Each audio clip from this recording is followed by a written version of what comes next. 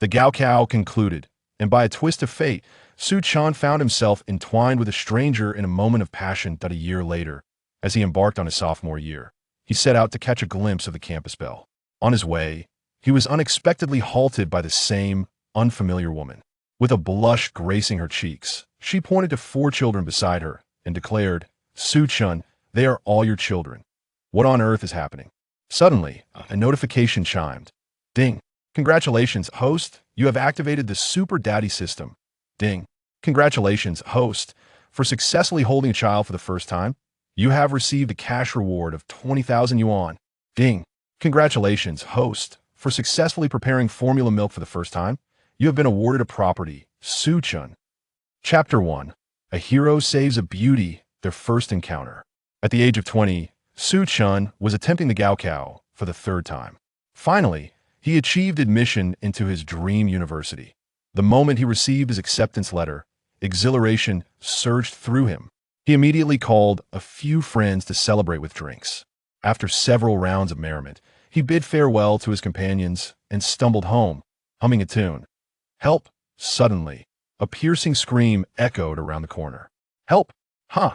Beautiful lady, in this darkness, who would come to your aid? Indeed, you might as well surrender to us 2 brothers. Look at that face, that slender waist. TSK. What the hell? In the dead of night, what were these 2 ruffians up to?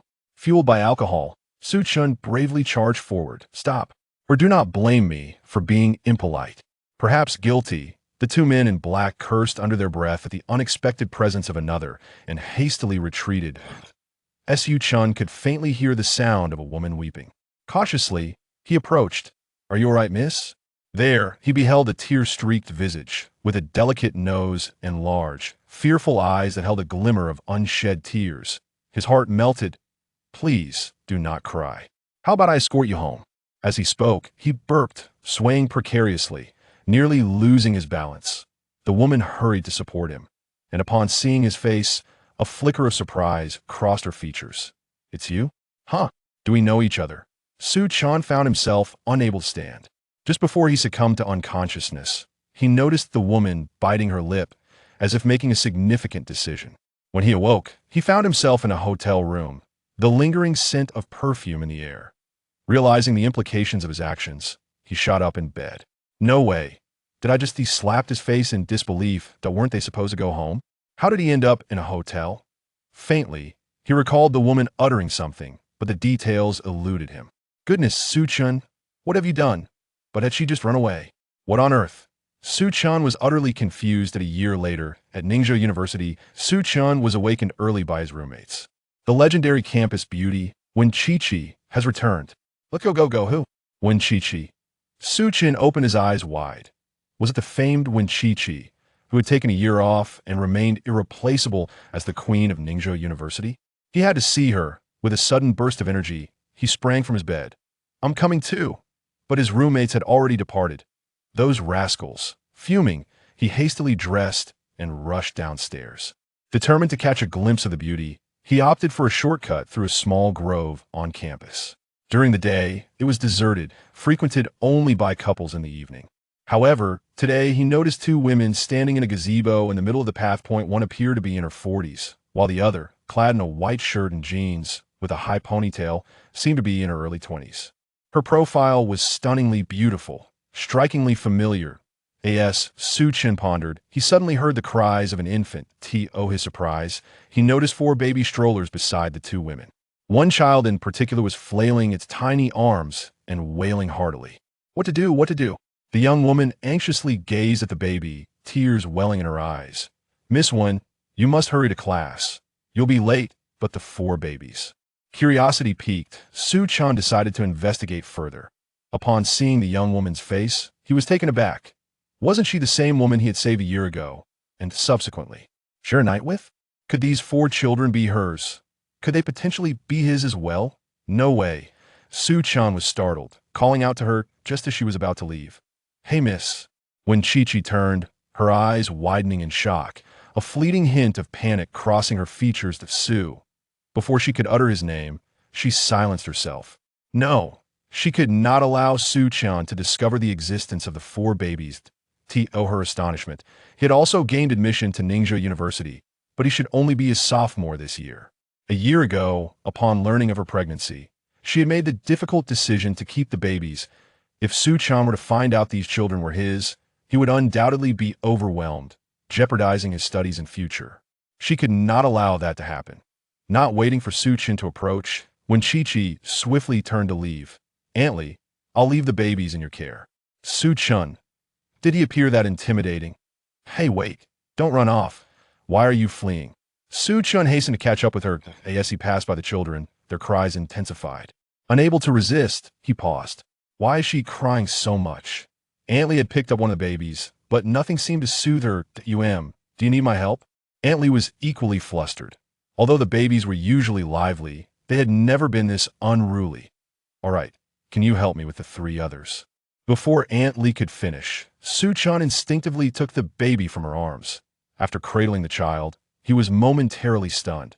His actions were purely instinctive. In his 22 years, he had faced the formidable Gaokao thrice, yet this was his first experience holding a baby. Looking to Aunt Lee for assistance, he stammered, how do you calm a baby? He truly had no idea.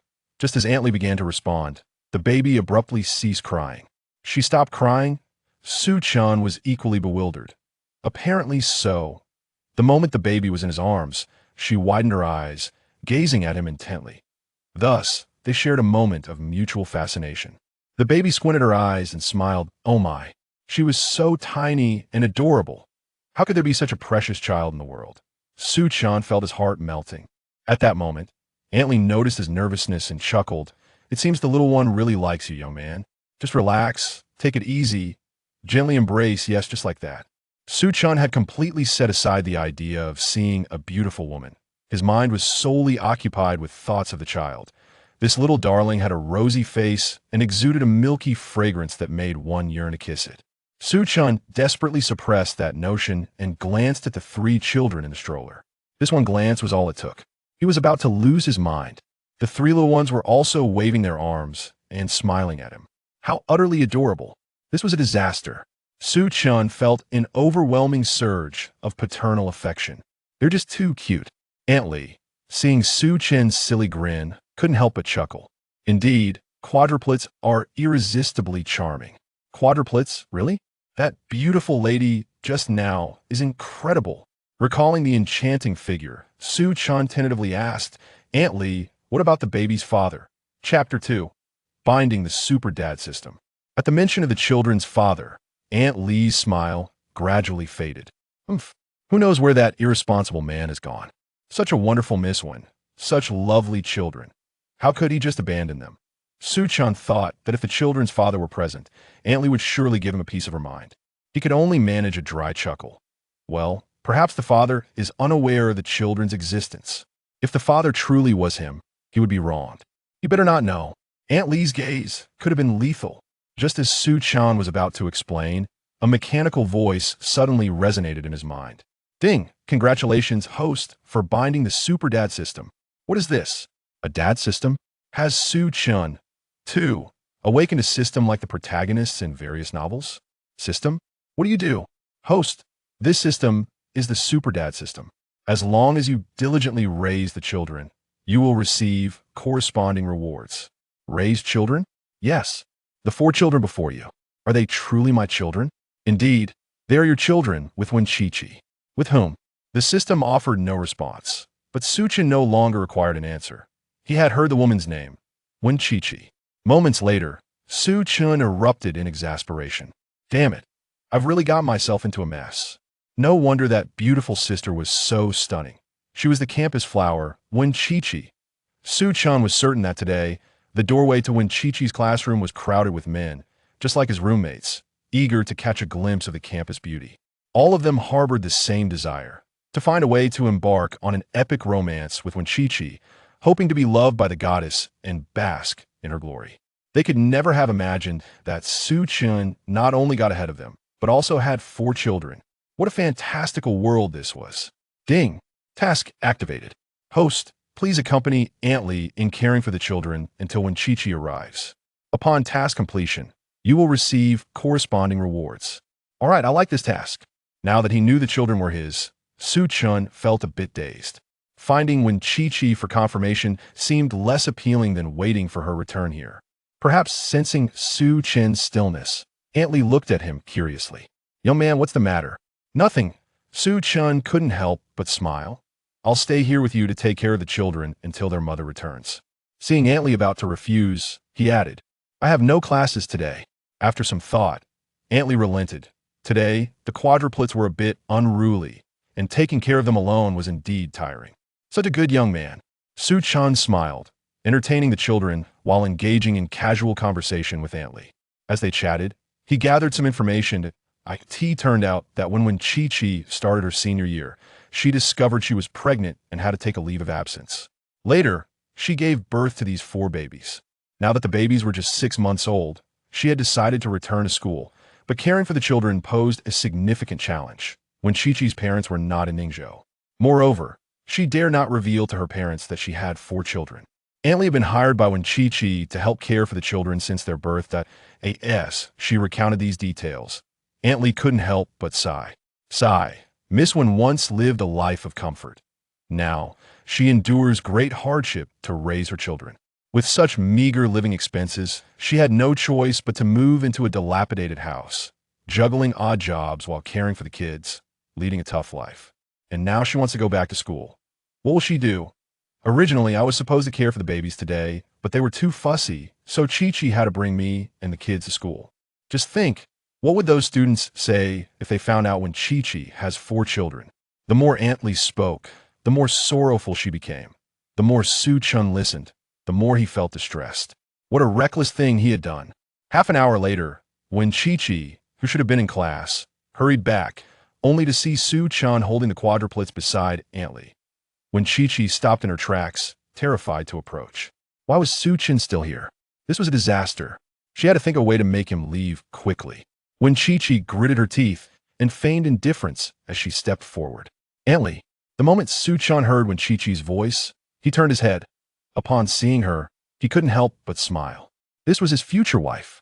The way her bangs fluttered slightly in the breeze was simply too adorable, just as charming as the babies. A warm feeling surged within Su Chun. He stood up, ready to greet Wen Chi-Chi, only to see her pale face as she walked past him without glancing his way, coming to Aunt Lee's side. Only when she saw the children quiet and not crying did she relax. When Chi-Chi looked at Su Chun, "Classmate, what are you doing here?" Su Chun's enthusiasm was instantly doused with cold water. "You don't recognize me?" When Chi-Chi's fingers trembled as she fought to maintain her composure. "Should I know you?" Her icy tone left Su Chun bewildered. On the night after the college entrance exams, she hadn't been like this. Could it be that she didn't want him to know about the children? Why? Never mind, he would ask first. "I wanted to ask you." "Ask what?" "Give me the children, or I'll call the police." Chapter 3, Are They All Your Children? Before Su Chun could respond, when Chi-Chi stepped forward and took the baby, Si Bao, into her arms. Si Bao immediately burst into tears. Aunt Lee wished to offer an explanation, but upon seeing Wen Chi-Chi's expression, she dared not utter a word. Si Bao's cries grew increasingly fierce and frightened. Su Chun hesitated to approach, carefully suggesting, "Chi-Chi, perhaps I could help soothe her? She seems to be crying quite intensely." He had originally intended to call her wife directly, but feared it might startle Wen Chi-Chi. "No need. Really, you needn't worry. I won't do anything. I just feel that the child is too young to cry like this. The wind outside is a bit chilly, and she might catch a cold." At this moment, Wen Chi-Chi was also quite anxious. She wanted Su Chun to leave quickly. However, the more she wished him gone, the more flustered she became, making it impossible to calm Si Bao. Aunt Lee, deeply concerned, remarked, "Miss Wen, perhaps let this young man try. Si Bao seems to have taken a liking to him." When Chi-Chi remained silent, Si Bao cried so hard that she could hardly catch her breath, her face turning crimson. The wailing prompted the other babies to whimper along. When Chi-Chi was on the verge of tears herself, "Si Bao, don't cry, mommy is here." Su Chun, unable to resist, took another cautious step forward, his tone softened considerably. "When Shuejia, I will hold the babies just this once. If I cannot calm Si Bao, I will leave immediately, not wanting her child to suffer further." When Chi-Chi refrained from intervening this time, Su Chun finally took Si Bao into his arms. When Chi-Chi crouched down to soothe the other 3 infants, the moment Si Bao was cradled in Su Chun's embrace, she ceased crying. "Ah, look, Miss Wen, how miraculous. Could it be that Si Bao is beginning to recognize people? Aunt Li exclaimed. But then, shouldn't Si Bao first recognize her mother? Wen Qiqi was equally astonished. Si Bao was the most challenging child to soothe, and even now, at 6 months, she continued to perplex Wen Qiqi. Could this be the power of blood ties? Observing Su Chun's gentle handling of the child, tenderly comforting her, a twinge of guilt arose in Wen Qiqi's heart. She realized she may have been excessively harsh on him earlier. Nevertheless, Su Chun should prioritize his studies. She did not wish to become a burden to him. After successfully calming Si Bao, Su Chun carefully handed her back to Wen Qiqi. Xuejia, Si Bao has stopped crying. You can hold her now. The moment when Qiqi took the child from Su Chen's arms, she suddenly felt as though Su Chun resembled a father to the child. Fearing another rebuttal from Wen Qiqi, Su Chen chose not to speak further and turned to leave. He intended to undertake a task that would ensure Wen Qiqi could no longer dismiss him. Wen Qiqi gazed at his retreating figure, her thoughts unvoiced. Finally, she turned to leave, saying, "Let us go home." "But Qiqi, the class bell has just rung," came the reply. "I've taken a leave of absence." She was simply too concerned about the child. Aunt Li had little to say, accompanying Wen Qiqi along the winding path home. Su Chun rushed back to his dormitory, carefully collecting the strands of hair that had fallen on him when he held the quadruplets. He then swiftly exited, making his way to the hospital. Although the system had already confirmed it, he still needed to conduct a paternity test. Once that was established, he would have ample reason to remain by Wen Qiqi's side. The thought of Wen Qiqi suspending her studies for him, of her bearing 4 children, and potentially facing societal judgment because of him filled his heart with anguish.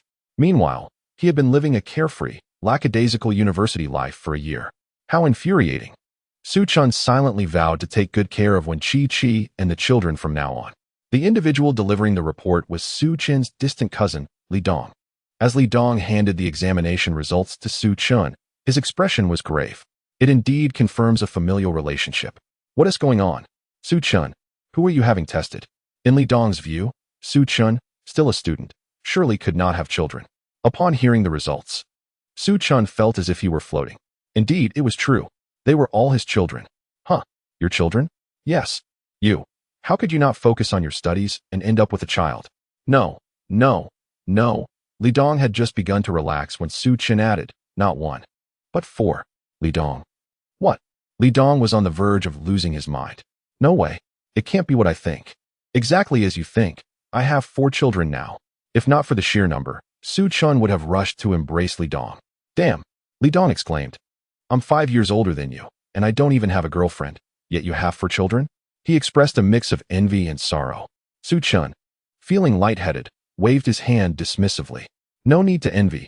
You'll have your own one day. Dream on. Does everyone just pop out children like that? Are you ready to take responsibility? Absolutely. I cannot allow Wen Qiqi to shoulder the burden of raising 4 children alone. That is a significant pressure. Su Chun turned to leave, but suddenly turned back. Brother Dong, please don't mention this to my parents just yet. I fear they won't take it well. Let me prepare myself first before I tell them. It wasn't he that Su Chun wanted to boast. It was simply that he could not contain the joy within him. However, upon reflection, it seemed rather hasty to expect his parents to accept the news of his 4 children. That would be unfair to Wen Qiqi, who deserved a perfect proposal and an enviable wedding, things he must strive to provide her. All right, but how do you plan to support the children? I'll figure it out myself. Su Chun replied with a mysterious smile as he departed. Earlier that morning, while chatting with Aunt Li, he had already inquired about Wen Qiqi's residence. Now, I must seek out Wen Qiqi. On the way, Su Chun, taking advantage of the solitude, inquired, System. Here, what about the reward? Ding. Congratulations, host. You have successfully completed the task of accompanying Aunt Li while waiting for Wen Qiqi, and you have received a cash reward of 20,000 yuan. Ding. The funds have been credited. Please check, host. Cash awarded directly. A faint smile graced Su Chen's lips as he heard the notification from his bank card. The balance now stood at 20,000 yuan, with a total of 20,100 yuan. Gazing at this figure, Su Chun fell into contemplation. Previously, he had lived paycheck to paycheck, receiving a monthly allowance of 2,000 yuan. Having attended classes for merely 3 days, he was down to just 100. It appears that I must be more frugal in the future. Nevertheless, for now, I shall go and see my children.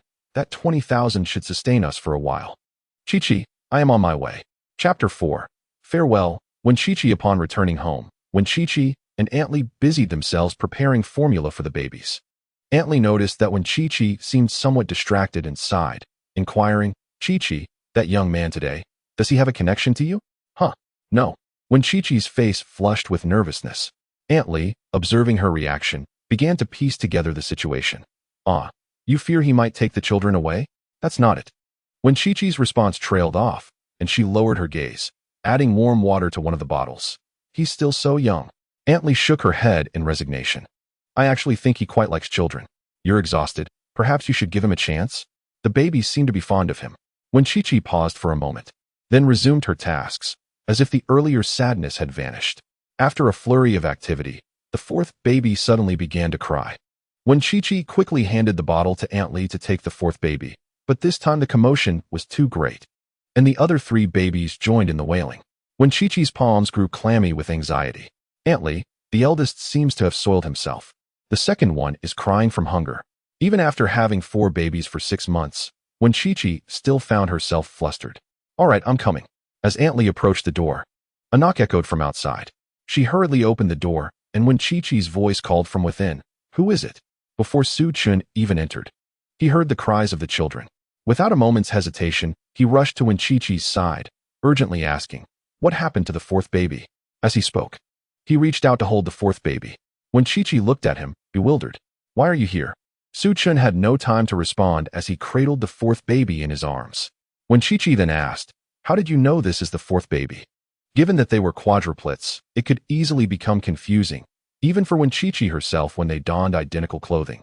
Yet this was Su Chen's first encounter with the children. As he gently patted the fourth baby, he chuckled, "Have you forgotten? I held her earlier today. I recognized her at a glance." When Chi-Chi was taken aback, "You recognized her at a glance?" Su Chen truly cares for the children, just as Aunt Lee described. However, what brings you here? Upon regaining her composure, when Zhai Zhai instinctively wished to send him away, Su Chun had anticipated this response, cradling the baby in one arm.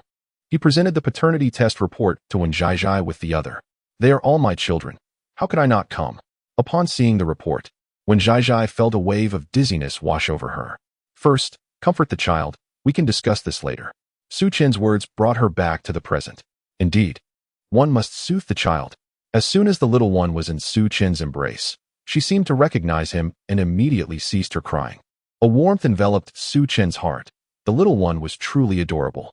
Aunt Lee passed him a milk bottle, which he accepted and carefully placed to the baby's lips. The child opened her tiny mouth, her eyes squinting into crescent shapes with joy. A single tear lingered at the corner of her eye, adding to her charm.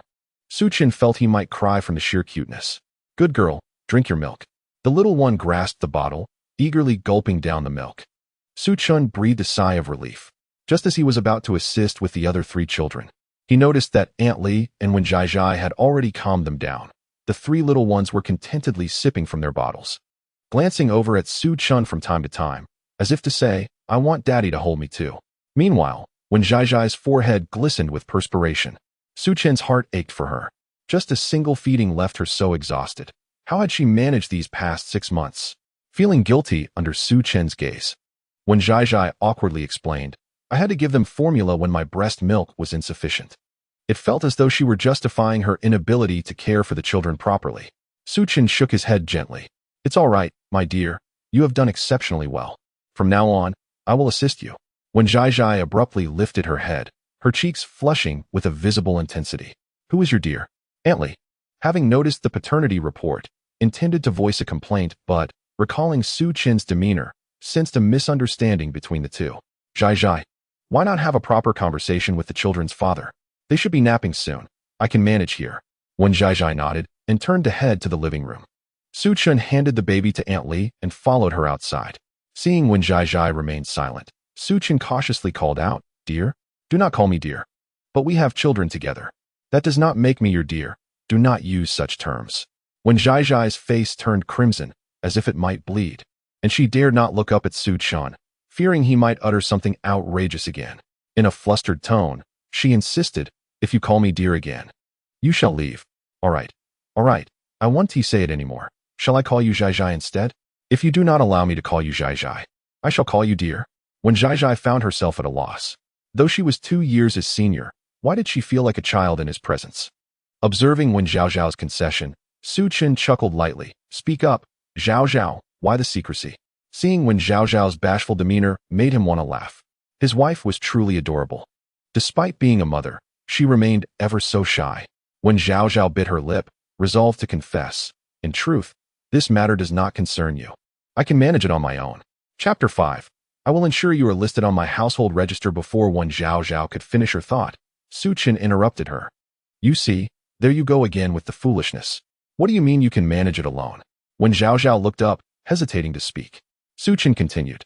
Can you truly care for these 4 delightful babies all by yourself? When Zhaozhao found herself at a loss for words, Su Chen added, I think not. It requires both of us, so caring for the children is not solely your responsibility. I share that duty as well. Are you afraid that I might feel overwhelmed and jeopardize my future, which is why you chose not to inform me? Having her thoughts unveiled, when Zhaozhao lowered her gaze. I knew it. But Zhaozhao, I am already 22. I am a man, with such a beautiful wife and such charming children. How could I possibly perceive this as a burden? Is it not a matter of joy? When Zhaozhao suddenly looked up, her nose tinged with emotion. Do you truly feel that way? Absolutely. Seizing the moment while Wen Zhaozhao was touched, Su Chen approached her, gently taking her hand. So, do not think of pushing me away. I will not leave. As long as you and the children are here, I shall remain. When Zhaozhao was on the verge of tears, moved by his words. She had always believed that bringing these 4 children into the world was her sole responsibility. She hesitated to tell Su Chen for another crucial reason. She feared he might not acknowledge them. Nowadays, many young people approach relationships with a casual attitude, and she dreaded that if Su Chen were to reject her, she would be left heartbroken. Yet, she had never anticipated that Su Chen would be delighted by the news. All her previous worries dissipated, and when Zhaozhao grew bolder, taking a deep breath, she resolved to confess the truth. Su Chen, they truly are our children. Finally receiving acknowledgement. Su Chen was elated. Then why didn't you tell me a year ago? I was terrified. I kept thinking about terminating the pregnancy. But when I went to the hospital and learned there were 4 babies, I couldn't bear to do it. Su Chen held her soft hands, feeling an overwhelming urge to embrace Wen Zhaozhao. Zhaozhao, it's all right now. I will be here for you. However, he inquired, but what exactly happened that night? Did you say anything to me? When Zhaozhao nervously clasped her hands, and upon hearing Su Chen's question, a glimmer of disappointment flickered in her eyes. No, I didn't say anything. I was drunk. So, he didn't remember. Perhaps it was for the best. If he did, it would have been quite embarrassing. You truly didn't say anything? Indeed, I did not. When Chi-Chi withdrew her hand from Su Chen's grasp, exclaiming, if you ask me again, I shall become quite upset. All right. I shall refrain from inquiring further, Su Chen replied, bemused. It was quite amusing to think that despite still being a child herself, she had already become a mother of 4. Since when Chi-Chi was unwilling to divulge any information, he decided to let the matter rest for the time being, believing that one day she would confide in him. Suddenly, there was a loud knocking at the door. Su Chen, wearing a stern expression, approached to open it. Who is it? How rude to disturb in such a manner. There are 4 little ones asleep inside, he grumbled, contemplating the noise's potential to awaken the children. Just then, a system notification chimed. Ding. Congratulations, host, you have triggered a new task. Please open the door and resolve the trouble outside. Upon completion, you will receive a corresponding reward. Su Chen furrowed his brow, realizing it was indeed a troublesome situation. He stepped towards the door, but when Chi-Chi grasped his arm. No, let me handle this. When the door swung open, they were greeted by a stout woman and a man. The woman wore an irate expression while the man offered a forced smile. Chi-Chi, I apologize, but about the money I lent you. The woman erupted in fury. Apologize for what? You're here to demand money, yet you feel embarrassed? What? Do you think lending money makes you a superior? When Chi-Chi's complexion paled at the woman's accusations. I never. As the woman prepared to unleash another tirade, Su Chen swiftly intervened. What is going on here? When Chi-Chi pointed to the man, explaining, this is my senior, Brother Wang. A few days ago, I lacked the funds to buy diapers for the babies, and Brother Wang kindly lent me 10,000 yuan. Her voice grew softer as she continued. It was merely a loan because he felt sorry for the little ones. I intend to repay it as soon as I am able. The stout woman, upon hearing this, became even more furious. You say it's just a loan? A woman like you, roaming around while taking care of children, is truly scandalous. Please, refrained from further comments. When Chi-Chi implored, Brother Wong, feeling quite awkward, knew he had acted out of goodwill, yet his wife was insistent on retrieving the money. He could only offer a remorseful glance towards when Chi-Chi. Chi-Chi, please don't take it to heart. My wife didn't mean it that way. I absolutely did mean it.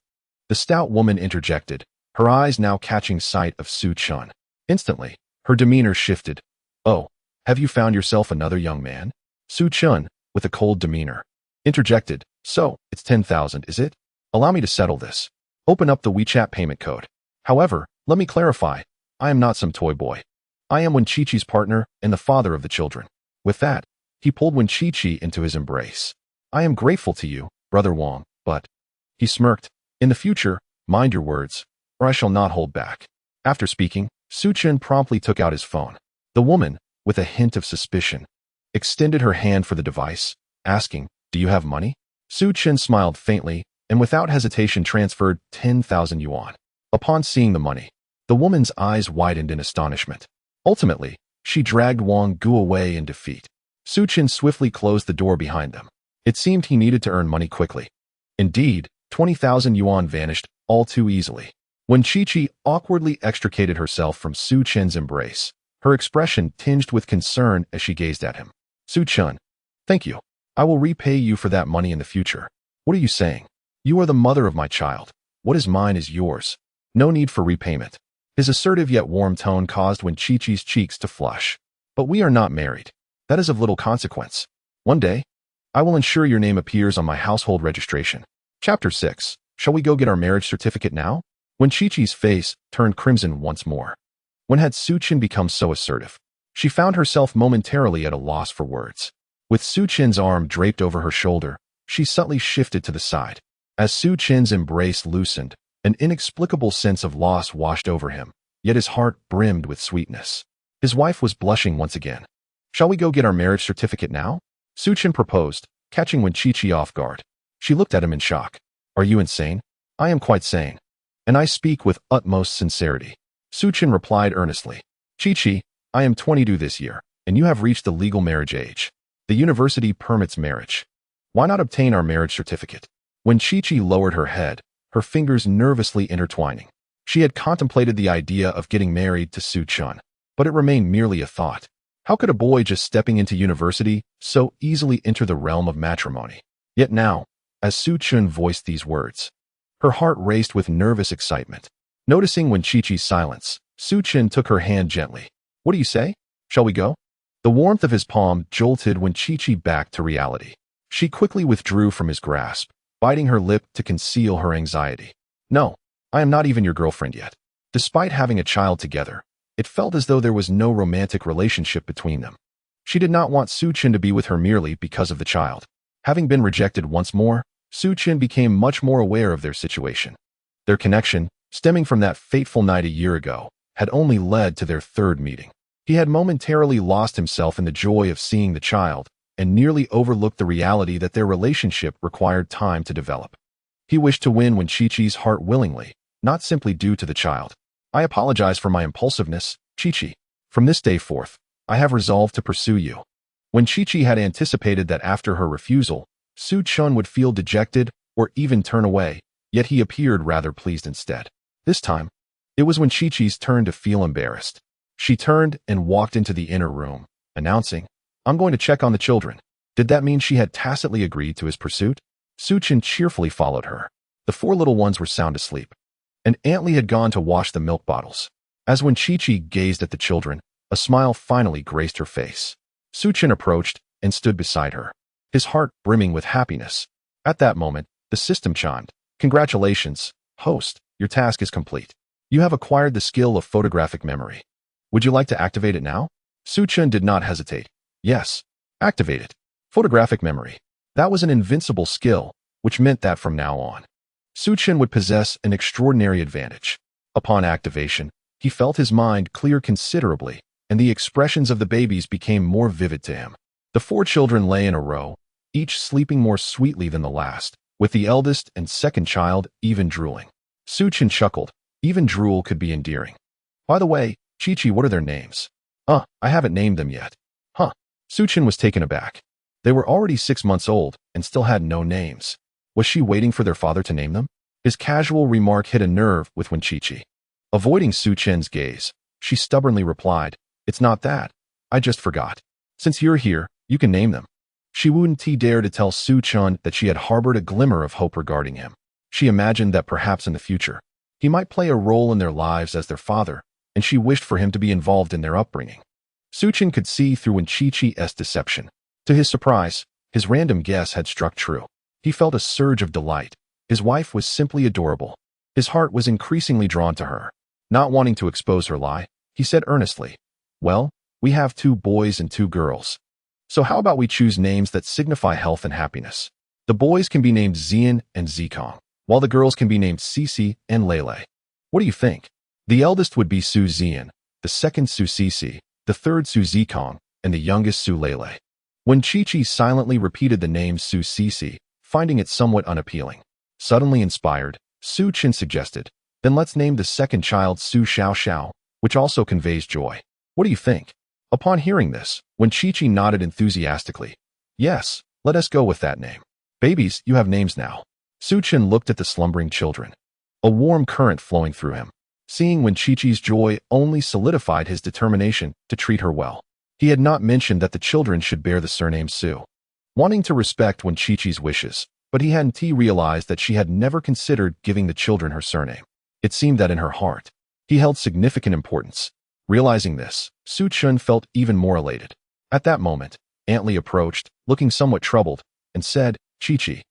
When Chi-Chi turned her head and softly inquired, "Aunt Li, what is it?" "I have something I wish to discuss with you," Aunt Li replied. Chapter 7. Allow me to care for the children. The 3 of them tiptoed into the living room. Aunt Li, appearing somewhat troubled, expressed, "I have been taking care of you and the little ones for over half a year now, but recently, an elderly family member has fallen ill, and I must return home to provide care." When Chi-Chi opened her mouth, wanting to persuade Aunt Li to stay, yet the words remained unspoken. Aunt Li had been a tremendous help to her during this past half year. Then, "Aunt Li, please wait a moment. I will settle this month's payment for you in a few days." Aunt Li sighed and waved her hand dismissively, saying, "There's no need, no need. I understand you are short on funds at the moment. Prioritize buying milk powder for the children. I'm not in a rush. That's simply one to do. A family member's illness undoubtedly requires financial resources, and I will find a way," when Chi-Chi insisted. Aunt Li did not refuse again. She genuinely needed the money. Upon seeing the 2 women in distress, Su Chen felt a pang of discomfort. "Chi-Chi, how much do you intend to give Aunt Li?" 6,000, when Chi-Chi replied, feeling somewhat awkward. She never imagined that 6,000 yuan would pose such a challenge for her now. "I will handle it." Su Chen pulled out his phone, ready to transfer money to Aunt Li. "Aunt Li, what is your WeChat?" Aunt Li was taken aback by Su Chen's willingness to provide financial assistance. Earlier, when he had helped settle their debts at the door, she had been occupied with the children and had not noticed. "Young man, aren't you still in school?" "It's nothing. It's the least I can do," Su Chen said reassuringly. After a brief moment of silence, Aunt Li took out her phone. Su Chen promptly transferred 8,000 yuan to Aunt Li. "This is too much. It should only be 6,000, not 8, Aunt Li remarked. Su Chen smiled, replying, "Aunt Li, although I am unaware of the exact rates, caring for a single child nowadays costs at least 6,000, right? Moreover, you have been looking after 4. You have assisted Chi-Chi immensely these past months. It is only fitting. Take it. Buy some supplements for your family," he urged. After a moment's hesitation, Aunt Li accepted the money. "What a good man you are. Chi-Chi, with someone like him assisting you, I feel reassured," Aunt Li said. When Chi-Chi's eyes glistened with unshed tears, the overwhelming kindness Su Chen had shown her throughout the day left her profoundly moved, almost speechless. When she glanced at Su Chen again, she no longer perceived him as merely a child but recognized him as a truly commendable man. Flattered by the praise, Su Chen felt particularly elated. He had anticipated a reprimand from Aunt Li upon discovering his true identity. Aunt Li, still concerned, asked, "But if I leave, what will happen to the little ones? You have school to attend. You certainly cannot manage alone." This posed a significant dilemma. When Chi-Chi felt torn. Finding someone capable of caring for 4 children while being cost-effective seemed nearly impossible. "There's no need to look for anyone," Su Chen volunteered, stepping forward. "I will take care of them." "What? You?" Both Aunt Li and when Chi-Chi expressed their astonishment. "Are you suggesting you will care for the children?" "Indeed, I will." Suchin nodded earnestly and declared, "Isn't being a stay-at-home dad quite popular these days? I believe I can contribute. And I genuinely wish to partake in the growth of the little ones. This is indeed a splendid opportunity. However, do you possess the ability?" When Shanshan gazed at Su Chun with concern, Su Chun was momentarily taken aback, realizing a grave issue. He seemed utterly unprepared to care for children. If he were to call his parents at this moment, confessing that he had 4 children and requesting their assistance, he feared he would undoubtedly face dire consequences. Perhaps it would be best to learn on his own. Fortunately, he had just awakened a photographic memory skill. The system was remarkably considerate. "Aunt Lee, would you mind teaching me over the next few days? You wish to learn?" Aunt Lee inquired skeptically. Suchin nodded affirmatively, "Yes. I am confident I can master it." Rest assured, he held firm belief in his capabilities. Yet, when Shanshan was troubled by another concern, "But what about your studies?" She had hesitated to approach Su Chun previously for fear of hindering his academic pursuits, and now it seemed that concern had manifested. "That's easily manageable. I've already thought it through. I'll have my roommates record the lecture videos for me, and I'll seek permission from my academic advisor." Is that feasible? Won't you fall behind in your courses? Not at all. Trust me, your husband is quite capable. Suchin proudly touched his nose. Feeling flustered by the teasing in front of Aunt Lee, when Shanshan averted her gaze, stammering, "I am not concerned with you." With that, she retreated into her room. Su Chun watched her retreating figure, grinning foolishly. "Young man, what are you daydreaming about? Since you wish to learn, when the babies awaken, come over to me." All right. Su Chun transformed into a diligent and inquisitive student, greatly improving Aunt Lee's impression of him. While the children slept, he hurried to a corner and called his roommate, Li Wenhao. As soon as the call connected, Li Wenhao's disgruntled voice resonated from the other end. "Son, where have you been? You promised to meet the campus beauty." "Oh, Howsy, have you met the campus beauty?" "Of course. You have no idea how stunning one is. That slender waist, those long legs, that heart-shaped face. She is truly the woman of my dreams." Suchin thought, "How long will this fellow continue to boast? If he knew when Shanshan had borne me 4 children, he would surely lose his mind." All right. Howsy, I have something serious to discuss." "What is it? Speak." "Father shall consider." Chapter 8. The goddess wife and the quadruplet babies. Su Chun, accustomed to jesting with his roommates, felt somewhat awkward speaking earnestly now. So he decided to be forthright. "I have been rather busy and cannot return to school for a while. Could you record the lectures for me when you attend class? Alternatively, obtaining the teacher's course materials would suffice."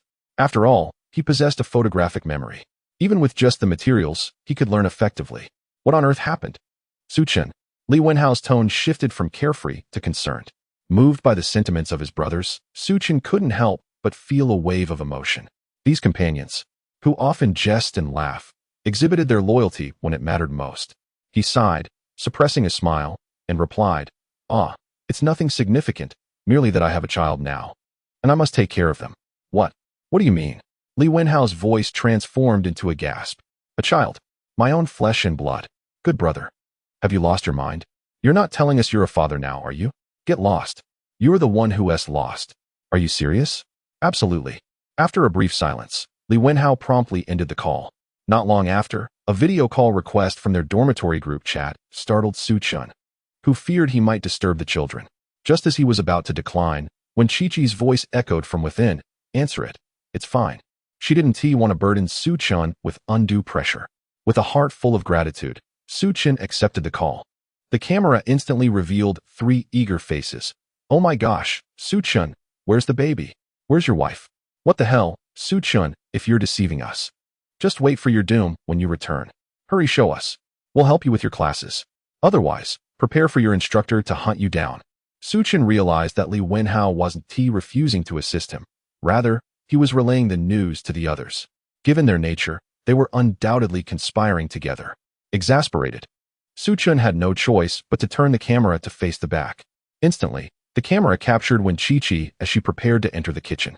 Dressed in casual jeans that accentuated her long legs, she had beautifully regained her figure after giving birth to 4 children, boasting an enviable hourglass shape. "Wow, goddess." A gasp escaped from the phone. Su Chun quickly redirected the camera. Now was not the time for them to discover that when Chi-Chi was the mother of his child, as it would only add to her stress. "What are you doing, grandson? We want to see the goddess. That figure is incredible." Su Chen resolutely denied their requests. No way. You're becoming increasingly disobedient, grandson. Li Wenhao was the first to connect the dots. Su Chen, you're not saying that the goddess-like figure we just saw is your wife, are you? At that moment, when Chi-Chi had just reached the kitchen and leaned against the doorframe. Upon hearing his words, she tightened her grip on the dishes. Aunt Li noticed when Chi-Chi biting her lip and shook her head with a sigh, whispering, "What's wrong? Haven't you decided to accept him yet?" When Chi-Chi lowered her head, remaining silent, she wasn't ready. In the living room, Su Chen's heart swelled with joy. Yes, she is my wife. That is not possible. Is it? Are you pulling our leg again? With a child already born, what do you think? At that moment, his 3 roommates were practically itching with excitement on the other end of the line. We don't believe you. Where's the child? You can't just talk the talk without showing us. Su Chen sighed in resignation. He raised his head to gaze at Wen Chi-Chi. After receiving her affirmation, he took his phone and proceeded towards the bedroom. Please keep your voices down. We wouldn't want to disturb the babies, as they are currently sleeping. Babies? Indeed. Twins? No, quadruplets. Su Chen, are you dreaming? The 3 of them exchanged looks filled with disdain. However, when Su Chen directed the camera towards the 4 infants on the bed, their mouths gaped in astonishment. One of them nearly leaped up in exclamation, but fortunately, Li Wenhao swiftly covered his mouth, placing a finger to his lips in a silent gesture to maintain quiet, which restrained him from uttering a sound. Su Chen exited the room, gently closing the door behind him. The video instantly erupted with excitement. 4, 4, 4, 4. There are indeed 4 babies. Su Chen, what on earth did you consume to manifest such a miracle? And they are all so adorable, with those chubby faces. I just want to pinch them. Oh no. I am clearly a rugged man. I want to buy them little dresses. After several rounds of exclamations from his roommates, they turned to Su Chen, led by Li Wenhao. With solemnity, are they truly your children? Absolutely genuine, Su Chen responded, satisfied with their reaction. So, I will be taking care of the babies. And I'll be relying on you. When it came to business, the trio was serious. All right, but you must agree to one condition. The 3 conferred and decided to negotiate with Su Chen. What condition? Su Chen felt an ominous premonition. Of course, we want to see the babies. A video every day, without exception, otherwise, we want to assist you with your classes.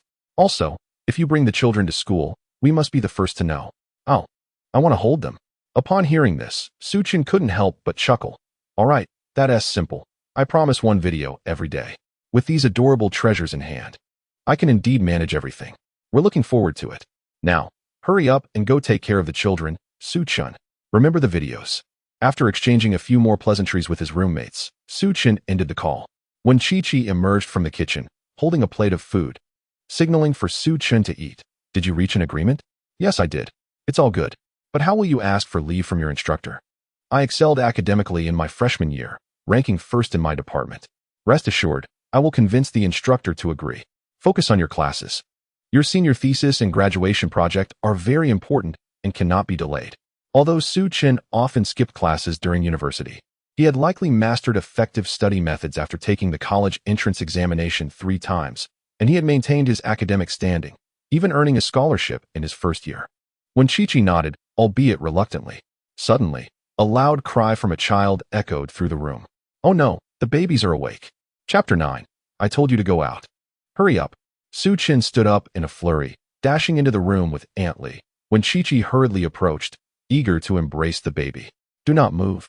Su Chen interjected, allow me. This time, Su Chen was earnest. He was determined to learn the art of child rearing. When Chi-Chi refrained from moving, curious to see if Su Chen could indeed care for the child effectively, the infants on the bed flailed their limbs wildly, their cries rising and falling in a cacophony. Standing at the edge of the bed, Su Chen suddenly found himself at a loss for what to do. Feeling the weight of his earlier vow, he awkwardly turned to Chi-Chi. Chi-Chi. When Chi-Chi couldn't help but chuckle. What's the matter? Weren't you just telling me not to move? Su Chen offered a sheepish smile. When Chi-Chi stepped closer, cradling the 4th baby while explaining to Su Chen, the first baby is quite sensible and seldom cries. The second usually demands milk the moment he awakens. The third cries the loudest but settles down after a few moments. The 4th is also prone to tears and has the most fragile spirit. If left unattended, he may even choke on his own sobs. Thus, I usually tend to the 4th first. After securing the 4th baby in her arms, when Chi-Chi comforted him and said, Su-chun, please go fetch some formula from Aunt Lee. I will feed the fourth. Su-chun nodded, following Aunt Lee outside. Upon receiving the bottle, Su-chun felt utterly perplexed. He seemed clueless even about mixing the formula. For the first time, he found himself in a fluster over a task that appeared deceptively simple. He looked to Aunt Lee for help. Aunt Lee, how much should I put in? Aunt Lee chuckled as she observed Su-chun. It was her first time witnessing a man so earnestly engaged. Typically, the men from other families would return home engrossed in their phones, as if the children were not their responsibility at all. Come, I will teach you. The bottle has measurements. Since the 4 babies are around 6 months old, you should add 100 milliliters of warm water at approximately 45 degrees Celsius. Additionally, for the first and third babies, who are boys, you need to mix a bit more. She indicated a specific measurement on the bottle. Su-chun approached and studied it intently, committing it to memory. But how do I control the water temperature? He inquired. Just go by feel. Here, let me show you. Su-chun walked over to feel the temperature of the bottle. Aunt Lee handed him the remaining 2 bottles. Relying on his remarkable memory, he executed the process flawlessly, though he was particularly anxious given that it was his first attempt, fearful of making a mistake. After completing the task, Aunt Lee nodded in satisfaction. I must say, young man, you possess a natural aptitude. Hee, it's thanks to your excellent teaching, Aunt Lee. Chi-Chi may appear aloof, but she has a tender heart. Keep up the good work. Aunt Lee's words carried a hidden meaning, and Su-chun discerned that she was subtly supporting him. Thank you, Aunt Lee. I'll be sure to invite you to the wedding. Very well. Aunt Lee will be looking forward to that day. With 3 bottles in hand, Su-chun approached the door of the room. Ah, get out, came when Chi-Chi's startled exclamation from within. Su-chun instinctively turned his head, observing when Chi-Chi awkwardly turning her body while cradling the 4th treasure. The little one was blissfully nursing, with the tiny feet peeking out from Chi-Chi's waist. As he gazed further up, he heard her exclaim, I told you to leave, hurry up. Overcome with embarrassment, when Chi-Chi longed to disappear into the ground. Yet, the 4th treasure had not yet had his fill. If she were to abruptly stop, he would wail incessantly, a sound she could not bear. Noticing when Chi-Chi's face flushed like a ripe apple, Su-chun rubbed his nose and said, I didn't mean to intrude. I'll step outside right now. He stifled the urge to glance at her further, quickly turning away to hand the milk bottle to Aunt Lee before exiting. It's not as if I've never seen it before, he muttered to himself, realizing the path to winning back his beloved would be long and arduous. Inside, Aunt Lee chuckled heartily. If one didn't know better, they might think you two are young lovers just starting out. Aren't we just young lovers? Su-chun pondered silently. He lingered in the living room for a while until the door finally creaked open again. All right, come in, when Chi-Chi's voice was stiff and frosty, as if she were deliberately trying to evade something. Unable to resist, Su-chun stole a glance at her, a smile gracing his lips as he stepped inside. What are you staring at? She stammered. I'm just here to help with the baby. Chi-Chi, no need to fuss. Su-chun spoke earnestly, and when Chi-Chi found herself at a loss for words, the eldest treasure drank rapidly. The milk bottle soon emptied, and he looked at Su-chun with wide, curious eyes. Su-chun felt a flush of embarrassment. Little rascal, your mother is mine. What? Do you have a problem with that? Aunt Lee gestured for Su-chun. Come. Help change the eldest's diaper. Oh, so that's what you need me for, he realized. Just then, a notification chimed. Congratulations, host has activated a new task. A task had arrived, and it seemed fortune was on the horizon, as Su-chun had only 2,000 left to his name. Please personally change the diapers for the babies, and upon completion, you will receive corresponding rewards. Chapter 10. You will soon have younger siblings, so it was merely changing diapers. How simple. Su-chun approached with the diaper in hand. When Chi-Chi watched him with concern, feeling it inappropriate for a grown man to undertake such a task. Yet, Su-chun appeared completely unfazed. Aunt Lee demonstrated while explaining the key details. Su-chun grasped it quickly, deftly changing the diapers for the 2nd and 3rd treasures. When it was time for the 4th treasure, when Chi-Chi anxiously exclaimed, Wait, don't. But Su-chun had already scooped up the little one. Don't what? When Chi-Chi looked at Su-chun, then at the 4th treasure, confusion etched on her face. Ultimately, she shook her head. Nothing, it's nothing. Aunt Lee remarked. How strange. The 4th treasure used to cry if touched right after feeding, yet he's so well-behaved in Su-chun's arms. Is that so? As Su-chun lowered his gaze, he noticed Si-bao curiously observing him, prompting a knowing smile. Perhaps Si-bao realizes that I am his father? With that thought, Su Chen swiftly changed Si Bao's diaper. Remarkably, despite being handled and shifted by Su Chen, Si Bao did not cry at all. Instead, he burst into giggles. Aunt Li marveled. It seems that Su Chen truly knows how to care for the little ones. Chi-Chi, you can rest assured and go to school. When Chi-Chi was equally astonished. Su Chen, She opened her mouth, yet ultimately said nothing, a barely discernible smile flickering in her eyes. By the way, Chi-Chi, why is Si Bao so special? He requires individual feeding, cries often, and has numerous little quirks. Su Chen did not believe this to be mere coincidence. At this point, when Chi-Chi's mood soured, he was the last to be born and is the smallest. The doctor mentioned he couldn't compete with his siblings while in the womb. When Chi-Chi sniffled, feeling a pang of sadness. So, is this your special treatment for Si Bao? She thought Su Chen was reproaching her. Hastily defending herself, I am equally good to the other babies. It's just that Si Bao was exceptionally small at the time, and every time I see him, my heart aches. That's not my intention. Su Chen gently placed Si Bao down and approached Wen Chi-Chi, tenderly stroking her hair. I know you care deeply for all the babies. From now on, I will treat them just as well as you do. Wen Chi-Chi did not shy away. The warmth of Su Chen's palm enveloped her in an unusual comfort. Ding! Congratulations, host, on completing the diaper-changing task. You have received a Spirit Spring Space. Would you like to activate it? Spirit Spring Space? What on earth is that? I have no desire to cultivate immortality. A simple life is quite enough for me. Wait a moment. Su Chen stiffened, inquiring within his mind. What is the purpose of this space? The host may explore it at their discretion. Fine then. Where is this space located? It exists within the system. The host can enter at any time. Oh, that's a relief. Activate it. He had feared that the space would suddenly manifest before Wen Chi-Chi, which would undoubtedly frighten her. Soon, Su Chen found a space appearing in his mind. It was a realm filled with the songs of birds and blooming flowers, featuring a vast expanse of empty spiritual fields, alongside a bubbling spring.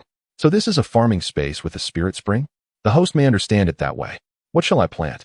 The host may choose freely. This system merely awards rewards. Oh, Su Chen felt a twinge of disappointment.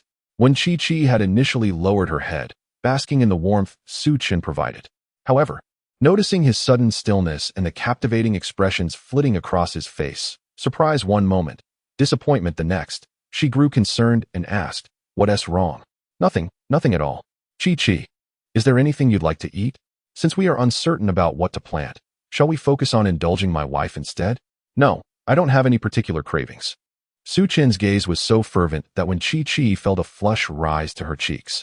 At that moment, Aunt Li, with a beaming smile, chimed in, "My dears, you may soon have a little brother or sister, haha." Su Chen responded, "Aunt Li, you are quite the gossip." When Chi-Chi added, "Aunt Li, that's enough." Aunt Li continued, "All right, I won't tease you any longer. If you wish to be affectionate, save it for later. Su Chen, the children are 6 months old now. It's time to introduce solid foods, or else the formula will not suffice nutritionally." Su Chen was taken aback. "So what should we feed them? I can plant it." Aunt Li cast a curious glance. Su Chen chuckled, "I meant I would buy it, haha. Once I bring it back, I can plant it with the spiritual spring water. It will surely be more nutritious, right? This space is truly delightful for pampering my wife and raising children." At 6 months, babies are still quite small. They can consume some rice cereal and then add mashed potatoes, fish puree, and vegetable juice. Today, I'll teach you how to make some mashed potatoes. Why don't you go buy some potatoes? All right, I'll go right away, Su Chen said as he stepped out. Upon arriving at the vegetable market at the community entrance, Su Chen discovered that the potatoes were far from fresh. They were all wilted, with some even sprouting. How can I feed these to the babies? He casually selected 2 and found a secluded spot to enter the space. He decided to test the powers of the spiritual spring.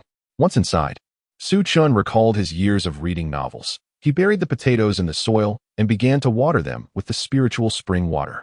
Before long, the potatoes sprouted, grew, blossomed, and ultimately transformed into lush potato vines. Is it really this powerful?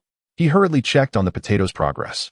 As he unearthed them, he was greeted by tubers that were larger and rounder than the original ones, with each vine producing over a dozen potatoes. This is a windfall. Chapter 11. Feeding the baby together, Su Chen gathered 6 potatoes into a bag and cut the remaining ones into pieces to plant in the ground, watering them with the spiritual spring water before exiting the space. Upon returning home, he handed the potatoes to Aunt Li. She gasped in astonishment. Wow, Su-chun, are these the potatoes you bought today? They are pristine, without a single blemish. Indeed. Aunt Lee, how do they look? Perfect. Absolutely perfect. Now, come along, I'll teach you. Su-chun hurried to the kitchen. The potatoes need to be peeled, as they are for the children, so the skin should be removed thoroughly. Then, they should be sliced thin and boiled until tender. Next, the cooked potatoes should be removed and mashed vigorously with a small spoon. Like this, you see? Aunt Lee explained as she began to mash the potatoes. Su-chun understood and took the spoon, following Aunt Lee's method to begin his task. Given that this is for the children, it is imperative to be meticulous. If necessary, add a touch of warm water until it transforms into a smooth potato puree. Once they become accustomed to it, a bit of banana puree or vegetable juice can also be incorporated. A few minutes later, Su-chun carried 2 portions of the prepared potato puree to find Wen-chi-chi. This task was entrusted to him by Aunt Lee, intended to foster a deeper bond between him and Wen-chi-chi. Naturally, Su-chun did not refuse. Wen-chi-chi was engaged in play with the children, and upon seeing Su-chun, her smile diminished slightly. Su-chun felt a tinge of helplessness. Chi-chi, you should smile more. You look truly beautiful when you do. Wen-chi-chi blushed once again. Is there something you need?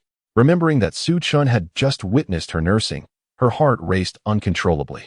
I made potato puree for the children. Wen-chi-chi took the puree, examining it in disbelief. You made this? Yes. Aunt Lee had only instructed him on the procedure. Everything else was crafted by Su-chun himself, so it could indeed be considered his creation. Wen-chi-chi took a small taste and was utterly astonished. Is this really made by you? It's far better than anything I have ever had before. It melted in her mouth, with an exquisite texture and a delightful sweetness. Chi-chi, do you like it? Then I shall prepare a portion for you every time. Su-chun had just sampled the potato puree himself. It was indeed delightful. The magical space did not deceive him. No, that's unnecessary. Let's start feeding the babies. Several little ones gazed at Su-chun with wide, curious eyes, while the second and fourth babies giggled joyfully. Su-chun found it impossible to resist the sweet smiles of the babies. Casually lifting the second baby and placing her in the baby carriage, followed by the first, third, and fourth babies. Once they were all settled, he arranged the carriage in a circle and said to Wen-chi-chi, "Come, let us feed the babies together." Together? Wen-chi-chi was slightly taken aback. They had always fed them one by one before, so why was it different with Su-chun? See how convenient this is. Each baby can have a bite, and they won't cry. Can it really be done this way? She had never thought of that. Previously, feeding the babies felt like a battle. Su-chun was quite clever. Wen-chi-chi smiled and handed 1 portion of potato puree to Su-chun while keeping 1 for herself. Su-chun was in charge of the third and fourth babies, while she took care of the first and second. As soon as the little ones saw the food, their eyes lit up, eagerly reaching out towards it. Su-chun couldn't help but chuckle. Babies, no shoving. Otherwise, Daddy and Mommy will be upset. If we are upset, we want to feed you. He exaggeratedly pouted his lips, mimicking the children's tone. When Chi-chi laughed, what are you saying to them? They can't understand. Who says they can't understand? Look. When Chi-chi gazed intently and discovered that Sanbao and Siba had indeed ceased their tears, the 2 little ones were staring wide-eyed at Su-chun, as if to say, Daddy, I wish to eat. We will be good. When Chi-chi's heart melted, seizing the moment, while when Chi-chi was momentarily lost in thought, Su-chun turned to Daba and Bao, saying, Daba, Bao, did you hear Daddy? No sulking with Mama, all right? You are Mama's little treasures. But Mama is also my little treasure. If you upset Mama, Daddy will spank you. Just as Bao, who was on the verge of tears, suddenly stifled his sobs. His expression was comically amusing. When Chi-chi couldn't help but laugh, Su-chun turned back and ruffled when Chi-chi's hair, saying, finally, a smile. Realizing that when Chi-chi had not rejected him, Su-chun felt a surge of happiness and casually remarked, actually, just now, but before he could finish, when Chi-chi's voice turned icy. Hey kid, Su-chun replied, I was just going to compliment my wife's figure. Such a missed opportunity. Fortunately, the children were adorable. Quickly diverting Su-chun's attention. After they had eaten their fill, Aunt Lee left after imparting some important matters. Su-chun noticed when Chi-chi sitting on the sofa, lost in thought with her phone in hand, and inquired, what's wrong? The children need milk powder, but... When Chi-chi glanced at the bank balance and furrowed her brow tightly, she hadn't realized that the matters she had previously been reluctant to mention had, within just a day, become a topic she discussed without hesitation in Su Chen's presence. She had subtly begun to rely on him. Speaking of which, Su Chen found himself in a quandary. System, oh system, please issue a task soon. Alas, the system did not dispense rewards at will. Su Chen scratched his head, suddenly struck by a thought. I have an idea. What? Let us sell potatoes. Chapter 12. Can you bear to let your future husband sleep on the streets? When Chi-Chi was taken aback, Su Chen, what are you talking about? Su Chen had already prepared his explanation. Actually, I was bored recently and used my pocket money to lease a piece of land. With nothing else to do, I started experimenting with potatoes. And now it's time for harvest. Who knows, it might be profitable. Really? Indeed. Just look at the poor quality of the potatoes sold at the market. Perhaps mine will be well received. When Chi-Chi gritted her teeth and replied, all right. After agreeing with Chi-Chi, Su Chen found himself facing a dilemma. Where could he acquire a piece of land that would not raise Chi-Chi's suspicions? That evening, Su Chen called Li Dong. As soon as the phone rang, Li Dong, sounding anxious, said, Xiao Chen, I knew you would call. I don't have much, but I've prepared 20,000 for you, just to tide you over. After learning that Su Chen had quadruplets, Li Dong had been worried for him and had specifically set aside some money. A gentle warmth flowed through Su Chen's heart. Thank you, Brother Dong, but there's no need for money. Could you help me rent a small truck? Why do you need to rent a vehicle? I have my reasons. Rest assured, the rental fee will be considerable. We need to leave by 5 tomorrow morning. He aimed to handle everything before when Chi-Chi awoke. All right, I'll find one for you. You can drive it tomorrow morning. After hanging up with Li Dong, Su Chen turned and walked towards the room. When Chi-Chi inquired, what are you doing? I'm going to sleep, while also tending to the baby. Are you planning to sleep here? When Chi-Chi's expression turned peculiar. The apartment she rented was a one-bedroom unit, spacious enough for 4 cribs, barely accommodating her own sleep. If Su Chen moved in, it would mean cohabitation, an unthinkable notion. Seeing when Chi-Chi's reaction, Su Chen couldn't help but chuckle. But what if the baby cries at night? I have my ways. You're quite stubborn. Su Chen sighed in exasperation, feigning a pitiful look as he glanced at the time and then outside. Look, it's already past 10. If I return to the dorm now, the gates will surely be locked. Can you bear to let your future husband sleep on the streets? When Chi-Chi found herself in a quandary, it was indeed late. And considering how far her affordable rental was, she felt guilty about sending Su Chen back at such an hour. As when Chi-Chi hesitated, Su Chen sensed his chance. Since pushing too hard would be counterproductive, he decided to take a gentler approach. How about I sleep on the couch? You can lock the door. I won't intrude. Finally, when Chi-Chi relented. Fine, but this is a one-time exception. All right, I understand, dear wife, Su Chen teased, causing when Chi-Chi's cheeks to flush. Avoiding his gaze, she retreated to her room and shut the door with a thud. As Su Chen gazed at the closed door, his mood brightened. That night, as he prepared for sleep, he swiftly entered his space. Inside, a lush expanse of potato vines greeted him, eliciting pure joy. System, how can I harvest all these potatoes overnight? Do you possess any special capabilities? Ding. Host, within this space, you merely need to concentrate, and the potatoes will automatically relocate to your desired storage. Wonderful. That's exceedingly convenient. At 4 o'clock the next morning, Su Chen arose and hailed a taxi to Li Dong's residence. Li Dong waited downstairs, cigarette in hand, and upon seeing Su Chen, he paused momentarily. Xiao Chen, you really came this early? Indeed, parenting leaves no room for delay. Haha, well said. You've grown. Here, take the car keys. How much is the daily rate? I'll pay you for a week's rental. No, you use it first and pay me when you can. That one do. Let us agree on a market rate, 200 a day. I'll give you 1,400 up front. If you refuse, I can't let you drive. Li Dong, feeling helpless, had no choice but to comply. Su Chen, having obtained his driver's license right after graduating high school, had no trouble driving a small truck. He steered the vehicle to a secluded area, and with a mere thought, an entire truckload of plump, round potatoes materialized within. With joy in his heart, Su Chen set off towards the vegetable market. Upon arriving at the market, the clock struck 6, and he noticed an elderly man selling vegetables by the roadside. Su Chen offered the man a cigarette, saying, Sir, could you keep an eye on my truck? I'll be back shortly. The man accepted the cigarette and agreed. Su Chen retrieved several potatoes to take home and prepared mashed potatoes before he descended the stairs again. At that moment, when Chi-Chi had just woken up and, upon seeing Su Chen, inquired, Shall I take the babies along with me? No need, I can manage on my own. It's the weekend. And I have no other plans. Without waiting for Su Chen's response, Wen Qiqi quickly gathered the babies, each equipped with a stroller, and made her way downstairs. Upon noticing Su Chen carrying a thermos and mashed potatoes, she curiously asked, "What are you up to? Are you offering samples to entice buyers?" The weather was still warm, and the four babies, dressed in identical outfits, sat in their strollers, bubbling with excitement and grinning from ear to ear. As they strolled through the community, they became a striking sight. When they reached the elderly man, he was taken aback. "Young man, what are you doing? Why are you bringing four babies with you?" Su Chen proudly introduced, "These are all my little ones. My wife insisted we bring the babies along to help with the business." Chapter 13. The Little Treasures. Worth their weight in gold. The man's eyes widened in astonishment. "All yours? Are they quadruplets?" "Indeed." When Qiqi, observing Su Chen's pride, couldn't he help but smile. The elderly man, still in disbelief, remarked, "Impressive, young man." He turned to Wen Qiqi. "This must be your wife?" Noticing that she did not deliberately reject the notion, Su Chen nodded. "Yes, she is my wife." As he spoke, he handed the stroller to Wen Qiqi and proceeded to unveil the black cloth covering the potatoes in the truck. The elderly man, still astonished, exclaimed, "Your wife is truly beautiful. You are a fortunate man."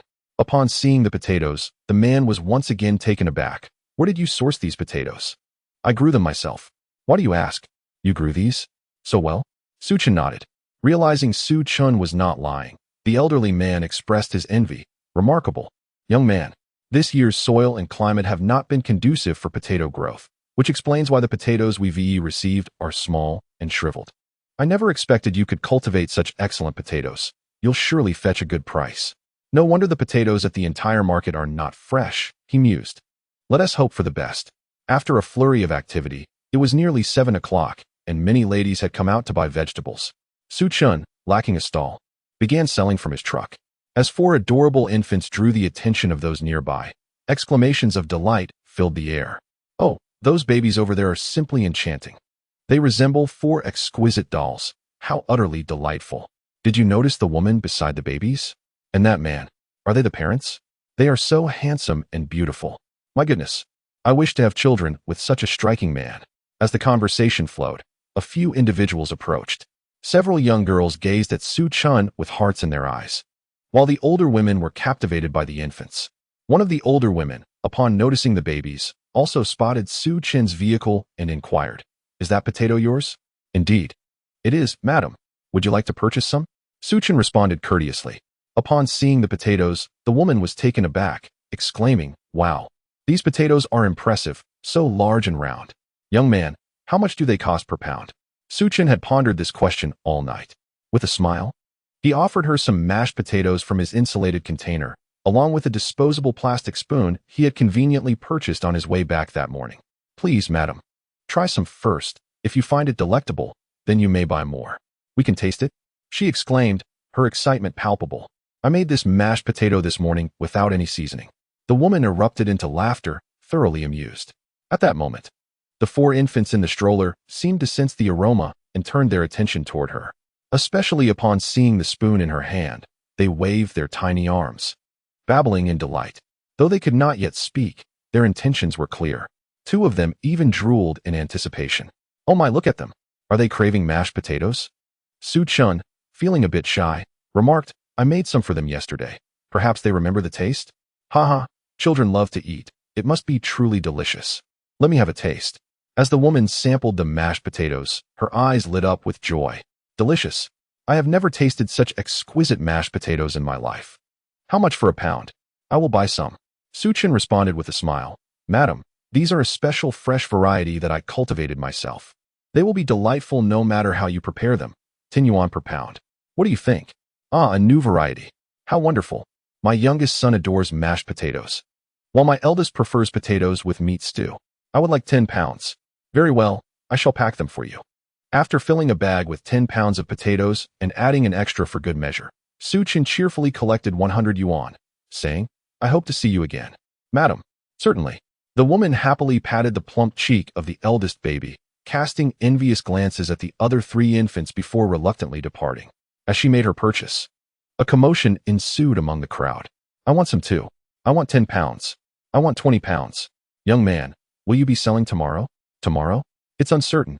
I haven't decided yet. He hasn't even planted the potatoes yet. Then I'll take 30 pounds, just in case. When Chi-Chi gazed in astonishment at Su Chen selling potatoes, her heart brimming with amazement. A university student like Su Chen, effortlessly mingling with these housewives and excelling in his first business venture.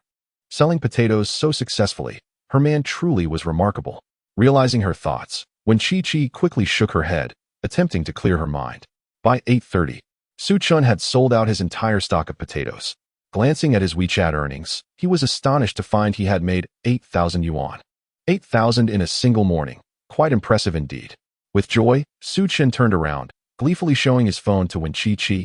Chi-Chi, we have money now. We can buy milk powder. Chapter 14. Encountering an acquaintance while buying milk powder after tidying up. Su Chen set out with Wen Chi-Chi and their 4 children to the mall. On the way, his phone rang. It was a call from his academic advisor. Apparently, several of his roommates had informed the advisor about Su Chen's situation. After explaining further, the advisor, impressed by the scholarship recipient, readily agreed to assist. Once the call ended, Su Chen felt elated. Su Chen, a woman's voice called from behind. Is that really you?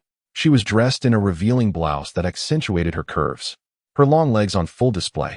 Though her figure was appealing, upon seeing Wen Chi-Chi, Su Chen found it impossible to notice any other woman. Is there something you need? I'm Wang Qian, don't you remember me? The woman sauntered over, eyeing Su Chen with surprise. We were desk mates in middle school, and you even had a crush on me back then. Su Chen. It seemed there was some truth to it. Back then, he was just beginning to experience the stirrings of affection, finding his desk made exceptionally beautiful. Oh, so it's you. Feeling an intense gaze directed at him from a distance, he sensed the presence of his future wife watching. Yes, that's me. I didn't expect you to turn out so handsome. Do you have a girlfriend? Wang Qian feigned shyness, lowering her head, but her alluring attire made the act increasingly peculiar. Just as Su Chen was about to decline her advances, when Chi-Chi's cold voice pierced through from beside him. Su Chen, what are you doing? The jealousy was palpable.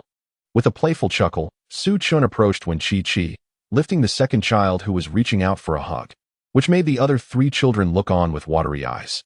He hurriedly comforted them. Seeing that Su Chen was ignoring her, Wang Qian's mood soured. Who are you?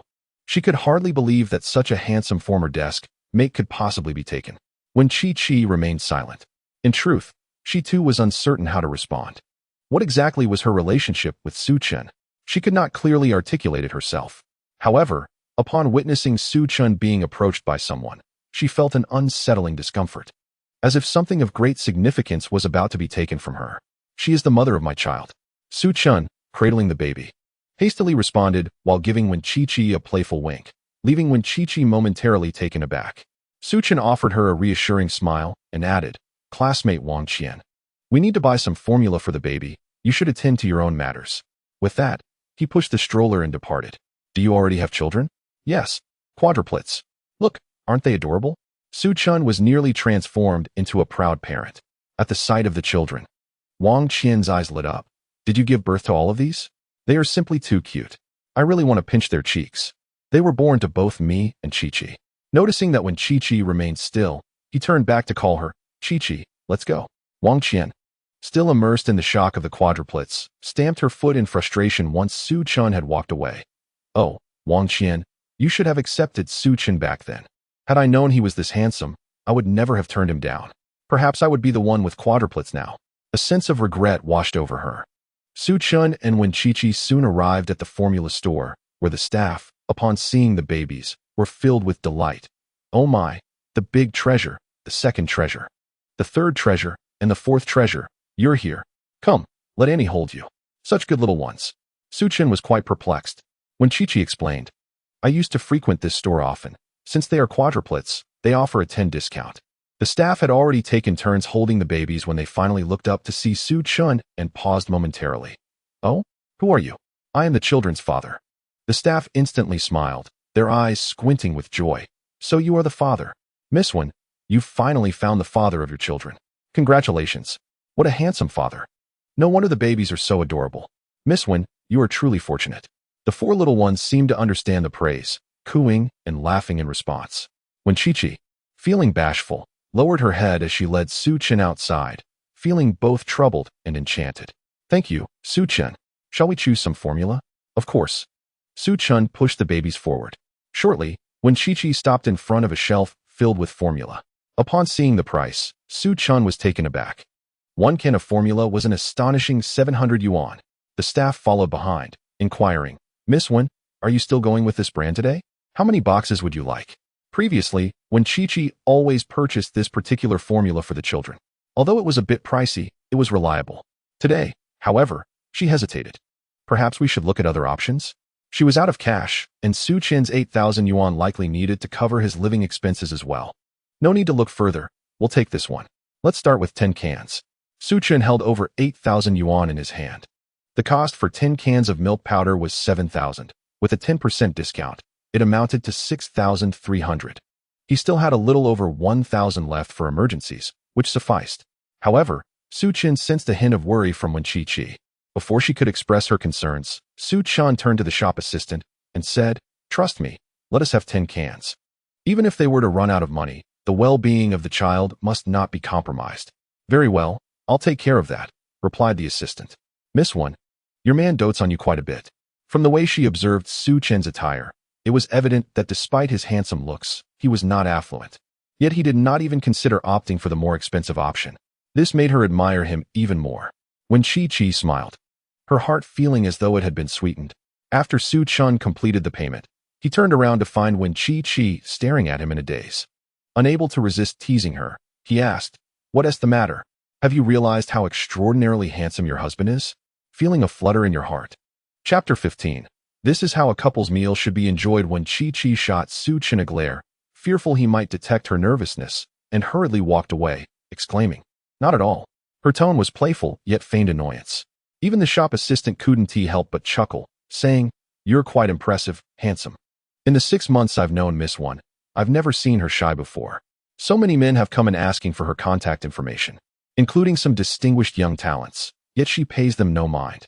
Is that so?" Su Chen mused, watching Wen Chi-Chi's retreating figure with contemplation. Surely, she refrained from giving others her contact details because she was waiting for him. After purchasing the milk powder, the 6 of them proceeded to lunch. When Chi-Chi stood at the entrance of a Western restaurant, peering inside, before ultimately turning to a noodle shop. "Shall we have noodles?" Su Chen chuckled softly, taking her hand and leading her back. "Su Chen, what are you doing?" It was only upon reaching the entrance of the Western restaurant that Su Chen stated, "I want to eat steak." He had noticed Wen Chi-Chi's subtle gestures, although she clearly yearned for steak. She had restrained herself for the sake of their child and their finances. How considerate she was. Thinking of Wen Chi-Chi as a girl from a wealthy family tugged at Su Chen's heartstrings. Wen Chi-Chi maintained a serious expression. Even though they had earned 8,000 in the morning, after buying the milk powder, they had little left. "Su Chen, we still need to support the babies." I know. I can provide for them. Do you believe in me?" Upon seeing the steadfast determination in Su Chen's eyes, Wen Chi-Chi paused for a moment. For reasons she couldn't quite fathom, she nodded vigorously, "I do." "Then it's settled. Let us go have steak. If the money runs out, I can always earn more. Chi-Chi, you need not worry about saving for me." A wave of gratitude washed over Wen Chi-Chi as they entered the Western restaurant with their 4 little ones. They instantly drew gasps of admiration. "Wow, look at those beautiful babies. Are they quadruplets? Amazing. Their father is so handsome too. I'm smitten. Look, that must be their mother. This man is truly charming. He has such a young family." The waiter, equally excited, approached Su Chen and Wen Chi-Chi, inquiring, "May I offer you a couple set meal?" "Yes." They both replied simultaneously. Upon hearing the resolute affirmation, Wen Chi-Chi's face flushed crimson. The no that had slipped from her lips was abruptly lodged in her throat. Observing this scene, the waiter felt as though she was surrounded by an abundance of love, inescapably overwhelmed by it. The couple seemed to be playfully flirting in public. She endured, for they were indeed a striking pair, pleasing to the eye. Such a handsome couple. She continued, "The manager has specifically instructed me that if you dine with us, the couple's meal is half price." "Is that so?" Su Chen inquired, intrigued. "Indeed, sir. Because you are accompanied by quadruplet babies, our manager is quite fond of you and has arranged this special discount." Su Chen chuckled, pleasantly surprised by the unexpected advantage of having babies. "Chi-Chi, what do you think? If you're not inclined to eat this, we can order something else." "Let us eat." When Chi-Chi replied after a moment of contemplation, her voice diminishing to a whisper. "Then it is settled. Miss Waiter, Please lead the way." With a radiant smile, the waiter asked, "May I hold your adorable babies? It would surely bring immense joy." Of course, they agreed, delighted by their babies being so well liked. The waiter, nearly leaping with joy, promptly embraced the eldest child. The surrounding waitstaff, initially engaged with other patrons, gazed on with envy. "Excuse me, miss. May I hold one too? I want to hold them as well." Their earlier assumptions about Su Chan's dominance in decision-making left them disregarding him altogether. When Chi-Chi nodded in approval, in the blink of an eye, the stroller was vacated. The waitstaff, brimming with delight, cradled the 4 babies as they guided them to their seats. Ultimately, they found a table for Su Chun and Wen Chi-Chi in a secluded area, even adjusting the table slightly. "Enjoy your meal, you lovely couple. We will take care of the babies." "Oh, this is quite troublesome," Su Chun said, feeling a bit embarrassed. The waitstaff, however, were insistent. "Not at all. We are more than happy to assist. These babies are simply adorable. I wish to share in the joy of raising such delightful children." With their enthusiastic offers, Su Chun felt it would be impolite to decline. With the waitstaff attending to the babies, he was relieved of worry, cherishing this rare moment alone with Wen Chi-Chi, his excitement palpable. Meanwhile, Wen Chi-Chi kept her head down, too shy to meet Su Chen's gaze. Previously, she could divert attention with the children around, but now that they were playing nearby, she felt the heat of Su Chen's intense stare, melting her once icy heart. "What are you staring at?" she stammered, noticing that Su Chun had not shifted his gaze. When Chi-Chi felt a bit embarrassed and asked, "Why are you staring at me?" "It's because you're handsome." With a charming tongue, she found her hands unsure of where to rest. Fortunately, their couple's meal arrived: 2 steaks, 2 servings of fruit, 2 drinks, and a small snack. Nervously, Wen Chi-Chi instinctively grabbed a drink and took a sip. Upon tasting it, she let out a gentle gasp. "Ah." Su Chun, feeling anxious, inquired, "What's wrong? Are you feeling unwell?" Chapter 16. Does this count as an indirect kiss? Su Chen's hand brushed against the drink, and he immediately understood. "You can't drink it cold, can you?" The serving staff, startled, exclaimed, "Oh, my apologies, miss. I forgot to inform you that this drink is cold. This one is warm." They had specifically instructed the kitchen staff to prepare a warm drink for the child's mother, yet a mistake had occurred. "If you'd like, I can switch it for you," the server offered cautiously, though she felt a pang of regret, knowing that such errors were strictly penalized here. "No need for a replacement." Su Chun waved his hand. "I'll drink this one. Chi-Chi, you have this." As he spoke, he handed over the warm drink in front of him to Wen Chi-Chi and took the cold drink she had. He took a sip, casually. Upon hearing that she wouldn't be held responsible, the server beamed and expressed her gratitude. "Thank you. Thank you. You are so kind." When Chi-Chi's thoughts were entirely consumed by Su Chun's actions, she was astonished that he had just taken a sip from the drink she had already tasted. Did he truly not mind? After all, her cheeks flushed instantaneously. Observing her embarrassment, Su Chun chuckled. "Chi-Chi." When Chi-Chi averted her gaze, unable to meet his eyes, and feigned indifference. "What's the matter?" Su Chun took another sip of the cold drink and looked up with a playful smile. "Tell me, does this count as an indirect kiss?" He found himself increasingly amused by teasing Wen Chi-Chi. Initially, when he first met the child, he felt a mix of emotion and responsibility, but now, he had genuinely developed feelings for Wen Chi-Chi. Her face was nearly crimson, gripping her knife and fork. Her hands trembled slightly. What nonsense are you talking about? How could that count? Let us eat." She was unsure how to respond if the conversation continued down this path. Fortunately, Su Chun did not wish to linger on the matter. He set the drink aside and casually took the steak in front of Wen Chi-Chi. Wen Chi-Chi was taken aback as Su Chun picked up the knife and fork, beginning to cut the steak. Once he had sliced it into small pieces, he handed it back to her. "This is the correct way to enjoy a couple's meal. Here, eat up." A sweet sensation filled Wen Chi-Chi's heart. She had just assumed that Su Chun was about to play another prank. To her surprise, he was preparing to serve her steak. Although Wen Chi-Chi was quite attractive, her parents had stipulated that she should not engage in romantic relationships during her academic years. Thus, apart from that one night with Su Chun, she had never experienced love. Wen Chi-Chi had always believed she could accomplish anything, but her perspective had shifted. Having Su Chun around was indeed a blessing.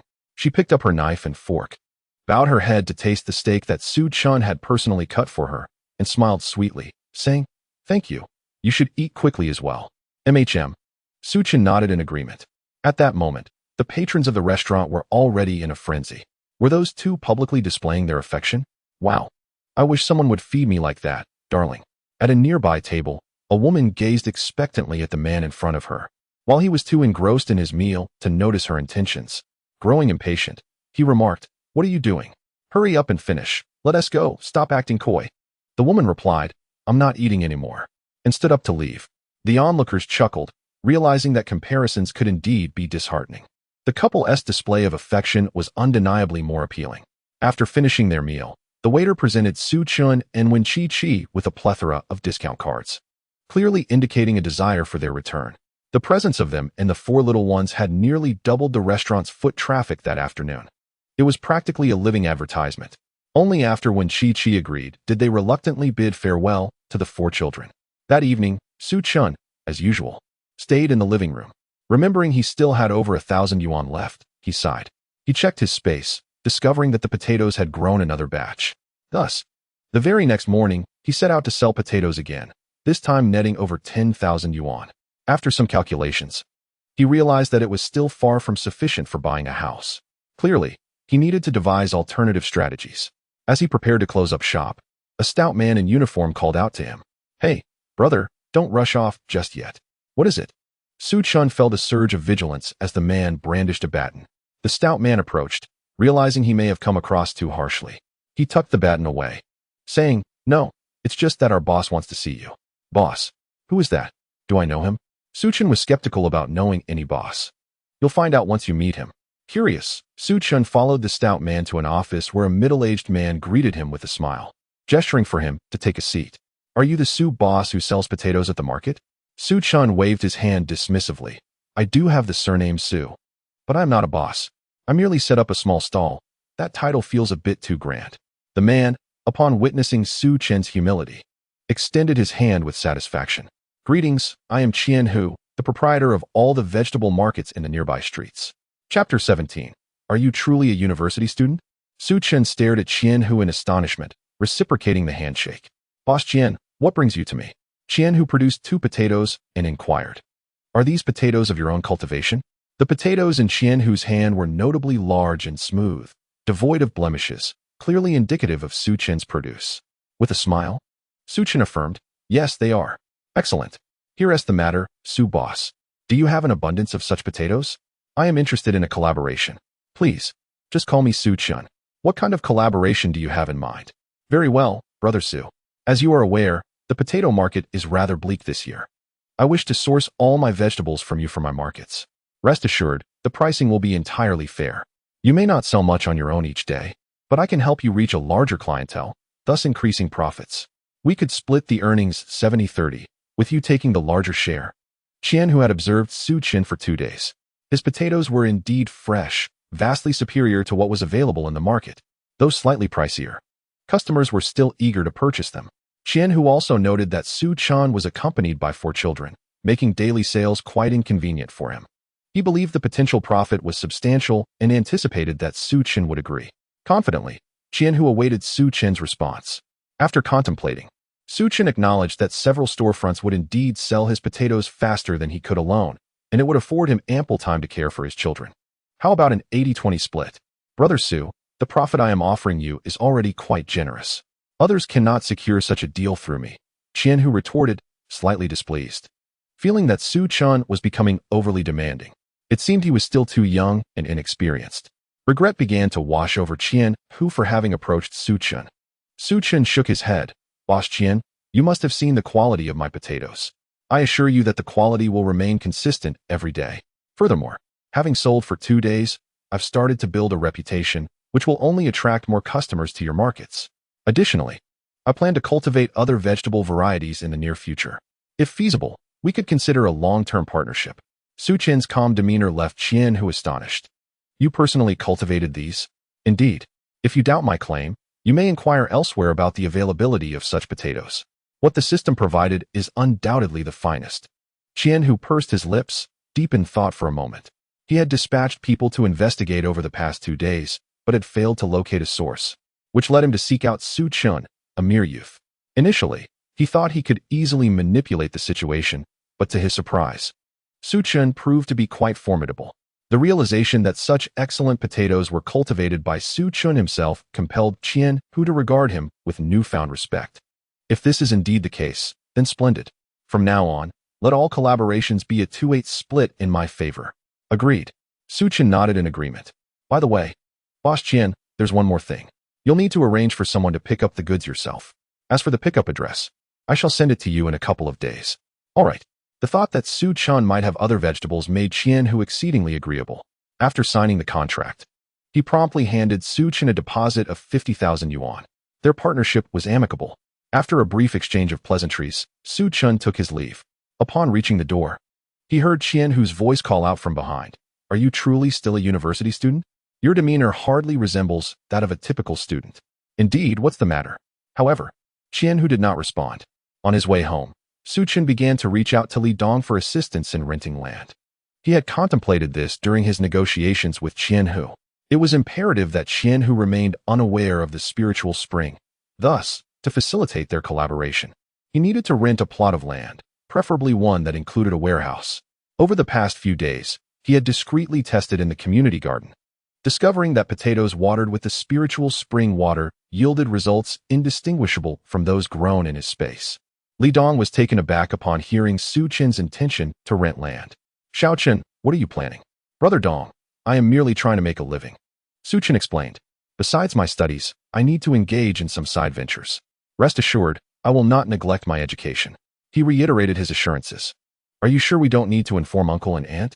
No, my mother is unwell, and I fear it would worry her. Sighing deeply, Li Dong empathized with Su Chen's struggles. All right. I happen to have a friend with ample vacant land on the outskirts of the city. It's going to waste anyway. I will inquire with him. Thank you, Brother Dong. After hanging up, Su Chun sent Li Dong a red envelope containing 500 yuan as a token of gratitude for his ongoing assistance. Li Dong declined the gesture. Upon returning home, Su Chun found Wen Chi-Chi bustling about, her brow glistening with sweat. What is the matter, Chi-Chi? When Chi-Chi peered out from the kitchen, half a cucumber in her hand. Aunt Li was delayed due to some matters today and couldn't come early. I need to prepare breakfast, but I can't cook. This was, after all, her first attempt at preparing a meal for Su Chun, and she was determined to impress. Yet the situation grew increasingly chaotic.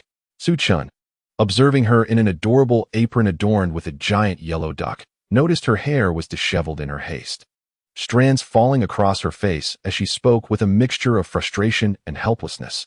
The sight was utterly charming. The kitchen, however, was a complete disarray. Cucumber peels scattered everywhere, and seasonings haphazardly placed, revealing the extent of Wen Chi-Chi's panic. Suppressing a laugh, Su Chun approached her, holding up a packet of chicken essence. What are you trying to make? Pickled cucumbers. Then why haven't you sliced the cucumbers? Isn't it said that smashing them makes them taste better? He glanced at the cutting board, where the remaining half of the cucumber had already been reduced to a mushy pulp. Uffed. Su Chun could no longer suppress his laughter. When Chi-Chi's face flushed, are you mocking me? No, I truly am not. Absolutely not, I swear.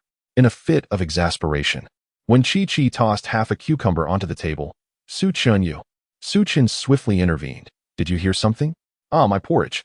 Chapter 18. A gentle blow to alleviate the pain when Chi-Chi quickly leapt to the stove. The pot of porridge was bubbling over, and the flames were nearly extinguished. Su Chun remarked, so even the omnipotent school beauty has her shortcomings. Yet, why does this seem so endearing? As when Chi-Chi prepared to lift the pot, Su Chun's pupils dilated in alarm. Chi-Chi, don't. Ah. When Chi-Chi exclaimed, her hand nearly brushing the edge of the pot, tears welling in her eyes. Su Chun hurriedly grasped her hand, blowing gently on it, his face etched with concern. How is it? Chi-Chi, does it still hurt? A warmth enveloped Wen Chi-Chi's heart, causing her instinctive withdrawal to falter. Look at you. Leave such matters to me in the future, understood? Though his tone bore a hint of reprimand, it imbued Wen Chi-Chi with an extraordinary warmth. How long had it been since someone cared for her so deeply?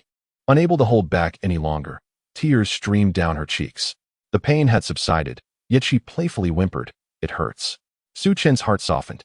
He turned off the stove with one hand, while holding Wen Chi-Chi's slightly reddened hand with the other, bringing it to his lips, a gentle blow. And it will cease to hurt.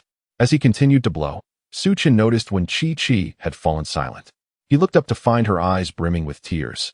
Alarmed, he feared his earlier tone had been too harsh. Chi-Chi, what's wrong?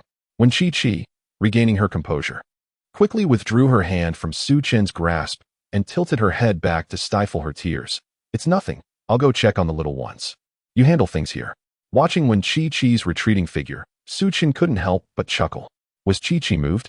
Perhaps there was hope for him after all. Glancing at his own hand, he reminisced about the warmth of her small hand before turning back to prepare the meal. Ding. Congratulations to the host for activating a new task. Please personally prepare a meal for Wen Chi-Chi. Upon completion, the host will receive a cookbook of culinary skills. A cookbook? What a splendid treasure. Peering outside, he noticed the little ones were still asleep, while Wen Chi-Chi sat in the living room, lost in thought.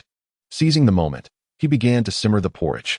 While Wen Chi-Chi was distracted, he ventured into the spirit spring space to retrieve a large potato. Preparing a dish of shredded potatoes, he also made a cucumber salad with the remaining cucumber that Wen Chi-Chi had sliced. Once everything was ready, he called Wen Chi-Chi to join him for dinner. Simultaneously, ding. Congratulations to the host for completing the task. The cookbook has been placed in the space. Su Chen was momentarily taken aback. How does this thing work? As soon as the host writes the name of the dish they wish to prepare in the skill book, they instantly acquire the method for making that dish.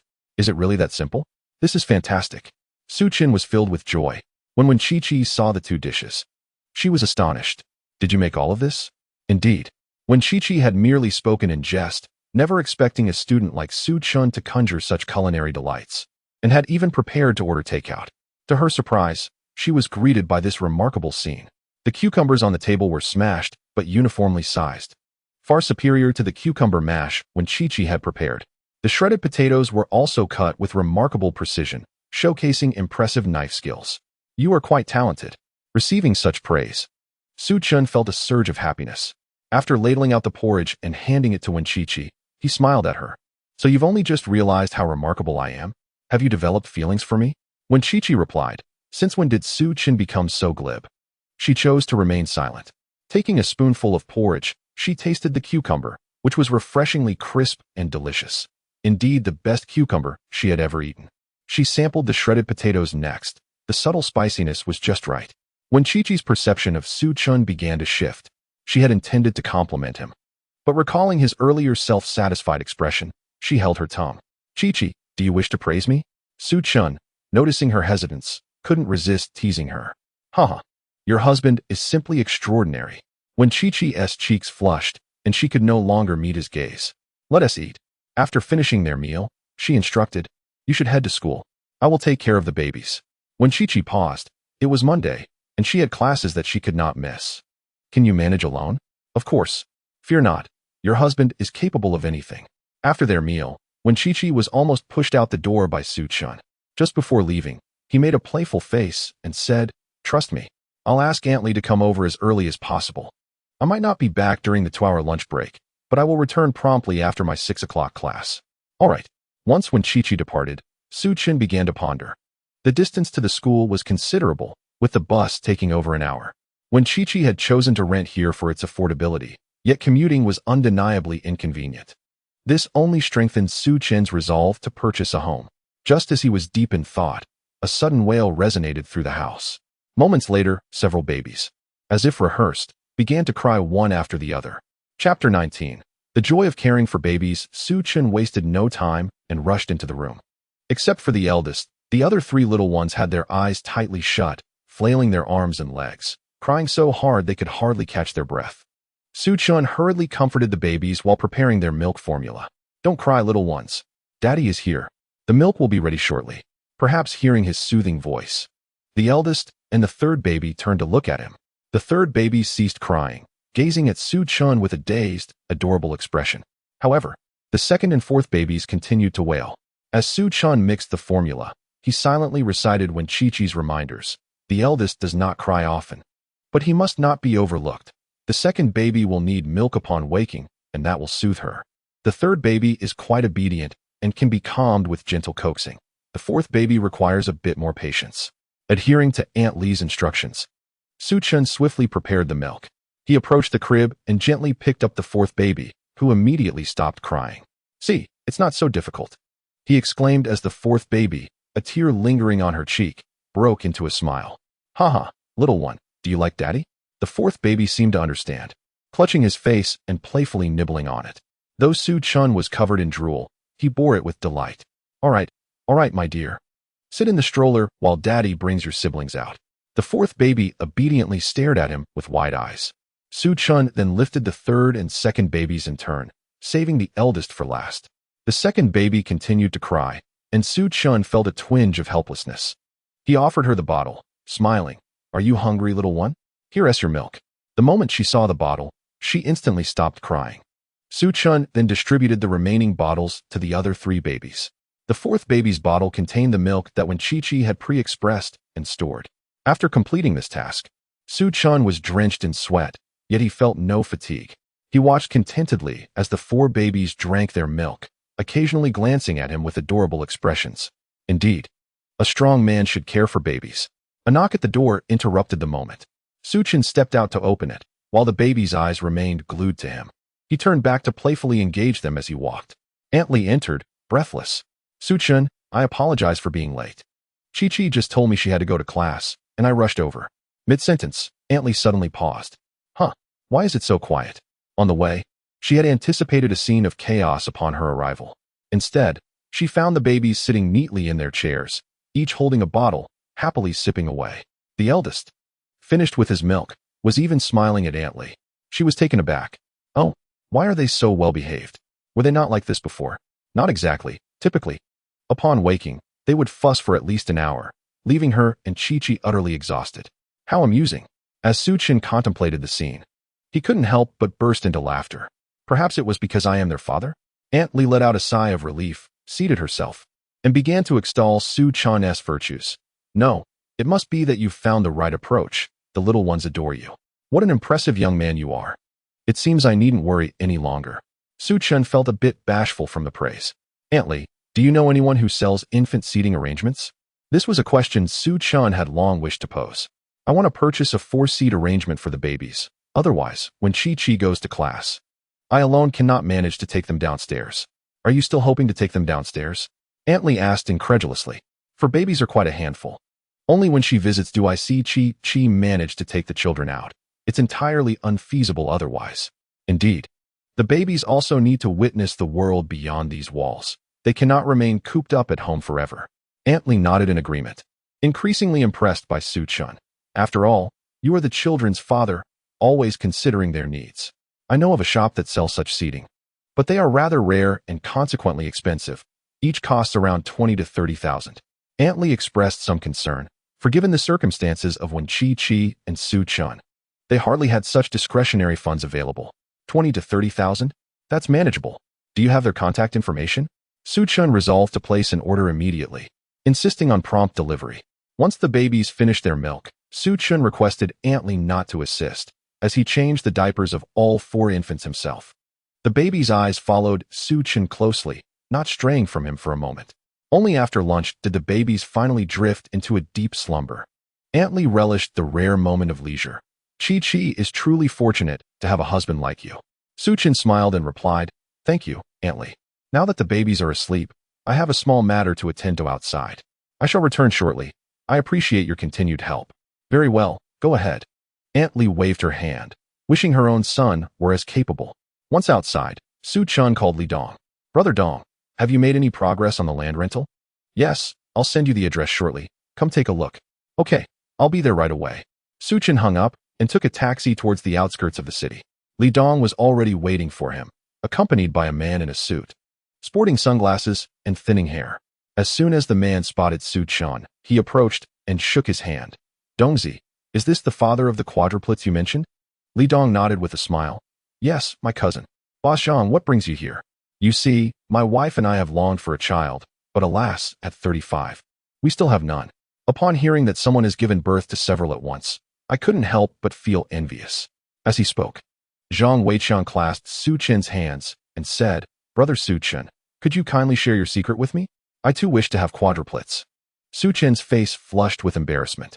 Noticing that Li Dong had no intention of clarifying, Su Chun realized that this Mr. Zhang was likely a decent person. In truth, Su Chun himself was unaware of any special secret, having achieved his own results purely by chance. However, seeing Zhang Weiqiang's earnestness, He felt compelled to say something and casually replied, "There's nothing much to it. Just go with the flow." Go with the flow? Zhang Weiqiang pondered for a moment, and suddenly enlightenment dawned upon him. No wonder. Ever since my wife and I began our preparations for pregnancy, we've been obsessively consuming medications and consulting various experts, carrying a heavy mental burden, which is why we've struggled to conceive. Meeting Su Chen today was truly a revelation. Brother Su Chen, thank you. I understand now. Su Chen was taken aback by Zhang Weiqiang's sudden enthusiasm. Mr. Zhang, what do you understand? Is there a misunderstanding? Haha, I understand everything now. Come. I have 10 acres of land, all available for rent to you.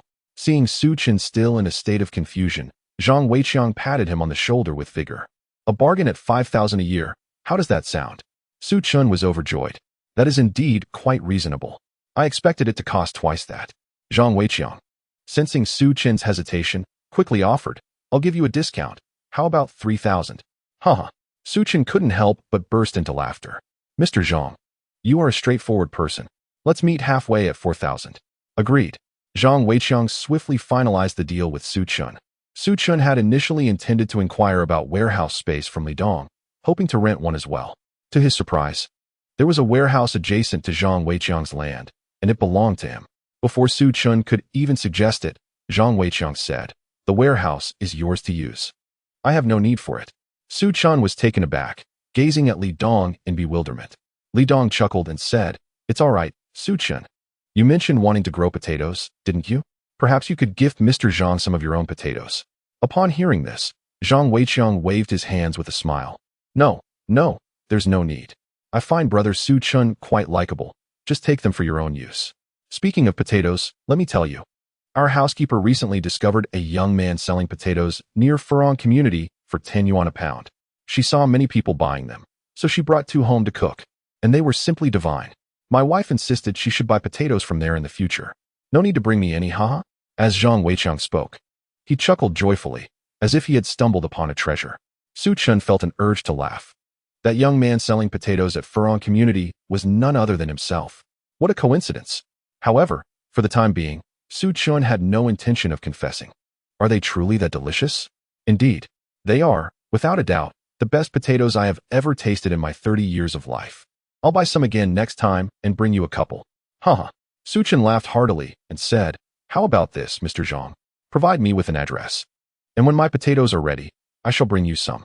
If they are delicious, enjoy them. If not, it will simply be a token of my goodwill. Zhang Weiqiang felt rather reluctant to decline. He was already eager to return home and share the newfound parenting insights with his wife, so he agreed to Su Chen's proposal. All right, I shall take my leave then. Dongzi, would you care to join me? Yes, I'll come along. I need to return to work as well. What about you? Su Chen, I shall stay a little longer to study these fields. I will head back later. Very well, we shall take our leave. After Li Dong and Zhang Weiqiang departed, Su Chen swiftly located a greenhouse, stepped into the space, and retrieved a substantial quantity of potatoes, which he then buried in the soil of the greenhouse. He subsequently filled a bucket with spring water he had stored in his space and watered the potatoes generously before finally hailing a cab, slightly out of breath. On his way home, Su Chen made a stop at the vegetable market and informed Boss Qian that he would commence supplying goods starting the 3rd day. With everything in order, Su Chen turned to leave. He first visited the market, pondering over the recipe, and purchased beef, tomatoes, green peppers, eggs, and pork belly. Upon returning home, Aunt Li was astonished to see Su Chen. Why are you still out buying groceries? I plan to cook, he replied. You can cook? Aunt Li remarked, realizing that Su Chen exhibited qualities of a good man every day. Chapter 21. Still claiming he is not your man when Chi-Chi was restless throughout the day. Since giving birth, she had never been away from her babies for such an extended period. During the last class of the afternoon, her close friend Shen Mingyao leaned in and asked, Chi-Chi, why are you so distracted? Shen Mingyao had been Wen Chi-Chi's friend since high school. After repeating a year, she was in a lower grade but shared the same major as Wen Chi-Chi, allowing them to attend classes together after Wen Chi-Chi took a leave of absence for motherhood. She was the only one aware that Wen Chi-Chi had paused her studies to have a baby. No, not at all, Wen Chi-Chi replied, a hint of anxiety in her voice. Shen Mingyao sighed sympathetically. Chi-Chi, you cannot continue like this. Why not find another father for the child? Without a moment's hesitation, Wen Chi-Chi shook her head. She had never intended to seek a partner, Now that Su Chun had returned, the notion was even more distant. Why not? Look at the stir you've caused upon returning to school. There are men who wouldn't mind that you have a child. When Chi-Chi was oblivious to Shun Mengyao's words, lost in thoughts of Su Chun, her cheeks inexplicably flushing. Shin Mengyao stared at her in surprise. Chi-Chi, you can't possibly have a man now, can you? When Chi-Chi hurriedly shook her head. No, how could that be? Then why are you blushing? No, I must accompany you home after class. That won't be necessary. I haven't even met the baby yet. Chi-Chi, the little one is already half a year old. You can't possibly deny me the chance to see them. As when Chi-Chi prepared to refuse again, Shin Mengyao interrupted. Unless, of course, you are indeed hiding a man. With no choice left, when Chi-Chi relented and allowed Shin Mengyao to accompany her. After class, Shin Mengyao purchased a small toy and boarded the bus with Wen Chi-Chi. Along the way, Wen Chi-Chi pondered for a moment and ultimately decided to offer a gentle warning to Shin Mengyao. Mengyao, when you arrive at my home, don't be too surprised by what you see. Haha, alright, I understand. But Chi-Chi, can you tell me who possesses such charm that you would willingly embrace motherhood? Shin Mengyao inquired, her curiosity piqued by the mysterious circumstances surrounding Wen Chi-Chi's sudden decision to leave school and subsequently announce her pregnancy. I am particularly intrigued. What manner of man could be so fortunate? He is not my man. Wen Chi-Chi exclaimed, her cheeks flushed with embarrassment. Realizing her words, she hurriedly shook her head. Mengyao, there is something else I haven't told you. What is it? Shin Mengyao pressed.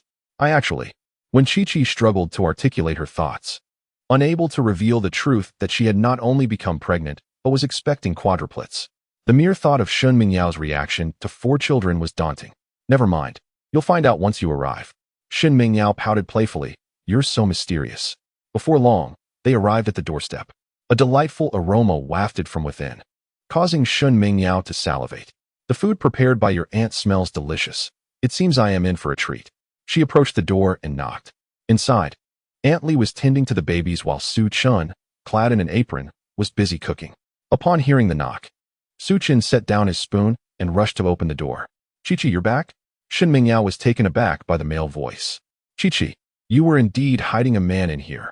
Upon entering, she laid eyes on Su Chun, tall and handsome, with a muscular build and an endearing smile that reached his eyes. Boom. Shin Mengyao's heart fluttered at the sight, especially when she noticed the apron that seemed so incongruous with his striking demeanor. It is often said that a man who can cook is undeniably attractive, and this was no exception.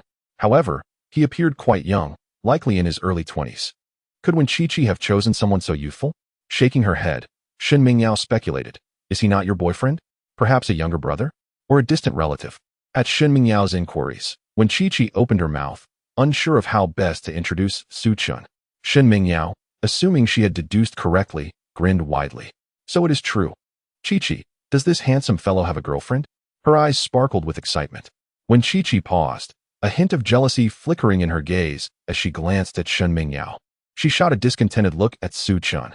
It was entirely his fault for being so handsome. Su Chun, feeling the scrutiny, could only shrug in resignation. After all, this was a friend of his future wife, and it seemed she was even envious of her friend's admiration for him. Su Chun opened the door with a casual grace, chuckling lightly. I am not Chi-Chi's brother. I am indeed her man. Upon hearing such a bold declaration, Shin Mengyao felt her heart shatter. However, after a fleeting moment of disappointment, she perked up once more. Chi-Chi, your man is extraordinarily handsome. Though I cannot have him, at least my best friend does. Shin Mengyao remained in high spirits. Trailing behind them, when Chi-Chi's expression gradually brightened, culminating in a hint of a suspicious blush. I already said he is not my man. Before she could finish her sentence, she felt Su Chen's hand gently brush her hair. Don't move. When Chi-Chi dared not shift, her eyes wide as she gazed at the approaching Su Chun. Moments later, he plucked a leaf from her hair. You've got something in your hair. When Chi-Chi was momentarily taken aback, Su Chun was becoming increasingly adept at charming her. And with others present, no less. Shin Mengyao, the onlooker, laughed with envy. Wow, and yet you claim he is not your man. Chi-Chi, your face is flushed. How enviable. Handsome. Do you have any equally charming friends to introduce me to? Chapter 22. Su Chun, you are truly remarkable. Su Chun shook his head helplessly. It turned out she was a lovesick girl. I'll introduce you some other time. My roommate seemed quite decent. That would be splendid. Shun Mingyao thought of soon having a boyfriend as handsome as Su Chun, and her heart felt as if it were coated in honey. By the way, Chi, you mentioned there was something you hadn't told me. Is it something more shocking than having a man? When Chi took a deep breath, about to speak, when Shun Mingyao spotted the baby in Aunt Li's arms. Wow, so adorable. Unable to wait for when Chi's response, she hastened to Aunt Li's side to take the baby. She then leaned down to plant a deep kiss on the baby's cheek. This little human is simply too precious. I can't take it anymore. I want a baby like this. The baby in question was Dabao, who, already well-behaved, was now being showered with affection by Shun Mingyao. She was indeed a beauty, with a great figure and pleasing looks, though slightly less striking than when Chi, embodying the essence of a cheerful girl. Dabao seemed to catch her exuberance, laughing heartily. He seems to like me. Come here, sister has brought you a toy? Su Chen chuckled at Shun Mingyao's antics. Shouldn't you call her auntie? I don't care. If I say sister, then it's sister. Su Chun sighed in resignation. At that moment, a chorus of cries echoed from within the house. Shun Mingyao, holding Dabao, froze in surprise. Huh? Is there another baby? Am I imagining things? Su Chun was equally astonished. Could it be that Shun Mingyao was unaware that when Chi had 4 babies? Observing when Chi's hesitance and her inability to explain, Su Chun couldn't help but laugh. My dear, are you about to give your best friend a surprise? With a gentle chuckle, he added, it seems the second baby has made a mess. I'll be right back. Second baby? Shun Mingyao discovered that Su Chun had left, and she noticed when Chi following closely behind with a look of confusion, cradling the eldest child. When Chi, feeling somewhat anxious, inquired, how do you know it's the second baby? Having spent several days with the little ones, I certainly know, Shun Mingyao replied. I could tell just by the sound that it was this little rascal. When Chi felt a wave of emotion wash over her. After spending so much time with the babies, often amidst chaos, Su Chun was able to distinguish them within a single day. Shun Mingyao was momentarily taken aback by their conversation. When she saw Su Chun lift another baby, her mouth fell open in astonishment. Soon after, she noticed the third and fourth babies, each as adorable as the first, gazing at her with curiosity, as if asking, who is this beautiful sister, Mama? Shun Mingyao sniffled, taking a moment to recover from her shock. Chi, what is going on? Her voice trembled slightly. When Chi forced a laugh, suddenly feeling nervous and at a loss for words. You wouldn't tell me that they are all your children, would you? A flicker of anxiety crossed when Chi's face. Shun Mingyao would inevitably feel overwhelmed by this revelation, wouldn't she? Just then, Su Chun, adeptly changing the second baby's diaper, chimed in, yes. They are all our children. Aren't they adorable? His tone brimmed with pride. In that instant, when Chi found a surge of courage, these were indeed her babies. Even though she was still in school and not yet married, this was an undeniable truth. She loved her children dearly.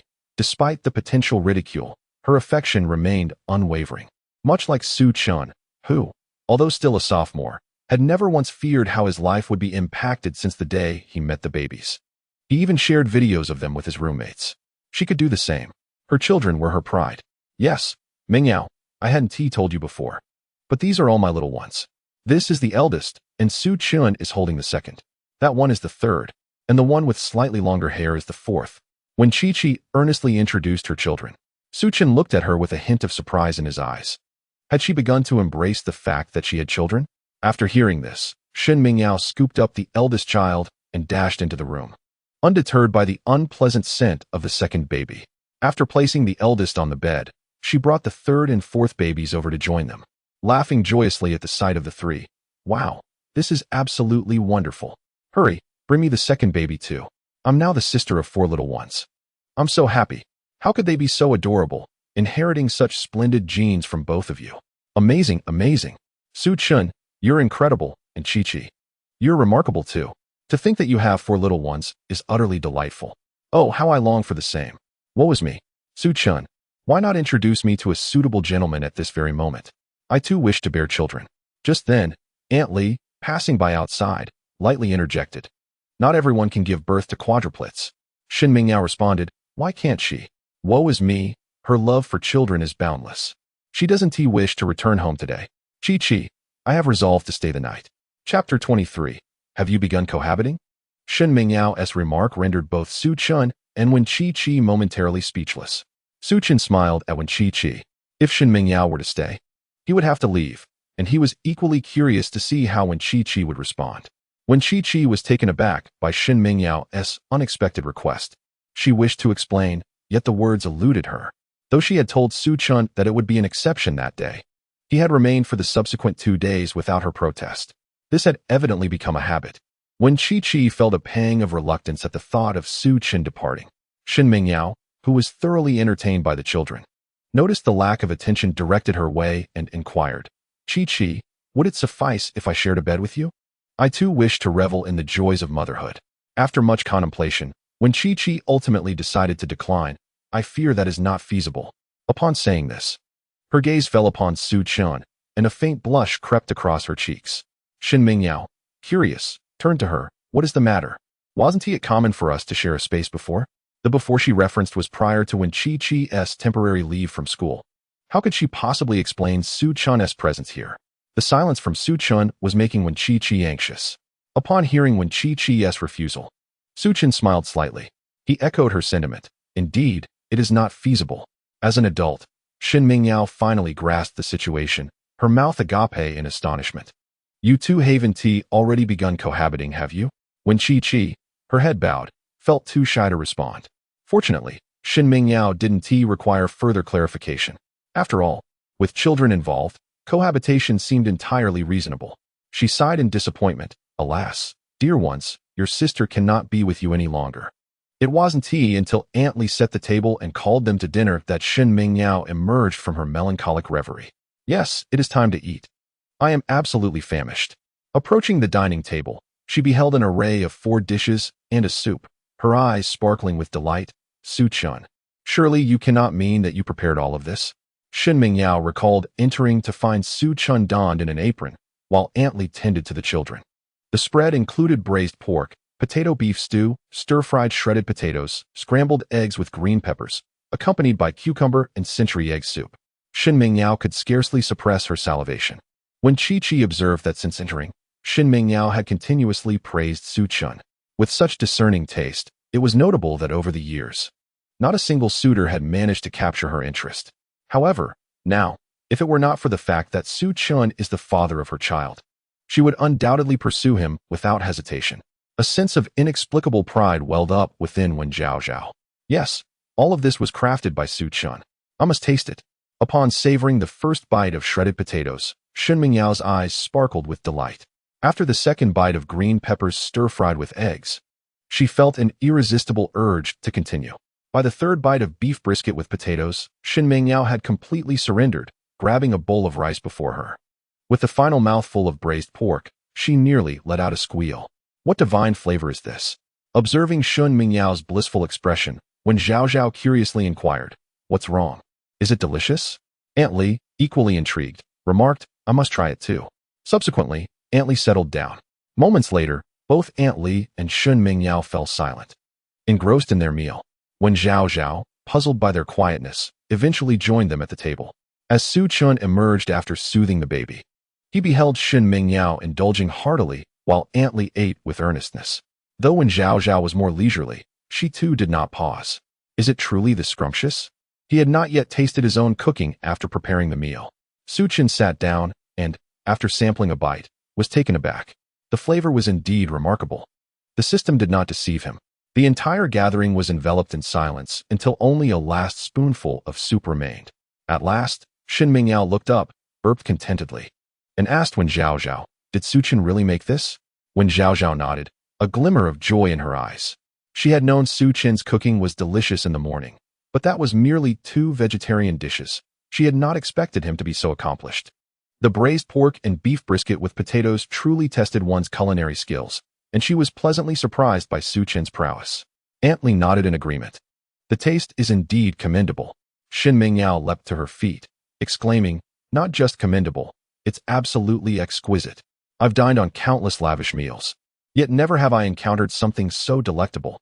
The eggs are cooked to perfection, the beef brisket is tender, and the braised pork is not greasy at all. Melting in the mouth. Zhao, do tell me, where did you find this treasure of a man? Before Wen Zhao could respond, she turned to Su Chun half-jokingly, saying, I want one too. Wen Zhao laughed, You will have one. Shin Mingyao chuckled, I believe I will. Well then, I shall go play with the babies for a while. After her departure, Wen Zhaozhao and Su Chun exchanged glances, momentarily at a loss for words. The night had grown late, and the babies were nearly asleep. Chapter 24, or should I sleep on the bed? Shen Mingyao was ultimately coaxed away by Aunt Li. Before leaving, she lingered, reluctant to part. Once they exited, only Wen Zhaozhao and Su Chun remained in the room.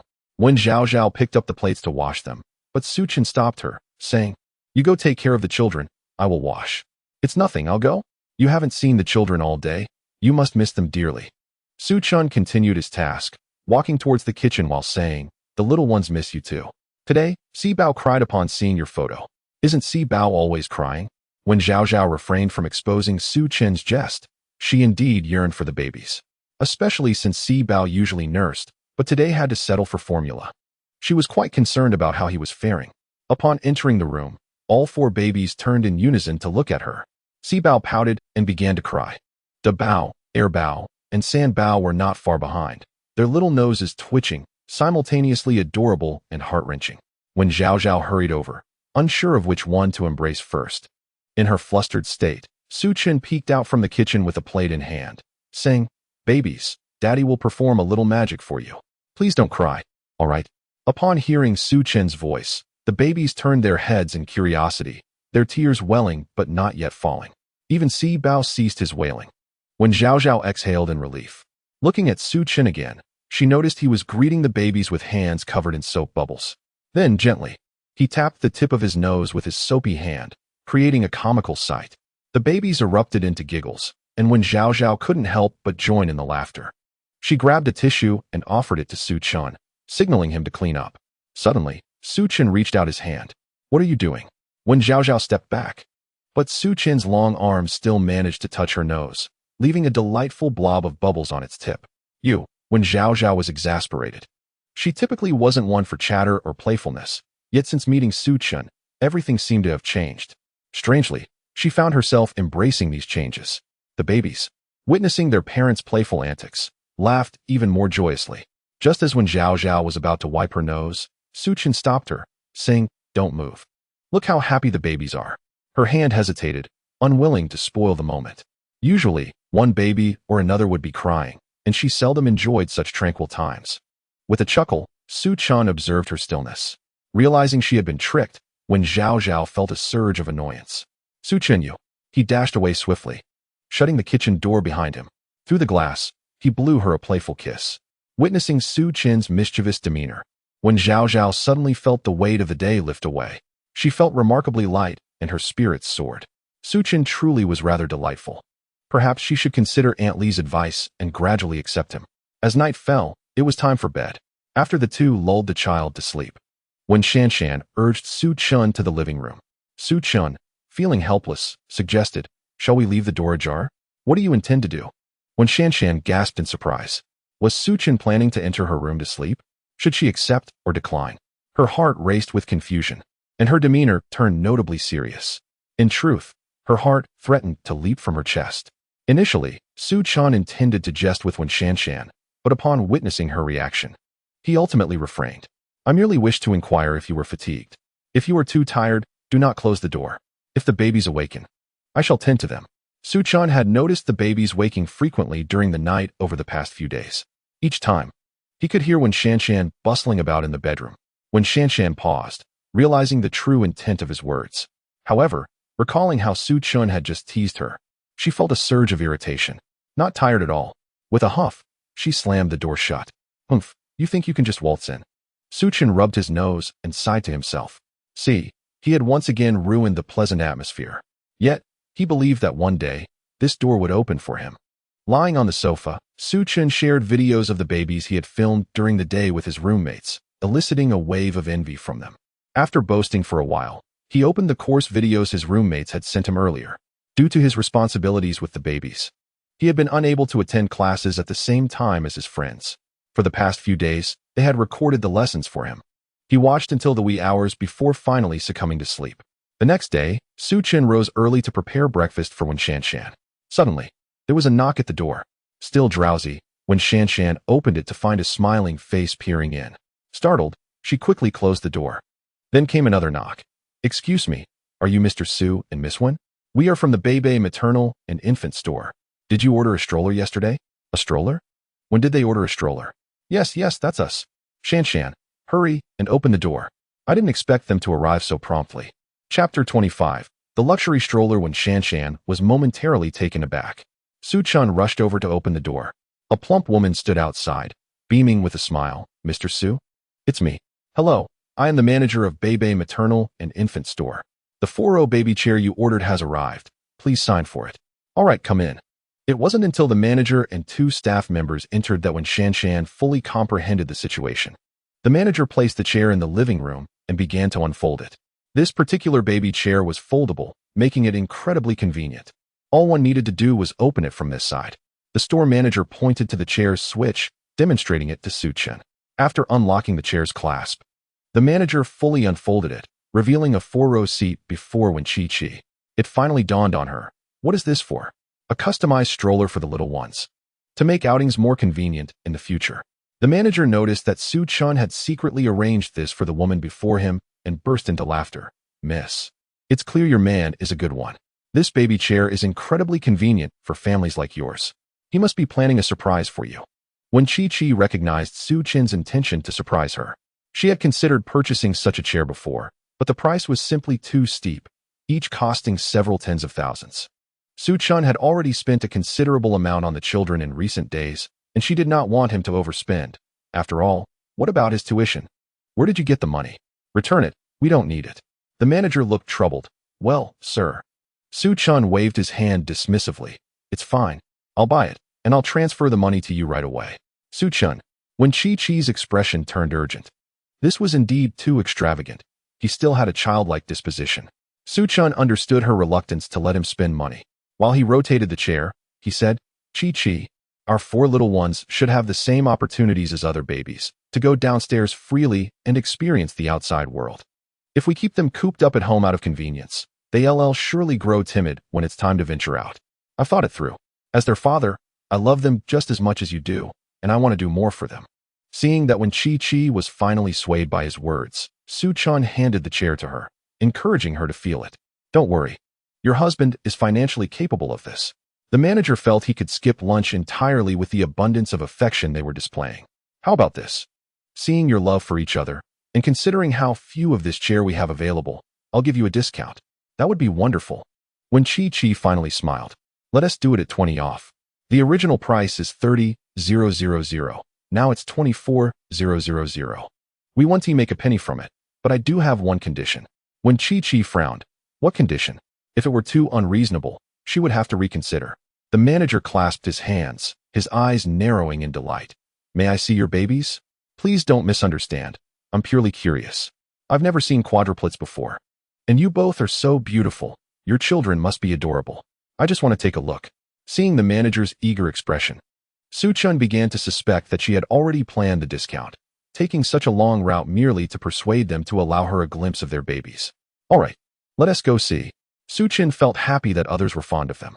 The little ones were already awake, sitting in their baby chairs, playing with the toys Shin Mingyao had brought yesterday. As soon as the manager entered the room, she was captivated by the adorable babies. Oh, how utterly adorable. My goodness. She is actually smiling at me. The store manager hurriedly approached the second baby, her hands trembling as she yearned to embrace him but hesitated. She cautiously caressed the baby's face, then beamed as she stroked the eldest, followed by the third and fourth. The 4 little ones were exceptionally cooperative today. Each time the manager's hand brushed against one of them, they erupted into cheerful laughter. The manager's heart swelled with joy. They are simply too precious. I wonder if I might be allowed to visit the babies more often? Su-chan, what a peculiar request. Rest assured, I shall not intrude upon you. How about this? I shall reduce my payment by 4,000, bringing it to 20,000, and you can take the chairs. Su-chan, this seems rather hasty. He exchanged glances with Chi-Chi, and upon noticing her nod, he replied, Very well. I shall bring the babies to your store more frequently. Splendid. With 4 such charming little ones in tow, they will serve as living advertisements. Surely, business will flourish. The manager happily accepted the 20,000 and departed.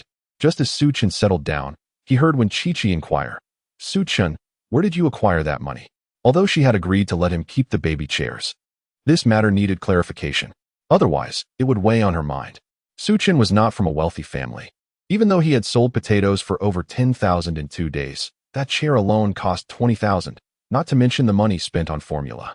She could not fathom how he could afford such expenses. Anticipating this very day, Su Chen had already prepared his explanation. Chi-Chi, actually. I sold potatoes for 2 days and found a partner. What sort of partner? The owner of the vegetable market. He provided me with a 50,000 deposit to collaborate with him in the future. Su Chen candidly recounted the truth. He could not divulge the system matters at present, but the money tiger would not deceive him. When Chi-Chi remained skeptical, just how many potatoes did you manage to grow? Chapter 26. Outing with the babies alone. Faced with when Chi-Chi's inquiry, Su Chen smiled. I'll take you and the babies to see them another day. Good. Receiving an affirmative response, when Chi-Chi imparted some precautions before bidding farewell to the little ones and heading off to school, Su Chen then prepared to leave as well. He gathered a thermos, formula, diapers, and bottles. He meticulously packed a large bag, then placed the 4 babies into a 4-seater stroller.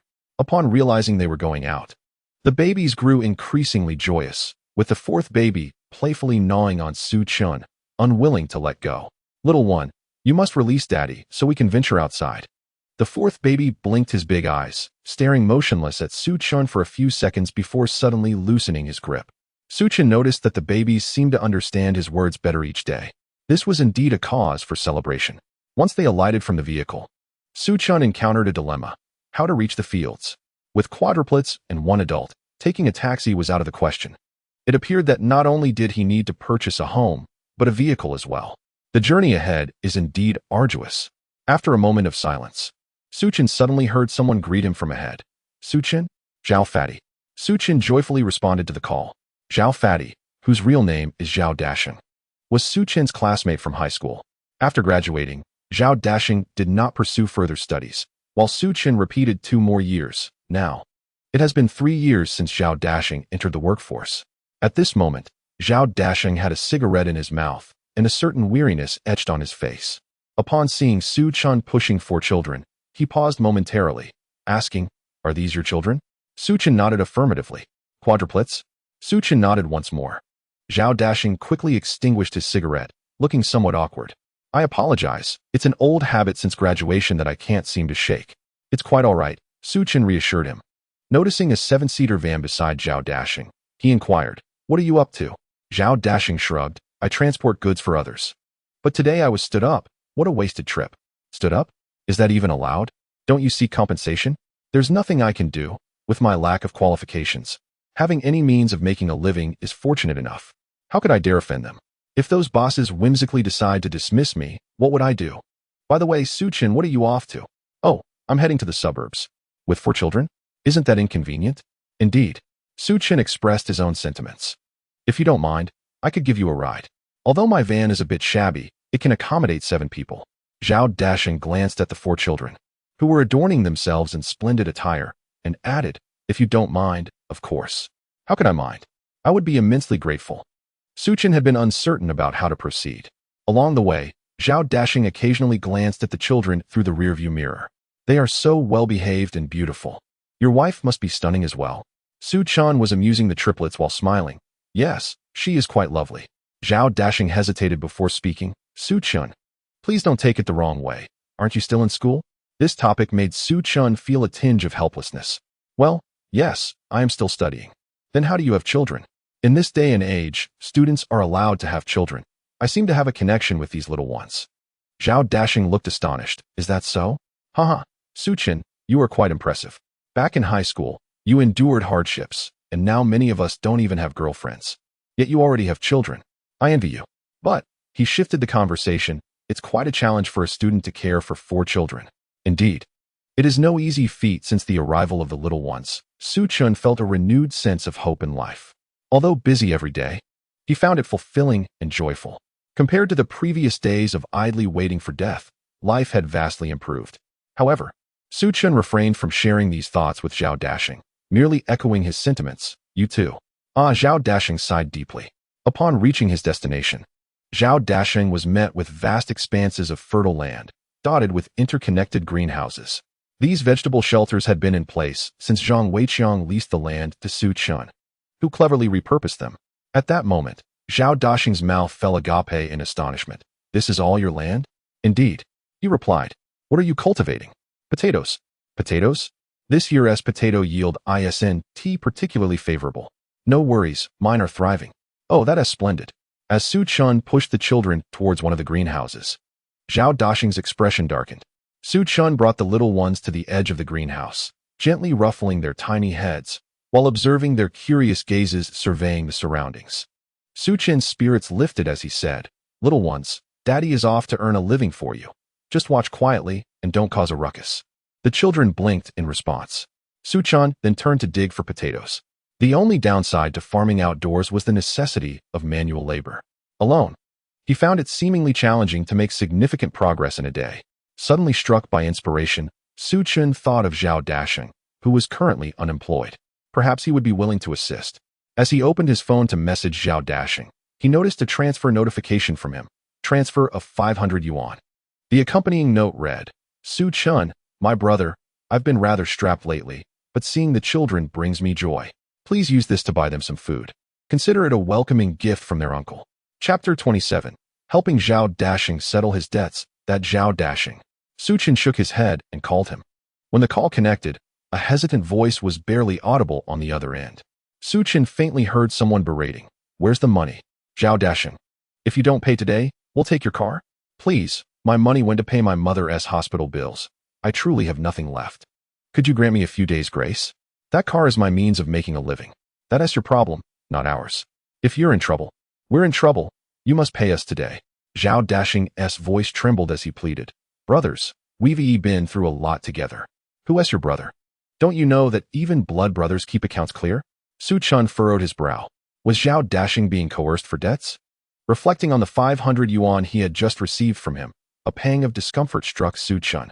Without the system, and while supporting 4 children, would his life have mirrored that of Zhao Dashing? Fatty Zhao Fatty.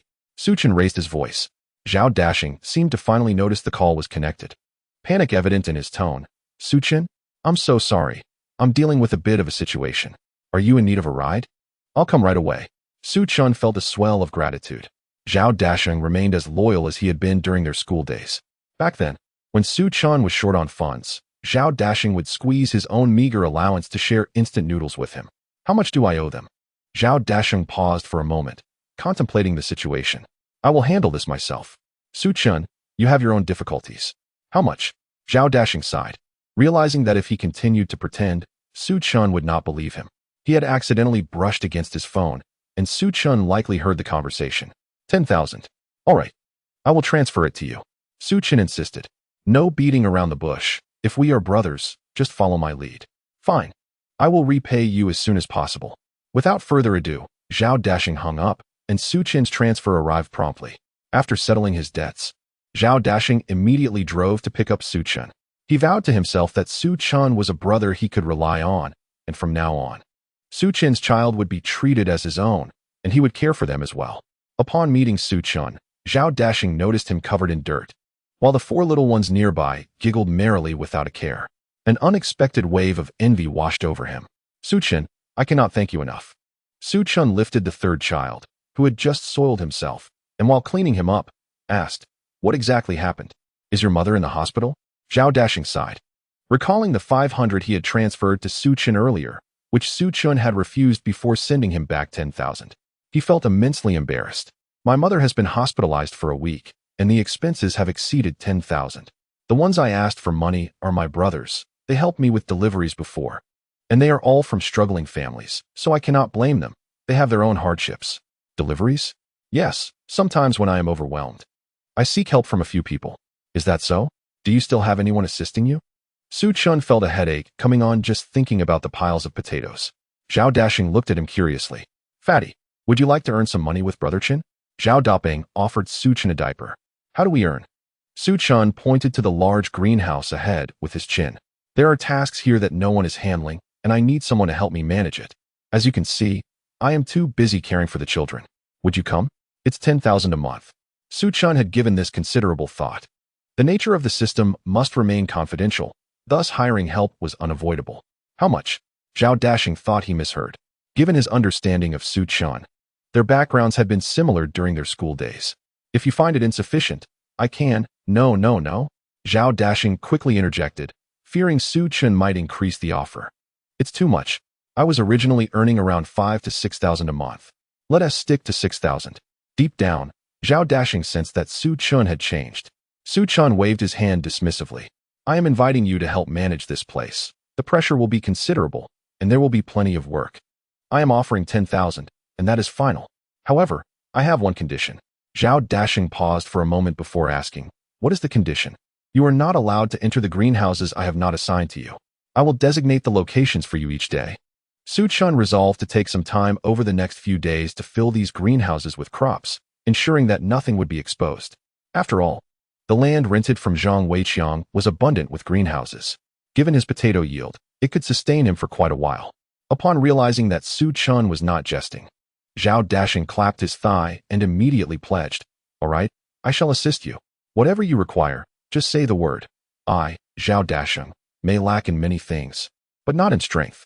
Su Chen couldn't help but chuckle at Zhao Dashing's enthusiasm. First, help me dig up the potatoes from this greenhouse, and we shall send them to the warehouse shortly. After that, I will leave the rest to you, Su Chen instructed. Zhao Dashing nodded vigorously. While working, he was astonished to exclaim, Su Chen, are these potatoes yours? Indeed, why do you ask? Su Chen replied, I heard there's a young man near the vegetable market selling exceptionally good potatoes, but unfortunately, he hasn't set up his stall these past few days. Is that you? Zhao Dashing was taken aback, having heard that the potato vendor made nearly 10,000 yuan a day. It is I, Su Chen admitted, having no intention of concealing the truth from Zhao Dashing. I later negotiated with the market owner and decided to supply them for sale. It seems we are in need of manpower, don't you think? Ah, so that is how it is. Zhao Dashing's gaze towards Su Chen transformed into one of admiration. As he observed the potatoes being unearthed, all of similar size and abundant in quantity, he could no longer suppress his curiosity. Su Chen, what makes these potatoes different from the usual ones? With a smile and a prepared response, Su Chen declared, these are a new variety of potatoes, available only from me. You won't find them elsewhere, so fret not about my business. Just focus on following my lead. Even if other locations had new varieties, Su Chen was confident that the system would swiftly adjust the quality of the potatoes, as the system was indeed invincible. Rest assured, Brother Chen, I shall work diligently. Zhao Dashing thoughtlessly realized he had attached himself to a golden opportunity, and this association invigorated him. Together, they spent most of the day transporting all the potatoes. During their break, Su Chen fed the little ones formula twice. As they were about to leave, Su Chen noticed Air Bao and Si Bao gazing intently at the edge of the field. He turned to see a myriad of small flowers blooming by the roadside. Ding! Congratulations, host, you have activated a new task. Please personally weave flower crowns for the little ones and place them upon their heads. Upon completion, the host shall receive a 7-seater SUV. A 7-seater SUV? How considerate of the system. However, as for weaving flower crowns, he felt quite clumsy. Su Chen picked a flower, inhaling its fragrance. Air Bao and Si Bao's eyes followed his hand eagerly. Zhao Dashing pointed at the two little ones. These two are girls, aren't they? How did you know? Su Chen could hardly recall having introduced Zhao Dashing. The children were enamored with the flowers, as evidenced by their unwavering gaze upon him. Zhao Dashing, surprisingly attentive, inquired if he knew how to weave flower crowns. Indeed, I have crafted them for my sister before. Would you teach me? He asked. Su Chen's innocent request amused Zhao Dashing, a grown man holding a delicate flower, seeking guidance. This simple act highlighted Su Chen's genuine affection for his children. Shall I take over? Zhao Dashing offered. No, it must be me. How else will I acquire the SUV? He was in dire need of a reliable means of transportation. Reluctantly, Zhao Dashing agreed to instruct Su Chen. Utilizing his remarkable memory, Su Chen learned swiftly, completing 4 flower crowns in no time. Presenting the crowns to the children, Da Bao and San Bao, the two boys, tilted their heads in curious fascination. Meanwhile, Air Bao and Si Bao giggled uncontrollably, reaching out eagerly, as if they could dart towards Su Chen for their own. With both hands occupied, Su Chen adorned Air Bao and Si Bao with the crowns. The already cherubic children appeared even more adorable, evoking an irresistible urge to pinch their cheeks. Da Bao and San Bao, initially hesitant, cautiously extended their hands, though their interest seemed lukewarm. Yet, it was too late for dissent as Su Chen placed the remaining crowns upon their heads. Previously shorn bald by Wen Chi Chi, De Bao and San Bao wore hats when they ventured out. Now, with the addition of the flower crowns, they appeared utterly comical. Zhao Dashing burst into laughter, remarking, "Aren't these two boys? Typically, boys shy away from flowers." Su Chun joined in the mirth, and upon seeing their joy, De Bao and San Bao beamed alongside them, creating a harmonious scene that made it difficult for Su Chun to tear himself away. Suddenly, a notification chimed. "Congratulations, host. You have completed the task. The 7-seat SUV is parked discreetly downstairs, and the key is in your pocket. Please retrieve it at your convenience." How swift. Su Chun reached into his pocket and indeed found a car key. "Let us go home," he declared, excited about picking up Wen Chi in the new vehicle. Zhao Dashing graciously assumed the role of driver, escorting Su Chun and the children back. Before departing, Su Chun handed Zhao Dashing a sizable sack of potatoes along with an address, requesting that he deliver them the following morning. Enchanted by Su Chun, Zhao Dashing complied without hesitation, adhering to his every word. Upon returning, Su Chun wheeled the children downstairs, where a crowd had gathered. "Goodness, whose car is that? It's so striking," one exclaimed. "That vehicle must be worth a fortune. Since when did our neighborhood attract such affluent individuals?" Another added, "I've never seen an SUV so luxurious." Wang Jia, the landlord of Wen Chi, was also in the crowd, her voice booming as she shouted, "That vehicle parked downstairs must belong to our building, right? I heard that our neighbor from upstairs returned from abroad this morning. The man from that household is my cousin. Perhaps he is the one who drove it back. Is he that impressive? Wang Jia, has your cousin married? Do introduce him to me." "Haha, he is still single. But if you want me to make an introduction, you must grasp my implication." Wang Jia twirled her fingers, and several individuals immediately understood her meaning. "Rest assured, Wang Jia, your red envelope will be substantial. If this works out, I'll even prepare a hefty bonus for you." Wang Jia took out her phone, ready to scan and receive the promised red envelope. Just then, a figure pushed through the crowd, steering a stroller adorned with floral wreaths, approaching with a smile. "Make way. Make way."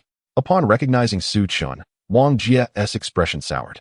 As Wen Chi's landlord, she was familiar with Su Chun and knew he was connected to Wen Chi. Over the past year, Wen Chi often delayed her rent payments.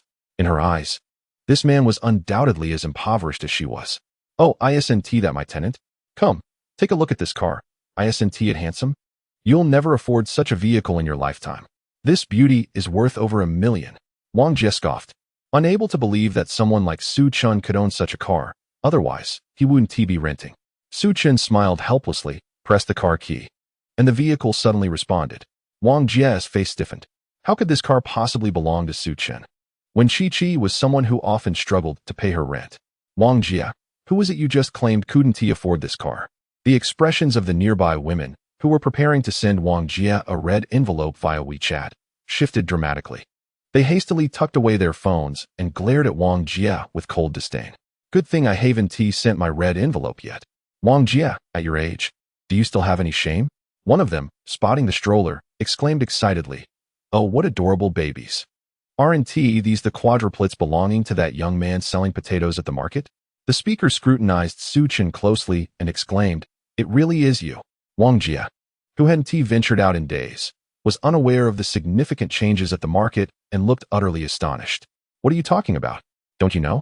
Those potatoes are exceptionally delicious. I bought plenty. I never used to eat potatoes, but I devoured 3 meals worth yesterday. My family loves them, and they insisted I return today.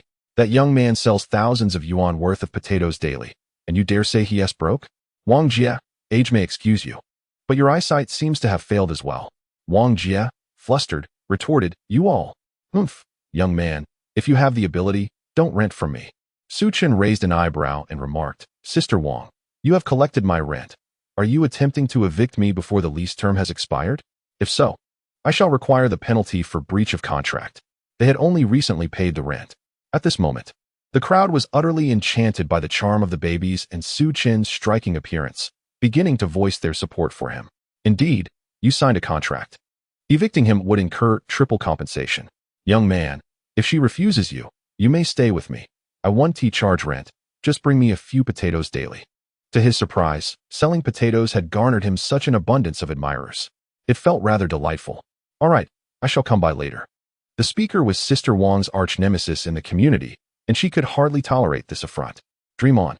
With the rent not yet due, you shan't leave. With that, Sister Wang stormed off in a huff. Su Chan observed her retreating figure with a sense of resignation. The aunties had already encircled the babies, showering them with affection. Young man, why aren't you selling potatoes today? Yes, I was looking forward to buying some. If you don't come, my grandson will be in tears. I have some matters to attend to today, but I will be selling tomorrow. By the way, I have entrusted the potatoes to the local market, so you can purchase them there without waiting for me. Su Chan explained. Really? That is wonderful. You are such a good person. No wonder you have such adorable babies. Su Chan smiled. If this continued, he would be late picking up when Chi-Chi. Protecting the babies close to him, he announced, ladies, I must go pick up my wife. I will show you the babies another time. Absolutely. He is indeed a good man. A skilled caregiver. I shall have my son learn from you. After much effort, Su Chan managed to extricate himself from the crowd and carefully placed the babies in the car. The system had thoughtfully equipped the vehicle with 4 safety seats, alleviating any concerns he might have had. Once inside, Su Chan messaged Qian Hu, instructing him to retrieve the potatoes from the warehouse the following day, and then he headed straight to Ning University. At Ningzhou University, when Chi-Chi was in good spirits today, despite Shen Ming Yao incessantly pestering her to introduce her to a boyfriend. The school day had concluded, and students began to exit the campus in small groups. Shen Ming Yao persistently trailed when male classmates approached to greet her. They were met with a fierce glare from Shen Ming Yao.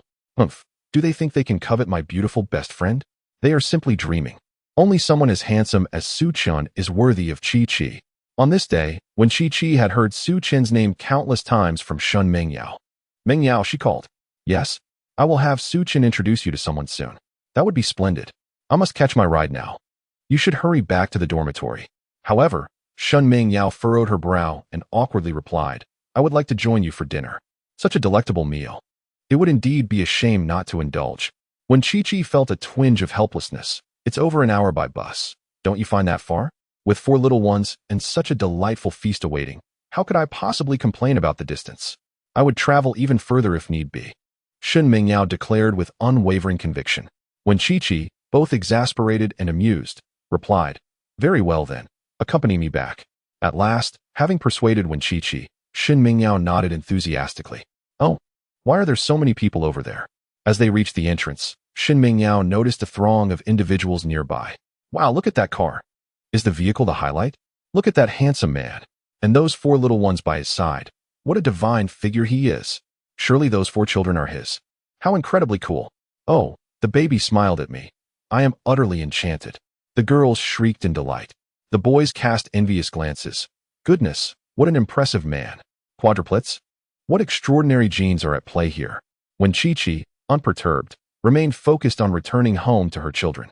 Shen Ming Yao gazed in that direction, suddenly astonished. Chi-Chi. Isn't that Su Chan? Chapter 30. The luxurious car and beautiful women. Envy of the crowd beside an exquisite and elegant SUV. Su Chan leaned against the car door, cradling the most spirited of the quadruplets. The eldest and second children sat in adjacent infant seats, gazing at the bustling crowd with wide-eyed wonder. Each child wore a floral crown. The second and fourth had longer hair, their delicate features rendering them even more endearing. The eldest and third wore hats, their boyish angles accentuated by the floral adornments, giving them an adorably naive appearance. Oh, these 4 little ones are simply too adorable. Even I, someone who typically shies away from children, find myself yearning for a baby. When Chi-Chi observed Su Chan, who wore a perpetual smile, seemingly unaffected by the world around him, he entertained the quadruplets one moment and crouched down to engage with the other 3 children the next. The 4th child in his arms appeared particularly joyful. When Chi-Chi nearly forgot that the 4th was the most difficult to soothe, the frail child seemed to have gained some weight in recent days. Chi-Chi, what are you waiting for? Hurry over, this is so romantic. Shen Ming Yao, noticing when Chi-Chi's hesitation, grew even more anxious than when Chi-Chi herself. If you don't approach, I will. Let me tell you, a man as wonderful as Su Chan will attract attention, and you must seize the opportunity. Feeling a sense of urgency, when Chi-Chi gritted her teeth and made her way over, Shen Ming Yao, with a triumphant expression, drew closer to the crowd. A few girls were engaged in lively discussion. What do you think this handsome man is doing here? Surely he is waiting for his wife. Isn't it obvious? Wife? Which teacher in our school has given birth to quadruplets? That would be none. Shin Mingyao raised her voice with pride. It could also be one of our students. Only Shin Mingyao was privy to the matter concerning Wen Qiqi and Su Chun, which filled her with delight. It felt as if a colossal scandal was igniting a sensation. And she was the sole confidant. Students? Surely not. Although marriage is permissible in university now, I have yet to hear of anyone in our school tying the knot. Well, you'll find out shortly. Amidst the astonished gazes of a few, a slender girl gracefully emerged from the crowd.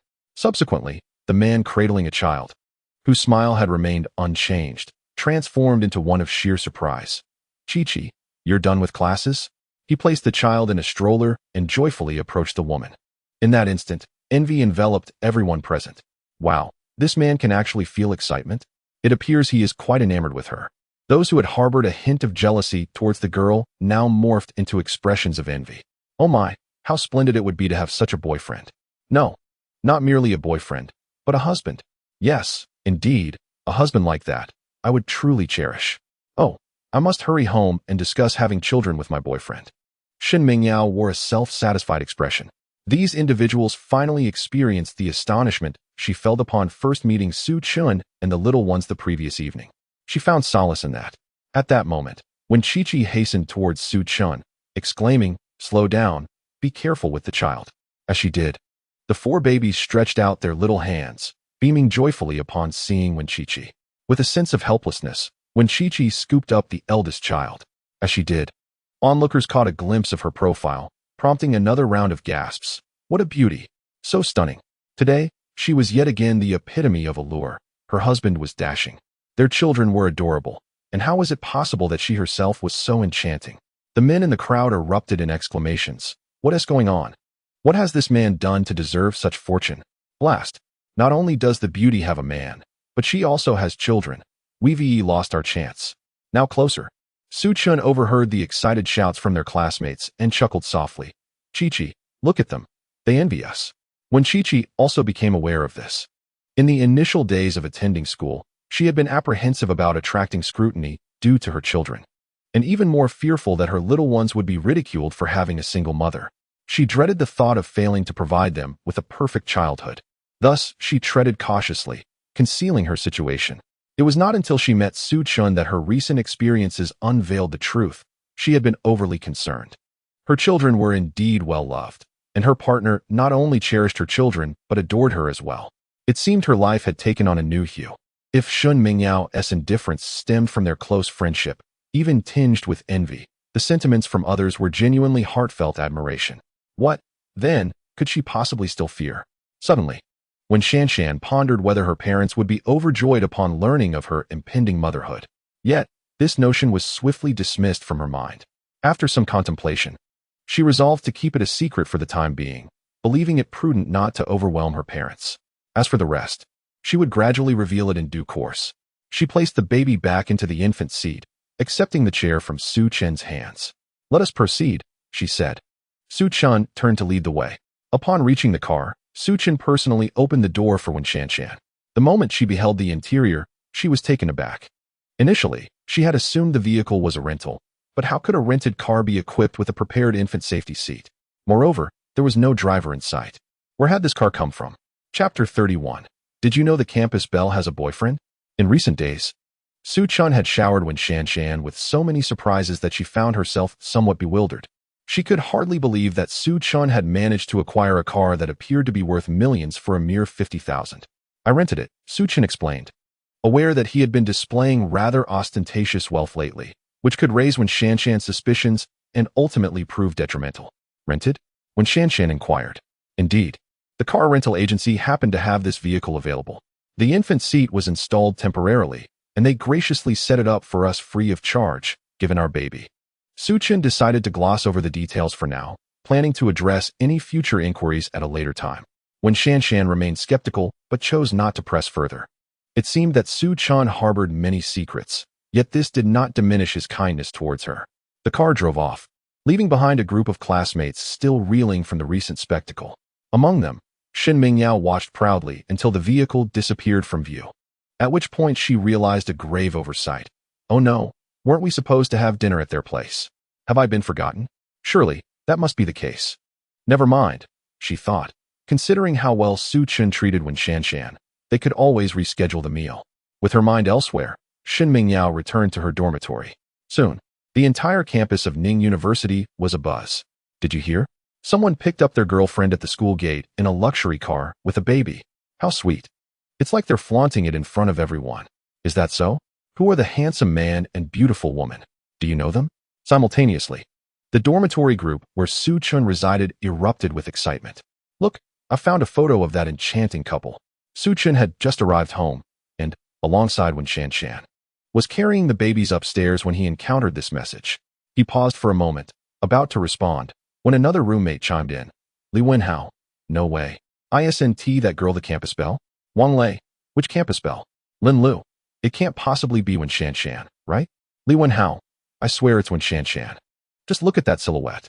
With an exquisite figure and elegantly long legs, her profile alone is enough to captivate anyone. Who, other than Wen Shizhao, possesses such charm in our school? Lin Lu exclaimed. Damn, you're right. I'm doomed. I've lost my chance at love. Su Chen also opened the photo. In the image, one could only see Wen Shizhao's back as she walked away.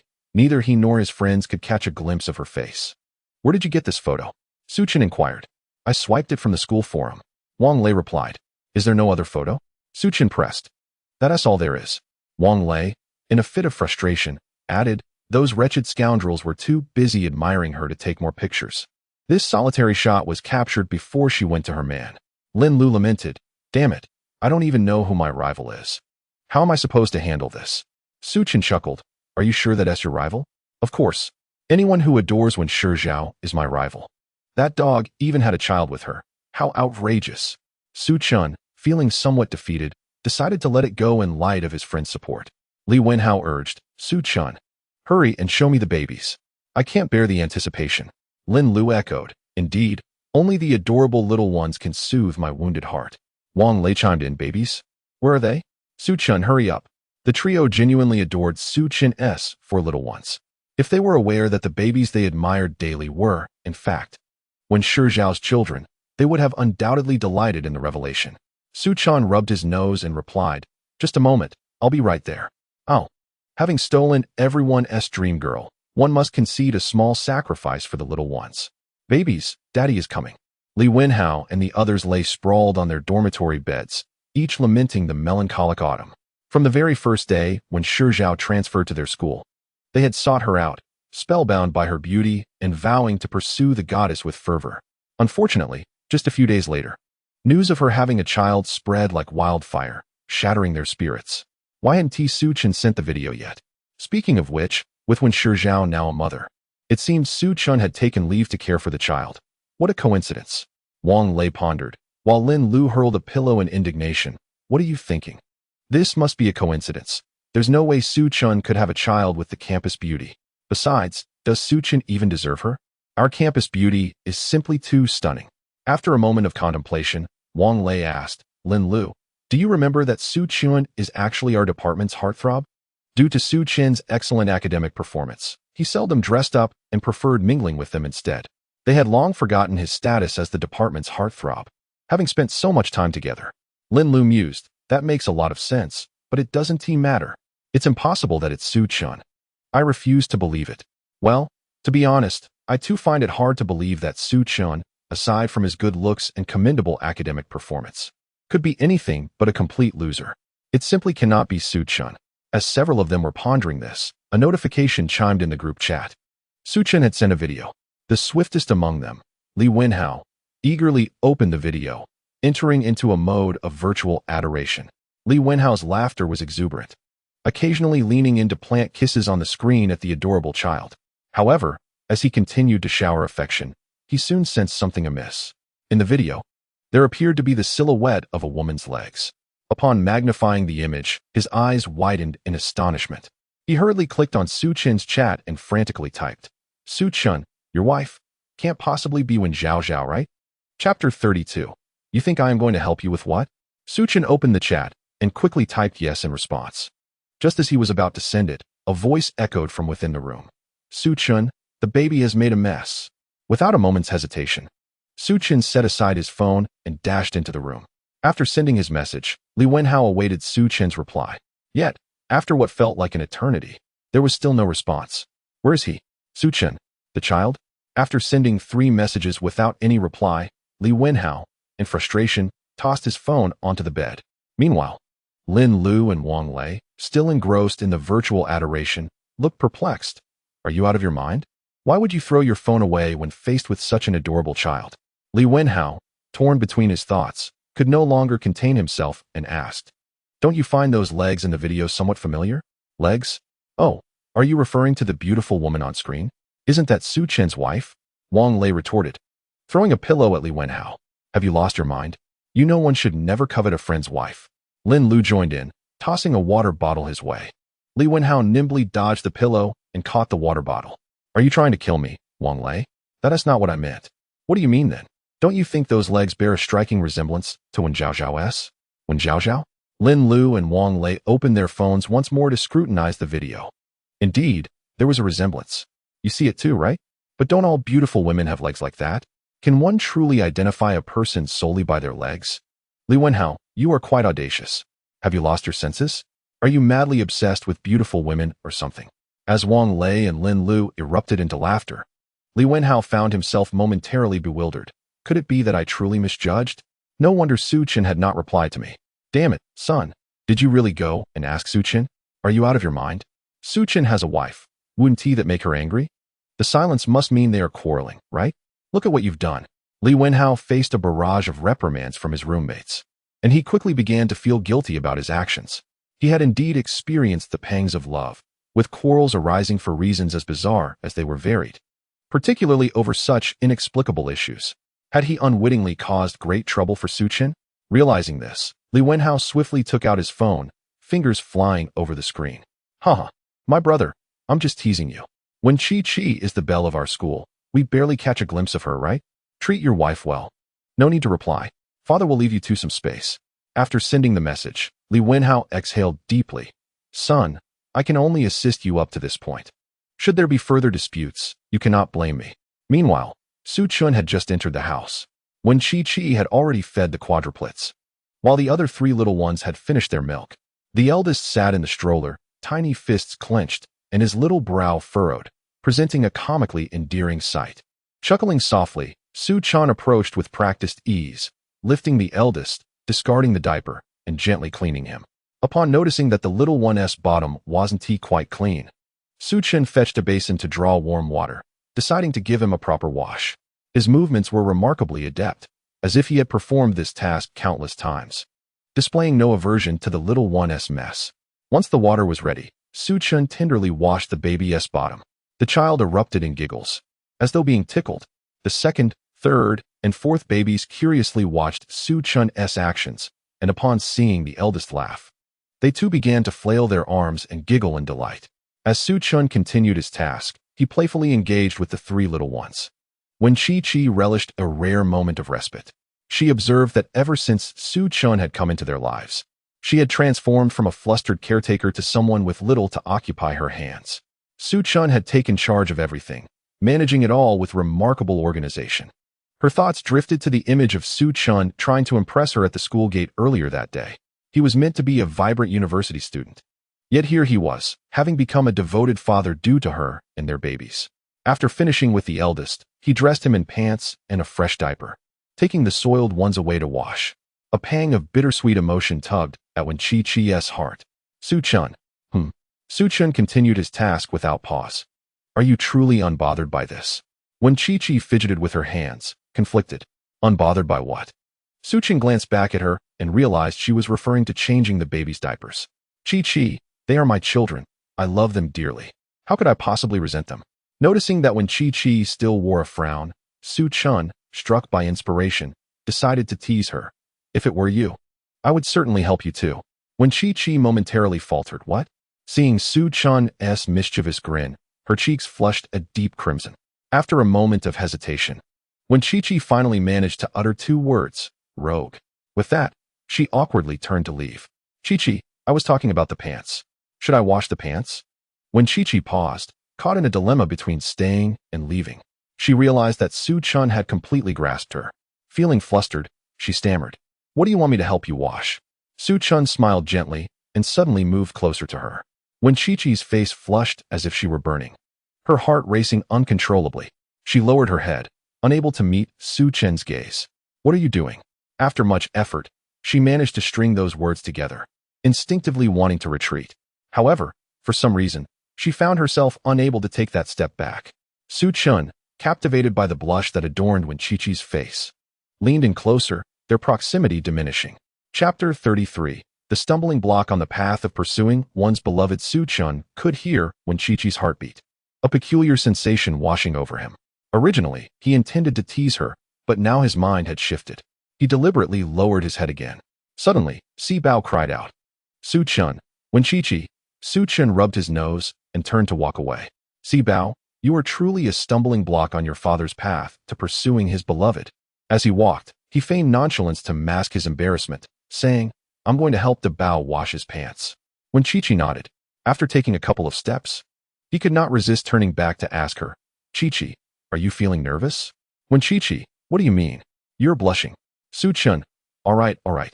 I won't say anything more. I'm leaving." When Chi-Chi looked up to see Su Chen casting her a flirtatious glance, the memory of the earlier moment flooded back. Had Si Bao not cried, would he have leaned in to kiss her? Now that everything felt disrupted, she inexplicably experienced a sense of loss. Shaking her head in confusion, she chided herself. When Chi-Chi, are you out of your mind? What are you thinking? After picking up Si Bao and playing with the other children for a while, she began to calm down.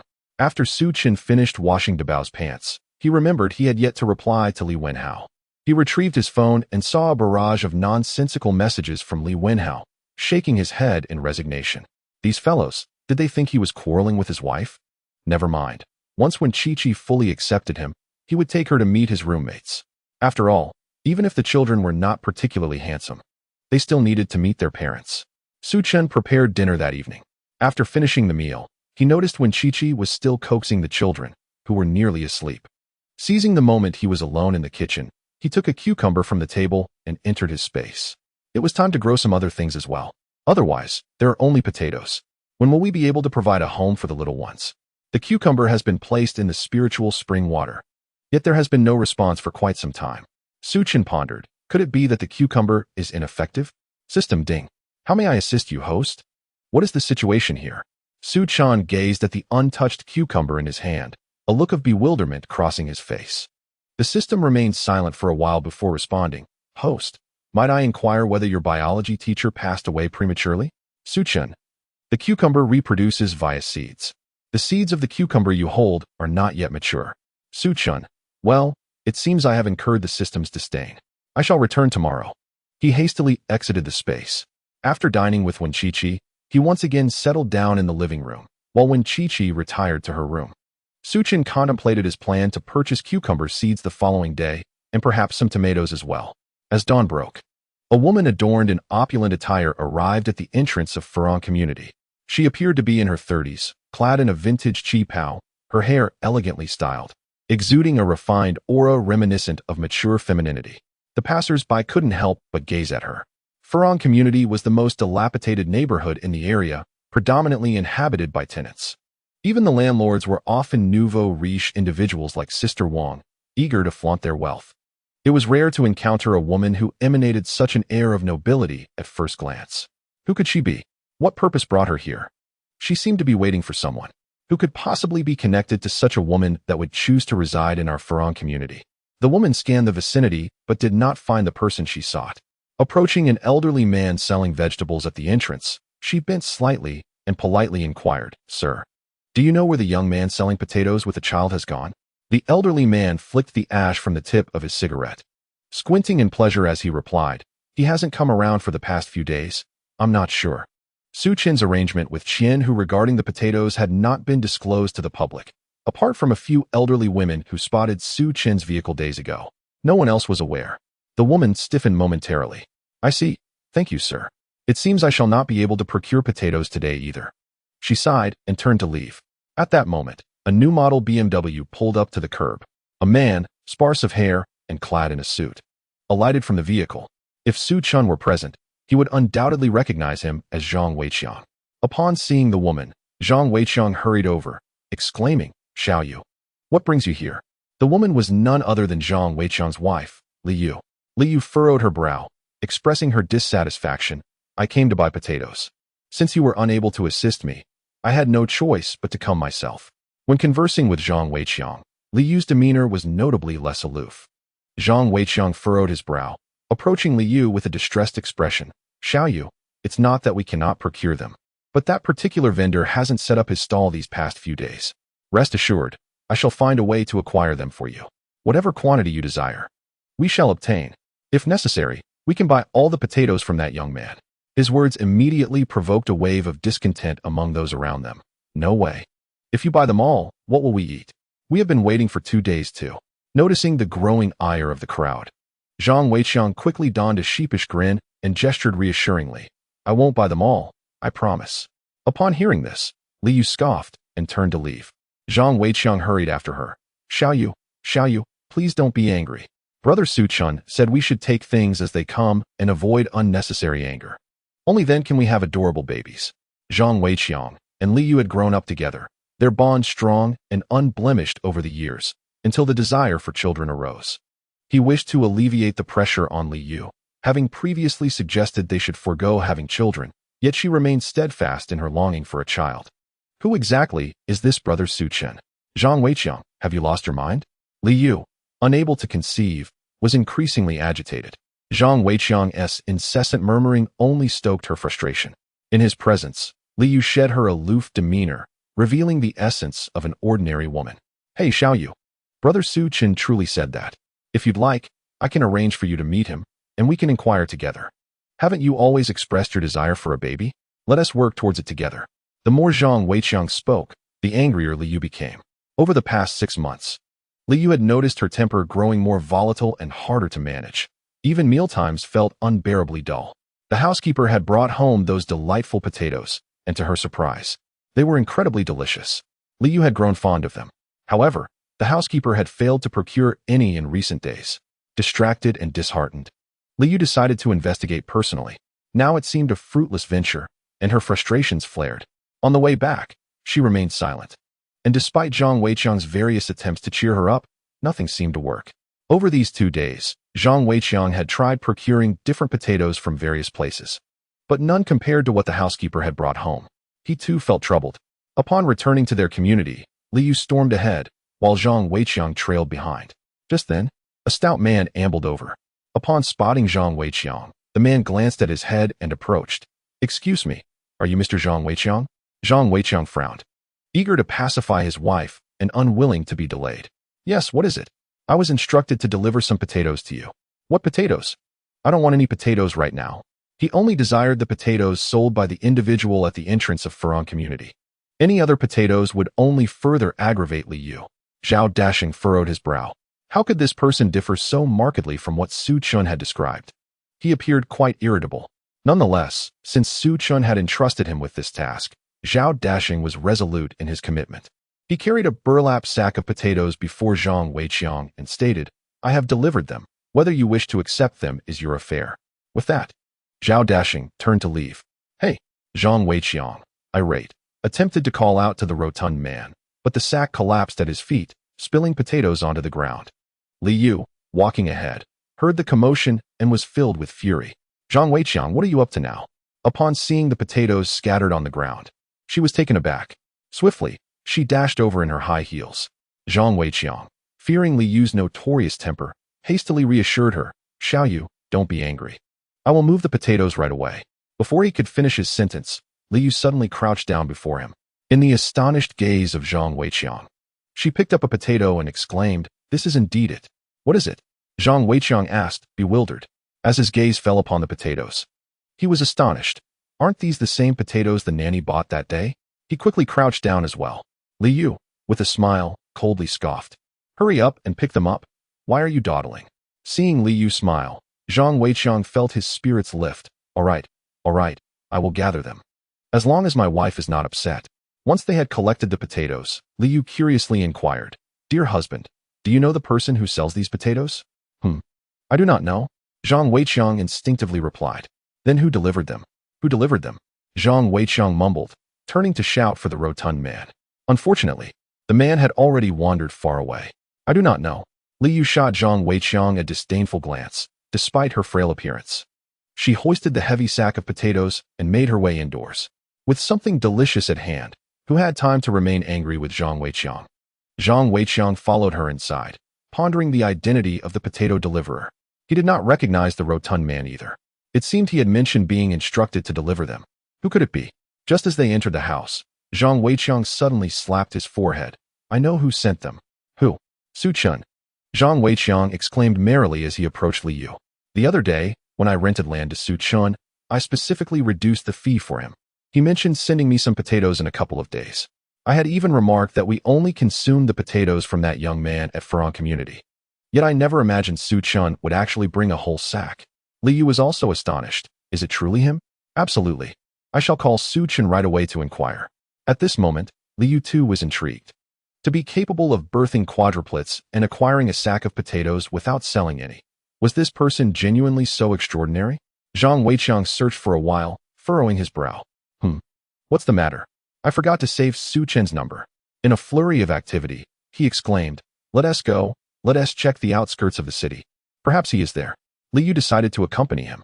At that moment, Su Chun had just returned after dropping the little ones off at school. He drove straight to the market to purchase tomato and cucumber seeds, swiftly entered his space to test them, and confirmed that both cucumbers and tomatoes would indeed thrive. He then drove to the fields where Zhao Dapeng was already hard at work. Upon seeing Su Chun approach in a car, he was taken aback. As he helped Su Chun lift the children down, he asked, Su Chun, is this your car? When did you buy it? Yesterday, Su Chun replied. Yesterday? That was so quick. How astonishing. Yes, I felt it was inconvenient, so I went and bought a car. That seems rather casual, Zhao Dapeng remarked, astonished once more. Su Chun had indeed changed from how he used to be. By the way, my friend, Zhao Dapeng said, what is your command? Please don't call me boss. Just call me Su Chun. I wanted to ask if your mother still needs financial assistance. If so, just let me know. Zhao Dapeng felt a wave of gratitude. Although Su Chun had become wealthy, he showed no signs of arrogance and remained as loyal as ever. Following Su Chun was undoubtedly the best decision of his life. No worries. She is preparing for discharge. She just needs to recuperate at home.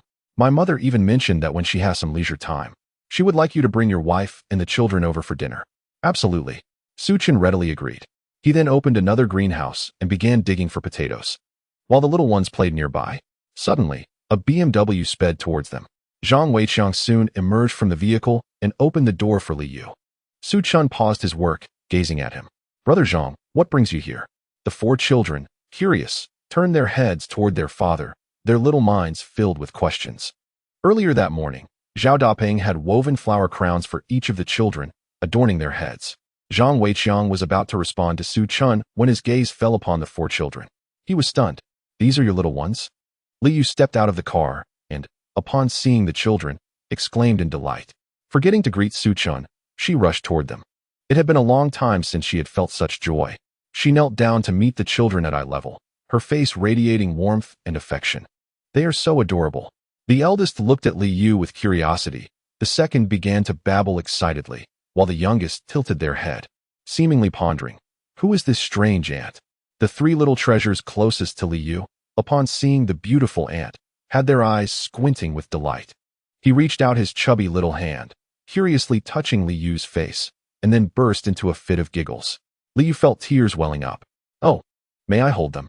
Zhang Weiqiang stood behind Li Yu, and the moment the little one saw him, he let out a wail. Zhang Weiqiang, flustered, exclaimed, Baby, baby. Please don't cry. Lacking any experience with children, he was utterly at a loss. Li Yu scolded Zhang Weiqiang. Look at you, go away. You frightened the little ones. Zhang Weiqiang cast a look of grievance towards Su Chun, who also appeared helpless, feeling invisible in the presence of the babies. Brother Zhang, is this your sister-in-law? It's all right, if you want to hold them. They seem to like her very much, Li Yu said joyfully, completely forgetting that she was a refined lady. Carefully, she lifted the three treasures, such a good boy. Darling, we must hurry and have a baby. All right, let us get to it, Zhang Weiqiang responded cheerfully. Did you see? I told you Su Chun is impressive. What he said must be true. Indeed remarkable. Thank you. Su Chun. The exchange left Su Chun in a daze. What did I say? By the way, Brother Zhang, did you come to see me for something? Chapter 35, Astonishment. You grew the potatoes? Zhang Weiqiang stood up, serious in demeanor. Brother Su Chun, those potatoes were sent by you, right? Su Chun nodded, having identified the potato supplier. Zhang Weiqiang joyfully turned to Li Yu. Little Yu, it's really Su Chun. Li Yu, cradling the three treasures, was beaming. I didn't expect you to know such an impressive person. Turning to Su Chun, she asked, do you know the person who sells the potatoes? Noticing Su Chin's confusion, Zhang Weiqiang quickly added, your sister-in-law hasn't had much of an appetite lately and has lost weight over the past 6 months. She loves those potatoes. And we've been searching for 2 days. That young man hasn't set up his stall again. Upon hearing this, Su Chin began to understand Zhang Weiqiang's intentions. How about this, Brother Zhang? I'll have someone deliver some to you every day. Zhang Weiqiang, being a decent person, didn't mind the abundance of potatoes Su Chun had. That won't do. Those potatoes cost 10 yuan per jean. How much would that amount to every day? Zhang Weiqiang urgently declined. Li Yu was also surprised that Su Chun was truly as good-natured as Zhang Weiqiang had described. Brother Su Chun, just tell Weiqiang. If it's inconvenient, we can pay you, including the delivery fee. Zhang Weiqiang nodded in agreement. Su Chun couldn't help but smile. They were both wonderful individuals. No need, Brother Zhang. I've actually packed these potatoes already. Shall I send them over now? As Su Chin's words lingered in the air, Zhao Dasheng emerged from the greenhouse. Upon spotting Zhang Weiqiang, Zhao Dasheng momentarily froze. Zhang Weiqiang, recognizing Zhao Dasheng, was about to greet him when he suddenly noticed the potatoes in Zhao Dasheng's hands. Moments later, Zhao Dasheng dragged out a sack full of potatoes. Zhang Weiqiang, astonished, exclaimed, Brother, did you purchase all those potatoes? No wonder that fellow wasn't selling them. Zhao Dasheng boomed. What do you mean Su Chun bought them? These potatoes are all cultivated by my brother Chun. Observing the astonishment in Zhang Weiqiang's eyes, Zhao Dasheng added, the sack I gifted you was also grown by Su Chun. What? Zhang Weiqiang's mouth dropped in disbelief. Su Chun, you grew these yourself?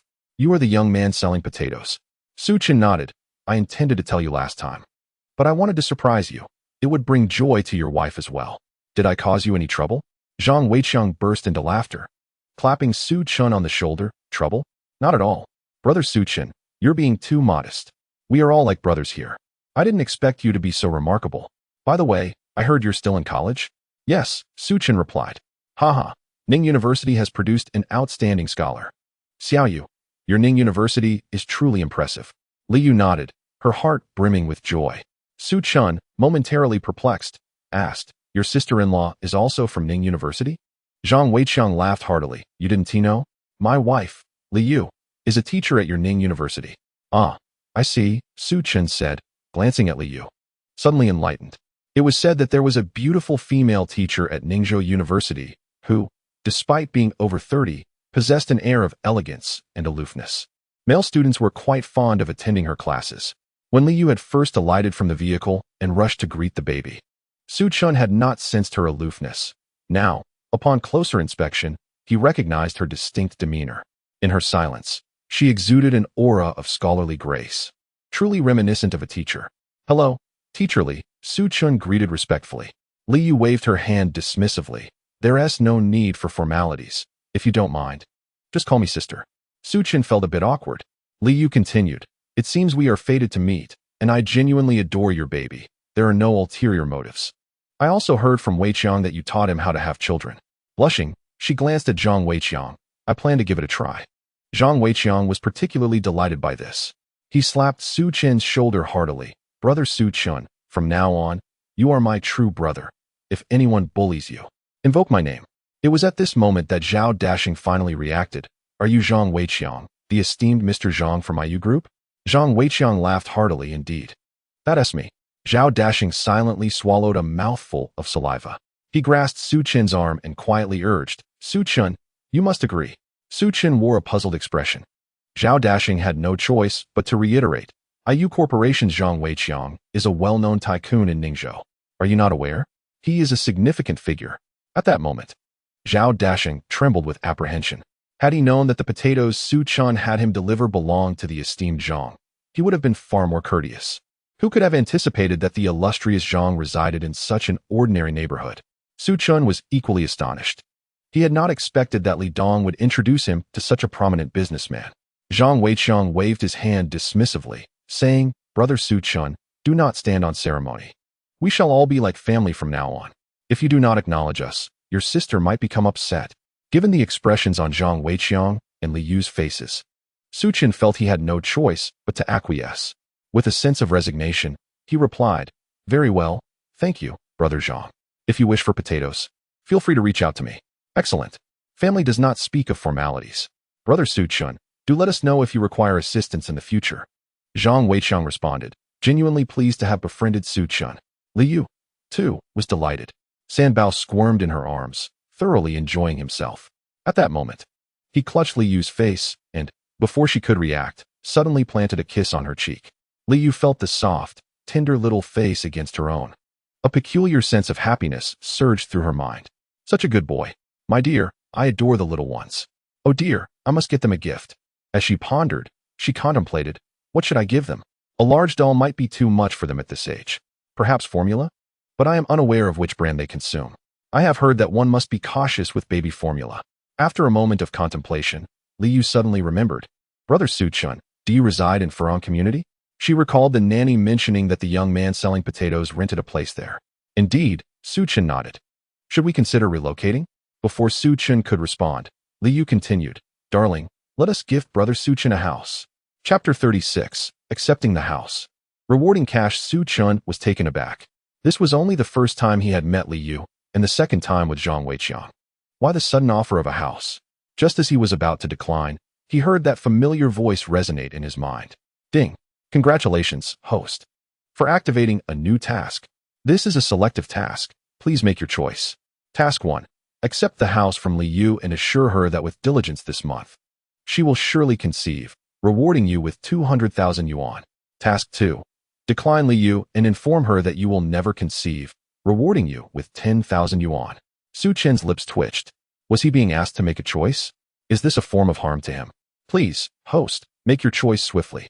Su Chen's expression was a vivid tapestry of emotions, while Li Yu assumed that he was frightened. She gestured towards the potatoes and said, Brother Su Chen, you wouldn't want your sister to go hungry every day, would you? I shall depend on these potatoes to survive. If you don't accept them, I would feel quite remiss. With such a statement, Su Chen found it difficult to refuse. He sighed and inwardly addressed the system. I suppose I have no choice but to select one, right? Turning to Li Yu, he continued, All right, sister, from now on, whenever I harvest fresh vegetables, I shall send some your way. Do indulge in the freshness.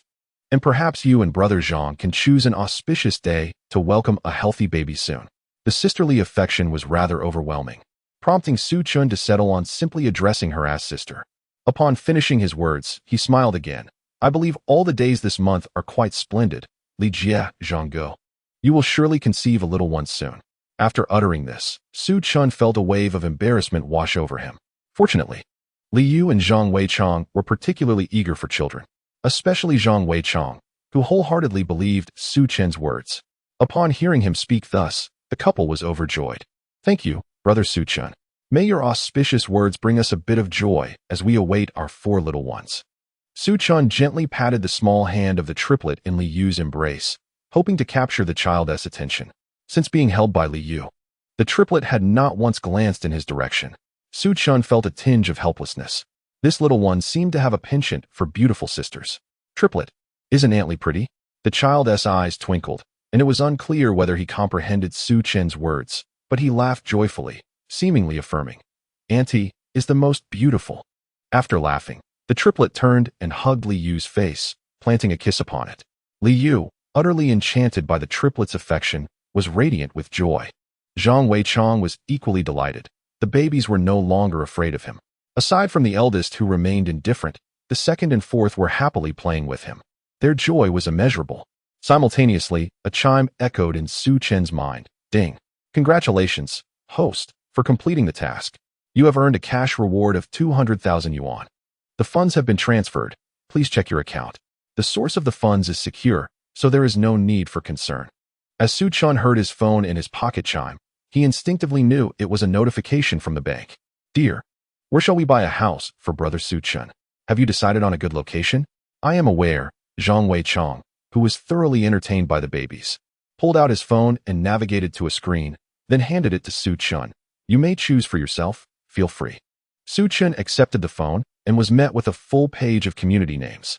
Zhao Dashing also offered a suggestion. Upon seeing the first name, he gasped in surprise. Xishan Maple Forest? Isn't that a villa district only affordable to the wealthiest in Ningzhou? Worth at least several tens of millions, right? Lianhua number 1. While it may not compare to Xishan Fenglin, it still commands a price in the millions. Huxin Island. Zhao Dashing felt a wave of disbelief wash over him. Surely, this must be worth over 100 million?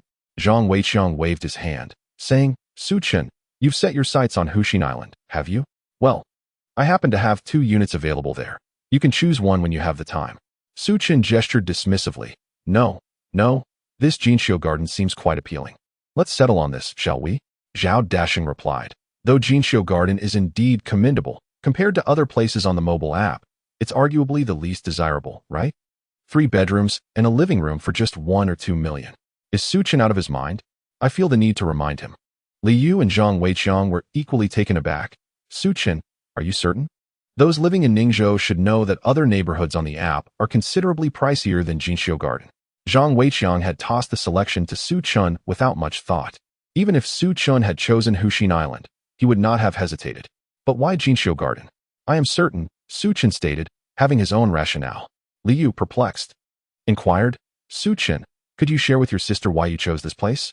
She believed there must be a compelling reason behind Su Chen's choice. Su Chen smiled. It's because I need to attend school. The children's mother is also at Ningda, and Jinxiu Garden is conveniently close to the school. He had long desired to purchase a home near the campus. It's merely a 20-minute walk from Jinxiu Garden to the school.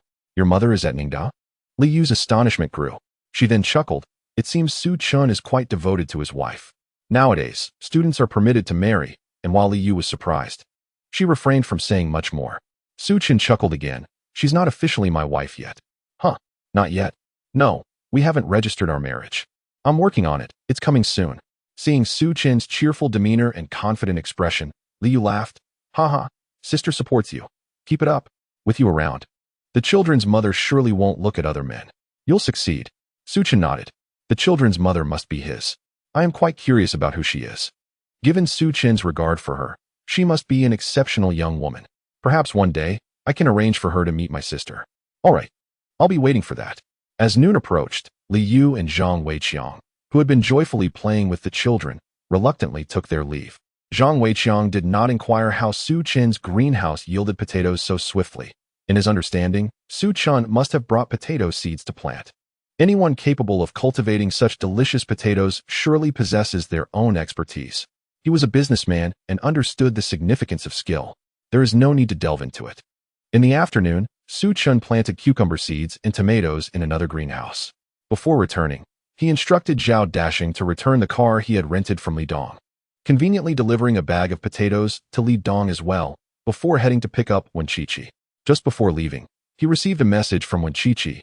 Su Chen, if you come to pick me up tonight, please be discreet. Wen Qiqi had already had a chaotic day, although she had prepared herself before leaving in the morning.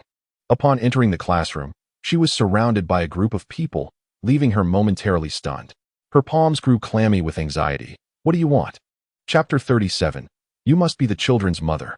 Wen Qiqi had seen the photos on the forum yesterday and hoped that no one would recognize her. Unfortunately, reality did not align with her wishes. Although it was merely a silhouette, someone still recognized her. One girl, who happened to pass by the entrance of Ning University yesterday, curiously inquired, Wen Qiqi, are those 4 babies yours? Upon seeing Wen Qiqi being targeted, Shin Mingyao immediately stepped forward to shield her.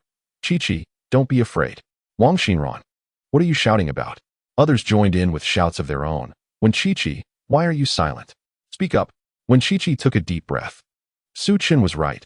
They were all her babies, and there was nothing to be ashamed of. She might face criticism, but that would not diminish the love she shared with her children. Yes, they are mine. They are just 6 months old. Shin Mingyao felt anxious. She had always known that Wen Qiqi had children, but had never mentioned it. She worried about the negative impact this revelation might have on Wen Qiqi. Just moments ago, Shin Mingyao had been pondering how to downplay the situation, yet now, Wen Qiqi had confessed it herself. Shin Mingyao was taken aback. At that moment, a chorus erupted around them. Wow, Wen Qiqi has admitted it. They are truly your babies, quadruplets. How impressive. Only a stunning girl like Wen Qiqi could have quadruplets, right? I'm feeling envious. The loudest among them, Wang Xinran excitedly approached and grasped Wen Qiqi's hand. Qiqi, could you share a photo of your babies with me? When she had seen the 4 children the day before, Wang Xinran had been too caught up in her excitement to take any pictures and had left due to an urgent matter. She had not seen Wen Qiqi or Shen Mingyao at that time. Upon returning home, she increasingly regretted not capturing images of such adorable babies to use as her screensaver. Fortunately, that evening, she had come across a photo. The profile in the picture bore a striking resemblance to Wen Qiqi, leaving Wang Xinran thrilled. Unable to sleep well that night, she arrived early the next morning just to ask Wen Qiqi for a photo. Wen Qiqi was utterly bewildered. What was happening? How could they be more excited than themselves? And they want photos too? Wang Xinran shyly scratched her head and said, I want to use them as my screensaver. Uffed. Wen Qiqi couldn't help but laugh, the earlier tension evaporating in an instant. The classmates began to exclaim in unison, photos? Where are they? I want to see. I heard that the babies who appeared yesterday were particularly adorable, as if they had stepped out of a painting. I have yet to see them. The excitement among the classmates grew. At that moment, Shen Mingyao transformed her anxiety into pride. Qiqi's little ones were quite the sensation. She felt immense joy. Moreover, she was the first to have seen them, not only having seen them, but also having held and kissed them. In the class, she was truly one of a kind. Shen Mingyao approached Wen Qiqi and suggested, why not let them have a look? Just look at how eager they are. Wen Qiqi nodded and opened her phone, sending a picture to Wang Xinran. Upon opening the larger image, Wang Xinran was greeted with the sight of 4 adorable babies tilting their heads and smiling at the screen. Their appearance was utterly heart-melting. Someone exclaimed in astonishment, it seems there's no beauty filter? Wen Qiqi replied, indeed, I didn't use a beauty filter. The classmates erupted once more. What? They're not filtered? The babies are too beautiful. They perfectly inherit Wen Qiqi's genes. Let me see, let me see. Someone snatched the phone from Wang Xinran's hands. Soon, the phone was passed around, and those who had seen it wore looks of amazement. I can't believe it. They are truly quadruplets. Incredible. How I wish to have such adorable babies. The boys felt a tinge of sadness over Wen Qiqi having children, but upon seeing the babies, their irritation dissipated. The babies were a remedy for all woes. Wen Qiqi had not anticipated such a reaction. Her earlier gloom had long since vanished. It seemed that ever since meeting Su Chan, everything had changed for the better. Shen Mingyao pulled Wen Qiqi to sit at their desks. Wang Xinran, having fulfilled her wish, set the photos of the 4 babies as her screensaver, her heart blooming with joy each time she unlocked her phone. That day, Wen Qiqi was exceptionally happy. As school drew to a close, the classmates gathered around, each curiously asking, Qiqi, is your boyfriend coming to pick you up today? Don't misunderstand. We simply want to see which man is so exceptional. I've heard he is quite handsome. Wen Qiqi lowered her head, her face turning crimson. She had initially intended to deny it immediately. But how could she articulate that Su Chan was not yet her boyfriend? Shen Mingyao sidled up to Wen Qiqi, playfully teasing. Haha. Qiqi, you better keep an eye on your boyfriend, or he might get taken away. Might he really be taken? Wen Qiqi pondered this carefully. Su Chan was indeed very handsome, and with such a wonderful personality, he was kind to others. Surely, girls would be fond of him, wouldn't they? Upon contemplating this, Wen Qi felt a twinge of jealousy. Perhaps it would be best to keep Su Chan hidden away. Although she was certain that Su Chan had no interest in other girls, she could not guarantee that they would feel the same towards him. Thus, Wen Qi could not resist messaging Su Chan, advising him to maintain a low profile that evening. I apologize, but my boyfriend is at home taking care of the child, so I may not be able to make it today. The mere mention of the term boyfriend caused her cheeks to flush. Nevertheless, upon witnessing the eager expressions of her female peers, she gritted her teeth and spoke. No sooner had she finished her sentence than the girls erupted in excitement. Taking care of a child? A man at home caring for a child? What a rare gem of a man. I am utterly smitten. I hope my future husband can also take on such responsibilities, allowing me to simply enjoy life as a fairy. Haha, look at you, daydreaming again, Wen Qi chuckled helplessly. After school, Shen Mingyao accompanied Wen Qi as they walked outside. Shen Mingyao appeared somewhat disheartened. Is it true that Su Chan isn't coming to pick you up today? Shoo. Wen Qi placed a finger to her lips, lowering her head as she softly replied, he is coming. Then why did you say he wasn't? Shen Mingyao's voice was initially loud, but she quickly realized her error and lowered her tone. How can you say he isn't coming? Noticing the blush on Wen Qi's cheeks, Shen Mingyao suddenly understood. Qi, are you afraid of your man being taken away? Chapter 38. Li Wenhao was stunned, struck by the heart's truth, when Shi's face flushed anew. Haha, I told you. What kind of good man like Su Chun would not be eager to pick you up? To be honest, if it weren't for the fact that Su Chun is with you, I would certainly try to snatch him away. Seeing when Shi hesitate to speak, Shin Mingyao continued. But rest assured, as a sister, I would never steal your man. By the way, have you and Su Chun registered your marriage? When Shi shook her head. Not yet. What is going on? You already have a child. Why haven't you registered? However, when Shi wanted to offer an explanation, yet the words eluded her. Shin Mingyao said, Shi, I'm not trying to criticize you, but look at the reaction of our classmates. They haven't even met Su Chun yet, and they are already so infatuated. If you were to appear before them, they would definitely be captivated. If you don't seize this opportunity, someone else will. But no buts. Quickly think of a way to secure Su Chun. Secure Su Chun? When Shi bit her lip, contemplating the feasibility of this endeavor. At that moment, a sudden exclamation echoed from behind them. Is that you, Schoolbell? Shin Mingyao turned to see a tall man, approximately 6 feet, clad in sports attire, with tousled hair and a basketball cradled in his arms, gazing at Wen Shi with an inquisitive expression. His gaze seemed to bore into her very essence. Without hesitation, Shin Mingyao pulled Wen Shi behind her and sternly asked, Who are you? Our campus belle has a boyfriend. Let's leave. Li Wenhao, having finally found a rare opportunity to meet Wen Qiqi alone, wished to inquire about something. Who is this person? His words implied an inappropriate intention towards the campus beauty. He furrowed his brow, deciding not to engage with Shin Mingyao. Is that really you, Senior Qiqi? I have a matter I would like to discuss with you privately. If I may? When Qiqi assumed Li Wenhao was like those other classmates who flirted casually and intended to disregard him. Shin Mingyao, feeling ignored, grew increasingly irate. How can you be so inconsiderate? I've already mentioned that Qiqi has a boyfriend. Li Wenhao could no longer tolerate Shin Mingyao's interruptions. I merely wish to ask a question. How could such an unreasonable person be in the presence of the campus beauty? As Shin Mingyao and the male classmate were on the verge of quarreling, when Qiqi, feeling helpless, grasped Shin Mingyao's arm and politely asked, What would you like to inquire about? Li Wenhao hesitated. This. When Qiqi reassured him. You can ask here. It's all right. Yao Yao is my good friend. After pondering for a moment, Li Wenhao finally posed his question. Do you know Su Chun? This question had occupied his thoughts throughout the night. After messaging Su Chun yesterday, he lay in bed, increasingly uneasy. He had found screenshots from a forum and discovered that the shoes worn by the campus beauty were identical to those seen in Su Chun's video. It couldn't merely be a figment of his imagination. While it was entirely possible that this was a mere coincidence, Li Wenhao felt that the coincidences were too numerous to dismiss. He contemplated asking Su Chun directly, but feared that it might create an awkward situation for Su Chun and his girlfriend. Unable to suppress his curiosity, he sought a middle ground by deciding to ask Wen Qiqi. Fortunately, today presented that opportunity. Wen Qiqi was momentarily taken aback. This person knew Su Chun. She recalled that the voice she heard during Su Chun's voice chats with his roommates was indeed that of Li Wenhao. Had Su Chun not mentioned their relationship to his roommates yet? A strange sense of disappointment washed over her. How should she respond? Wen Qiqi found herself uncertain.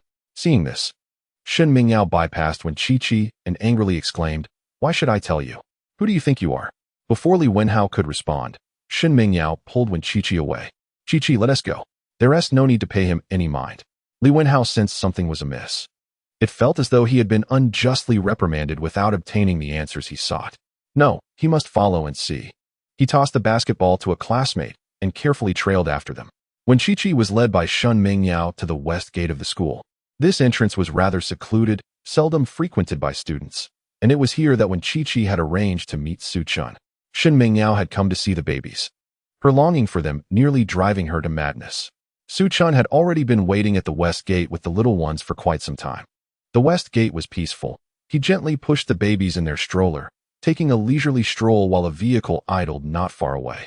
Before catching sight of Wen Qiqi, the eldest and the third baby began to squeal in delight.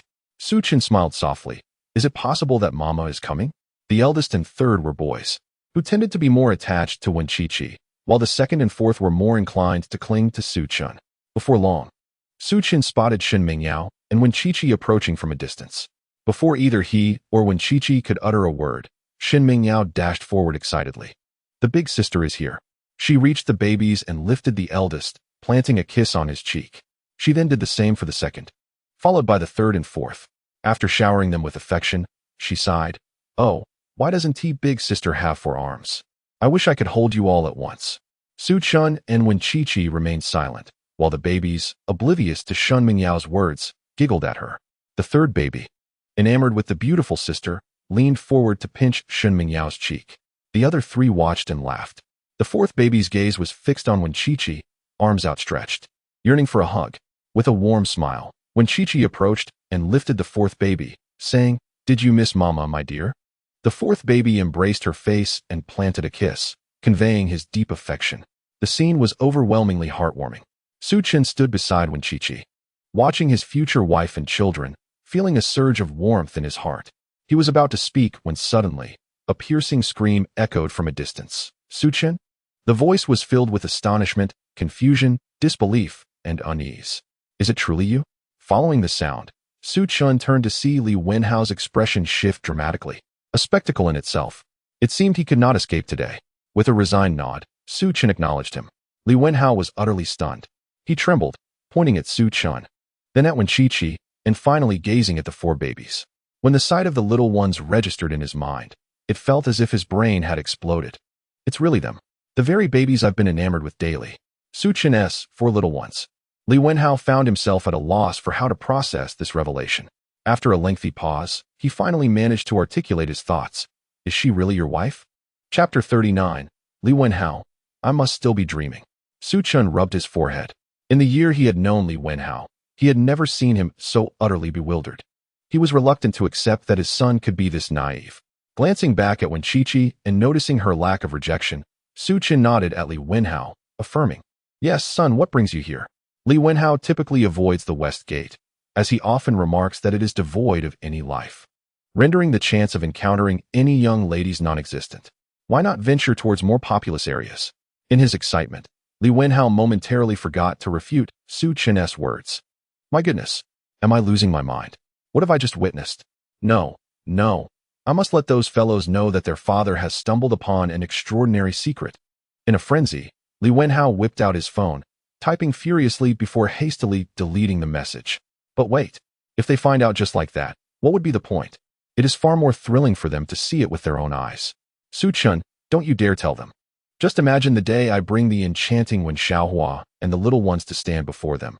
It would surely terrify that bunch of rascals." Su Chun, Wen Chi, please don't mind, my son can be a bit foolish. Wen Chi was at a loss for words. Li Wenhao, grinning like a fool, approached Wen Chi, his smile so wide it was almost painful. "Senior one, oh no, Wen Xiaohua, wait, is it daughter-in-law? Li Wenhao, how do you intend to meet your end?" Su Chun nearly restrained Li Wenhao to give him a good thrashing. Finally, Li Wenhao composed himself, adopting a serious demeanor. "Hello, sister-in-law, I am Li Wenhao." Wen Chi chuckled softly. It was evident that Su Chun and Li Wenhao shared a close bond. Otherwise, Li Wenhao wouldn't be so playful. She smiled and nodded. "Hello, I am Wen Chi. I know, you are the school belle. I never imagined this lucky guy Su Chun would have you. Let me tell you, Su Chun has quite a few quirks. He sleeps in class and gets into fights after class. Often neglects to wash his socks and clothes. Occasionally, he even talks in his sleep. When it comes to gaming, he is the worst in our dormitory, and to top it off, he hides Li Wenhao." Su Chun felt that if this fool continued, all his embarrassing secrets would be laid bare. This rascal was truly testing his limits today. Li Wenhao chuckled heartily. "Sister-in-law, please don't get the wrong idea. Don't agree to Su Chun so easily. Let him suffer a little." Uffed. Wen Chi couldn't help but laugh. Su Chun's friend was quite amusing. The little one in her arms, Si Bao, gazed with wide eyes, looking curiously at Li Wenhao. She seemed to take a liking to him, reaching out from Wen Chi's embrace, signaling for Li Wenhao to hold her. Li Wenhao had already noticed Si Bao. In truth, he was overwhelmed with excitement at finally meeting the little ones. They were absolutely adorable. However, with Su Chun and Wen Chi present, and as it was his first encounter with Wen Chi as Su Chun's family, oh no, brother, shouldn't he strive to leave a good impression? Would it be inappropriate if he acted overly enthusiastic? Li Wenhao struggled to suppress his impulse to rush over and embrace the little ones. Yet, upon seeing Si Bao reaching out for a hug, he could no longer contain himself. Li Wenhao delicately took the tiny hand of Si Bao, which felt soft and warm to the touch. Si Bao playfully scratched the palm of Li Wenhao's hand, creating an unbearable tickling sensation.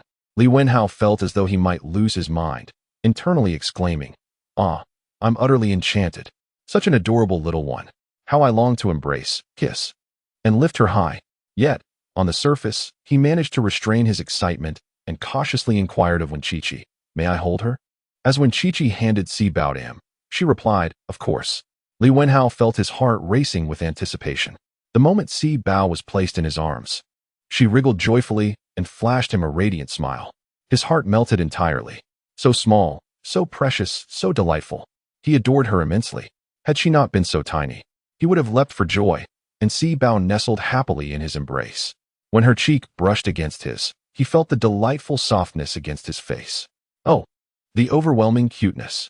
Su Chun, witnessing the rapid changes in Li Wenhao's expression, struggled to contain his laughter, fearing that this brother, who assisted him in teaching, might burst from the pressure of his restraint. "You needn't hold back so much. Our Si Bao is a little person, not a fragile porcelain doll." "Really?" Li Wenhao was astonished. "Then may I lift her high?" "Absolutely." Li Wenhao was overjoyed. He gently raised Si Bao into the air. Her puzzled expression transformed into one of exhilaration, and soon her laughter filled the air. "Giggle, giggle." Si Bao was ecstatic. As he lifted her above his head, her laughter grew louder, drawing the curious gazes of the other 3 children. Da Bao and Er Bao eagerly stretched out their arms, yearning for Li Wenhao to hold them as well. San Bao, nestled in Shun Mingyao's arms, wore an expression of shock and wonder. Once Si Bao was lowered, she couldn't contain her joy and affectionately nuzzled Li Wenhao's nose, which only heightened his delight. This time, even when Chi couldn't manage to take Si Bao from him. Si Bao shook her head vigorously, gazing at Li Wenhao with anticipation as if to say, "Uncle, I want more. I want to be lifted high. I adore this." Simultaneously, Da Bao, Er Bao, and the newly aware San Bao all reached out to Li Wenhao, their hearts echoing, "Uncle, we want to be held too. Please lift us high." Shen Mingyao, holding San Bao, silently observed Li Wenhao, lost in her own thoughts. Li Wenhao was utterly elated. "Su Chun, it appears that the little ones are quite fond of me, indeed. Haha, I shall not be modest then." This was the foremost desire of Li Wenhao upon learning that Su Chun had children. Now that the opportunity had finally arisen, how could he let it slip away? He lifted the quadruplets once more. When Chi, witnessing the joy of the children, felt a surge of happiness herself, silently observing from the side. The quadruplets erupted into laughter again. After engaging in 5 rounds of playful lifting, Li Wenhao reluctantly handed the quadruplets back to Su Chun. "This must be the quadruplet, right?" Su Chun nodded. "How did you know?" "Well, I watch the videos every day. How could I not know?" "All right, now it's time for the eldest." The eldest, a taciturn little boy, was indeed the one. Li Wenhao effortlessly scooped him up. "Ah, indeed, it is you, big boy. Uncle is here." Chapter 40. Are you in a relationship? Li Wenhao disregarded Shen Mingyao, lifting the eldest high into the air, eliciting laughter even from the usually quiet child. The second and third siblings were on the verge of tears from envy. After playing 5 rounds with the eldest, he moved on to the second child. The little girl was undeniably adorable. The second child was slightly chubbier than the quadruplets, her round face beaming as her eyes squinted into crescent moons with joy at the prospect of being held by Li Wenhao. Without hesitation, Li Wenhao lifted her, playing 5 rounds with her as well, showing no favoritism. Next was the third child, who was still nestled in Shun Mingyao's arms. Upon seeing her, Li Wenhao's brows furrowed involuntarily. Earlier, Shen Mingyao had treated him rather poorly, suspecting that he was deliberately getting close to Wenqiqi. Now, realizing it was not the case, she remained silent, using the third child as a shield. At that moment, the third child peeked out from Shun Mingyao's embrace, eagerly requesting to be held by Li Wenhao. "Please hand me the third child," Li Wenhao requested. Shen Mingyao felt a tinge of awkwardness. She had not anticipated that in her attempt to protect Wenqiqi, she would encounter Su Chen's brother. She had been hoping for Su Chun to introduce her to a potential partner. What was she to do now? As Li Wenhao reached out, she hurriedly passed the third child to him. Li Wenhao took the third child without sparing her a glance. Shen Mingyao felt somewhat distracted, uncertain whether she ought to apologize. Su Chun, curious, inquired, "What happened?" When Chi recounted the earlier incident, Su Chun chuckled lightly and waved her hand dismissively. "It's nothing. Haozi is not that kind of person, he won't mind." "Let us hope so," Shen Mingyao sighed. After playing 5 more rounds with the third child, Li Wenhao still felt unsatisfied. He then took out his phone, capturing videos of himself with each of the little ones, finally content. Half an hour had passed, and as darkness began to fall, Li Wenhao showed no signs of leaving.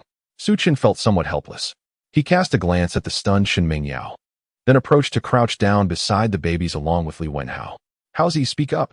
Li Wenhao was decidedly uninterested in Su Chen's remarks. "It's getting dark." "I know," he replied, as if it were a revelation. However, the joy of playing with the little ones was simply too delightful. He could continue for ages. "We must head back." Su Chen noticed that Li Wenhao seemed somewhat sluggish at the moment. If they didn't return soon, the babies would soon be ready for bed. So early? Indeed. They are still quite young. Only then did Li Wenhao sluggishly comprehend the situation. It was true, young children did retire early, and it would be unfortunate to delay them. Reluctantly, he bid farewell to the children, waving as he left. Shen Mingyao followed suit. Su Chen escorted Wen Qiqi and the babies home. That evening, as was his custom, Su Chen prepared dinner while contemplating how to broach the subject of the house with Wen Qiqi. After some thought, he realized he could find no suitable excuse. Never mind. He decided, I'll take her to see it directly when the time comes. Perhaps, in her delight, she'll forget to inquire about the source of the funds. As for Li Wenhao, he was preoccupied with his phone, stealing glances and chuckling intermittently. The babies were simply too adorable. He couldn't help himself. As he passed the dining hall, Lin Lu, who was serving food, nudged Wang Lei in front of him. "Lei, isn't that Hausie?" Wang Lei turned his head, took a look, and exclaimed, "Hey, you're right." Lin Lu waved his hand and shouted, "Hausie! Hausie! Li Wenhao!" It seemed Li Wenhao was oblivious, lost in his silly laughter. Lin Lu remarked, "When did Hausie go deaf?" Wang Lei quipped, "Perhaps he didn't hear us? Could he be blind as well? We're not far from where he's standing." They exchanged glances, pondering, could it be that Hausie has fallen in love? No, let us hurry back to the dorm. They swiftly collected their meals and raced back. Upon entering the room, Li Wenhao climbed onto his bed, engrossed in a video. Suddenly, the door burst open. Still halfway up. He had no time to react before Lin Lu and Wang Lei seized his legs. "Son, get down. Tell us, which girl has captured your heart?" Li Wenhao blinked in confusion. "What is happening? Get lost, what girl? Then why are you grinning like that? Am I even smiling?" Li Wenhao was at a loss for words. Out of the corner of his eye, he noticed Lin Lu and Wang Lei holding their meals. And they had even bought him a portion. Li Wenhao began to piece together the situation. Wait, don't move. I'll tell you right away. At least you're sensible. So hurry." They released their grip. As Li Wenhao continued to flaunt his bravado, he feared he might tumble from the bed. He exhaled in relief. Once he climbed back onto the bed, the eager expressions on his roommates' faces made him feel that the outing had been worthwhile. The mere speculation of his romantic entanglement had astonished them so. If they were to learn that Su Chen had a child, with his wife being Wen Qiqi, they would surely be beside themselves with excitement. Of course, to achieve the desired effect, Su Chen must personally present Wen Qiqi and the child before them. Such a revelation would be all the more stunning. Thus, he resolved to keep this secret, allowing him to request more time for Su Chen to bond with the little ones. "Come on, grandson, do speak up. Why the hesitation? Which young lady is it?" Li Wenhao swiftly grabbed his phone, encrypting the videos of himself and the children. He then exchanged a meaningful glance with the two. "I want to tell you. Damn it. I can't bear this child not striking me. Neither can I. Hit." Consequently, the two climbed onto Li Wenhao's bed and playfully pummeled him. During mealtime, Su Chen appeared lost in thought. "Su Chen, what's wrong?" Wen Qiqi inquired, noticing his distraction. After a moment's contemplation, Su Chen replied, "Qiqi, if I told you I had 200,000, would you think I had done something illegal?" Wen Qiqi's expression turned anxious. Su Chen chuckled softly, deciding not to frighten her just yet. "Qiqi, let us go shopping this weekend." He observed that while the children had ample clothing, Wen Qiqi seemed to possess only a few outfits. A pang of sympathy struck Su Chen. At such a youthful age, Wen Qiqi had sacrificed so much for the children. He yearned to make it up to her. Perhaps he could find an opportune moment to also discuss the house with her. "Sounds great." Wen Qiqi readily agreed, pleased that Su Chen had ceased his nonsensical talk. After their meal, it was time to bathe the little ones. As Wen Qiqi embraced the quadruplets, she suddenly furrowed her brow. Then, with excitement, she exclaimed, "Su Chen." He responded, "Don't you think the quadruplet has gained weight?" Su Chen joyfully approached and lifted the quadruplet. "Really? He didn't feel this heavy before. He seems to have gained some chub these past few days. When Chi-Chi beamed with happiness. For the past 6 months, she had tried every trick in the book to nourish the quadruplet. Yet, he had remained stubbornly thin and prone to tears, growing increasingly frail. She had always worried about his development, fearing he might be undernourished. But now, the quadruplet's arms and legs were adorably plump, and his little belly had rounded out. Even his face carried a hint of baby fat. Although not as chubby as the other 3, he had certainly gained considerable weight. Su-Chen, you're amazing. You've been taking care of the babies these past few days. It is evident that all the credit belongs to Su-Chen. When Chi-Chi could not help but praise him, Su-Chen chuckled, then why not call me husband? In chapter 41, when Chi-Chi felt a wave of shyness wash over her, she froze momentarily, her cheeks flushing a deep crimson, her heart racing as if a little rabbit resided within. In a fluster, she clutched onto Si Bao, unsure whether to hold him or set him down. Si Bao, half undressed, looked up at Wen Chi-Chi with a bewildered expression. Mommy, what's wrong? Su-Chen nearly burst into laughter. How can they be so adorable, one after another? He calmly approached Wen Chi-Chi and took the confused Si Bao from her hands. Let me handle this. You should take a break. Otherwise, Si Bao might suffer. Su-Chen deliberately elongated his words. It was only then that when Chi-Chi noticed Si Bao's clothing was askew, a wave of embarrassment washing over her. Si Bao, blissfully unaware that his mother had momentarily forgotten him, smiled innocently upon seeing Wen Chi-Chi. This made Wen Chi-Chi feel even more guilty. Oh, Wen Chi-Chi, how could you be so careless? In the past, she would have clung to all 4 of her little ones, anxious about every little detail, careful in all her actions. Was it because Su-Chen's presence made her overly relaxed? Once Su-Chen was out of sight, Wen Chi-Chi exhaled deeply, recalling Shun Mingyao's reminders from school. Indeed, Su-Chen was exceptional. After a moment's contemplation, she decided to follow him to the restroom. The restroom housed a grand bathtub. Su-Chen was gently placing Si Bao in the tub, and upon hearing Si Bao's delighted laughter, he felt a surge of joy. He was unaware of Wen Chi-Chi's approach. Conversing softly with Si Bao, you must eat well, understand? Otherwise, your mommy will worry. He paused, pondering. When will your mommy agree to be with your daddy? When Chi-Chi halted in her tracks, her expression tense. Hearing her footsteps, Su-Chen glanced at her. What brings you here? Blushing, when Chi-Chi stepped closer to Su-Chen. I came to see if you needed any help. No. Si Bao is very obedient. However, Su-Chen hesitated before continuing. When they grow a bit more, you might need to bathe Bao and Si Bao. They are both little girls.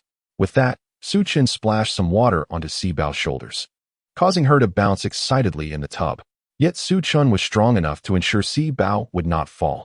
Isn't that right, Si Bao? Our little Si Bao is surely a charming little girl.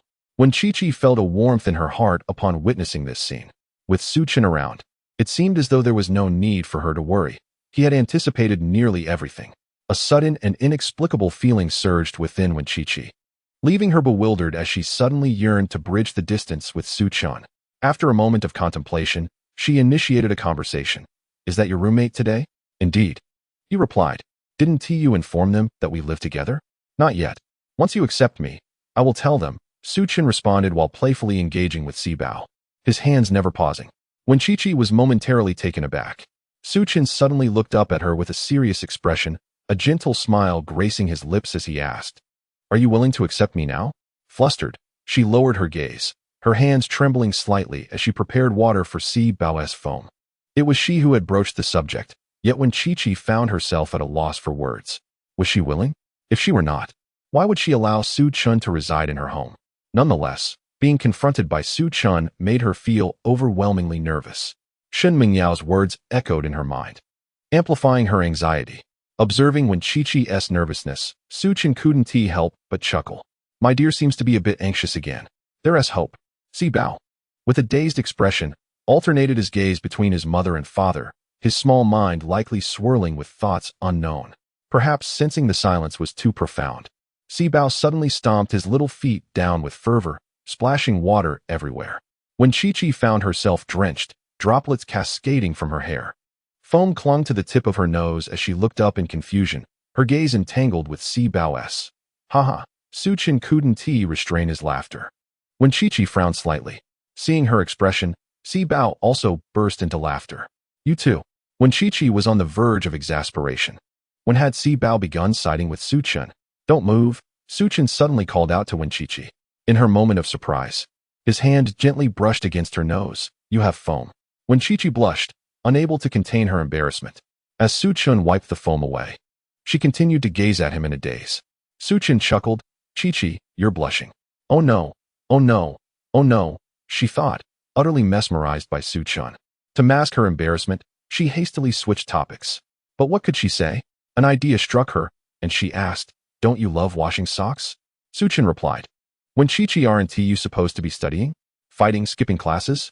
She continued, and snoring as well as she sensed another round of questioning approaching. Su Chen quickly scooped up Si Bao to intervene. Ahem. Well, Qiqi, don't listen to that scoundrelly Wen Hao. I wash my socks on time. I don't snore at night, you see? I've been living here for so many days, you should know that. Seeing the unmistakable skepticism in Wen Qiqi's eyes, Su Chen felt a sense of helplessness. Su Chen deliberately leaned closer to Wen Qiqi, lowering his voice to gently say, however, there are indeed some treasures beneath my bed. Care to take a look? Beneath the bed, Wen Qiqi furrowed her brow in confusion. What do you mean? Just as she was about to inquire further, she suddenly recalled the various notions that Shun Ming Yao had instilled in her, causing her face to flush a deep crimson. Su Chen. My dear wife, what is it? You. Wen Qiqi stammered, rendered speechless by her nervousness. Su Chen nearly burst into laughter. My wife is truly adorable. Even after having given birth, she remains so easily flustered. If you wish to see, I can fetch it right away. Get lost. Whether it was frustration or embarrassment, Wen Qiqi stood up and strode towards the door, exclaiming, you can wash up here by yourself. And make sure to wash to Bao, Air Bao, and San Bao as well. Haha. Although he was being bossed around, Su Chen felt quite delighted. After washing the fourth baby, he carried the little one into the room. Wen Qiqi had already prepared milk powder for the babies. Da Bao, Air Bao, and San Bao had finished their feedings and were gazing at him expectantly. Su Chen approached Wen Qiqi, offering a gentle smile. Qiqi, hand me the fourth baby. Obediently, Wen Qiqi passed the baby to him. I'm about to feed, so you take San Bao and go take a bath. Still upset, are we? Su Chen gathered San Bao in his arms and, as he reached the doorway, turned back deliberately to say, actually, I have a wealth of study materials hidden beneath my bed. Qiqi, you wouldn't be thinking wrongly, would you?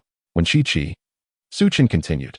You know, I've participated in the college entrance examination 3 times, and it's simply a habit I've formed. It's not as you imagine. He emphasized this point. When Qiqi was now thoroughly exasperated. You, get lost. Seeing that Wen Qiqi was on the verge of losing her composure, Su Chen finally took San Bao, humming a tune as he went off to give the baby a bath. In the dead of night, after Wen Qiqi had fallen asleep, Su Chen stealthily entered the space. A few days prior, he had planted cucumbers and tomatoes outside, and he had also sown some in the space. Now, they were flourishing abundantly. The cucumbers were exceptionally plentiful, and the tomatoes were round and luscious. He picked a few cucumbers and tomatoes, sampling one. The cucumber was crisp and slightly sweet, while the tomatoes offered a delightful blend of tanginess and sweetness, far surpassing anything he had tasted before. Truly remarkable. He should find a time to discuss with Qian Hu about supplying some cucumbers and tomatoes for sampling. The author's note. Today is a day for sincerely showering affection. Hee. Chapter 42. Shopping for clothes with the babies on the weekend. Su Chen took the 4 babies and Wen Qiqi to the mall. Upon entering the mall, a crowd quickly took notice of the 4 little ones. Wow, are those quadruplets? How adorable. Look at how cute they are. And their parents are so handsome. People admired the scene with envy. Many individuals eagerly took out their phones to capture the moment, and a smile graced Wen Qiqi's face. Shall we head to the maternity store first? She inquired. Wen Qiqi nodded in agreement. The maternity store they were visiting was the same one that had previously delivered baby chairs to them, run by a plump lady. The store was bustling with customers. Many parents were selecting items for their little ones, yet most appeared indecisive. Do you think this baby chair is practical? And what about this outfit? Will it look good on my baby? These stuffed toys seem nice, but I wonder if they are durable. My little one tends to chew on things. At that moment, Su Chen entered, pushing 4 babies in a stroller, instantly causing a stir. Look at them quick. For babies, exclaimed the onlookers. Wow, they are so adorable and chubby. What have their parents been feeding them? The gaze of the parents in the store gravitated towards the babies. Were they there to shop as well? Surely they were purchasing items for the 4 little ones. Wow, let us see what they buy. We should get the same. It's bound to be a good choice. Suchin felt quite helpless. Just as he was about to seek assistance from a staff member, the plump lady approached with a beaming smile. You really came, she exclaimed. Kneeling before the babies to pinch the chubby cheeks of the eldest, pat the head of the second, and rub the nose of the third. Finally, she even picked up the youngest before turning to Wenqiqi and Suchun. What would you like? I can recommend some items. Leaning closer to Wenqiqi, she whispered. I can offer you a discount, the best one. Having conducted business for many years. The plump lady could easily discern that the indecisive parents were inclined to follow Suchin's lead in their purchases. If she could win over these two, her store would undoubtedly benefit. Let us take a look first, Wenqiqi replied. A few days prior, Suchun had already bought a considerable amount of formula and diapers. They didn't seem to have any urgent needs. As Suchun pushed the stroller, following closely behind Wenqiqi, they observed the toys meant for older children along their path, as the infants were still too young to play with them. Suchin couldn't help but sigh. Oh, my little ones, you must grow up quickly so that daddy can take you to play. Lost in his thoughts, his peripheral vision caught sight of a pink princess dress on a nearby shelf. The dress had a charming little bow at the neckline, and the hem flared slightly, exuding an irresistible cuteness. Suchin's eyes widened in delight. This outfit would surely look splendid on the second and fourth babies. The plump lady noticed Suchin's expression and quickly approached with small, eager steps to retrieve the princess dress, her face alight with a smile. Mr. Su, are you fond of this dress? It would be perfect for your second and fourth babies. Sister Fat compared the clothes against the second and fourth treasures, her eyes narrowing with delight. They seemed custom-made for them. The second and fourth treasures, tilting their heads to observe Suchun and Wenqiqi, were instantly captivated by the garments. In unison, they turned their heads, grasping the clothes tightly, unwilling to relinquish their hold. Oh, how the little ones adored the outfits. Oh, Mr. Su, Miss Wen, we also have matching sets for boys, a blue shirt, trousers, and a little bow tie. As Sister Fat spoke, she gestured for a server to bring over the ensemble. Upon seeing the outfit, Suchun felt his heart melt. A perfect little prince's attire. Wenqiqi's eyes sparkled with excitement. It had been ages since they had purchased clothes for the little ones, and their current wardrobe was somewhat worn. This outfit was truly exquisite. Wenqiqi instinctively glanced at the price tag, her eyes widening in shock. This outfit costs 5,000 each? Indeed, Miss Wen. All our clothing is made from the finest materials, ensuring it won't harm the baby's skin. Wenqiqi lowered her head, feeling embarrassed. I'm sorry, but we can't buy it. Miss Wen, do you find the price a bit steep? Not to worry, I can offer you a discount. How about 30 off? A set for 3,005, or 4 sets for 13,005. Rest assured, the price you receive from me is the most favorable. Sister Fat spared no effort in her sales pitch. Wenqiqi bit her lip, torn with indecision. In the past, she would have purchased it without hesitation. However, now, 10,000 yuan could sustain the little ones with milk for several days. She shook her head once more, sighing. Suchun understood that Wenqiqi was reluctant to spend the money, feeling a pang of guilt. This was how she had lived for the past 6 months. Wasn't it? He gently ruffled her hair. Do you like it? Wenqiqi sniffled, her words contradicting her heart. I don't like it. Suchun looked up at Sister Fat and said, 4 sets, please charge it to my card. Suchun. Wenqiqi was startled. I said I didn't like it. I know, but Suchun looked earnestly at Wenqiqi. Your expression tells me otherwise. Look, the little ones are also enamored. The 4 children were grinning at the clothes, the second and fourth treasures drooling in delight. If you like it, let's buy it. Your husband can afford it. Chi. There's no need to save for me. Sister Fat cheerfully went to the cash register to get the card reader. Wenqiqi felt a lump in her throat, nearly brought to tears. Suchun was always so resolute. Yet, she felt an undeniable temptation. Thus, this time, she did not refuse. The men nearby, initially planning to accompany them on their shopping spree, were astonished. 5,000 each for 4 sets? This young man lacks restraint. I can only afford 1 set. This is outrageous. Meanwhile, the women's eyes sparkled with envy. Wow, how enviable. I too yearn for such a husband. How commanding he is. Oh dear. Is it too late to change husbands now? Alas, with children already born, what a beautiful predicament. My dreams have been shattered, and I am engulfed in frustration, anger. Yet, they truly appear so blissful.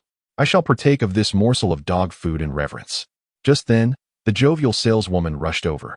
Mr. Su, your bill, please. Mr. Su swiped his card, and with a satisfying beep, the transaction was successful. The saleswoman beamed like a blooming flower. Mr. Su, we have staff dedicated to dressing babies. Shall we change their outfits directly? Indeed. Excellent. Those who were about to leave paused at the news. Wow, the babies are changing into princess dresses. This is a must-see. I must capture this moment. How adorable it will be. I can hardly wait. Chapter 43. Enchanting babies, captivating the crowd as soon as Mr. Su agreed.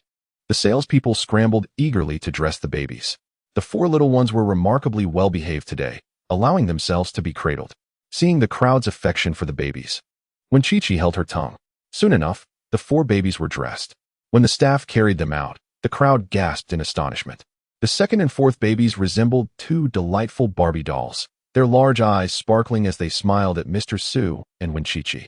Adorned with charming pink bows and sprinkled with just the right amount of sequins, their attire was perfectly designed to draw attention. The already exquisite little ones now appeared as though they had stepped out of a painting. As for the eldest and 3rd babies, the 2 boys donned tiny vests and white trousers, their bow ties adding an extra touch of dapperness. It seemed they were aware of their new outfits. Standing solemnly without a whimper, their dignified demeanor elicited a hearty laugh from the onlookers.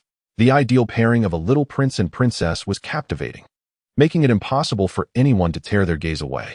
One even harbored a fleeting thought of whisking the 4 babies away. The saleswoman remained the most exuberant. I told you, they would look splendid. The crowd erupted into fervent discussions. Is this truly a manifestation of such beauty? I am envious. Why doesn't my baby look like that? Oh, how I wish to hold them. The cherubic infants paid no heed to the commotion, their eyes solely fixed on Mr. Su and when Chi-Chi. The eldest and 3rd babies were mesmerized by when Chi-Chi, while the 2nd and 4th were continually smiling at Mr. Su. Observing this, Mr. Su felt a pang in his heart. Despite being mentally prepared for the onslaught of adorableness, he couldn't help but succumb to their charm. How utterly delightful they were. He was destined to become a devoted servant to these little ones, willing to oblige any request with joy. When Chi-Chi felt somewhat bewildered, as she had always perceived the little ones as ordinary children. She had thought that her admiration for their charm stemmed from her identity as a mother, hence she had never given it much thought. However, today, she was truly enchanted by the children. When Chi-Chi hurried forward to embrace the eldest and the youngest, while Su-Chen similarly took the 2nd and 4th children in his arms. The family of 6 stood together, sharing hugs and kisses, lifting each other high. The handsome men and beautiful women, along with their adorable children, evoked envy from others in the store, who exclaimed, "No, no. I too wish to buy that outfit for the baby. I must go, even if it's expensive, it is simply too delightful." The phrase of envy had become tiresome. Why is there such a celestial family in this world? The glass of the maternal and infant store was transparent. At that moment, a beautiful lady, who had just begun her live stream, was outside the store with her phone. "Hello everyone. Today I have arrived in Ningzhou City, and I am currently live streaming from a large shopping mall." Before she could finish her sentence, the live chat erupted. "Streamer, look behind you." "Behind? Where?" The streamer responded sweetly. "In that store. Look, aren't there 4 adorable babies? Are they models for that shop? Where's that store? I want to buy something." The streamer turned her head, though the view through the glass was not very clear. Nevertheless, this did not diminish the charm of the 4 little ones, who were being held by a young couple. The couple's backs were turned to the streamer, while the 4 children faced her. Upon seeing them, the streamer exclaimed, "Wow, so incredibly cute." Unable to contain her excitement, she let slip a curse word. However, the fans paid no mind, their eyes solely focused on the babies. "Streamer, hurry inside to take a look. I want to cloud suck the babies up close." "All right, I shall go now." The streamer hurriedly packed up her live streaming equipment, realizing that the presence of the 2 babies had instantly attracted tens of thousands of new fans to her stream. Indeed, adorable children are irresistible. After a few minutes, when the streamer entered the maternal and infant shop, the babies had vanished. Looking perplexed, she inquired, "Where have those 4 babies gone?" "Oh, you mean them? They have left," came the professional response from a staff member. The streamer scratched her head in confusion. "They left? I didn't see them. Our store has 2 entrances, miss. You came in through this one, while they exited through the other." "Oh," the streamer said, her face filled with urgency. "All right, thank you, I'll go search for them." They are a powerful tool for gaining followers. Regardless, she needed to persuade the parents to allow her to film a few more videos. Within the live stream, someone had recorded the video. Although it was no longer clear, it spread online and received numerous shares. Unbeknownst to Su Chun and Wen Chi, after stepping outside, Wen Chi began to walk away. Su Chun casually grasped her arm, inquiring, "Where are you headed?" "Home," Wen Chi replied, somewhat bewildered. Su Chun chuckled softly. "Is this truly going home?" With a puzzled expression, Wen Chi looked at him and asked, "Do we need to buy something?" "Shopping, Chi. Don't you adore shopping?" Su Chun had prepared himself to accompany Wen Chi on a shopping spree all day. After all, it was a pastime cherished by most women. This question left Wen Chi momentarily stunned, as memories flooded back to a time before she became a mother, when she would venture out shopping with her roommates, often outpacing them all. Among her circle of friends, none could rival her enthusiasm. She could wander in high heels for an entire day without feeling fatigued. When had she lost her desire for shopping? Perhaps it began when she became pregnant. With a bittersweet smile, Wen Chi replied, "Yes, I love it. Then let us go shop. We can wander as long as you wish. The babies and I will accompany you, so fret not." This made her heart swell with emotion, and she realized the true significance of Su Chun's invitation to shop today. "Did you come specifically to accompany me?"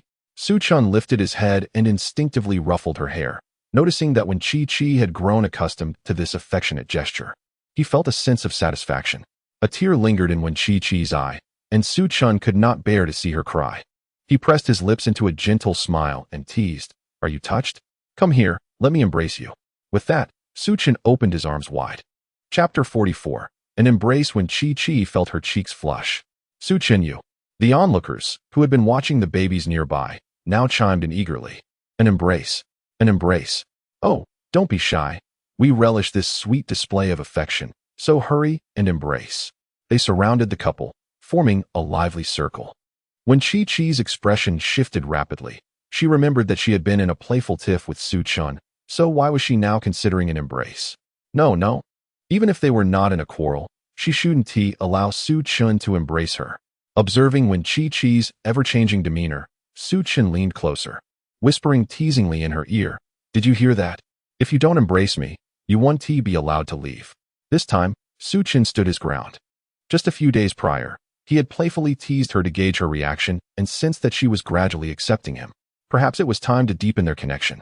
The ticklish sensation of his voice against her ear made Wen Chi's heart flutter. As the crowd of onlookers grew larger, her embarrassment intensified. With a mix of determination and trepidation, she closed her eyes and resolved, "If I must, then so be it." In a swift motion, she opened her arms wide and, amidst the envious gazes of the crowd, embraced Su Chun wholeheartedly. Before Su Chun could wrap his arms around her, Wen Chi quickly distanced herself. Her cheeks flushed. She dared not look at Su Chun and said, "We hugged. Let's go." Su Chun was somewhat bewildered. It seemed he had yet to embrace her. Chi, you are being unreasonable. Are you leaving or not? If not, I shall take my leave." When Chi stubbornly nudged the baby and, avoiding the gaze of those around her, walked into the crowd. Su Chun had no choice but to follow her, feeling helpless. Ha, the beauty is shy. This young man is quite impressive. He got her under his thumb. I'm so full from this dog food that I need lunch. But it was delicious. As Su Chun and Wen Chi departed amidst the admiration of onlookers, they arrived in front of a women's clothing store. Su Chun called out to Wen Chi, who was distractedly moving forward, "Chi, let us take a look here." She halted, noticing a well-known boutique. The garments within were in lighter shades, exuding a youthful vibe. When Chi recognized the store, knowing that each outfit would cost no less than 2,000. She gazed at Su Chun, puzzled. "What are we doing here?" "I'm buying you clothes," he replied without hesitation, pushing the stroller inside. When Chi, following anxiously, protested, "I don't need any clothes, Su Chun, there's no need to buy. Too late, we're already here." Is that how that phrase is used? She thought. But there are no buts. Today, I make the decisions.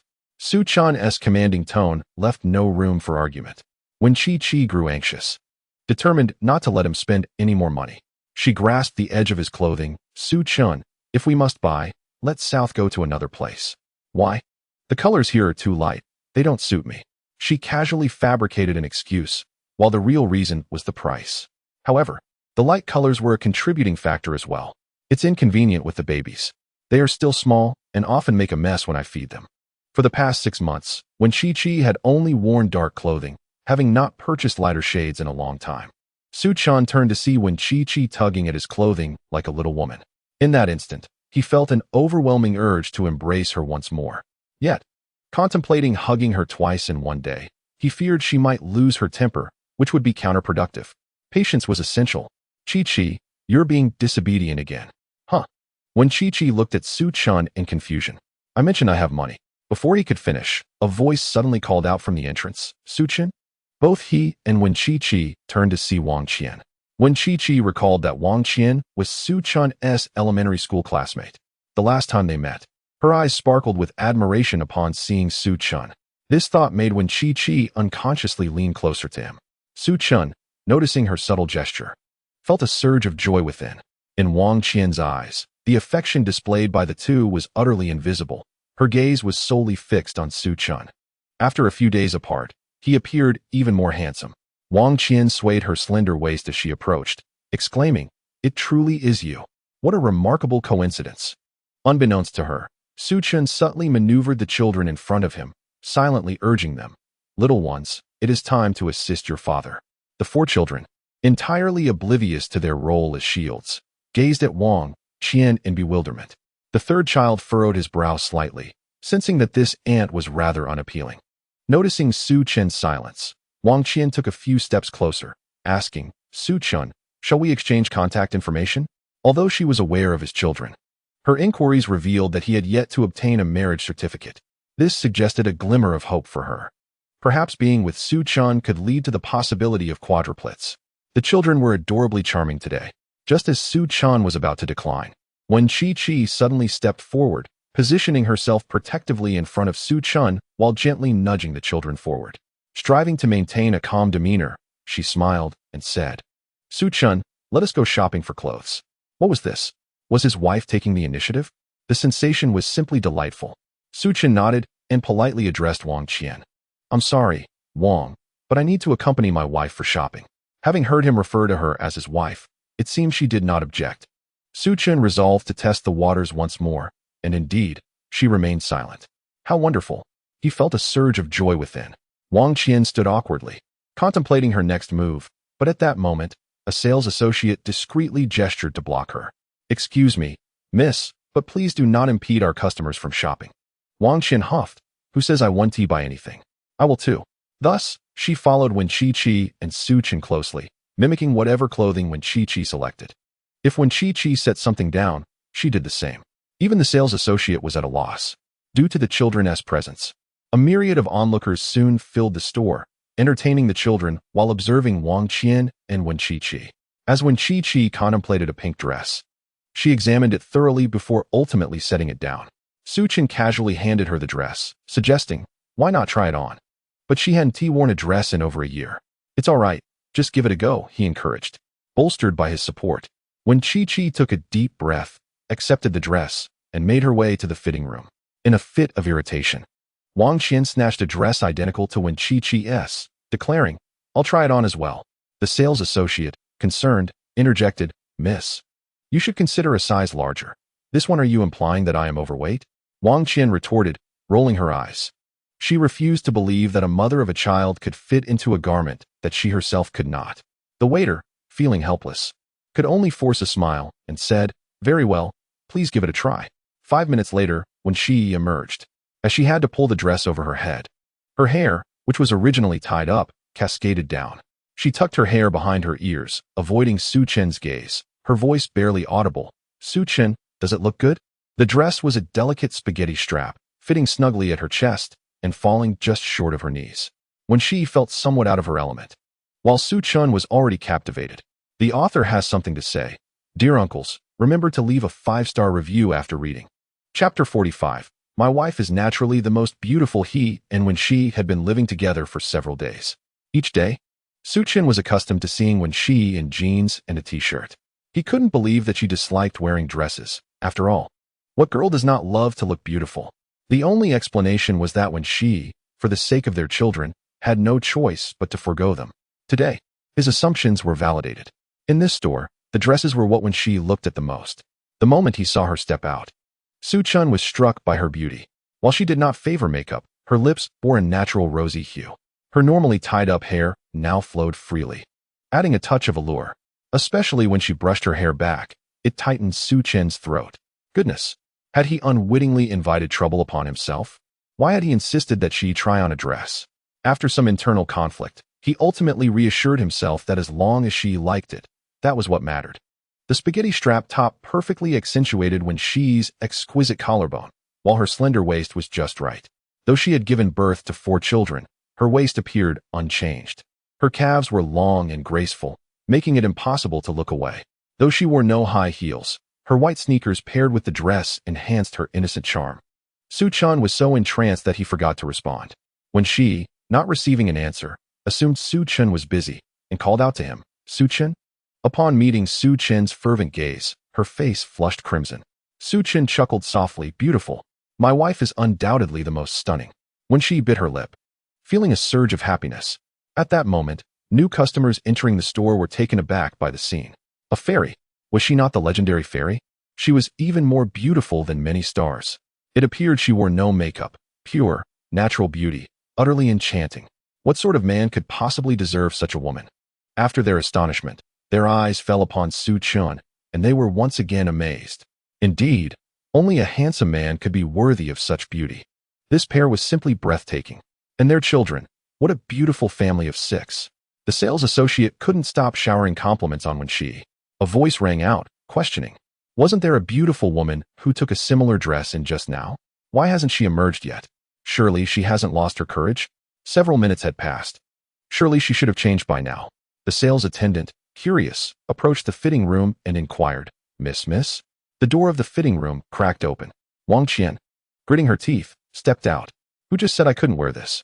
Yet upon seeing Wen Qian, she froze. Laughter was barely contained among the onlookers, and even the attendant was on the verge of bursting into laughter.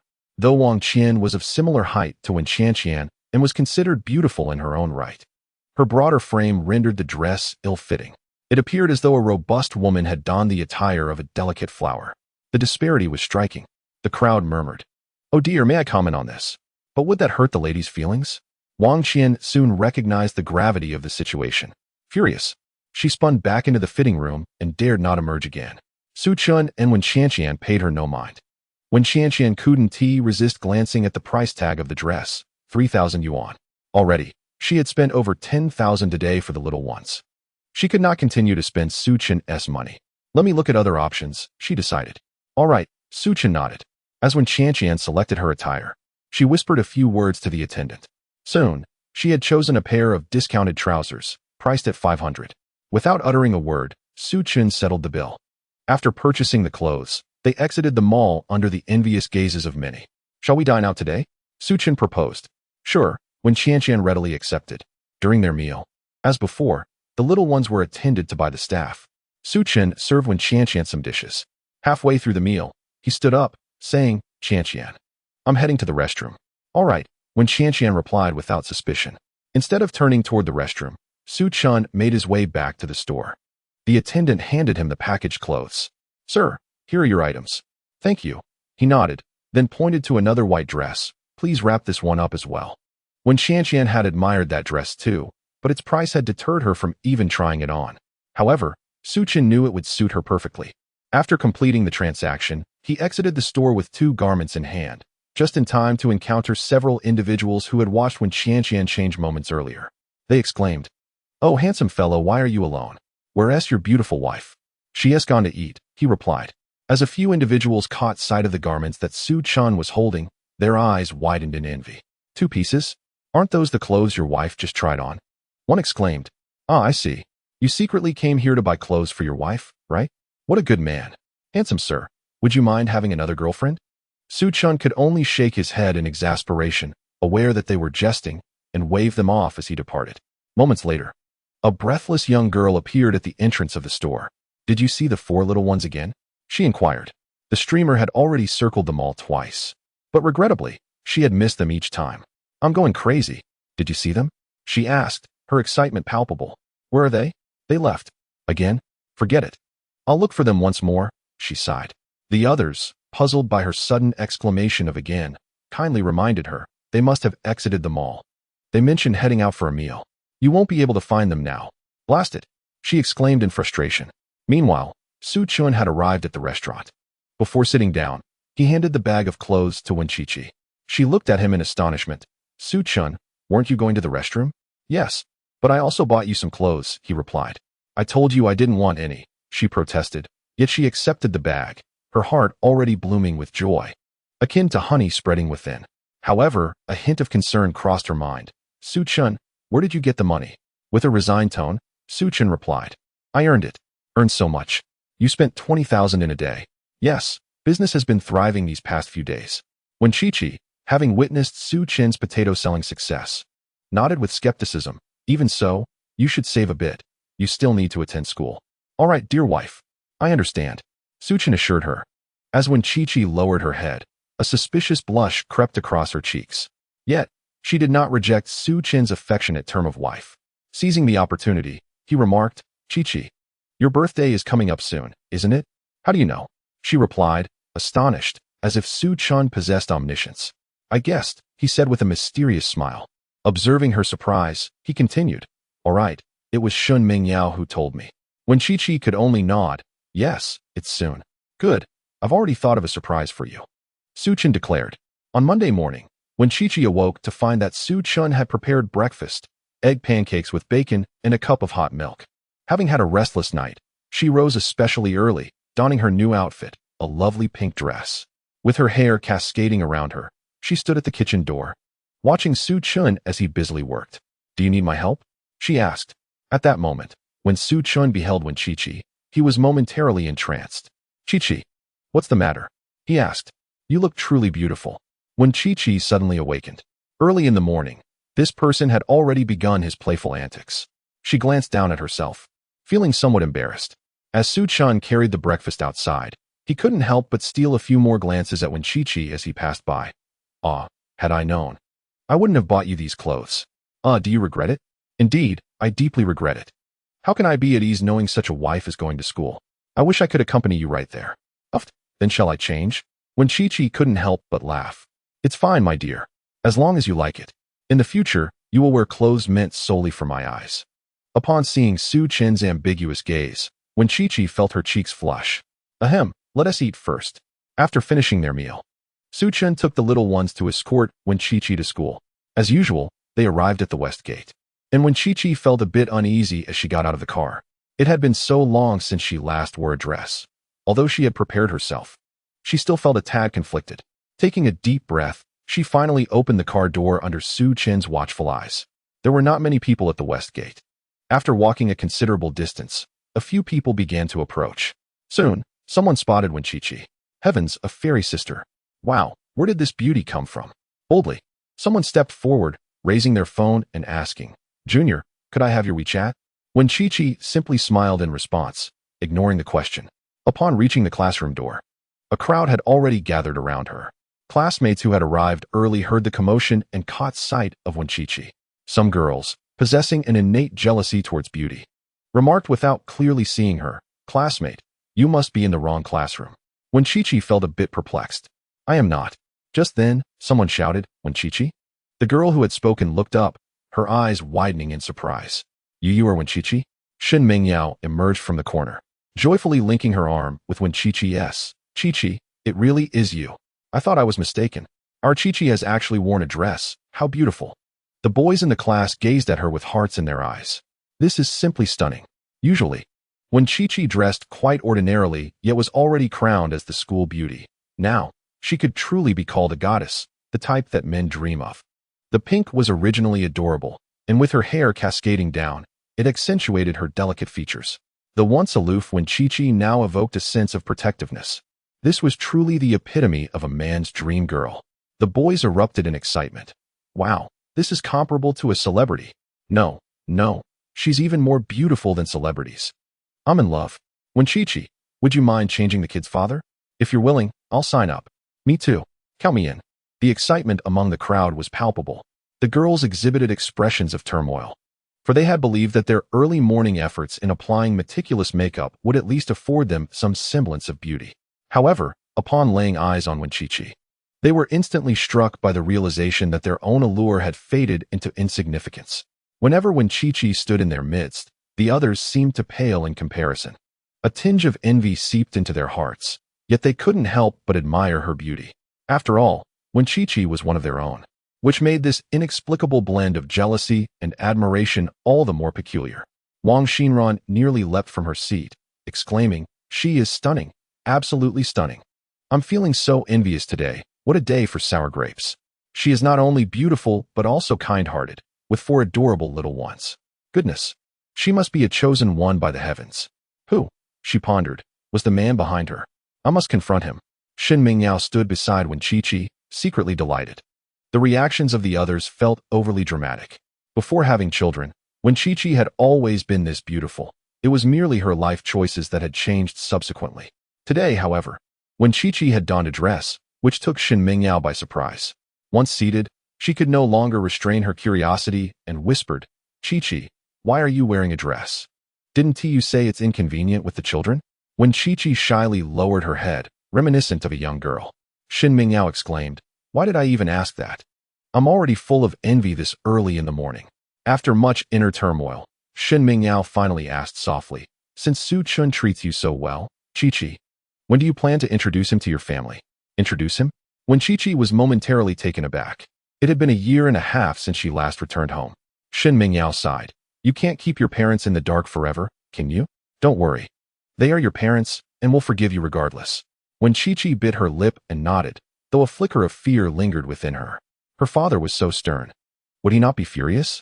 Perhaps when the opportunity arises, she mused. I could call my mother first, and if that fails, maybe she could persuade my father. Throughout the lesson, Chi found herself increasingly distracted, as did her classmates. All eyes were on her. After class, many flocked to the doorway, eager to catch a glimpse of the beauty. Numerous requests for WeChat contacts were made, but the boys from her class promptly dispersed them, declaring that if they could not have her, neither should anyone else. Fortunately, Chi had no desire to engage with these boys. To outsiders, Chi had always been an epitome of aloofness, maintaining her high and cool demeanor both before and after her hiatus from school. Most boys who attempted to strike up a conversation with her were met with silence, earning her the nickname the Ice Queen of the campus. It is precisely this cool demeanor that adds an air of mystery, deepening the intrigue surrounding Chi among the boys. Unfortunately, no one can approach her, save for that enigmatic man. At this moment, within the confines of dormitory number 307, Li Wenhao and Lin Lu are engrossed in a video game. While Wang Lei peruses a forum on his phone, suddenly, he is struck by a revelation. Chi has attended class today, and she is adorned in a skirt. Li Wenhao, with his headphones on, glances at Wang Lei and smiles. He has encountered Chi before and silently observes the excitement of his 2 companions. Indeed, Lin Lu swiftly removes his headphones, abandoning the game. Is that so? Let us go take a look. As they reach the door, Lin Lu notices that Li Wenhao remains still. He strides over and grabs Li Wenhao by the collar. What are you doing, son? Let us move. Reluctantly, Li Wenhao follows suit. On their way, Lin Lu and Wang Lei engage in animated discussion. I've heard the campus belle is extraordinarily beautiful, comparable to a star. Who do you think has captured her heart? Who knows? If I find out who that guy is, I'll make him regret it. Li Wenhao chuckles silently, eager to witness their reactions once they learn about Chi's relationship with Su Chen. It seems the time has come to arrange an introduction. Upon arriving at Chi's classroom, they discover a throng of admirers at the entrance, predominantly males, clutching their phones, their faces etched with disappointment. What should we do? The campus belle is ignoring us. I just saw a handsome guy approach her for WeChat, and she turned him down. She is so aloof. Li Wenhao and his companions catch sight of Chi, who is exiting with Shen Mingyao, her textbook in hand. As they converse, Chi bursts into laughter. Lin Lu is spellbound. My goodness, she is as beautiful as a celestial being. Listen, it's the sound of my heart skipping a beat. What do I do? I've fallen for the campus belle. Wang Lei nods in agreement. She truly is stunning. Li Wenhao muses to himself. These 2 foolish boys are oblivious to the danger they're courting by eyeing Su Chun. Lin Lu waves enthusiastically at the campus belle. Sister one, over here. Right here. At that moment, Shen Mingyao glances over and spots Li Wenhao. Her expression momentarily conflicted. Chi notices her reaction and inquires, "What is wrong?" Over there, It's your man's roommate, Shin Mingyao replies, gesturing towards Li Wenhao, who stands alongside Lin Lu and Wang Lei, both of whom are fervently waving at her. Upon catching Wen Shi's gaze, Li Wenhao smiles and nods in acknowledgement. Although he acknowledged that the campus beauty was indeed stunning and captivating, ever since he learned that she was Su Chan's acquaintance, Li Wenhao felt an inexplicable kinship towards her. Is the campus beauty looking over here? Lin Lu pondered, his heart racing. Could she possibly be gazing at me? He felt lightheaded and frantically waved. Campus beauty, it's me, Lin Lu. Li Wenhao thought to himself. What if I don't want to admit I know this fool? When Chi-Chi nodded at them before continuing on her way, Shin Mingyao whispered, aren't they all Su Chen's roommates? Yes, they sound quite similar, came the reply. They're all quite handsome. Is that so? Perhaps Su Chen should introduce them to you someday? Shin Mingyao pouted, choosing not to respond. In the corridor, many greeted Wen Chi-Chi, who merely nodded, showing no intention of taking out her phone. Lin Lu, however, pulled out his phone, feeling somewhat disheartened. What am I to do now? Li Wenhao inquired. What's wrong? Lin Lu lamented. I was hoping that if the campus beauty considered changing boyfriends, I would pursue her immediately, but she hasn't even given anyone her contact information. Li Wenhao asked, what about the campus beauty's child? Of course, I would care for them. The campus beauty's child would be my child, and I would treat them as my own, Lin Lu asserted. Li Wenhao chuckled. This lad must truly be foolish. Su Chen, you should take a look. Your little one is about to be stolen away. Wang Lei couldn't help but laugh. You should get the campus beauty's WeChat first. Upon hearing this, Lin Lu immediately deflated. If so many couldn't obtain it, how could he hope to? Was he dreaming? Li Wenhao rubbed his nose thoughtfully. Perhaps it's not entirely impossible? Given Su Chan's connection, Wen Chi-Chi might not be too difficult on us. Lin Lu suddenly lifted his head, eyes brimming with hope as he regarded Li Wenhao. How do we go about it? Just ask her directly, Li Wenhao replied. Do you really need to beat around the bush? Lin Lu glanced at Wen Chi-Chi and then at Li Wenhao. Are you brave enough to do it? Why wouldn't I be? If the former Li Wenhao lacked confidence, the current one is assured that Wen Chi-Chi views them differently after all. They are family. Then you should go. Lin Lu handed his phone to Li Wenhao. Li Wenhao queried, what's in it for me? Now is the perfect time to seize the opportunity. If you manage to get it, I'll treat you to a week's worth of meals. He couldn't believe it. So many had failed. So how could Li Wenhao possibly succeed? Surely, he was just boasting again. All right. Li Wenhao readily agreed. A week's worth of meals could save quite a bit of money. He took the phone from Lin Lu and strode forward. Wang Lei, unable to bear it any longer, asked, are you really going? Yes. What is so difficult about it? It's as simple as can be. Li Wenhao replied nonchalantly as he pursued Wen Chi-Chi. The eager students, upon witnessing the scene, were astounded. Goodness. Another fool has stepped up. Truly fearless. Just moments ago, even the campus heartthrob had been turned down, and now this lad seemed utterly deranged. Come. Let us observe how the campus belle rebuffs him. Lin Lu and Wang Lei joined in the spectacle. Some even took out their phones, intending to capture the moment when Li Wenhao was rejected. As Shin Mingyao walked by, she heard voices from behind. Turning her head, she remarked to Wen Chi-Chi, Chi-Chi, that Li Wenhao is chasing after you. What? Wen Chi-Chi instinctively turned to look. The crowd gasped. Did the campus belle just turn around? This should be entertaining. She's bound to be furious. This lad must be the most unfortunate among those turned down. Before they could finish their exclamations, Wen Chi-Chi suddenly broke into a smile. The crowd was left bewildered. Lin Lu, is Wen Chi-Chi actually smiling at Li Wenhao? It certainly appears that way. Did Li Wenhao adorn his face with stickers today? Clearly not. Then it must be an illusion? As they debated, Wen Chi-Chi came to a halt. Shin Mingyao quietly inquired, why aren't we moving? Let us wait a moment. Shin Mingyao had no choice but to wait alongside her. Lin Lu asked, Lazy, is the campus belle waiting for someone? Wang Lei swallowed hard. It seems so. Lin Lu was rendered speechless. The others looked on, exhilarated, at Wen Chi-Chi and Li Wenhao. Could it be? Am I blind? The campus belle truly appears to be waiting for this boy. Their eyes widened as they watched Li Wenhao sprint to Wen Chi-Chi. He then handed her a phone and whispered something while scratching the back of his head. Without hesitation, the campus belle accepted the phone. The author has something to say. The naive Dabao was astonished. Wow? The author has come to update so early today? How delightful. Let us shower her with compliments. Quick, leave a 5-star review. Rating can be found on the following 2 pages or in the book details. Author, There is more to come tonight. I'm a diligent little bee. Chapter 48. Chi-Chi, your man is quite impressive. Li Wenhao was equally surprised that when Chi-Chi would wait for him, it seemed his reputation still held some weight. The sensation of being watched by so many was rather exhilarating, even if it was thanks to Su Chan's influence. Upon reaching Wen Chi-Chi, he handed her the phone and, in a voice only she could hear, said, "Sister-in-law, could you do me a favor?" The term sister-in-law made Wen Chi-Chi's heart flutter. "What is up? Our roommate, that foolish lad behind us, is unaware of your relationship with Su Chan. He is trying to ask for your WeChat. Haha. Would you mind giving it to him?" "Of course not. Since he was a friend of Su Chan, there was no issue at all." Li Wenhao chuckled. "All right then, I'll trouble you, sister-in-law." As when Chi-Chi entered her WeChat ID, she replied, "No need to be so polite with me." He couldn't help but laugh again. The surrounding onlookers were taken aback. Did Wen Chi-Chi truly give him her WeChat? Could it be a ruse? Surely, it couldn't be the real Wen Chi-Chi. If she wasn't Wen Chi-Chi, then who could she possibly be? I find myself utterly bewildered. Lin Lu and Wang Lei were equally astonished. Wang Lei, quicker to react, waved his hand in front of Lin Lu. "Son, don't be like that. Your father is frightened." Lin Lu swatted Wang Lei's hand away. "Get out of the way." "Lazy," he pressed. How on earth did Li Wenhao manage to get the school beauty's WeChat? It was evident that the school beauty had willingly given it. Lin Lu struggled to catch his breath. The school beauty, willingly? Yes.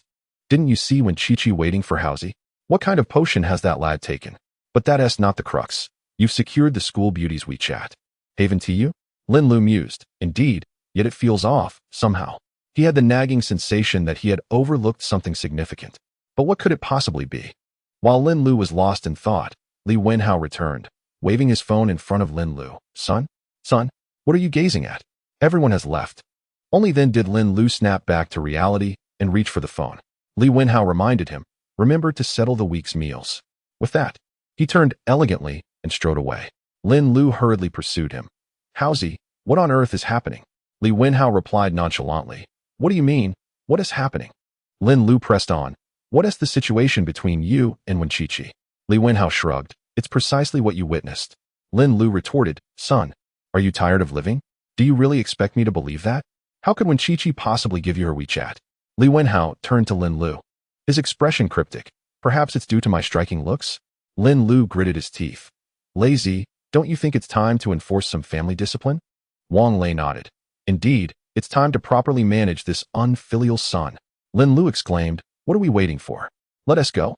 As soon as Li Wenhao sensed something amiss, he bolted. Lin Lu and Wang Lei pursued him relentlessly. When Chi-Chi, who hadn't strayed far, couldn't help but laugh at the spectacle. Shin Mingyao remarked, "Chi-Chi, are all the people in Su Chan's dorm this foolish? Is it contagious?" The day passed swiftly. The topic of when Chi-Chi donning a dress sparked another wave of gossip throughout the school. After classes that evening, when Chi-Chi and Shin Mingyao went to the school gate to wait for Su Chan. For Shin Mingyao, this had become the most anticipated part of her day, as it afforded her a chance to see her precious ones. Upon arriving at the west gate, they spotted Li Wenhao. When Chi-Chi appeared slightly bewildered, "What are you doing here?" "Sister-in-law, I was waiting for you," he replied. Shin Mingyao shot Li Wenhao a hostile glare. Li Wenhao ignored her. "Hee, I miss the little ones. Su Chan will come here to pick you up every day, right?" When Chi-Chi nodded, Li Wenhao was instantly elated. "That's wonderful. I can come to see the babies every day. How delightful." It wasn't long before Su Chan arrived. Upon seeing that besides Shin Mingyao, there was also Li Wenhao by Wen Chi-Chi's side, he felt somewhat helpless. Even without thinking too hard, he could tell Li Wenhao's intentions. Li Wenhao completely disregarded Su Chen's presence and rushed over with Shin Mingyao to share the babies. Li Wenhao took the first and second babies, while Shin Mingyao took the third and fourth. Today, Su Chan had dressed the babies in new clothes. Upon seeing them, both were astonished, their eyes sparkling with delight. "So beautiful. This outfit is lovely. Chi-Chi, your taste has improved." When Chi-Chi smiled helplessly, this was chosen by Su Chan. "Oh, Su Chan has good taste too. Chi-Chi, your man is truly remarkable." Li Wenhao interjected from the side. "That doesn't concern you." Shin Mingyao retorted, "If you don't speak, no one will mistake you for a mute." Li Wenhao fell silent and went to play with the babies. Su Chan had initially intended to take Wen Chi-Chi away directly, but now he had to wait. Half an hour later, they reluctantly released the babies. Just before leaving, Li Wenhao leaned close to Su Chen's ear and whispered, "Son, I've prepared a gift for you." No need to thank me. What? Li Wenhao grinned mischievously. You'll find out when you get home. On the way back, Suchin couldn't shake off Li Wenhao's words, feeling something was amiss, as if there were hidden meanings. Noticing when Chi-Chi joyfully playing with the babies, Suchin asked, Chi-Chi, did Li Wenhao seem off today? When Chi-Chi pondered, not really. Besides asking for her WeChat, but it's reasonable since she's his sister-in-law now. Oh. Suchin didn't press further. Today, Suchin prepared fish soup, intending to nourish when Chi-Chi properly. While they were eating, when Chi-Chi's phone rang with a WeChat notification. As she was feeding the eldest baby rice cereal, she tilted her head and asked, who sent the message? Suchan instinctively reached for the phone. Let me see. When Chi-Chi's phone had no password. Upon opening it, he saw a message from someone named The Path into Your Heart. Hello, Wen Shuejia, I am Lin Lu. Suchan, what the hell? Lin Lu? How did this guy get when Chi-Chi's WeChat? Recalling Li Wenhao's words sent a shiver down his spine. Damn. Perhaps sensing the lack of response, Lin Lu's messages kept coming. I have always admired you, ever since the first time I saw you. Being able to add you on WeChat today shows we are quite fated. Sister Chi-Chi, I am aware that you have children now.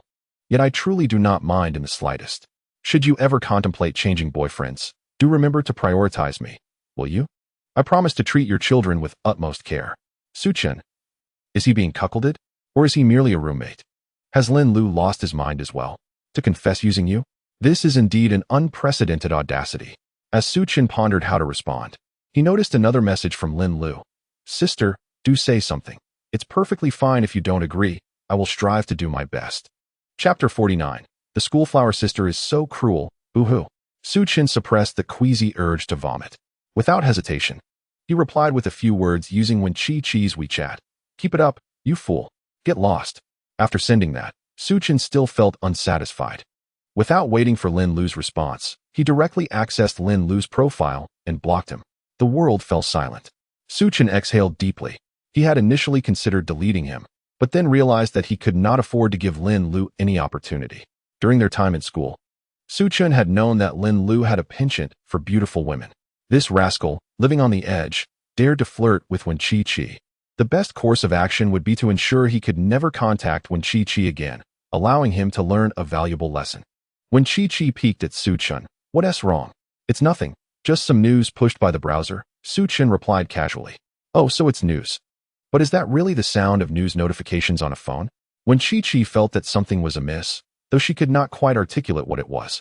Meanwhile, the little one being fed, Sanbao, looked up at Wen Chi-Chi with a confused expression. Mama is lost in thought again. Boo-hoo. Sanbao is so hungry.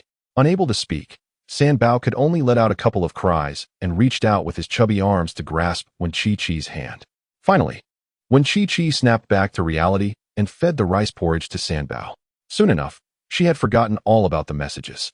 At this moment, in room 307 of the male dormitory at Ningzhou University, Lin Lu's eyes widened upon reading the message on his phone. He could hardly believe it. The seemingly gentle Wen Chi-Chi had uttered such rude words. Lin Lu felt his heart had been wounded. But upon reflection, how could his goddess speak in such a manner? Surely, someone else must have taken hold of her phone. Lin Lu resolved to investigate further. He swiftly typed a few words. The path into your heart. Who are you? Then he quickly pressed send. A red exclamation mark appeared before Lin Lu's eyes. Once again, he widened his eyes in disbelief. Could it be? The schoolflower deleted him?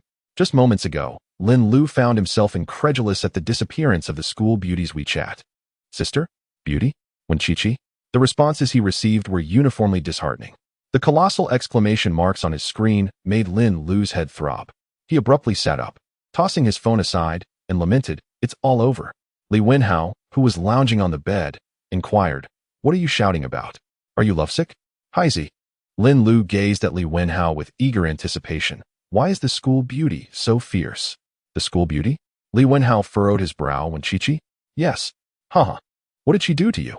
As soon as Li Wenhao heard this, he sensed the gravity of the situation. He swiftly rolled out of bed, snatching Lin Lu's phone before he could react. Upon glimpsing the messages on Lin Lu's screen, Li Wenhao erupted into laughter. Ha. Keep it up, you poor thing. Ha. This is just too much. Lin Lu, you are in such a miserable plight. Li Wenhao was laughing uncontrollably. This is clearly from Suchin. Finally feeling a bit of relief, Li Wenhao had harbored resentment ever since learning about Su Chen's relationship with Wenqiqi. Convinced that Su Chen had struck an immense stroke of luck, he delighted in the thought of giving him a hard time. Wang Lei leaned in, glancing at the screen. Bewildered, Wenqiqi is so aggressive? Was her demeanor merely a facade? Knowing the truth, Li Wenhao mused, who knows? Perhaps the school beauty is just teasing you. Why would she block me then? Lin Lu felt deeply wounded. The school beauty truly was fearsome. His dreams of adoration had shattered. Wang Lei accompanied Lin Lu in his melancholy. Li Wenhao's phone suddenly chimed. He quickly grabbed it, discovering a message from Su Chen. Son, have you been feeling mischievous lately? Wait until I return, I will deal with you. There's no baby to tend to these days. Li Wenhao's amusement evaporated. The babies were his source of joy. How could he survive without them? Please, Chengge, no. I was wrong, Chengge. Chengge, you are magnanimous. Please don't hold it against me. Get lost. Farewell. When Wenqiqi emerged after feeding the babies, she found Su Chen in a fit of exasperation, hurling his phone aside. Wenqiqi, puzzled, asked, Su Chen, what's wrong? Hearing her voice, Su Chen's mood lightened a bit. It's nothing, let us eat. All right. After finishing their meal, the babies fell asleep early. Su Chen said, Chi-Chi, I need to step out for a moment. I will return shortly. Okay, go ahead. When Chi-Chi hesitated not at all. For the past few days, Su Chen had been attending to the baby, never leaving his side, and had scarcely any time to himself. Upon stepping out, Su Chen ventured into his space to procure 2 tomatoes and a cucumber for Qianhu. As soon as Qianhu learned of Su Chen's arrival, he hastily prepared tea. Eager to greet him as he stepped outside, Su Chen, taken aback by the warm welcome, remarked, Brother Qian, there's no need for such formality. I am well aware of where your office is. That's simply one tea due, Brother Su. Qianhu insisted, you are a distinguished guest here, you know? In just these past 2 weeks, we've made over 100,000. We rarely see such profits in a month. Brother Su, you are truly my lucky star. If you have any requests today, please do not hesitate to voice them. Oh, by the way, Brother Su, if you require funds, I can provide you with your share of the profits right now. Su Chen waved his hand dismissively. Let us discuss it at the end of the month. The system has just credited me with 200,000, which is sufficient for the babies for quite some time. Very well. We shall wait until the end of the month then. After ushering Su Chen into his office, Qianhu pulled back his chair, inviting Su Chen to sit. This seems inappropriate, Su Chen remarked. Nonsense, please take a seat, Qianhu insisted, growing increasingly respectful towards Su Chen. Su Chen did not refuse. He got straight to the point. I have indeed come to see you for a matter, and I apologize for the inconvenience. I have been quite busy during the day, and only now, while the baby sleeps, do I have a moment. Brother Qian, I have developed new varieties of cucumbers and tomatoes. Would you like to have a look? As he spoke, Su Chen produced the tomatoes and cucumbers. All right, let me see. Perhaps you could have a taste first, Brother Qian. Upon seeing the cucumbers and tomatoes, Qianhu's eyes lit up with delight. The tomatoes were large, round, and vibrant, exuding a subtle fragrance, clearly perfectly ripened. Each cucumber was remarkably uniform in size. Neither too thick nor excessively thin, they were simply flawless. Having navigated the vegetable market for over a decade, Qianhu had never encountered such exquisite cucumbers and tomatoes. Excellent. Let me try, he said, picking up a tomato and taking a bite. Instantly, he was astonished. Chapter 50. ISNT that teacher Liu? Noticing Qianhu's expression, Su Chen inquired, how is it?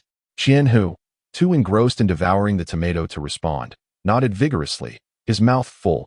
Delicious, so delicious. This is truly exquisite. After finally finishing the entire tomato, he wiped his mouth with a napkin, slightly embarrassed as he asked, Brother Su, how on earth did you cultivate such tomatoes? I nurtured them myself, Su Chen replied, maintaining his stance. Matters of personal technique were rarely probed into, as they constituted private information. Qianhu nodded in admiration, saying, they are simply extraordinary. To be frank, I have lived for 40 years and have never tasted such delectable tomatoes. It is simply more delectable than those fruit tomatoes. Su Chen had also tasted tomatoes and was naturally aware of their flavor. How about it? Can we proceed? Certainly. We can not only enter the vegetable section, but also the fruit section. Su Chen nodded. You are the expert in this matter. The decision rests with you. Have you tried this cucumber? Qianhu felt a bit embarrassed. He had never displayed such a lack of composure in front of others before. However, upon seeing the cucumber, he could not help but salivate. One cannot entirely blame Qianhu. The shock of the tomatoes and potatoes was immense, leading him to an implicit belief that anything cultivated by Su Chun must be exceptionally delicious. Qian, who felt a tad awkward but could not resist approaching Su Chun, taking the tomato from his hand and asking, "Is this permissible?" "Absolutely. Take as much as you desire." Qian, who grabbed the cucumber and bit into it without hesitation. Although he had already dined, his stomach still felt somewhat full, yet he could not resist the temptation. Upon tasting the cucumber, its natural, crisp sweetness made him feel as if he had just savored the finest cucumber in the world. He nodded while chewing. "Delicious, delicious, delicious. Brother Su Chun, this will undoubtedly sell like hotcakes. What price do you think is appropriate?" Su Chun appeared slightly bewildered. "You can decide. I am not particularly knowledgeable about this." After a moment of contemplation, Qian Hu suggested, "Let us sell it for 10 yuan per pound, just like the potatoes. However, I have a small request." "What is it?" Qian Hu chuckled. "Would you be able to bring your little ones to sell tomatoes and potatoes for a day?" Fearing Su Chun might misunderstand, he quickly clarified, "I mean no offense. You and your little ones would be living advertisements. With your potatoes leading the way, the cucumbers and tomatoes will surely sell splendidly." Su Chun pondered for a moment and nodded. All right. After all, he had little to do these days. He would just have Zhao Dashing deliver the cucumbers and potatoes. Qian Hu happily escorted Su Chun away, and after Su Chun called Zhao Dashing, he went to bed. These past few days, the little ones seemed to be fatigued from playing with Su Chun during the day, sleeping particularly soundly and making significantly less noise at night. In the morning, Su Chun dropped Wen Qianqian off at school and then took the little ones directly to the vegetable market. Qian, who had found a larger market for Su Chun, claiming it would attract more attention, they transported an entire 2 carts of tomatoes and cucumbers. As Su Chun pushed the stroller over, the adorably naive little ones immediately captured everyone's attention. "Wow, quadruplets! How adorable! Aren't these the quadruplets of the young man who sells potatoes? They must be, right? I haven't heard of any other quadruplets in this area." One comment sparked astonishment among the crowd. "They haven't been out in a long while, have they?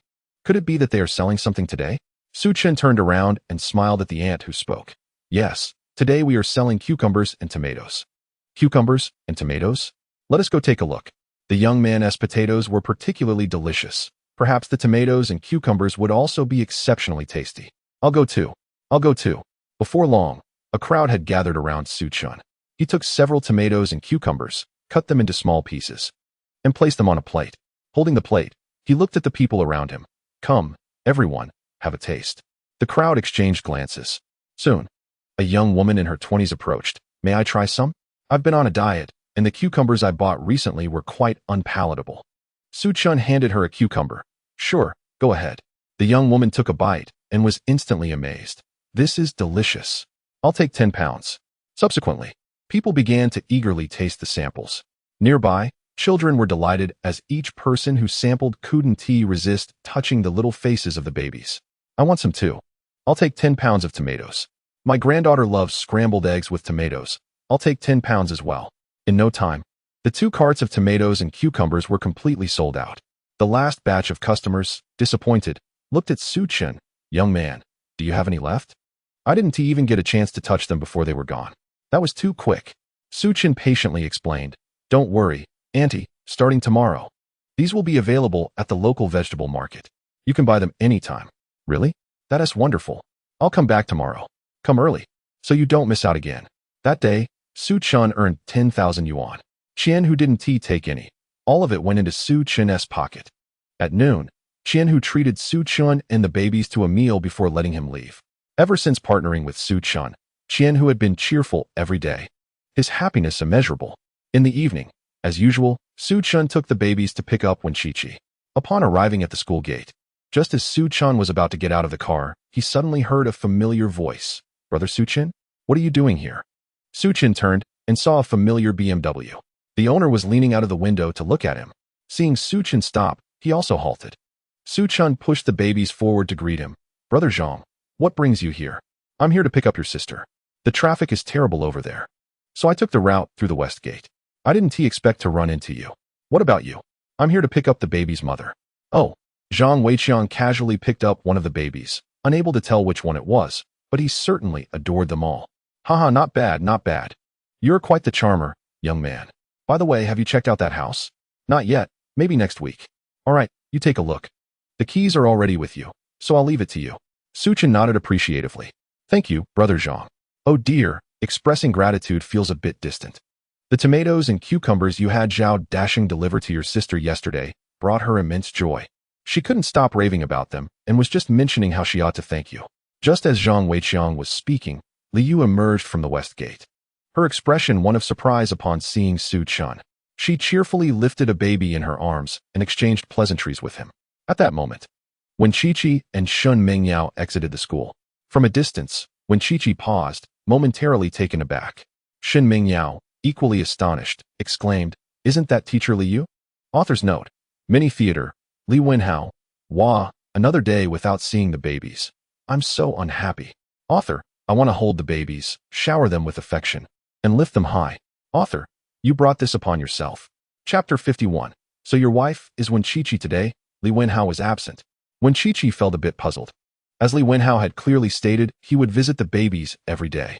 Her mind raced with thoughts of whether Su Chun had mentioned something to him. Upon arriving at the school gate, she spotted Li Yu. As the youngest mentor at Ningzhou University, Li Yu was quite renowned. Rumors portrayed her as aloof and proud, seldom smiling. However, at this moment, when Chi-Chi beheld Li Yu, who was not only smiling but radiating happiness, the little one in her arms was affectionately nuzzling against Li Yu's face. When the baby finally turned to look at Wen Chi-Chi, he pointed at Li Yu with one finger, as if to say, "Mommy, look. There's a beautiful auntie." When Chi-Chi was utterly bewildered, Shin Mingyao, filled with curiosity and apprehension, asked, "What is going on? Why is Teacher Li holding the baby? And why is she standing next to Su Chun? Chi-Chi, what is happening?" The situation rendered her hesitant to approach the babies. When Chi-Chi shook her head, "I'm not sure." At that moment, Li Yu also noticed when Chi-Chi. Zhang Weiqiang caught sight of her as well, his pupils dilating in surprise. "Su Chun, is this your wife?" His tone held an unusual inflection. Su Chun inquired. "What is the matter?" "Nothing. Just found her quite beautiful," Zhang Weiqiang replied. Li Yu was momentarily taken aback. "Wen Chi-Chi? Su Chun, your wife is Wen Chi-Chi?" The disbelief was evident in her eyes. As a teacher, Li Yu was well aware of Wen Chi-Chi's reputation. Over a year ago, when Wen Chi-Chi had not taken a leave of absence, she was already a well-known figure in school, with many suitors fighting for her affection.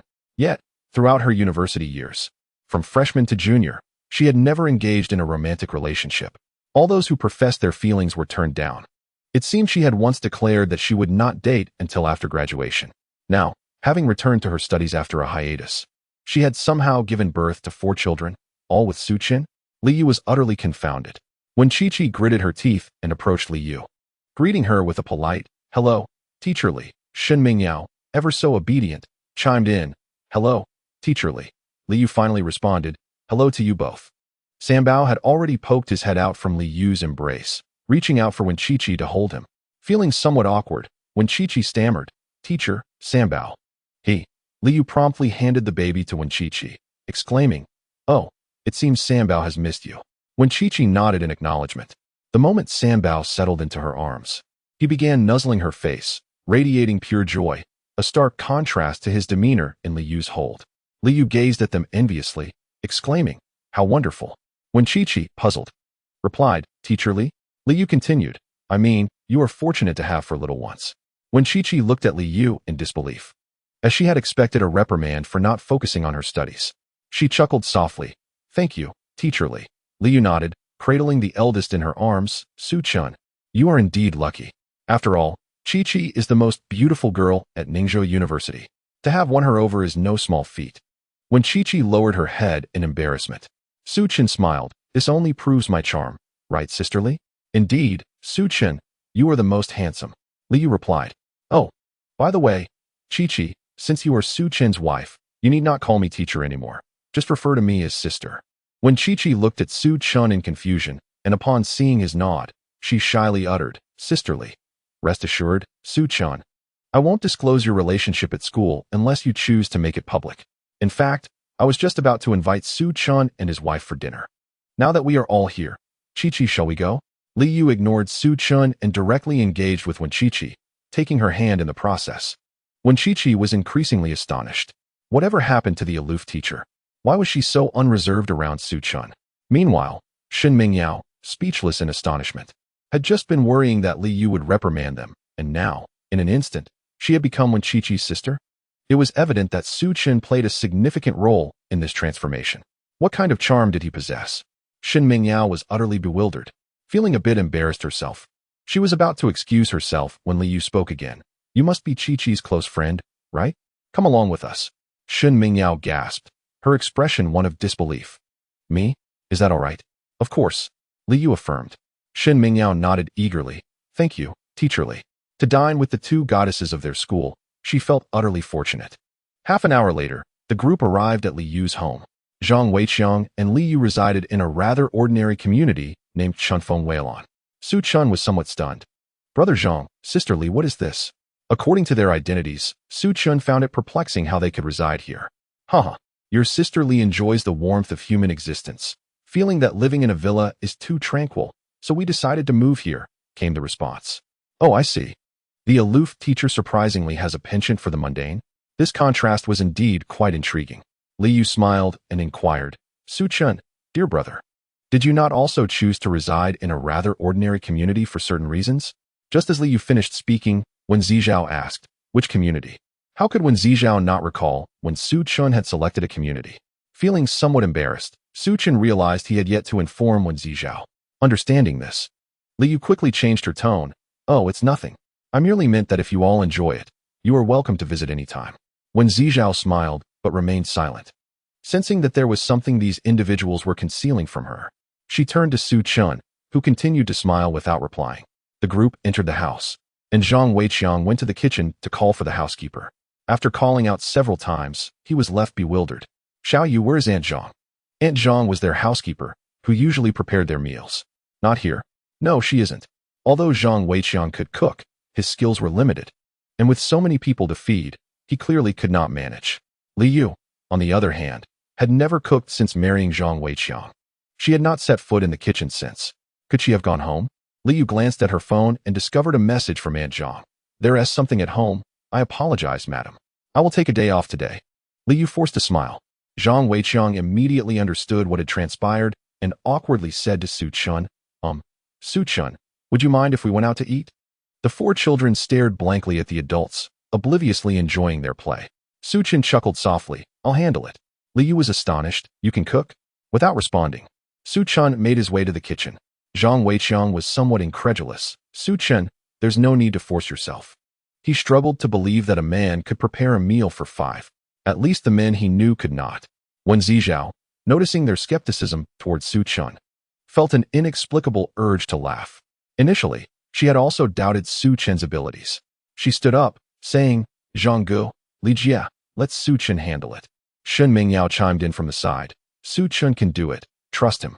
Zhang Weiqiang, feeling somewhat embarrassed, replied, all right, then go ahead. All the ingredients are in the fridge. Just let us know if you need assistance. Great. Su Chen entered the kitchen and opened the refrigerator to take a look. 2 potatoes, a portion of ribs, a serving of fatty pork, a portion of chicken wings, a small bag of tomatoes, several cucumbers, along with radishes, greens, and various other ingredients. Su Chen searched for the dishes he wished to prepare, mentally inscribing their names into his culinary tome. Sour and spicy shredded potatoes, rib soup, stir-fried tomatoes with eggs, garlic sprouts stir-fried with meat, and cola chicken wings. He also decided to prepare a refreshing cucumber salad. Su Chun had already acquired the skills for sour and spicy shredded potatoes and cucumber salad, while the other 3 dishes and the soup were newly bestowed upon him by his skill book. Before long, the kitchen was filled with an enticing aroma. Zhang Weiqiang and Li Yu were taken aback. So fragrant. Indeed, Shen Mingyao had tasted Su Chen's cooking before and had been longing for it these past few days. However, due to various reasons, she had been unable to indulge and later felt shy about following Su Chen home.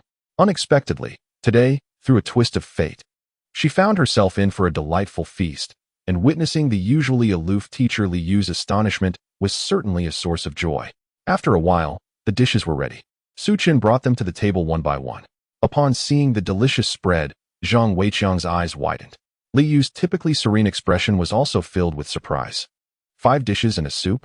Su Chen, you are truly remarkable. Su Chen smiled gently. Sister, please help serve the rice. Li Yu quickly got up to assist. Zhang Weiqiang moved with remarkable speed, and soon each of the five had a generous bowl of rice. Shen Mingyao gazed at the dishes, salivating, unable to contain her eagerness any longer. Shall we begin eating? Zhang Weiqiang asked, swallowing hard. Su Chen nodded affirmatively. Liu was the first to pick up her chopsticks. Upon tasting the sour and spicy shredded potatoes, her eyes sparkled instantly. These potatoes are exquisite. The same potatoes, yet Su Chen's preparation surpassed Aunt Zhang's by far. Liu couldn't stop praising the dish.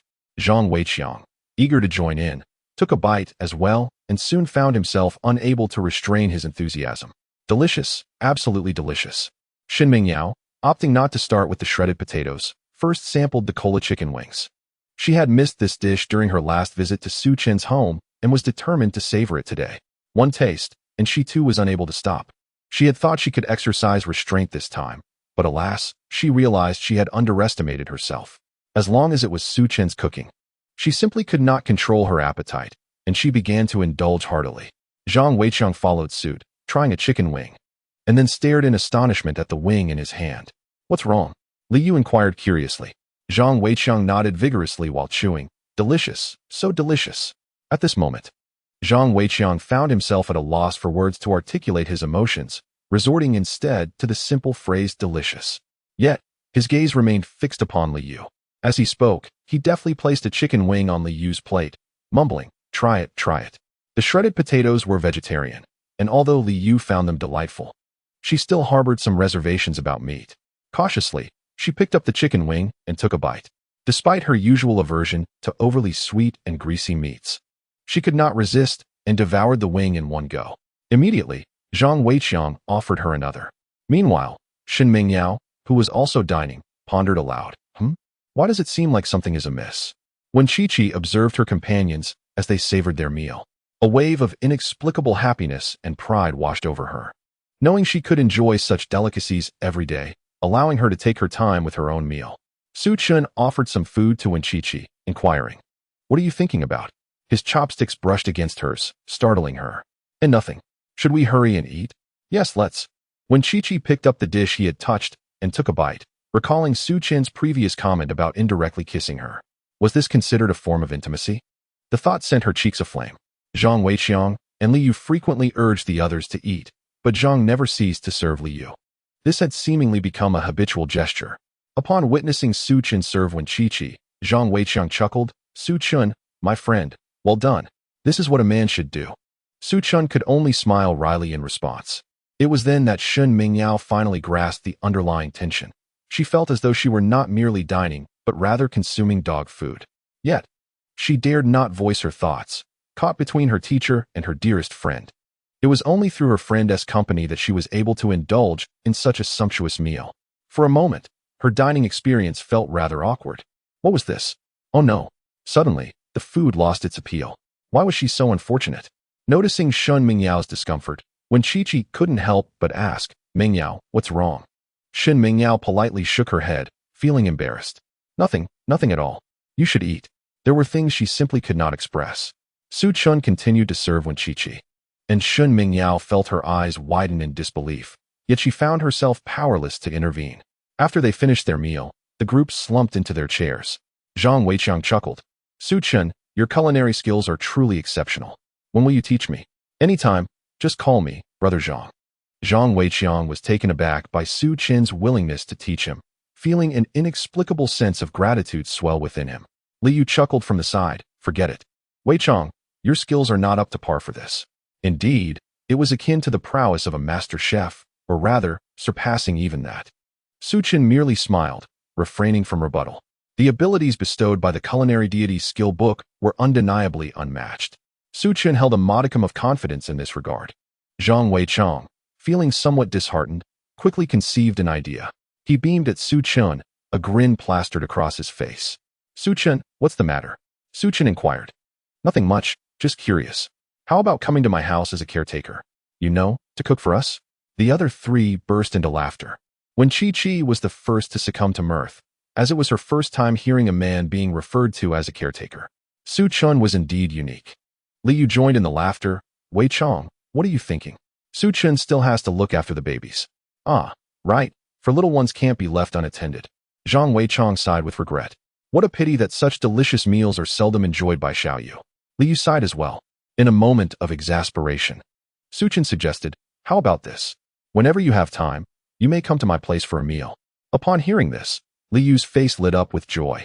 Without hesitation, she responded, great. Zhang Weichong chimed in. Su Chen truly understands us. This is wonderful. Not only can we savor delicious food, but we also get to see the 4 little ones, a double delight. Indeed, Li Yu concurred, then went off to play with the babies. When Chi-Chi observed that Li Yu genuinely adored the little ones and chose not to decline the invitation, Zhang Weichong proceeded to wash the dishes. After tidying up, Su Chen departed with Wen Chi-Chi and Shen Mengyao. They first dropped Shen Mengyao back at school before returning home with Wen Chi-Chi and the babies. On the way, Wen Chi-Chi glanced at Su Chen's silhouette, hesitating to speak. Noticing this through the rearview mirror, Su Chen asked, Chi-Chi, what's the matter? Are you feeling unwell? After pondering for a moment, Wen Chi-Chi couldn't resist any longer and inquired, how do you know Teacher Li? She is the mentor of the English department, and you seem worlds apart. Wen Chi-Chi had been mulling over this throughout the journey, unable to derive any clarity. Moreover, Su Chen had addressed Li Yu as sister. Their relationship appeared to be quite extraordinary, as such intimate titles were not something the aloof mentor, Li Yu, would bestow upon anyone else. When Chi-Chi felt a twinge of discomfort within. The author has something to say. To the 4 little treasures, thank you to all the uncles for the gifts to the delightful author. The delightful author has seen them. And the gift wall is simply beautiful. Chapter 53. The wife gets jealous. Intimate contact. Su Chen turned around and saw Wen Chi-Chi biting her lip. Her eyes fixed on him without a blink. His response seemed rather tense. Su Chen chuckled softly, guess. When Chi-Chi's expression gradually darkened. Why didn't he explain? Although Teacher Li was already married, it was not impossible for someone as exceptional as her to capture others' hearts. With a frosty demeanor, when Chi-Chi retorted, fine. If you won't say anything. She turned her head, pouting as she gazed ahead. Darling, are you feeling jealous? Su Chen deliberately lowered his voice, speaking nonchalantly. Upon realizing that Su Chen had been teasing her, when Chi-Chi became even more irate. Why on earth would I be jealous? I am not jealous. Ha ha. Su Chen could no longer contain his laughter. He found it truly delightful to tease Wen Chi-Chi. Her demeanor was simply adorable. The 4 little ones, upon hearing the joyous exchange between Su Chen and Wen Chi-Chi, joined in the laughter. Seated in their high chairs, their tiny hands eagerly clapped in excitement.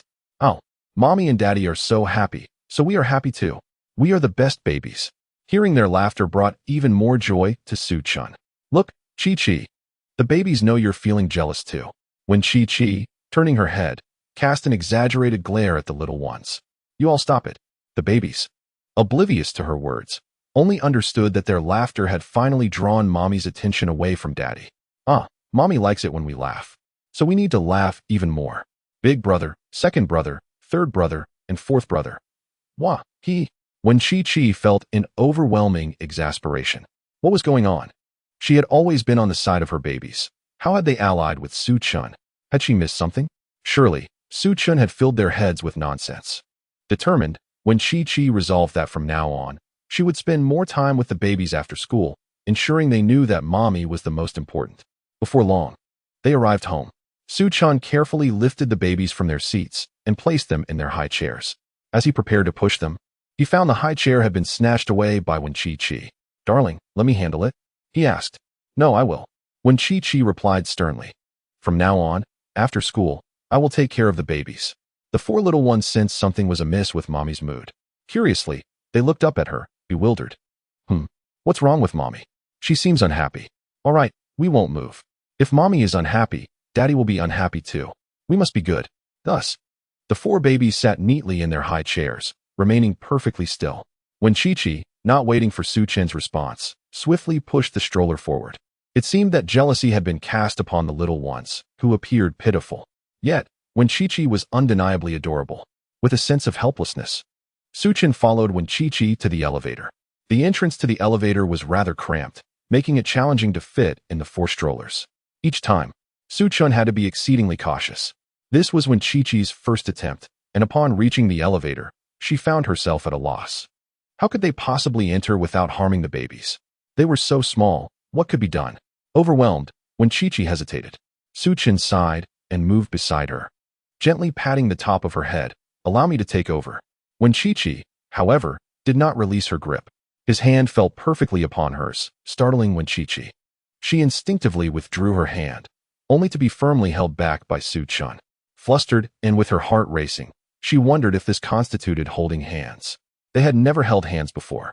Lowering her gaze, she dared not meet Su-Chen's eyes. You, let go. I won't. Su-Chen chuckled, positioning himself between her and the chair. When Chi-Chi was on the verge of panic, unable to discern whether her feelings were born of anxiety or anger, Su-Chen stood uncomfortably close, and each movement brought her into contact with his solid chest. She was too timid to look up. The four little ones had been eagerly anticipating their entrance into the elevator, yet they remained stationary. Confused, the babies turned to their parents, only to discover that their mother's face had inexplicably turned crimson. With wide eyes, the babies observed the two. Finally, unable to contain herself, when Chi-Chi exclaimed, Su-Chun. The babies are watching. Su-Chun chuckled once more before finally releasing her hand. The moment he loosened his grip, when Chi-Chi instantly recoiled. However, in her haste, her hand accidentally brushed against Su-Chen's face, the back of her hand landing softly upon his lips. Su-Chun, taken aback by this unexpected delight, instinctively pressed a gentle kiss to the back of her hand. Even though it was but a fleeting sensation, when Chi-Chi felt an electrifying thrill coursing through her. You shameless! She scolded Su-Chun before hastily darting into the elevator. She resolved never to compete with Su-Chun again. It was far too terrifying. As Su-Chun watched her flustered retreat, he recalled the softness of her hand, a sweet warmth blossoming within him. The sight of his wife's bashful demeanor was truly enchanting. Once inside the elevator, when Chi-Chi dared not move, fearful of any further advances from Su-Chun, he towered over her by half a head, allowing him only to glimpse her flushed profile. Su-Chun could not help but chuckle. Chi-Chi, did we just have an intimate encounter? You still dare to say it. Let the little ones have a good laugh. When Chi-Chi was at a loss for words, Su-Chun continued with a smile. If the little ones are not around, can I speak freely? You. When Chi-Chi turned away, presenting Su-Chun with her back, she was perplexed. Despite her jealousy in questioning Su-Chun, how had he suddenly gained such charisma? It left her feeling utterly exposed before him. What was she to do? As when Chi-Chi was engulfed in her turmoil, she heard Su-Chun, unusually serious, say, Teacher Li is quite fond of the little ones. He came to buy my potatoes to express his gratitude, and that is how he came to see the little ones. After all, it's all because of you. Who else could have given birth to such adorable children? Su-Chun feigned a sense of grievance. When Chi-Chi's heart softened, and she hesitantly inquired, then why doesn't Teacher Li have one of his own? Su-Chun sighed. You see, who could possibly be as remarkable as your husband? Hitting the mark on the first try? When Chi-Chi retorted, you really can't be serious for long. It's so infuriating. Noticing that when Chi-Chi was blushing again, Su-Chun felt he had achieved his aim. He added, no worries, they will soon have their own little ones. How do you know? When Chi-Chi asked in astonishment. I just know, your husband is quite extraordinary. After all, it's what the system says. Who would dare to doubt the system? When Chi-Chi decided to cease the debate, she was clearly outmatched. All right, let us go home. That evening, after Su-Chun had settled the little ones and they had just fallen asleep, he received a call from his mother, Fong Ruolin. Mom, why are you calling so late? Su-Chun asked, taking a deep breath as he saw the caller ID. Ultimately, he answered the call. Fong Ruolin engaged in the usual pleasantries. Son, how have you been lately? Pretty well, Mom. Why the late call? Oh, it's been a month since we last spoke. I just wanted to check in on you. Despite her words, Su-Chun felt something was amiss about the timing of her call. I'm doing well. Oh, has anything changed in your life? No, everything is the same. Su-Chun was still pondering how to tell his parents that he had children. He planned to bring Wen-Chi and the little ones home directly. Oh, is that so? Yes. Today, Fong Ruolin seemed rather odd. There was a lengthy pause between each of her questions before she proceeded to the next.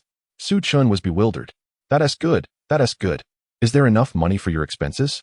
Yes, it's sufficient. Well, it's nothing. Your mother and I just miss you. That is all. We'll hang up now. Come home during the holidays, all right? Su-Chun replied, yes, I will. All right then, I'll hang up now. The phone call was abruptly ended, leaving Su-Chun in a state of bewilderment. What was going on? Fong Ruolin usually called during the day or right after he got out of school. Yet, here it was, past 10 o'clock. Su-Chun let out a long sigh. She poked her head out from inside the room and asked, what's wrong? After pondering for a moment, Su Chun decided to confide in Wen Zizai. My mother. Oh, Wen Zizai remained silent. Su Chun continued, what's the matter? Do you wish to meet your future mother-in-law? Here it comes again. With a resounding slam, Wen Zizai shut the door, her heart racing as she stood behind it. Was she really about to meet Su Chen's mother? Meeting the parents meant, Wen Zizai felt a surge of anxiety. That night, she hardly slept at all. The next morning, Wen Zizai was awakened by the cries of the little one. The baby was hungry. Hastily, she picked up the infant, lifted her shirt, and began to feed him. The baby gazed up at her with tear-filled eyes, eagerly drinking the milk. Suddenly, a wave of pain struck her. Ah! Wen Zizai exclaimed. Su Chun, who was cooking outside, rushed in with a spoon. What happened, Zizai? Having known her for quite some time, he had never seen her in such disarray. At that moment, the baby had just released Wen Zizai and turned to look at Su Chun. Wen Zizai panicked. She hurriedly pulled her shirt down, her face flushing crimson. Get out. Su Chun felt a twinge of panic. What was happening?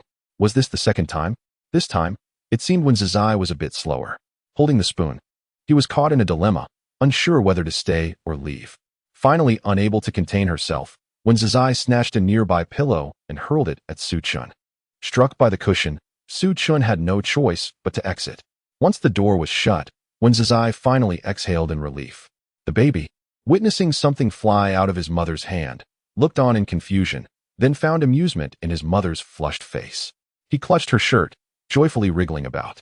Wen Zizai felt utterly ashamed, unsure how to face Su Chun again. Little one, are you trying to ruin your mother's dignity? The baby, oblivious to her words, thought she was merely teasing him, and so he became even happier. Wen Zizai sighed. When would the babies ever grow up? After feeding the infant, she found herself too timid to leave the room. The last time Su Chun had caught her off guard, she had merely felt embarrassed, but this time, the shame was overwhelming, especially when she recalled how Su Chun had held her and kissed the back of her hand. Her face instantly burned with heat, and she felt utterly flustered. Meanwhile, Su Chun had finished preparing the meal. Yet, when Chi-Chi remained inside, unresponsive to Su Chen's calls, despite his attempts, with a sense of helplessness, he sighed. Ah, my dear, are you feeling shy again? Realizing he had to employ his ultimate tactic, Su Chun raised his voice, declaring from the doorway, Chi-Chi, come out for dinner. If you don't, I might just barge in. Just as he spoke those words, the door swung open. When Chi-Chi emerged with a dark expression, avoiding his gaze and briskly walking past him, she reached the dining table, where she mechanically sat down, lifted her bowl, and began to eat in a robotic manner. Su Chun felt an urge to laugh, but contained it, joining her at the table for their meal. Breakfast consisted of fried dough sticks, side dishes, and rice porridge. The fried dough sticks were within Su Chen's reach, so he casually handed one to Wen Chi-Chi. She didn't even glance at it, opting to take one from the plate herself. Su Chen's hand hovered awkwardly in midair. He eventually placed the fried dough stick on the plate before her, saying, Chi-Chi, has anyone ever told you that your demeanor makes one want to steal a kiss? After holding her expression for a morning, when Chi-Chi finally faltered, why did Su Chen's every word evoke such feelings? Why was she incapable of resisting? This sensation was utterly vexing.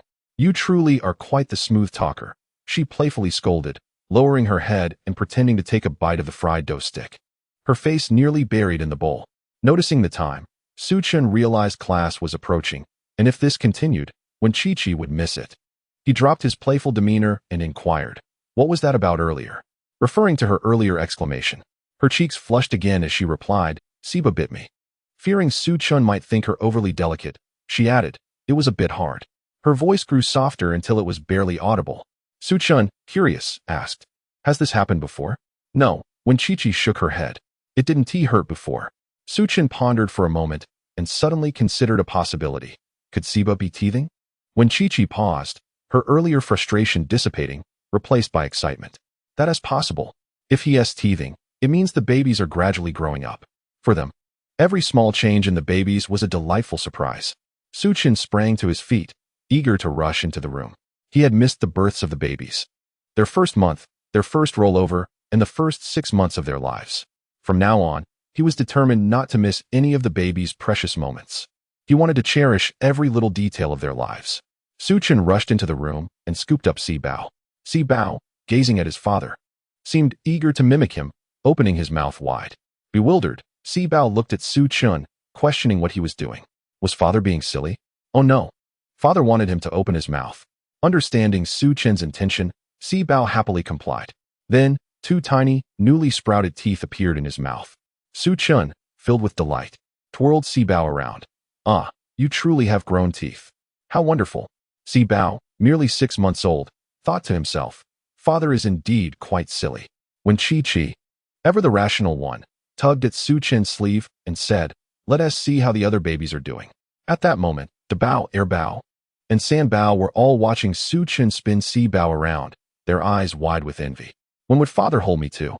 I long to spin around with father as well. Su Chen first approached the Bao, whose eyes lit up with excitement. Ah, father is here to hold me, he exclaimed. I want to spin around too. In chapter 55, as Su Chen embraced the Bao, he noted that the Bao had grown a bit and seemed a tad dazed. Once in Su Chen's arms, he giggled joyfully, his head bobbing.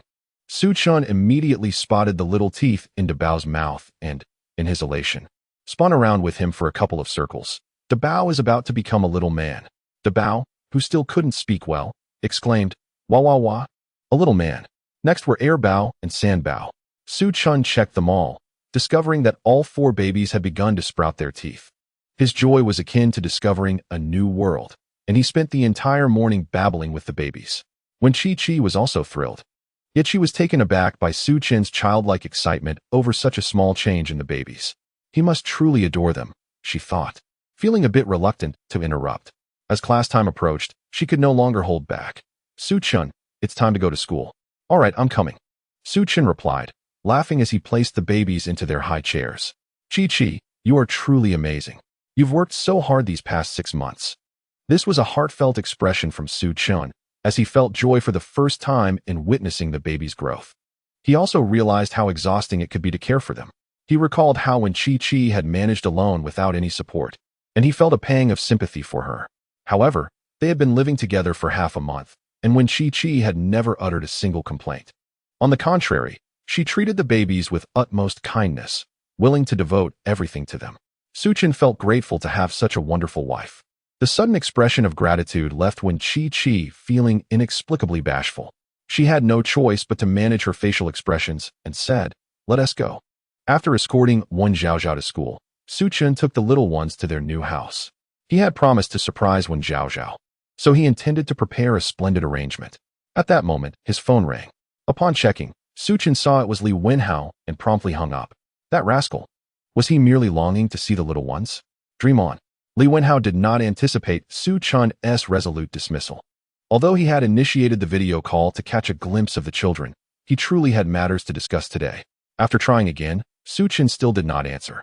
Li Wenhao thought, that scoundrel is itching for trouble. Despite his thoughts, Li Wenhao switched to a voice call. Su Chen ended the call. After several rounds of this back and forth, Su Chen finally answered in exasperation. What do you want, son? Goodness, you heartless rascal, you really want to take my call? Doesn't your heart ache? Not at all. Li Wenhao, foregoing any playful banter, directly stated, there is something important I need to discuss with you. Speak. Su Chen replied nonchalantly. He was certain Li Wenhao was merely seeking to see the little ones. In his dreams, the children belonged solely to him. For the past few days, neither Lin Lu nor Wang Lei had managed to see the babies. Su Chen had not shared any videos with them. Li Wenhao continued. Have you seen the videos circulating online? The sudden seriousness in Li Wenhao's tone made Su Chen slightly uneasy. What video? The video of the quadruplets. Quadruplets? Yes. In a department store, although I couldn't tell which one. A couple was shopping with their 4 babies, and it went viral online. Oh, and then, Su Chen was puzzled about the significance of Li Wenhao's words. Are you really that oblivious? Who else has quadruplets besides your family? My family. Su Chen looked down to see the 4 little ones smiling up at him. They genuinely adored their daddy. He shook his head. I haven't posted any videos online. Neither have we. It might be another set of quadruplets, perhaps, but it certainly looks like yours. Your little ones have gone viral. Everyone is searching for the quadruplets. I can see a resemblance to you and Wen Zhaozhao. You should be cautious. Li Wenhao sincerely warned. He understood that for Su Chen and Wen Zhaozhao, having children brought considerable pressure. If the outside world added to their burdens, what would happen to those precious little ones? They were indeed his heart and soul. I'll send you the video shortly. You can take a look for yourself. With that, Li Wenhao ended the call. Soon after, he really sent over a video. As Su Chen clicked on the video, He was taken aback. Wasn't this the very scene of him shopping for clothes with the babies at the maternity store? Although the distance made it difficult to see clearly, he still recognized them. The four little ones gazed curiously outside, appearing quite delighted. The combination of a little prince and princess had already stirred a considerable commotion online. Quadruplets. How adorable they were. Where could they be? He longed to find the quadruplets and capture a photograph with them. Yet, no one seemed to recognize them, and thus, no one disturbed Su-chun. He furrowed his brow, his gaze deepening. Someone filmed the babies? He hadn't anticipated their popularity would escalate so swiftly. A smile crept onto his face. Oh, little ones, look at your silly expressions. He showed the video to the babies. As they watched, an epiphany struck him. A video? Being viewed? A phone call? His mother had just called him yesterday. Could it be that she had seen this video? Meanwhile, in a small town surrounding Ningzhou, a middle-aged couple repeatedly watched the video on their phone. Su Jiangwo found it hard to believe. Ruolan, I think you are overthinking this. How could Su-chun possibly have children? And such adorable ones at that? I mean, come on, Su-chun isn't that formidable. I know what our son looks like. He doubted Su-chun possessed such capabilities. Fong Ruolan rolled her eyes. Who speaks ill of their own child? Su Jiangwo burst into laughter. Haha, after all, he is our flesh and blood. Fong Ruolan sighed. But they do resemble him greatly. Look, that silhouette is unmistakably Su-chun. Moreover, the baby's features mirror his as well. This one looks just like Su-chun did as a child. I truly believe these are his. The more she spoke, the more convinced she became. You're being paranoid again. While I too wish for Su-chun to settle down, he hasn't even graduated yet, has he? Perhaps you should call and ask him? Fong Ruolan suggested. Su Jiangwo replied, why don't you ask him yourself? I called yesterday. If I call too often, he might become suspicious. Reluctantly, he picked up the phone, found Su-chun's number, and dialed. The author has something to say. 100,000 words. Cheers and confetti for this diligent author. 5-star ratings. Let us go. Chapter 56. Su-chun, are you hiding something from me? Holding his phone, Su-chun pondered whether to share this with his parents. But how could he possibly articulate it? The babies remained silent, ignoring him, each looking quite pitiful. What has happened to the father? It seems he no longer loves us. Nor does he even glance our way. Oh, what shall we do? We must capture his attention.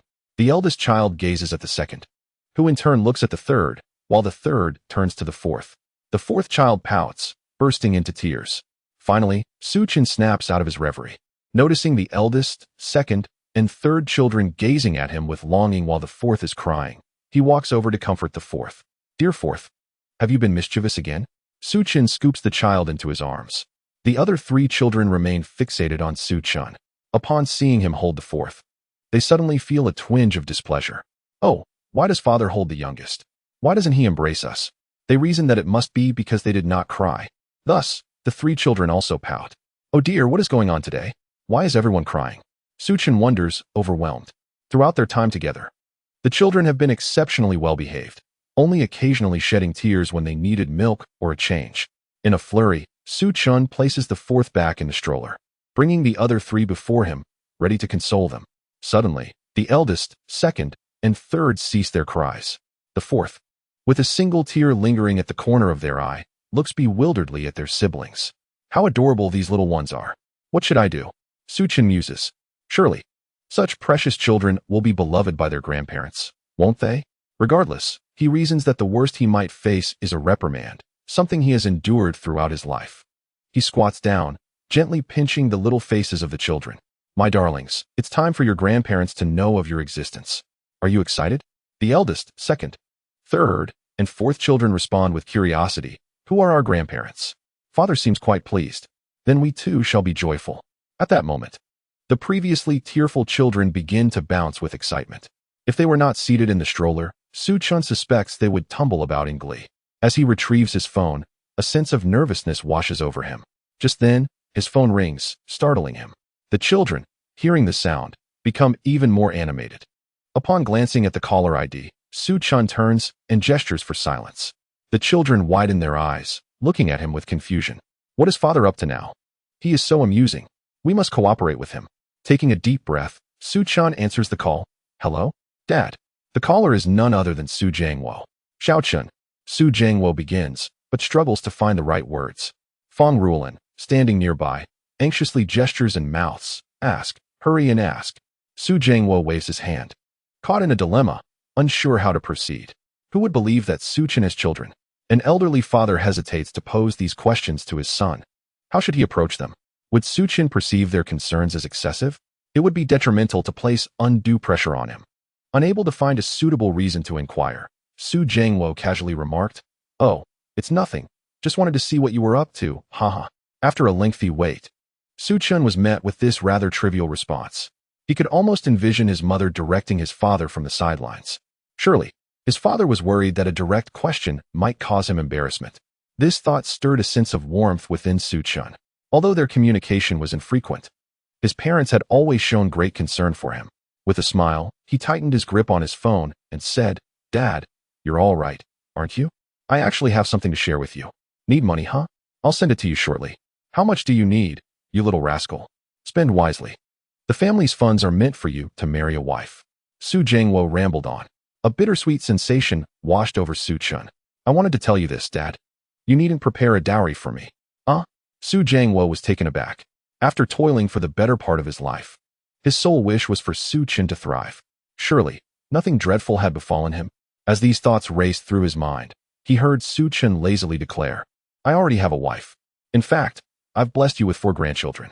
Upon hearing this, Suchin anxiously awaited his father's reaction, only to be met with an unsettling silence on the other end of the line. "Dad," he queried. Had his father been overwhelmed with joy? Suddenly, a furious voice erupted from the receiver. "You little rascal, what nonsense are you spouting?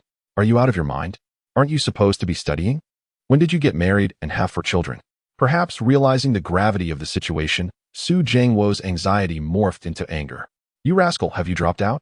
Have you gotten into some trouble? Where are you? I'm coming to rescue you. Ruolin, quickly gather the money. Bring all the family's savings. Which scoundrel dares to kidnap my son? I will not let him live."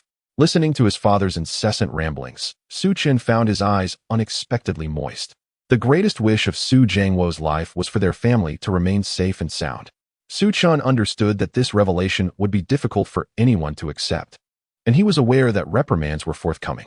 However, he had not anticipated that, following the scolding, Su Jiangwo's first thought would be that something terrible had occurred. Typically frugal, Su Jiangwo rarely indulged in luxuries. Yet now, he was prepared to risk everything to save his son. Suchin struggled to articulate his emotions. As he gazed at his little ones, who looked at him with innocent curiosity, he realized that if his own children were in peril, he would undoubtedly react in the same manner. At the tender age of 22, still engrossed in academia, Suchin suddenly comprehended the poignant struggles of his parents. On the other end of the line, Fong Ruolin's anxious voice resonated. "I am on my way. No, no. If it's insufficient, I shall borrow more. I'll even sell my jewelry." A wave of emotion surged through Suchin, his heart aching. "Mom, Dad, please do not worry. I have not been deceived. I am perfectly fine, thriving in my studies."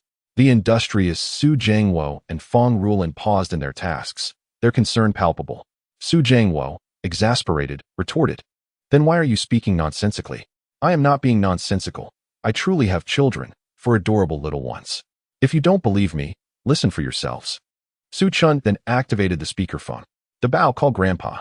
The Bao, with a bewildered expression, seemed oblivious to Suchin's words.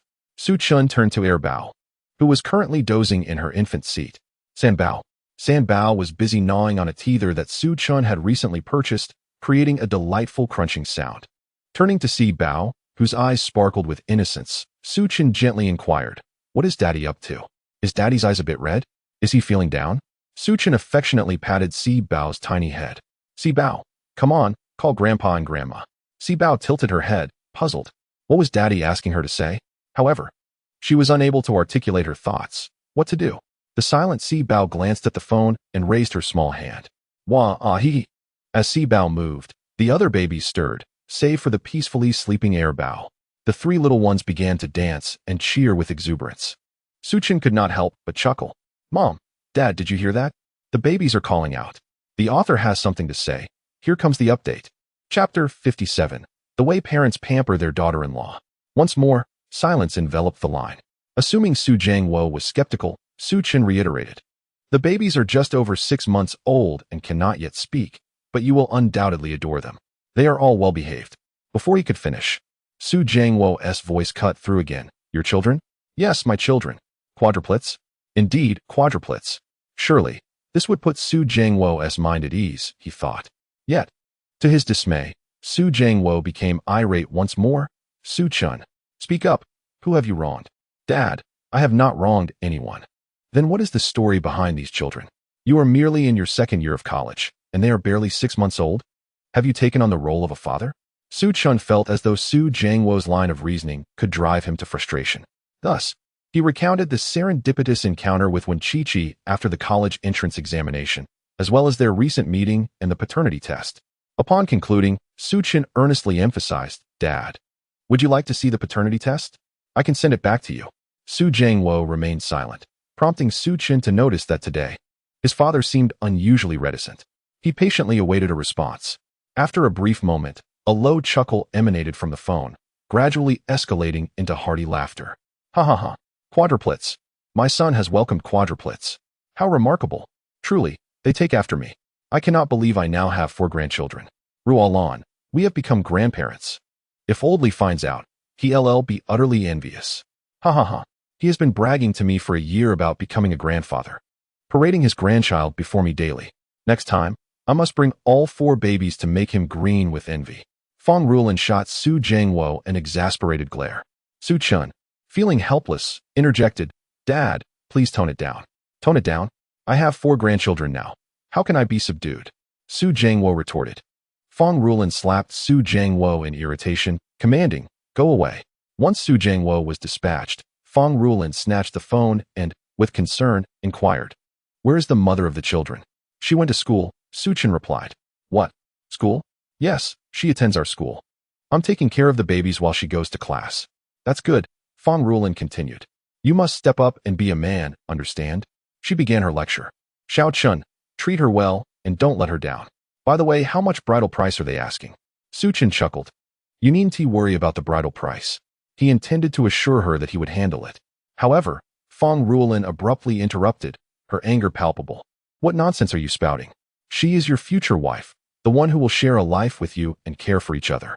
Whatever bridal price she asks for is reasonable. We will provide it. Don't think that just because she bore your children, you can act recklessly. Otherwise, don't even think about coming back. Su Chun was taken aback. Had he been overshadowed by his future daughter-in-law? When did his standing in the family diminish to such an extent?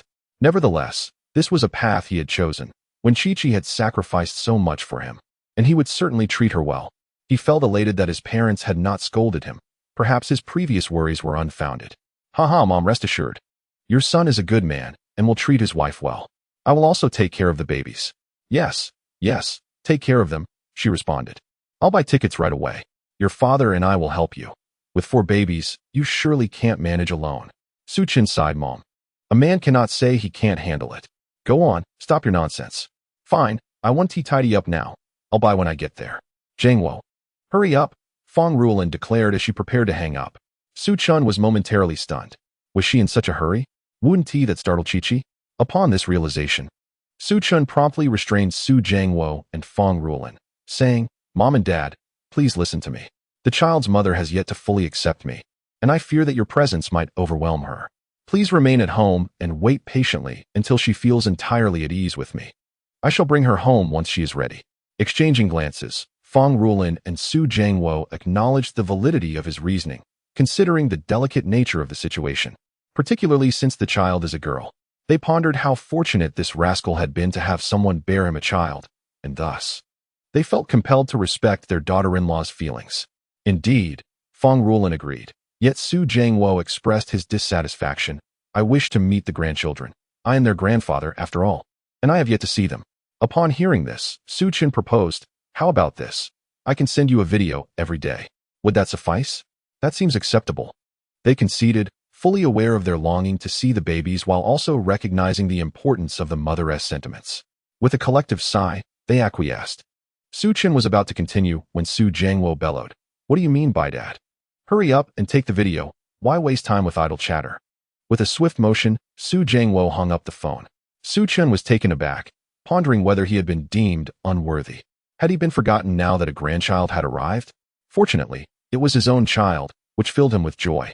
Resignedly, he set about recording the video to send. At the Su residence, Su Jiangwo's demeanor had shifted dramatically from anger to sheer delight as he sat upright in his chair, grinning like a fool while fiddling with 2 walnuts. Fong Ruolin, observing his antics, could barely contain her irritation. What are you doing? Can you not settle down for a moment?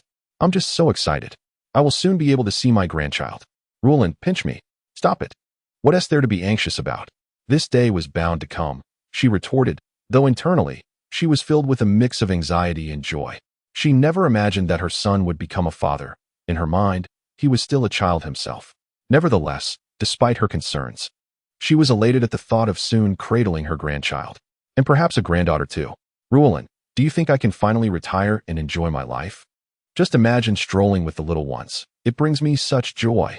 In her exasperation, Fong Ruolin chose to ignore Su Jiangwo, who had transformed from a furious man into a doting grandparent. She fixated on her phone, her thoughts racing. Why hasn't he sent it yet? What is taking Su Chen so long? Determined to prompt him once more, she reached for her phone, but just then, a notification chimed. It was a message from Su Chen. Fong Ruolin exclaimed in delight, "It's here." The author has something to say. Sanbao sits upright and speaks earnestly. Uncles, remember to leave a 5-star review. For kind reviews, Sanbao will send you lovely aunties. Chapter 58. The Affection of Generations. Su Jiangwo immediately leaned forward. Where? Let me see. Fong Ruolin trembled as she attempted to open the video, but to no avail. Su Jiangwo, typically fearful of his wife, momentarily forgot his apprehensions. Fong Ruolin, unperturbed, allowed him to access the video. At the outset, Su Chen, holding the phone, addressed the camera. Mom, Dad, look. Behind me are 4 little ones. He then turned the camera to reveal the 4 children, the eldest and the third, donning hats, while the second and fourth sported tiny pigtails. As they beheld Su Chen filming them, the 4 children gazed wide-eyed at the camera, their mouths slightly agape, exuding an overwhelming cuteness. Su Jiangwo could hardly contain his laughter. Oh, how adorable. These are my precious grandchildren. Ruolin, look at how delightful they are, as if they stepped out of a television screen. As he spoke, he pointed the screen out to Fong Ruolin. He noticed her covering her mouth, nodding while wiping away tears. Yes, they are so cute. Why are you crying? Don't cry. Su Jiangwo, slightly flustered, handed her a tissue. Fong Ruolin, dabbing her tears, replied, I'm not crying. I'm just so happy. Indeed. We must focus on joy and share a smile. Chuckling, Fong Ruolin wiped her tears, only to catch Su Jiangwo discreetly wiping his own eyes. You criticize me, yet look at yourself. She teased. I merely have sand in my eyes. Quick, let us see more. What is Su Chen up to? In the video, Su Chen had fallen silent for a moment. Finally, he resumed speaking. Mom, Dad, I suppose you've had your fill of emotion by now. Allow me to formally introduce them. He positioned the camera in front of the bewildered eldest child. This is Daba, a thoughtful little gentleman named Suzian. Turning to Daba, Su Chen urged, Daba, greet your grandparents. Daba, bewildered, glanced between Su Chen and the phone, reaching out to grab it. Su Chen playfully blocked Daba's hand, chuckling. You little rascal. Next, he directed the camera toward Bao, whose tiny pigtails remained from that morning when Qianqian had styled her hair. With wide eyes, she stared at the camera. Su Chen introduced her. This is Bao, Su Xiaoxiao. When she smiles, her eyes narrow into delightful slits, utterly charming.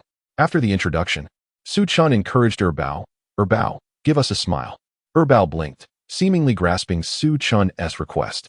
With a slight squint, Su Chen broke into a smile. He affectionately patted Bao's small head, exclaiming, such a good boy. Subsequently, Su Chen approached Sanbao, who, like Bao, wore a hat and beamed at him. Amused, Su Chen remarked, this is Sanbao, Su Zikong. He is also a little gentleman, and he has a fondness for pretty aunties, doesn't he, Sanbao? Upon hearing the mention of a pretty auntie, Sanbao excitedly waved his hands. Where's the pretty auntie? I want the auntie. Su Chen, feeling somewhat helpless, gently touched Sanbao's little nose and said, you, at such a young age, are really something. Next, Su Chen moved to Bao, who had been waiting for him for quite some time. With wide eyes, she spotted Su Chen's arrival and quickly seized his phone. Hey, Bao?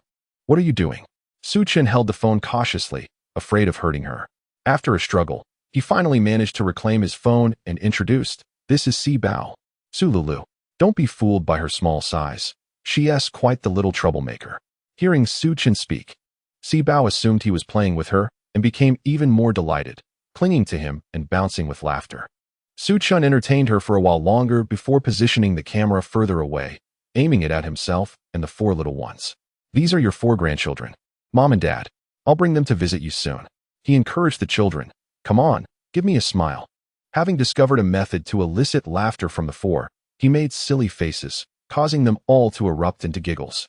The video continued for a while longer before coming to a close.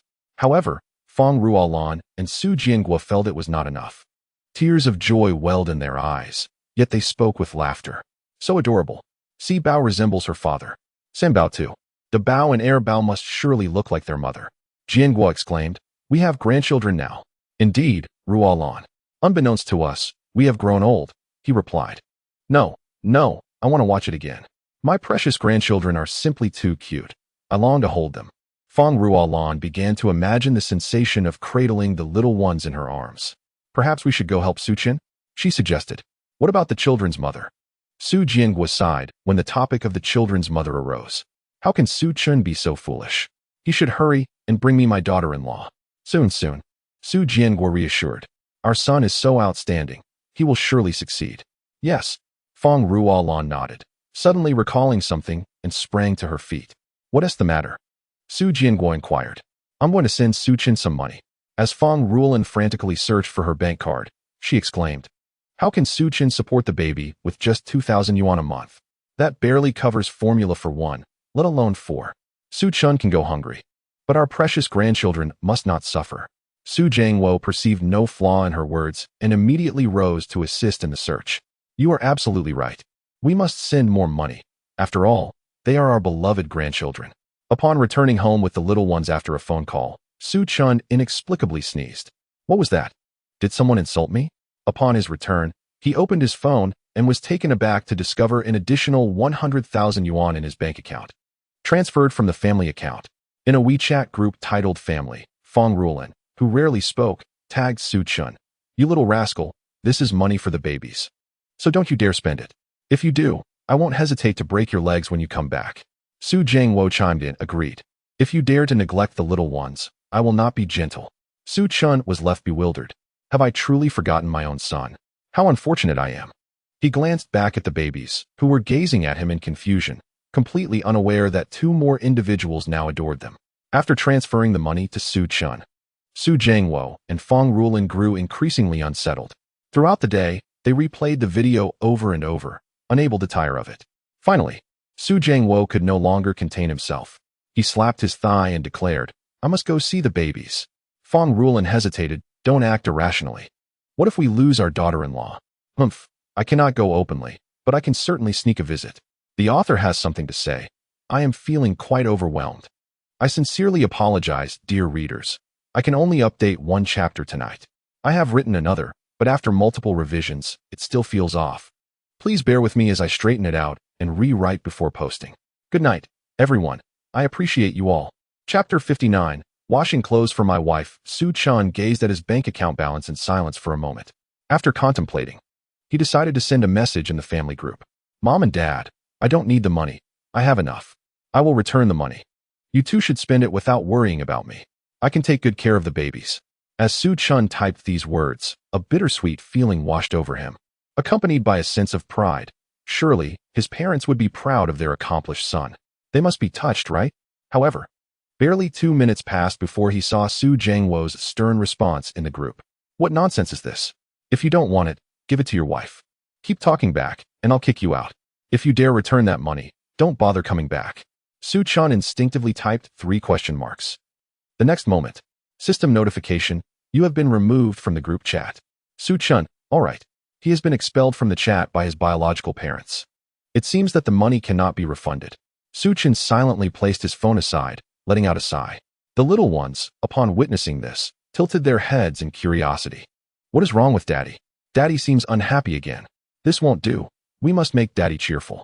But how can we bring joy to Daddy? The little ones' heads bobbed back and forth as they pondered, determinately thinking. Sanbao has made a mess. Su Chen immediately reacted, rushing over to pick up Sanbao. Are you feeling shy, Sanbao? As he spoke, he tenderly cleaned Sanbao and changed the diaper, wearing a blissful smile. This expression elicited further contemplation from the other little ones. Oh, it turns out that making a mess can make Daddy smile. The three little ones furrowed their brows, seemingly in agreement, one after another. Suchun, eldest, did you also make a mess? Second, you two. Cough. Fourth, you. With only 2 hands, Suchun found himself in quite a predicament.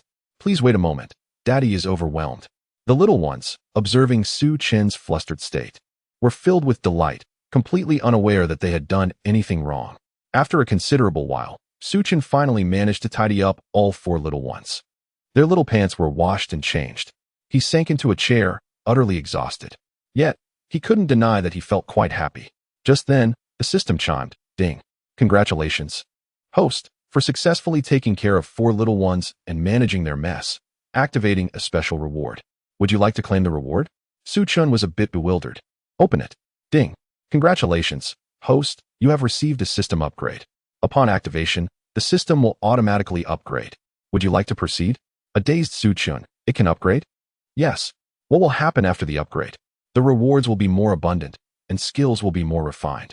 All right, then let us upgrade. As soon as Suchun's words fell, ding. Congratulations, host, the system upgrade was successful. Ding. Congratulations, host, you have acquired the skill of tea identification. With the skill, you will be able to assess the quality of tea leaves through visual and olfactory examination. Ding. Congratulations, host, you have gained access to special seed acquisition privileges. With this privilege, you can obtain special seeds through tasks, including but not limited to vegetables, fruits, medicinal herbs, and more. Tea identification skill? What use is that? Suchun shook his head. He seldom drank tea.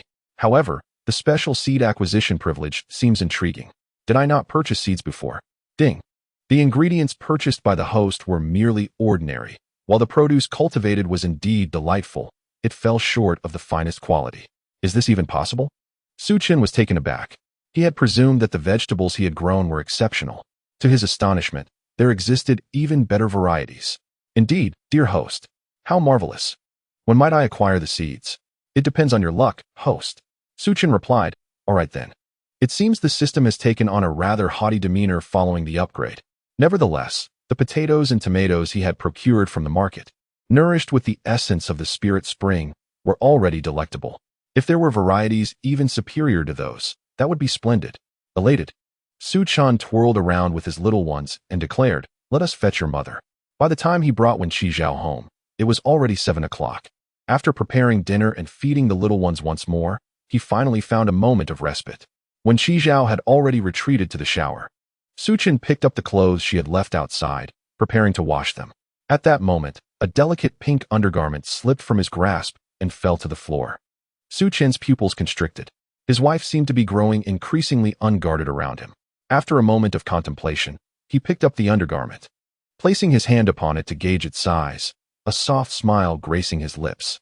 Surely, this should be hand-washed. Indeed, washing my wife's clothes is a man's honor. Suchun swiftly tossed the other garments into the washing machine. He then took the undergarment and a basin, gently commencing the washing process. The bathroom was divided into wet and dry areas, and though the figure within was obscured by the frosted glass door, a graceful silhouette could be discerned against it. Suchun found himself captivated. Just then, when Qizhao emerged from the bathroom, her hair damply wrapped in a towel. Suchun locked eyes with her in a moment of surprise. When Qizhao paused, her hands frozen mid-motion as she dried her hair. Her gaze fell to the undergarment in Suchun's hand, and she gasped, exclaiming, what is going on? How did my undergarment end up in your possession? Recently, to avoid any awkwardness, she had taken it upon herself to fetch water in a basin for her laundry. Today, she had forgotten. In an instant, her composure unraveled. She still clutched the towel at her neckline, her cheeks flushed from her recent bath. Without a moment to think, she rushed to Suchun's side and snatched the damp undergarment from him, stammering, I'll wash it myself. Chapter 60, Wen Qizhao's Last Defiance. Suchun held on to one side of the undergarment, while Wen Qizhao grasped the other. Noticing her bashful demeanor, Suchun felt a mischievous impulse to tease her. Qizhao, what troubles you? Wen Qizhao's face turned a vivid shade of red, and she could not muster the courage to meet Suchun's gaze. Seeing that he would not release his hold, she playfully chided, let go. Haha, I shall not. Suchun exerted more force, declaring, from now on. Let me wash for you. No, absolutely not. She retorted. Why not? Flustered when Chi-Chi found herself at a loss for words, her heart racing uncontrollably. If it's too much, you could help me wash too. Su-Chin deliberately lowered his voice, whispering softly. That's even less acceptable. When Chi-Chi protested, her mind racing with thoughts of how a woman's undergarments differ from a man's. Just the notion sent her into a frenzy. You rogue, Su-Chun, she exclaimed. With a chuckle, Su-Chun reached out, instinctively ruffling Chi-Chi's hair.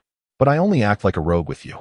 As he loosened his grip, she seized her clothing back and swiftly turned to retreat into the bathroom. Before Su-Chun could utter a word, she slammed the door shut with a resounding thud. Outside the door, Su-Chun laughed heartily. Ha! My dear wife is simply adorable. Once inside the bathroom, when Chi-Chi gazed at her undergarment, overwhelmed with embarrassment. How could she allow Su-Chun to see it? Especially in pink. Would he think her childish? Surely, men prefer something more alluring? Oh, how she agonized. In a moment of despair, she discarded it onto the bathroom floor. Moments later, biting her lip, she retrieved it. After all, it was Su-Chun who had washed it for her, marking the first time he had done so.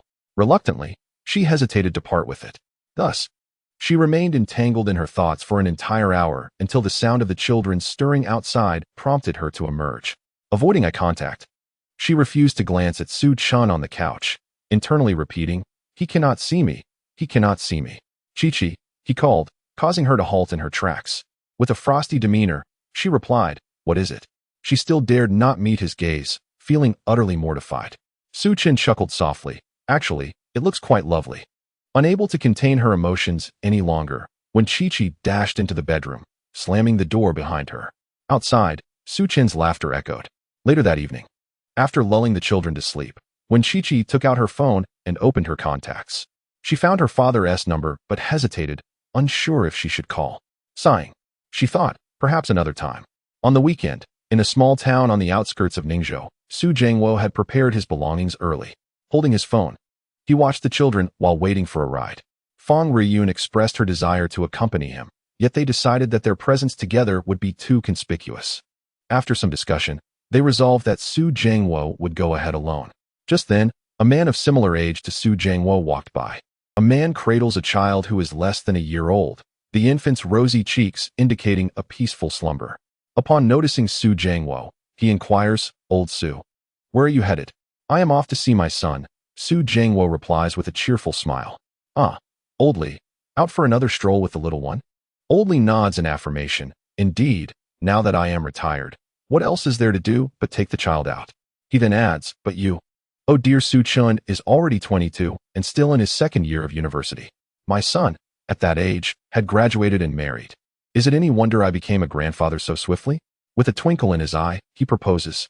Why not forego visiting your son and join me in this delightful pastime? I can lend you my long for a while. Old Li and Su Jiangwo have been companions since childhood, and Old Li takes great pleasure in comparing their lives. Years ago, he married a year before Su Jiangwo, which set off a chain of events where Su Jiangwo found himself perpetually one step behind, having his son a year later and his son starting school a year later still, while Su-Chin endured 3 grueling years in high school. Meanwhile, Old Li's son graduated and then married, swiftly followed by the announcement of a forthcoming grandchild. Now, Old Li's grandson is nearing his first birthday, and each occasion prompts Old Li to seek out Su Jiangwo to flaunt his good fortune. Today is no exception. Old Li relishes the sight of Su Jiangwo's exasperation.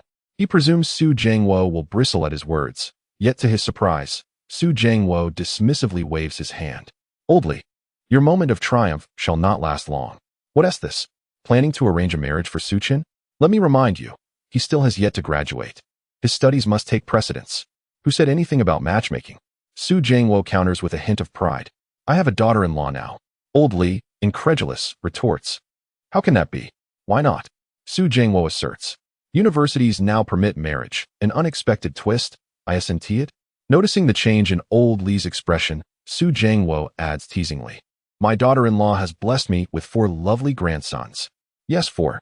Not just one, mind you.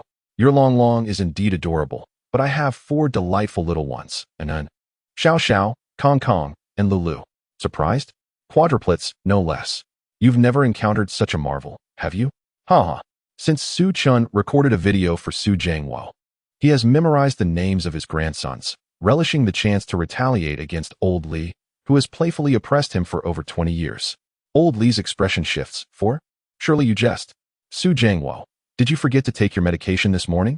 In all his years, old Li had only encountered twins. The notion of quadruplets was beyond his comprehension, particularly when it came from Su Jiangwo. If this were true, Su Jiangwo would undoubtedly mock himself. No, it cannot be believed. Ha. Seeing Lao Li's agitation, Su Jiangwo became increasingly pleased. What medication are you on? I am perfectly fine. I am off to see my quadruplet grandchildren, and you can just envy me. Soon, I shall parade my 4 little darlings before you. You will be green with envy. Ha. Su Jiangwo was simply overjoyed, unable to contain his laughter. Humph. Lao Li was beside himself with rage. I refuse to believe it, unless you bring them over to stand before me. Only then will I believe. Ha. In the distance, the sound of a car horn echoed. Su Jiangwo waved his hand, saying, I must be off now. Lao Li was infuriated, especially as he held the crying Long Long in his arms. He trudged home with Long Long. Humph. This is driving me insane. Upon arriving home to find his son and daughter-in-law watching television, Lao Li stormed up to them, fuming. What are you two doing? When are you having a second child? Hurry up, stop dawdling.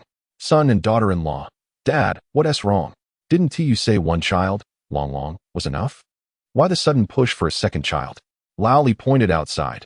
Su Jiangwo's family, Su Chun, has given birth to quadruplets. Quadruplets? How can I not be angry? Son, quadruplets? That must be a joke, right?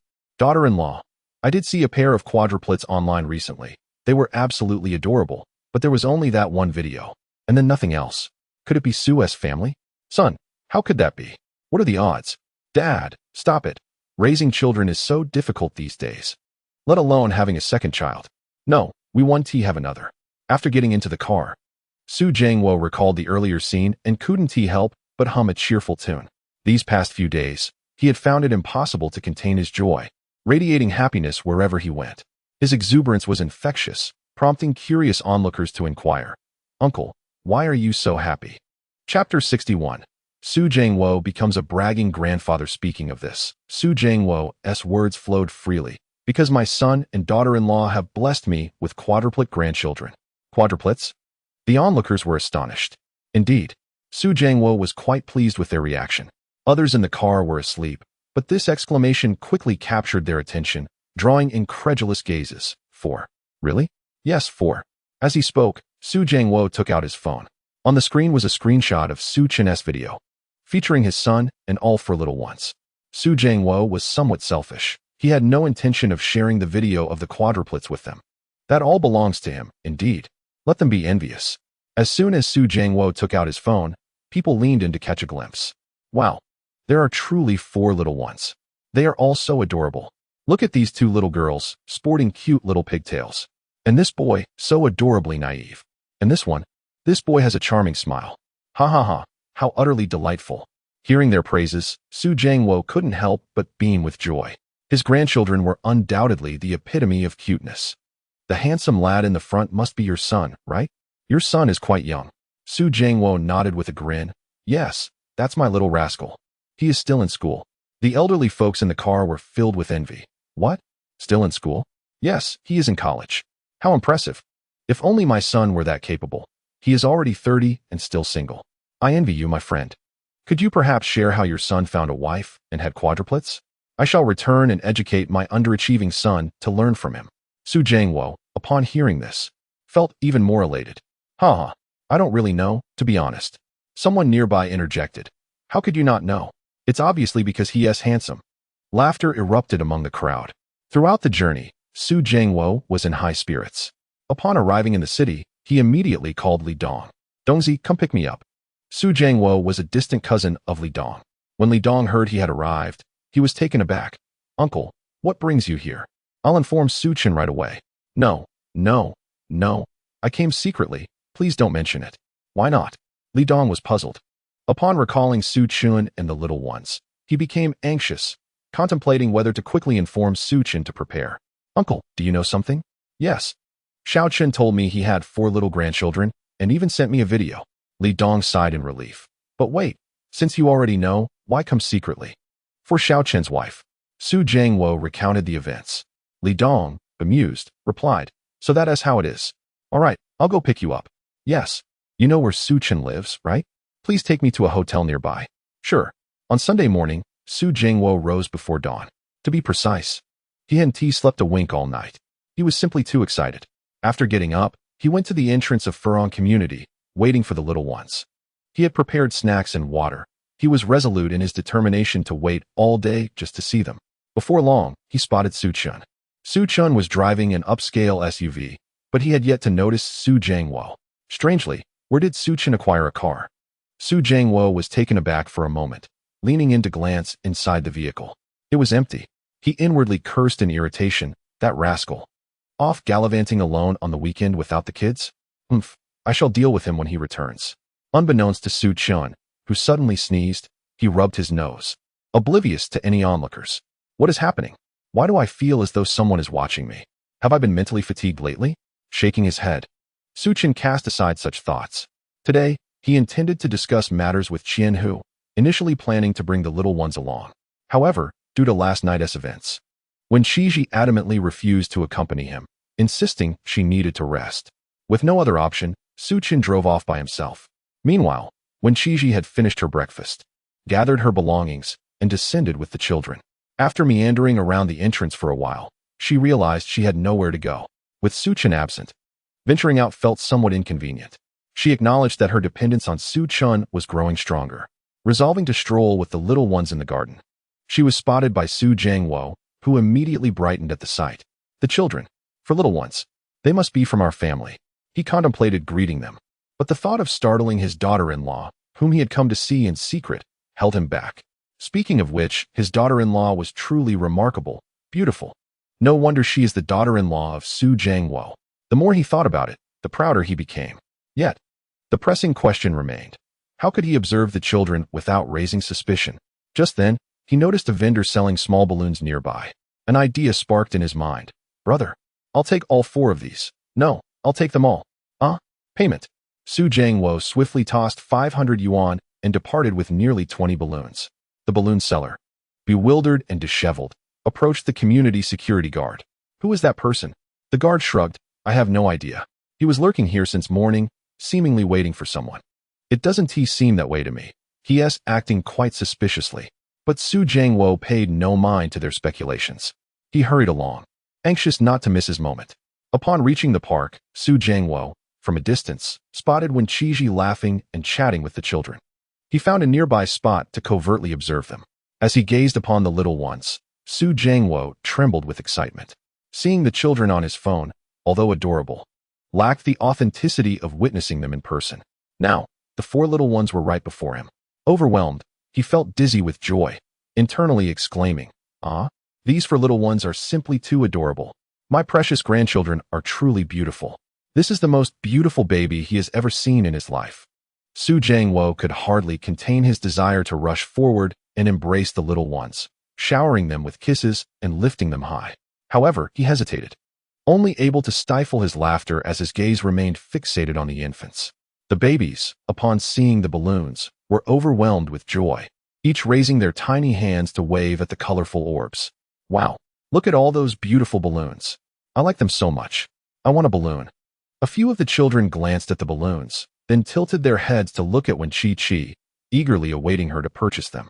Wen Qiji soon noticed the vendor selling balloons and sensed a peculiar feeling as she observed Su Jiangwo's unwavering attention on the babies. Yet, the excitement radiating from the children was unmistakable. They clearly wanted the balloons. Reluctantly, Wen Qiji began to guide the little ones towards Su Jiangwo. Chapter 62. Thrilled. "Those are my little grandchildren." Su Jiangwo's pupils widened in astonishment, his entire being trembling with anticipation. "Oh my goodness, here come my little grandchildren. What should I do? Should I hide? But they are my beloved grandchildren. How could I possibly retreat? No, I must embrace them." As this thought crossed his mind, he fought to contain his excitement, smiling as the children approached. The infants were captivated by Su Jiangwo's balloons, and upon seeing his smile, the cheerful second child returned his grin. Her eyes crinkled into delightful crescents. Bang! Su Jiangwo felt as though his heart had been struck. How adorable could they be? Truly, they are the children of the Su family. Overwhelmed with joy, he felt as if he were floating. "Uncle, how much do your balloons cost?" When Chi-Chi inquired as she approached. Su Jiangwo, momentarily lost in his thoughts, failed to respond. "Uncle?" When Chi-Chi frowned slightly, realizing she was addressing him. Su Jiangwo snapped back to reality, quickly lifting his head to reply, What's the matter? How much are the balloons?" When Chi-Chi repeated her question, Su Jiangwo gestured towards the children. "Are you buying them for them?" She nodded. Su Jiangwo chuckled. "No charge, they're all on the house." "What?" When Chi-Chi was taken aback. What kind of offer was this? Su Jiangwo continued with a smile. "My dear, please don't misunderstand. I simply find them adorable and wish to gift them balloons, but I have one request. May I hold them?" When Chi-Chi furrowed her brow again.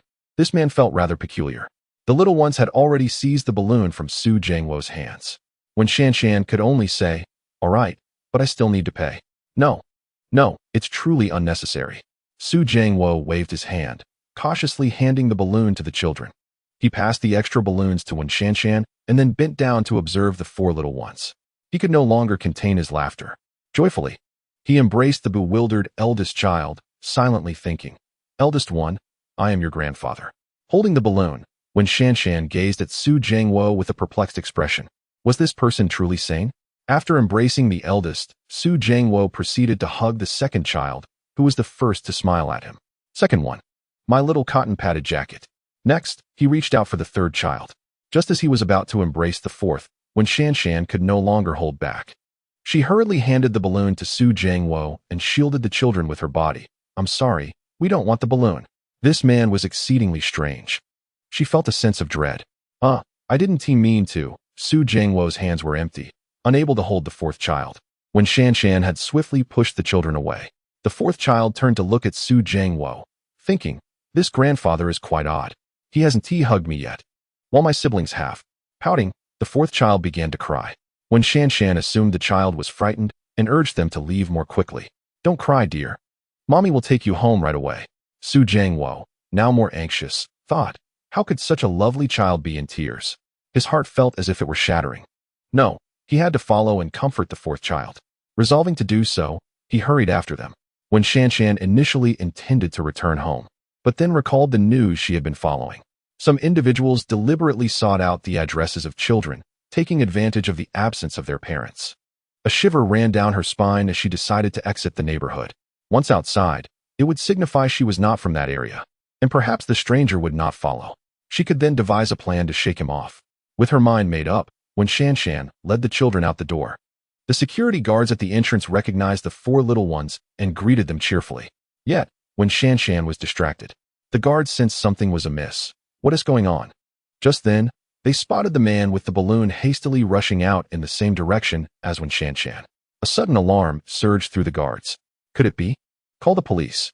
With that thought, one of the guards immediately picked up the phone. After exiting, when Shanshan wandered aimlessly. After walking a considerable distance, she sighed in relief upon realizing she could no longer see the person behind her. A few passers-by, gathered in small groups, exclaimed in admiration, "What a beautiful baby! Quadruplets! How enviable!"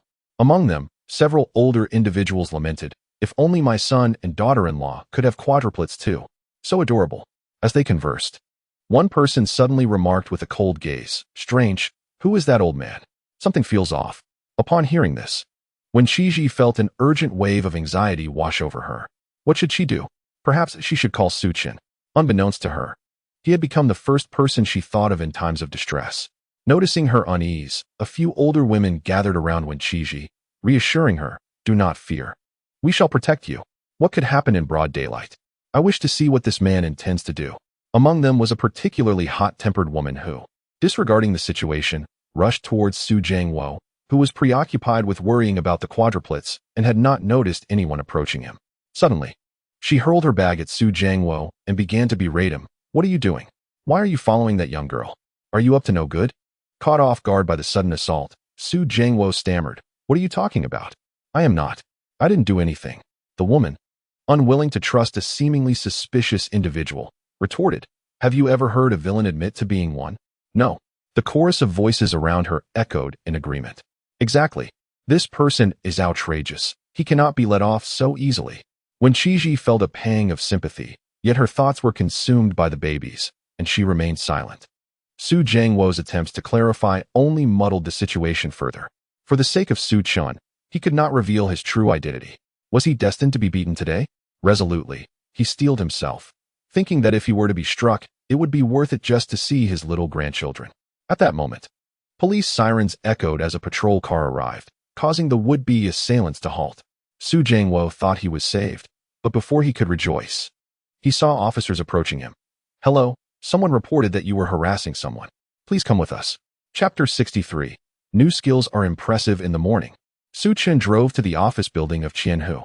The previous night, Qianhu had called, asking him to come by to discuss certain matters.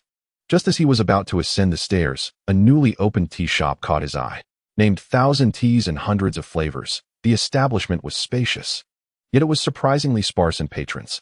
Recalling his newly acquired skill in tea identification, Su Chun decided to give it a try.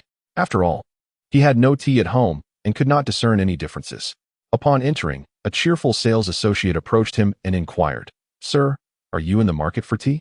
What kind do you need? I can offer you some recommendations. Our Qiancha Bai Wei just opened today, and we have discounts for purchases made today." Su Chen replied with a smile, "Then please, enlighten me about your teas." The attendant guided him to a counter, pointing to a box within, and said, "This is our freshly arrived Wui Mountain de Hong Pao, the finest tea. I believe you are an aficionado as well. Would you like to take a look?" Su Chen nodded. "Please bring it over for me to examine." Upon receiving the tea, he opened the box, took a small amount, and brought it to his nose for a whiff. Instantly, a line of text appeared in his mind. Wui Mountain de Hong Pao, leaves of red and green interspersed. Vibrant in color, with a fragrant and sweet taste, leaving a lasting aroma after brewing. Identification result: false. Su Chen was taken aback. Wasn't he the method supposed to rely on olfactory and visual senses? However, since the system had declared it, it saved him the trouble. He glanced at a line of explanatory small text beneath the system's results, shook his head, and sighed as he placed the tea back. "Your establishment lacks sincerity," he remarked, his voice not deliberately lowered, but audible to those around. A few customers gathered curiously. The sales associate's expression shifted. "Sir, what do you mean by that?" Su Chen pretended to examine the tea once more. "This tea is counterfeit, isn't it?" Seeing the attendant's expression darken, he continued, "Well, it can't be entirely false. Perhaps 50% is genuine, mixed with many other types of tea. Given its quality, Wui Mountain de Hong Pao should be priced in the hundreds. Yet you are selling it at a premium of 2,000 per box. That is rather unscrupulous." This information had been gleaned from the small text accompanying the system's identification results. The attendant, flustered, exclaimed, "Impossible. This is merchandise our boss specifically sourced at a high price. It absolutely cannot be fake. Our boss has repeatedly emphasized that we must sell genuine tea, and we cannot employ deceitful means. Integrity is paramount. How could he possibly sell counterfeit goods?" Su Chun furrowed his brow. "So, you mean to say your boss is unaware that this is fake?" Whispers began to circulate among the onlookers. The attendant, growing anxious, defended her employer, stating that she had been with him for many years and attested to his character. He had once put his reputation on the line to guarantee the authenticity of the tea. She firmly believed in his word. "You are being deliberate. You must be a tea seller yourself." Just then, someone entered from the doorway. "Xiaoju, what is happening?" Meanwhile, another familiar voice drifted over. "Brother Su Chen? It seems you have arrived." Su Chun turned around to see Qian, who entering with a young man. The young man, in his early 20s, was slightly older than Su Chun. Upon hearing Qian call out to Su Chun, he immediately lost the earlier air of authority. "So, you are brother Su Chen? Greetings. I am Tang Tiansheng." Originally ready to voice her grievances, Xiaoju swallowed her words upon realizing. He is Su Chen?" Su Chun, somewhat bewildered, asked, "You know me?" Xiaoju, blushing, lowered her head in apology. "Mr. Su, I am truly sorry. I did not realize it was you." It appeared that this matter was connected to Qianhu. Su Chun gazed at Qianhu in confusion. "What is going on?" Qianhu approached Su Chun with a cheerful demeanor. "Brother Su Chun, here is the situation. This is my nephew, Tang Tiansheng. He secretly left home to engage in business, hoping to earn a fortune and impress his father. However, who would have thought?" Qianhu sighed and continued, "It has been 2 days with barely any customers. We are quite distressed. Thus, we hoped you could lend us a hand." As Qianhu spoke, he glanced expectantly towards Su Chun. "Oh my, I am eager to see the little ones again. I am so happy. Since their last encounter, Qian, who had been utterly captivated by the children. Unfortunately, he did not see them this time. His expression turned to disappointment. The little ones did not come today? Su Chen shook his head. Their mother took them out. Qian, who felt a wave of dejection wash over him. Why didn't they come? Su Chen added. Do you wish for me to bring the children to assist? Not entirely. I mainly want to see those adorable little ones. A day without seeing them feels like 3 autumns. Qian, who exclaimed joyfully. However, both Tianxing and I genuinely wish to invite you, Brother Su Chen, and the children to help us. The little ones are so charming. Tianxing is quite the sales prodigy. Rest assured, it won't be for free. Tianxing and I discussed it, and we can offer 1,000 per day. What do you think? Su Chen furrowed his brow. Qian, who, thinking Su Chen was unwilling, nervously interjected, if that is not enough, we can offer more. It's not about the money, Su Chen replied. It's about your tea. What is wrong with the tea? Qian, who asked, puzzled. At that moment, the sales clerk cautiously interjected, just now, this Mr. Su stated that our tea is counterfeit. But how could our tea possibly be fake? Upon hearing this, both Qian Hu and Tang Tianxing were taken aback. What? Fake? I specifically sourced it from a tea merchant. How could it be counterfeit? Tang Tianxing spoke, a hint of guilt etched on his face. He did not blame Su Chen. He turned to the few customers beside him, whose expressions were grim and on the verge of outrage, and said, I sincerely apologize, everyone. I have always sourced from trustworthy suppliers, but I did not anticipate this situation. Please remain calm. Our staff will process refunds for you shortly. Xiaojun, hurry. He instructed. Contact all the customers from the past few days and inform them to come for refunds. I must re-examine the source of our products. We absolutely cannot sell counterfeit goods. Tang Tian was visibly solemn. Su Chen was equally taken aback. He had expected this individual to at least engage in some debate, yet he acted decisively. What a commendable person. Qian, who curiously leaned in. Is this truly fake? Before Su Chen could respond, Tang Tian interjected, you will know upon tasting. I have the genuine article here. Xiaojun, please fetch me 2 cups of hot water. As the proprietor of a tea shop, Tang Tian had the habit of carrying his own tea. However, he had inspected the tea intended for sale and found no apparent issues. Moreover, without a comparative tasting, he would not be able to discern the difference. Fortunately, today provided such a comparison. He retrieved a small pouch of tea from his pocket, stating, This is my father's authentic Dahong Pao. I secretly brought a bit with me. If that is counterfeit, the flavor should differ. Su Chen nodded in agreement. Tang Tian was correct. This was indeed the best method for identification. Xiaojun swiftly poured 6 cups of tea. She added some of the tea for sale into 3 of the cups and placed the tea provided by Tang Tian into the remaining 3. A few minutes later, the cups on Su Chen's side emitted a rich fragrance. Xiaojun was astonished. Is this real or fake? It smells delightful. Before Su Chen could answer, Tang Tian declared, fake. Xiaojun was incredulous. How can that be? Tang Tian urged, take a whiff of this side. Chapter 64. I am, after all, here for the little ones. Xiaojun skeptically approached, and as she drew near, a subtle aroma wafted toward her. Strangely, while this scent was pleasant, it was faint and lacked intensity. It was soothing indeed. Xiaojun was shocked. The difference is so pronounced. They both proceeded to taste the teas. The counterfeit, while fragrant, seemed to lack something essential. In contrast, the authentic tea offered a refreshing aroma that spread through every pore upon tasting, providing an invigorating sensation. Qian, who remarked while tasting, indeed, it is remarkably different. Su Chen, you are impressive. How did you discern that this tea was fake? Tang Tian also looked at Su Chen, eager to understand how he had arrived at that conclusion.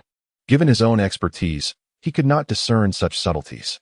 Earlier, his motivation had purely been to save face for the shop, had he not issued immediate refunds. The customers would surely have caused a scene, indifferent to the authenticity of the products. Having tasted both, Tang Tian was now convinced of Su Chen's assessment. Su Chen smiled and said, if I claim I can discern this, would you believe me? Tang Tianxing appeared utterly astonished. He scrutinized Su Chen closely and realized that he was indeed devoid of any tools. Qian Hu and Tang Tianxing exchanged glances and, in unison, declared, we believe. Su Chen, slightly taken aback, turned his gaze toward Tang Tianxing. Qian Hu's trust stemmed from their collaboration, yet this was his first encounter with Tang Tianxing. Sensing Su Chen's curiosity, Tang Tianxing explained, Boss Qian has spoken highly of you. You are the supplier of those exquisite potatoes and tomatoes. Moreover, you personally cultivated them. Anyone capable of producing such quality must possess unique skills. Additionally, you have 4 children whom you nurture so well. You must be a person worthy of trust. Su Chen felt a bit embarrassed. Qian, who was rather generous with his praise. Then, Tang Tiansheng politely continued, Brother Su Chen, I apologize for the trouble. But I have another favor to ask. Since you can discern the truth so readily, could you assist me in verifying the authenticity of my supplies? I procured them from 2 different reputable merchants. Su Chen nodded in acknowledgement. Approaching, he picked up a can of tea and inquired with his gaze. Without hesitation, Tang Tiansheng stepped forward and opened a can of tea valued at 2,000. Su Chen examined the tea closely and took a whiff. The system confirmed. Wui Mountain de Hong Pao. Authenticity verdict. Genuine. Su Chen feigned meticulousness before finally responding. This is indeed authentic. Tang Tiansheng exhaled a long sigh of relief. Thank goodness. Brother Su Chen, I am so grateful to you. If I had unwittingly engaged in dishonest trade, my grandfather would have surely disowned me. Old Master Tang has an immense fondness for tea. As the youngest son of the Tang family, Tang Tiansheng often faced criticism for lacking ambition. Last month, he vowed to carve out his own path and left home to start his own venture. Initially, he anticipated a smooth journey. However, despite opening a store, no customers appeared. Qian Hu suggested he invite Su Chen, hoping for a turnaround. Yet, it turned into a great blunder. The Tang family held reputation in the highest regard, and now Tang Tiansheng regarded Su Chen with gleaming eyes. Brother Su Chen, I cannot thank you enough. I never imagined someone of your age could possess such capabilities. Therefore, I shall increase your compensation to 2,000 a day, should you have the time to bring your children to lend their support. Upon hearing this, Su Chen couldn't help but chuckle. 2,000. His children certainly wielded significant charm. With a smile, Su Chen waved his hand. No, that's too much. Even 1,000 is excessive. Otherwise, assisting others at markets typically yields only 200 to 300 a day. As Su Chen was about to decline, he heard Tang Tianxing say, Brother Su Chen, do not be modest.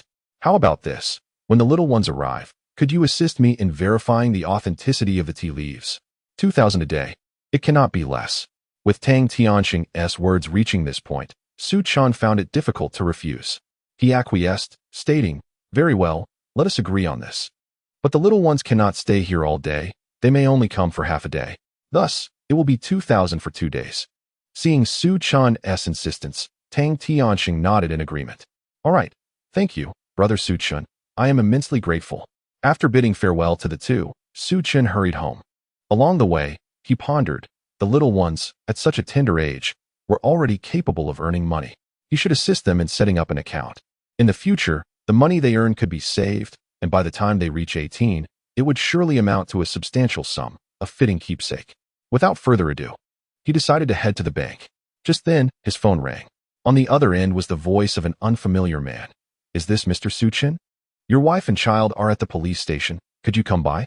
Su Chen's expression tightened, his heart nearly leaping into his throat. The police station? What has happened? They may have encountered human traffickers, but rest assured, they are in no danger. It is merely to take a statement. All right, I'm coming right away.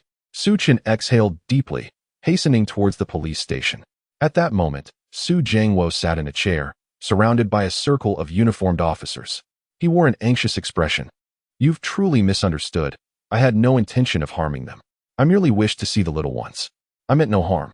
When Chi-Chi sat on the opposite side, remaining silent, the little ones were joyfully playing not far from her, surrounded by a throng of officers. Since being brought here, this group had gathered around them, pinching their cheeks one moment, stroking their heads the next, utterly delighted. Wow, how adorable. Quadruplets. This is my first time seeing them. Amazing, amazing. I adore them. Their little hands are so soft. I absolutely love it. The little ones were quite cooperative, each smiling radiantly. Only the 4th child, however, was intently gazing at the balloon that had been confiscated from Su Jiangwo. Wow, that balloon is so beautiful. But the grandfather selling the balloons doesn't he seem happy? What should we do if he is unhappy? Let us make him happy. The 4th child raised a small fist, babbling playfully at Su Jiangwo. Upon seeing the 4th child's attention focused on him, Su Jiangwo's heart melted.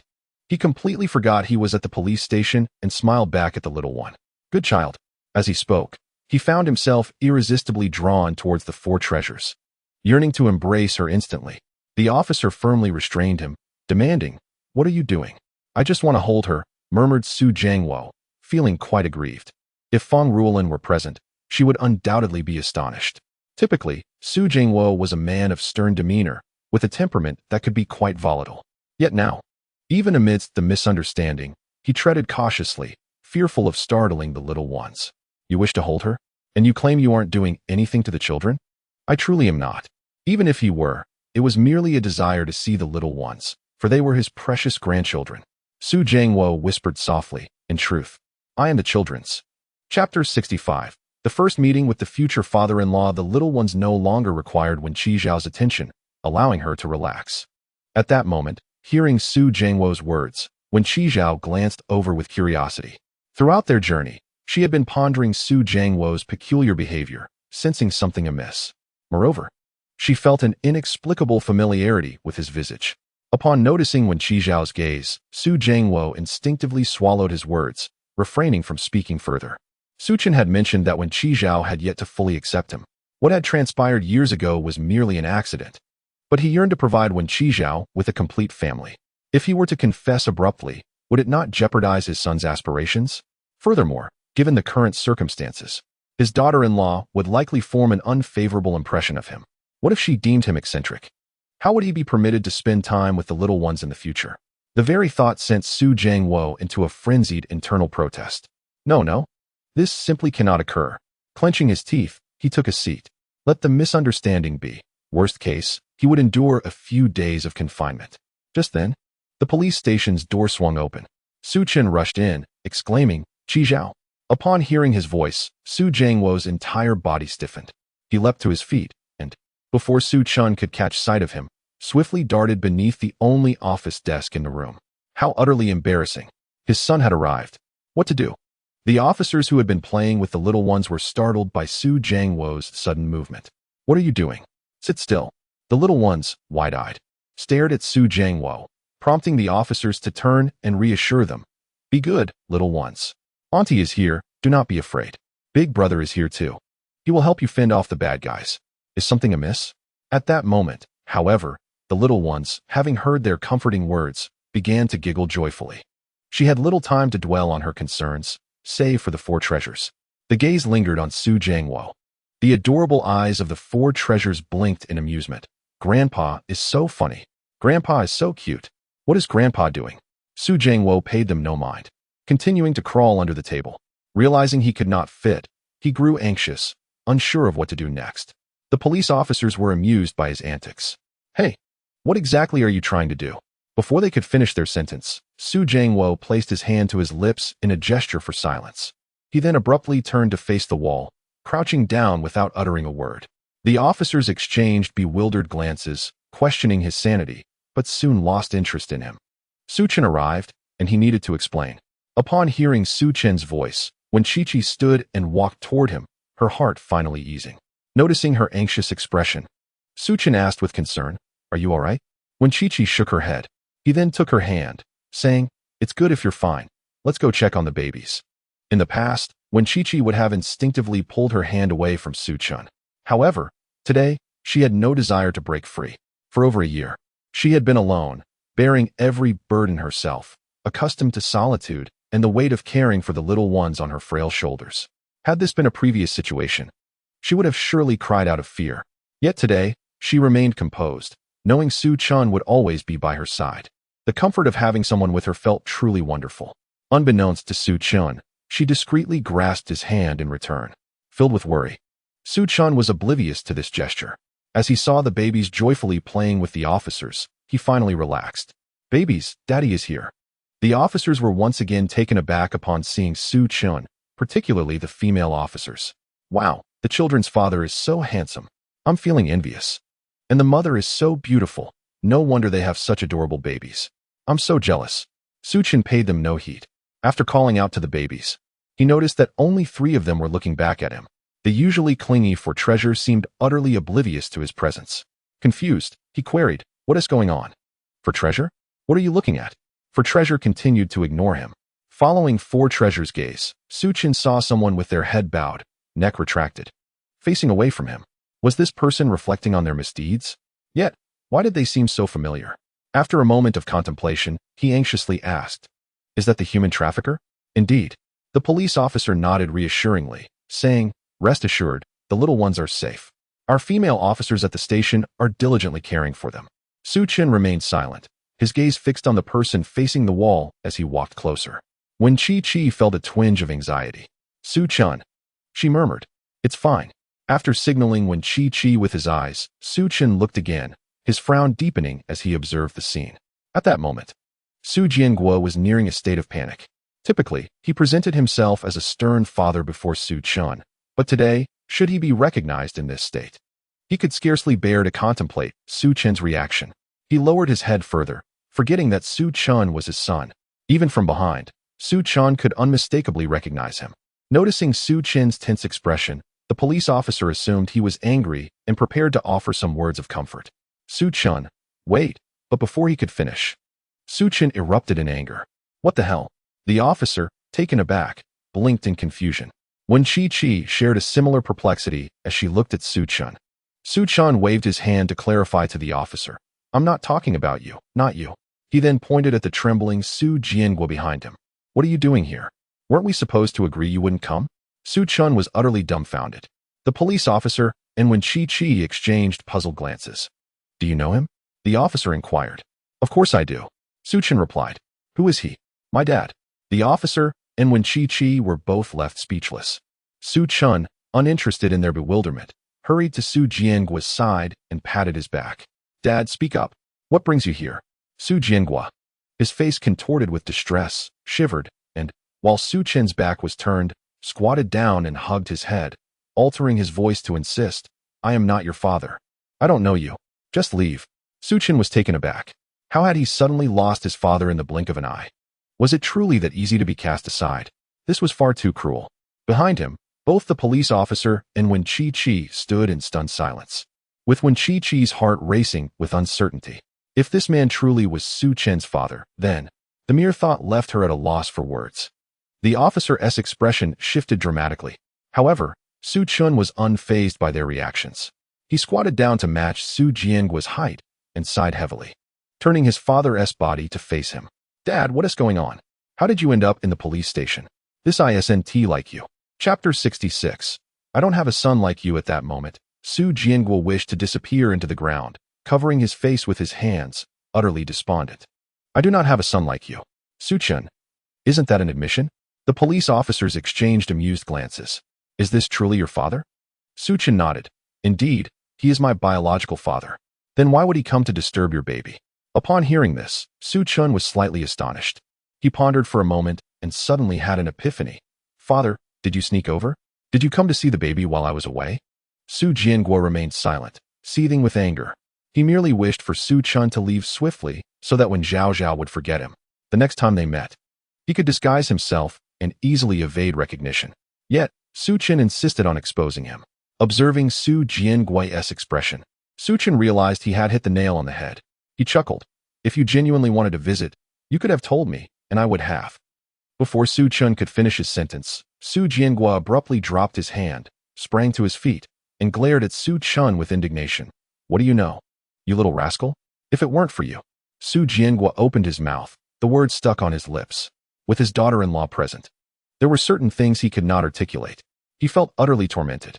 Yet, this sentiment was instantly comprehended by the newly minted father, Su Chen. Su Jianguo was apprehensive about Su Chen's ability to win over Wen Zhao Zhao, fearing he would only complicate matters. However, yearning for the babies, he could only sneak over. For some inexplicable reason, Su Chen felt a lump in his throat. Life had bestowed upon him an abundance of poignant moments recently. Sighing, he approached Su Jianguo. "Father." "Thank you." At this point, the police officers had also grasped the situation. They truly were father and son? Su Chen affirmed, "Yes." The police chuckled. "Are you in a conflict?" Su Chen, "No, absolutely not. This is not a conflict. It is entirely born of love." Yet, being a grown man, how could he utter such sentimental words? However, to the police, his response appeared quite different. The officers looked at Su Chen curiously. "Didn't he, your father, just claim he has no son? If there were no conflict, why would he say such a thing?" Su Chen opened his mouth. How could he explain this without revealing his father's benevolent intentions? Upon hearing the police's remarks, Su Jian's eyes lit up. Indeed, by placing the blame on his son, he could avoid disfavor with his daughter-in-law. Perhaps she might even find him pitiable and allow him to hold the babies more often. At this moment, in Su Jian's eyes, the baby status had completely eclipsed that of Su Chun. He sighed and remarked with a sense of nostalgia, "Just look.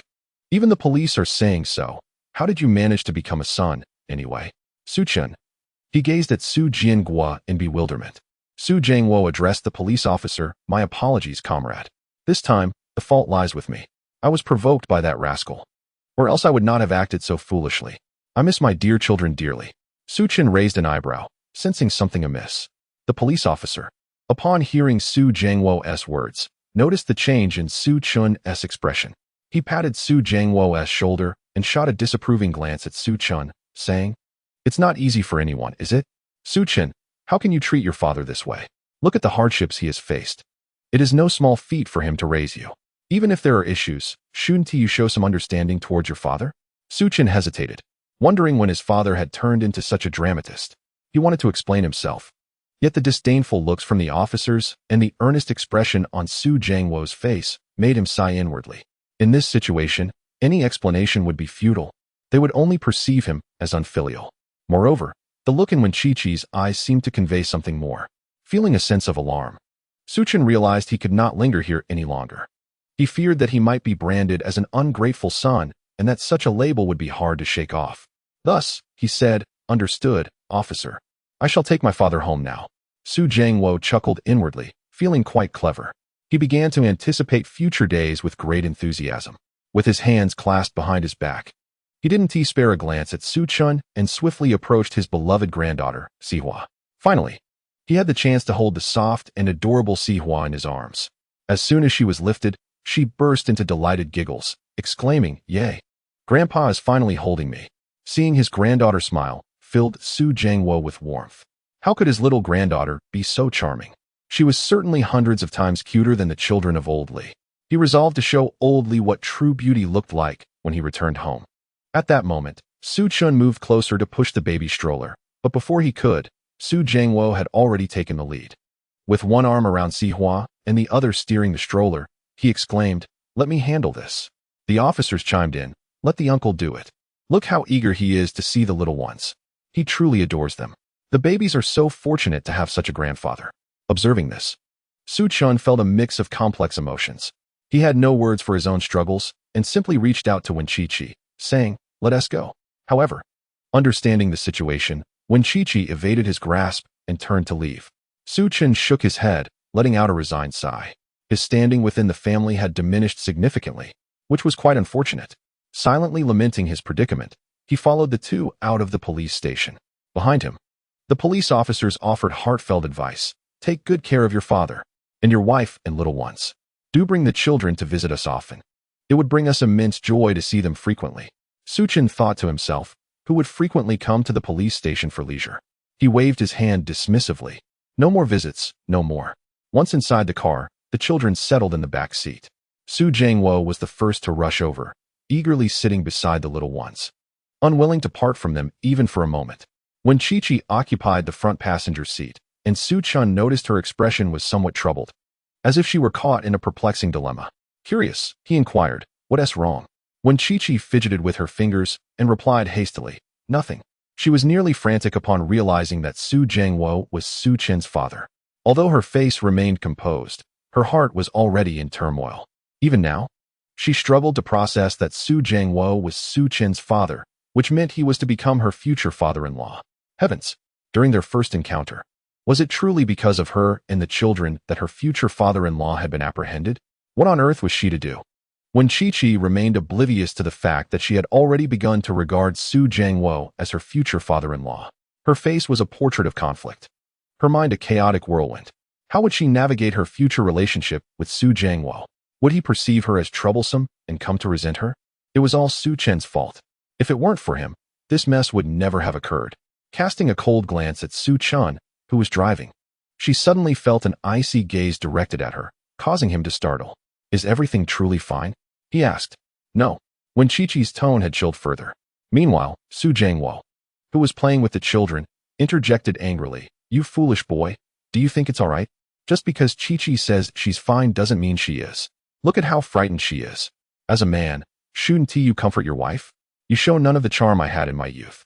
With a helpless glance through the rearview mirror at Su Jiangwo, Su Chun pondered how it seemed the blame was falling squarely on him. Despite it being Su Jiangwo who had startled when Chi-Chi. Yet, he dared not retort. His father seemed to revel in the dramatics. After addressing Su Chun, Su Jiangwo turned to Wen Chi-Chi with a beaming smile. Chi-Chi, don't fret. Once we return home, I will handle him for you. If this rascal dares to bully you again, remember to tell me and your mother. We won't let him off lightly. In her arms, the little one cooed softly. Su Jiangwo added, and if he dares to bully the children, that is absolutely unacceptable. Su Chun cast a silent glance at Wen Chi-Chi, then at the children. The status of my family truly seems to be diminishing. Su Jiangwo, noticing that Wen Chi-Chi remained silent, assumed she was still upset. Thus, he deliberately scolded Su Chun, saying, You rascal, where were you this morning? Did you leave Chi-Chi alone to care for the babies? There are 4 of them. What of your sense of responsibility? If the babies start to fuss, how can Chi-Chi manage alone? In his quest to appease his daughter-in-law, Su Jiangwo believed the best approach was to put the blame on his son. He felt no pity for Su Chun. Rather, he grew more animated with his reprimands. Su Chun, feeling helpless, realized his father was being both unfair and cunning. To avoid further grievances, he conceded, I understand, Dad. I assure you, such a situation will never arise again. No more? Absolutely none. Su Jiangwo scoffed, then turned to Wen Chi-Chi. Chi-Chi, look, Su Chun acknowledges his mistake. Please don't hold it against him. He may have his shortcomings, but he is fundamentally a good person. Wen Chi-Chi was amused by their banter. Yet she felt a twinge of anxiety in the presence of Su Jiangwo. No, uncle, today it was my insistence to look after the babies alone. Su Chun works hard, and I wanted him to have a break.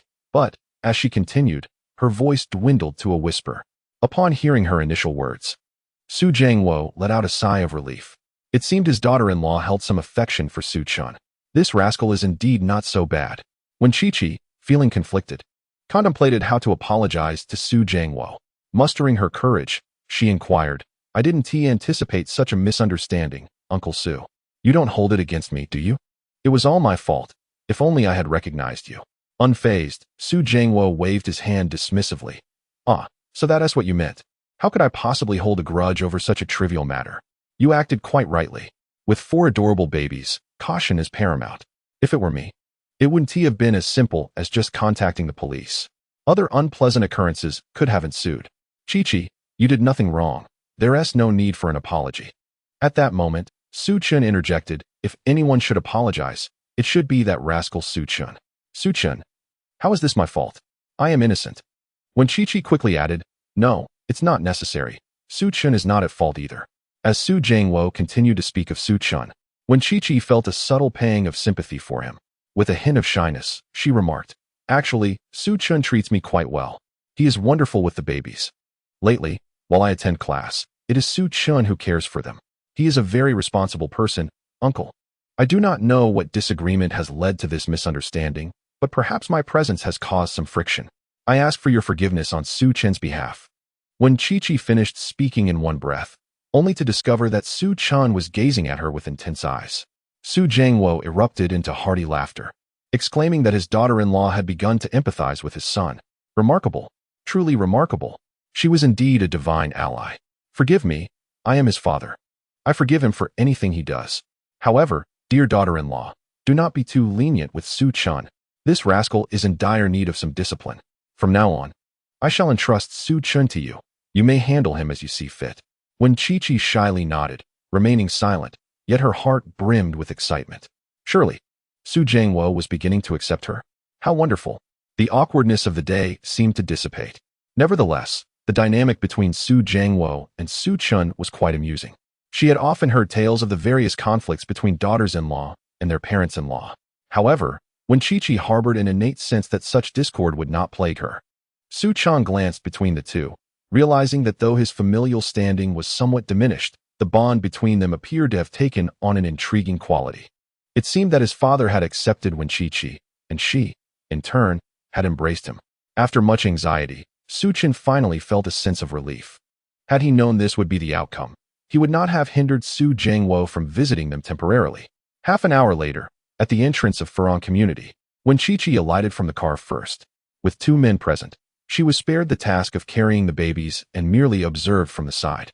Upon seeing Wen Chi-Chi, the security guard approached with a cheerful demeanor, inquiring if she had returned safely. Wen Chi-Chi shook her head, assuring him that all was well. The guard peeked and noticed Su Chun cradling the babies, along with another man, but paid it no heed. Each day, the guard looked forward to seeing the children. At that moment, he was eager to contribute in any way for their sake, wishing the entire world knew of his efforts. He exclaimed, "It's good to hear that all is well. You wouldn't believe it. When I saw that man following you, I sensed something was amiss. He clearly harbored ill intentions." As he spoke, he noticed a peculiar expression on Wen Chi-Chi's face. "Miss Wen, are you unwell?" Wen Chi-Chi offered an awkward smile, responding, "Oh no. You see, when I spotted him trailing you out of the community, I simply could not tolerate the thought of any danger befalling the babies. Thus, I promptly called the police. Am I not clever?" The guard eagerly awaited praise, believing that by ingratiating himself with the parents of the babies, he might secure more opportunities to interact with them. As he pondered this, he suddenly heard a cold scoff. "Clever?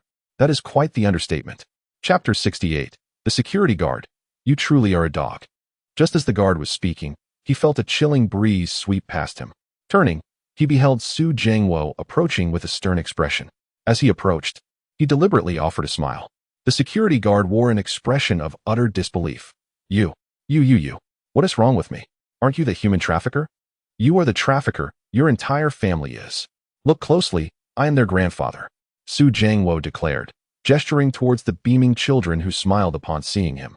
In that moment, he was overwhelmed by an inexplicable sense of pride. Earlier that morning, he had felt immensely stifled.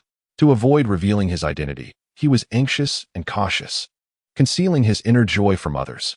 However, the situation had changed. Now, he had been reunited with the little ones, an experience that brought him unparalleled delight, particularly upon witnessing the security guard's astonished expression. "Grandfather?" "Indeed." Su Jiangwo regarded the young guard with indifference. "Are you envious? Jealous? I am indeed their grandfather. You were just trying to ingratiate yourself with the children, weren't you? Dream on." The guard exclaimed, "No, surely not."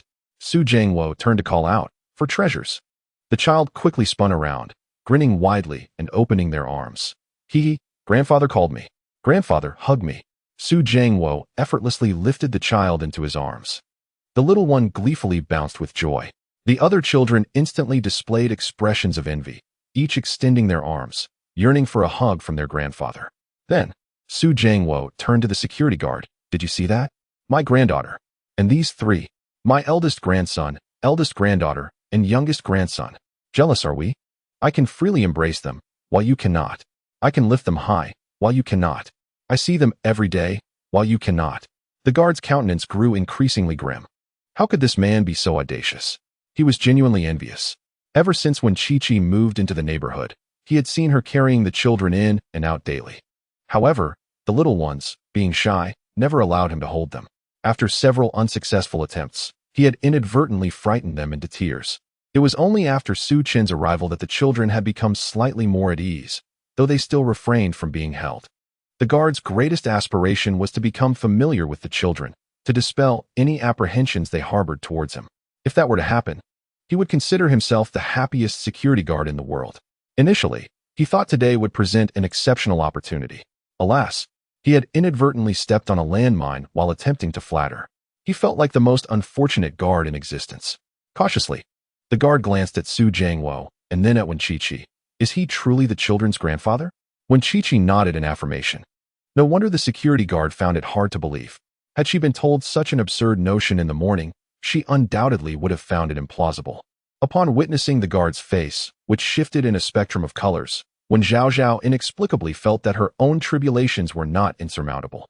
After all, Su Jiangwo treated her with great kindness.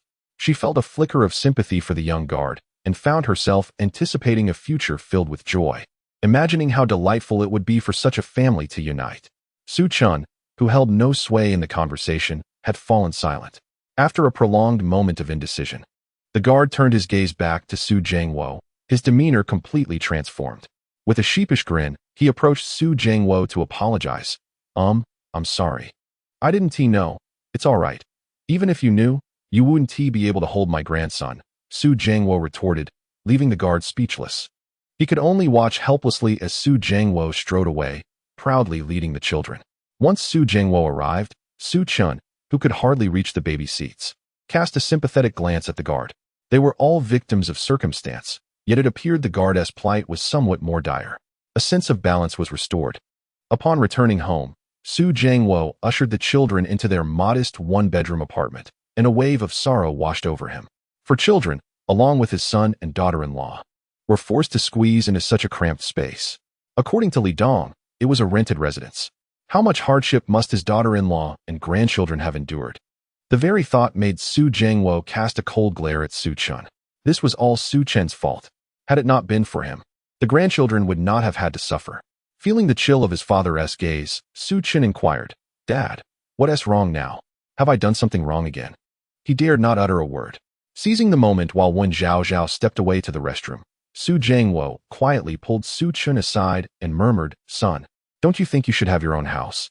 Taken aback by his father's sudden remark, Su Chen nodded in agreement, yes. He had expected Su Jiangwo to chastise him for his lack of ambition, but instead, he heard Su Jiangwo say, "Wait a moment. I'll speak to your mother about withdrawing all our savings to help you buy one immediately." Upon hearing this, Su Chun felt a lump in his throat. The father who had scolded him relentlessly was always the first to step forward when he faced difficulties. Dad, he suddenly wished to express something sentimental. But before he could articulate his thoughts, Su Jiangwo interrupted, "Enough with the sentiment. This is not for you to live in, but for my grandchildren and daughter-in-law. It's acceptable for you to sleep on the streets, but how could I allow my grandchildren and daughter-in-law to do so? Call me tomorrow. Be ready to choose a place. Oh, and make sure to put your daughter-in-law's name on the deed. You do not deserve it." "All right," Su Chen replied. His pretentiousness was forcefully suppressed. However, Su Chun understood that Su Jiangwo was well aware of his character. Once he had set his sights on someone, he would never let go.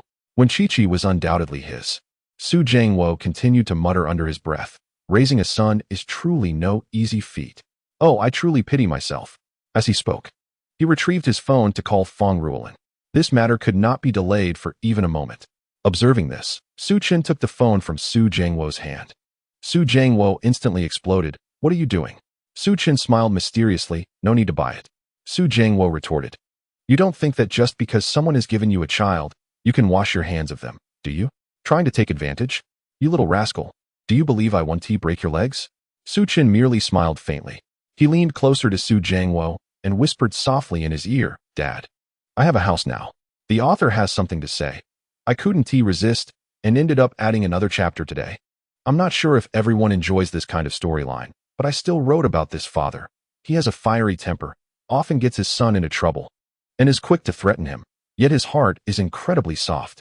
Whenever his son is in trouble, he is always the first to rush in." Chapter 69, A Son. After all, is his pride. Upon hearing Su Chen's words, Su Jiangwo's eyes widened in disbelief. "You," Su Chen quickly signaled for silence.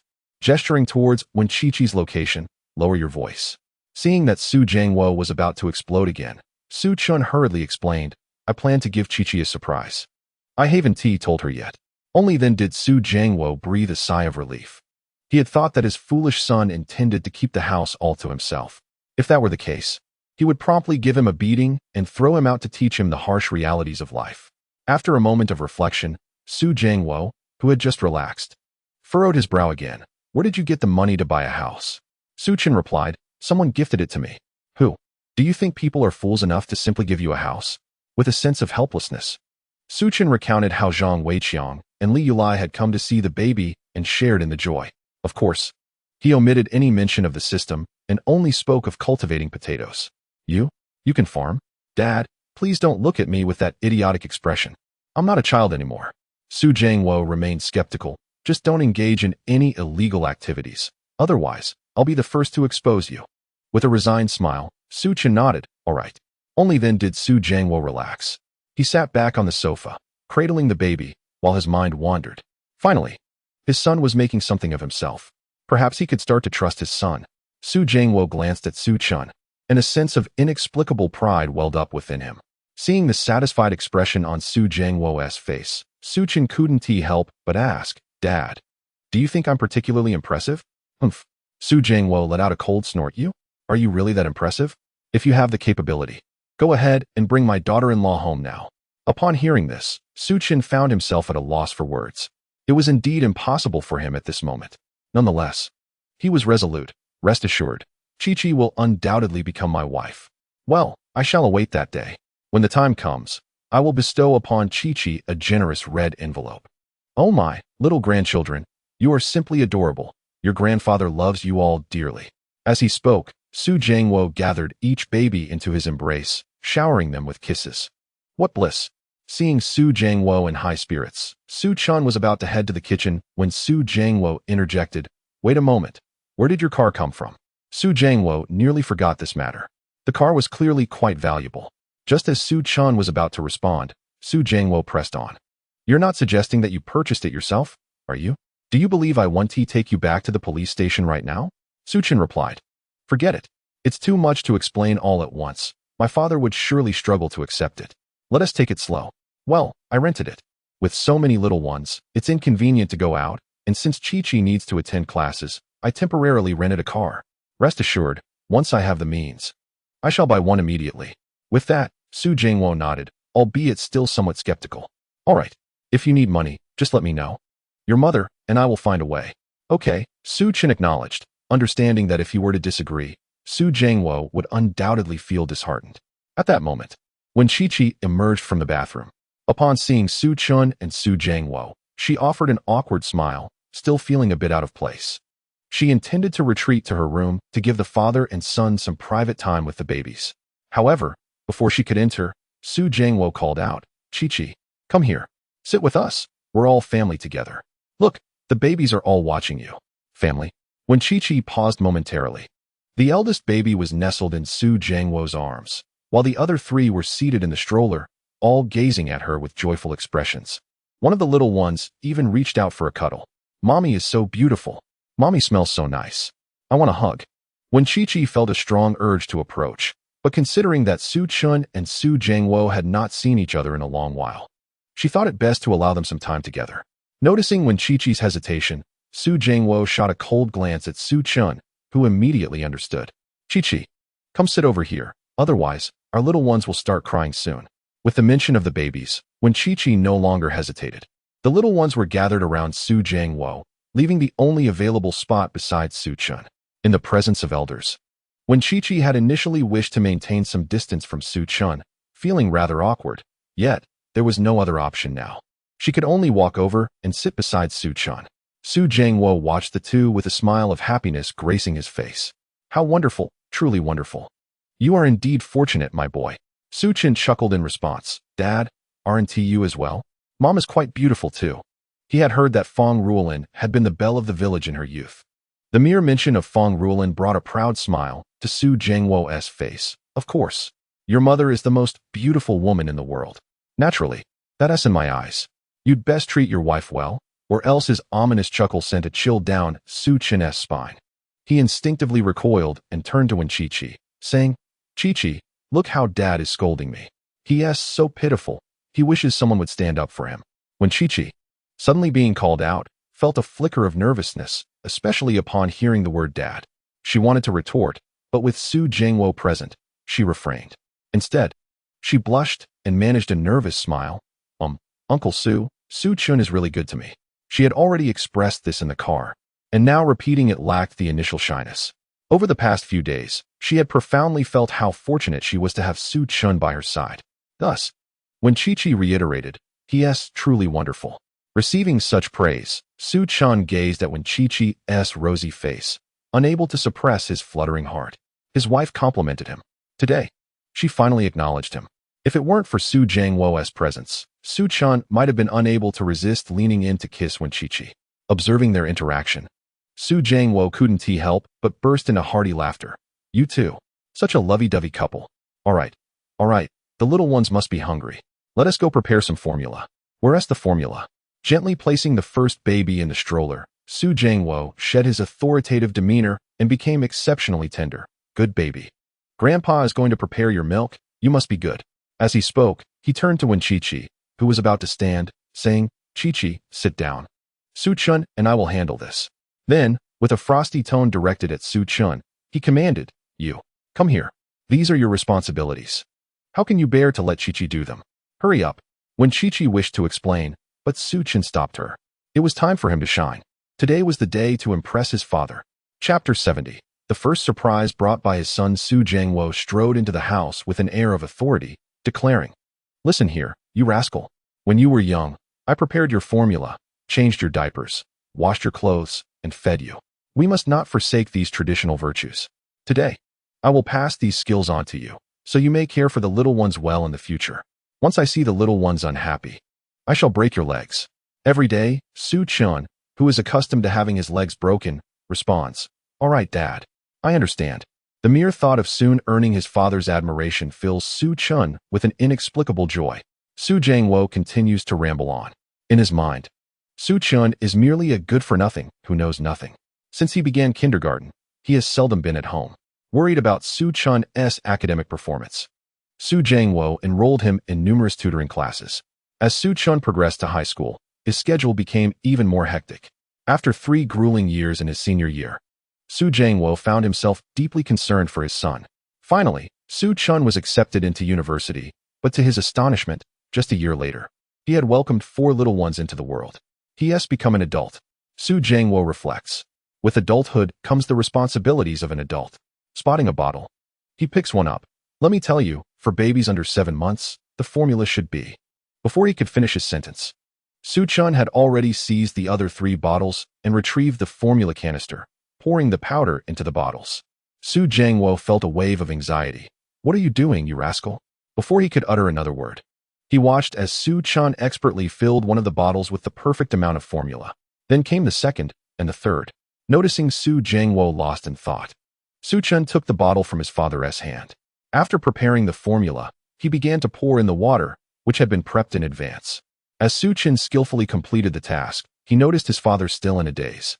With a hint of exasperation, he handed 2 bottles, which contained slightly less formula, to Su Jiangwo. "Dad, what are you doing? Didn't you say you were going to feed the babies? Come on.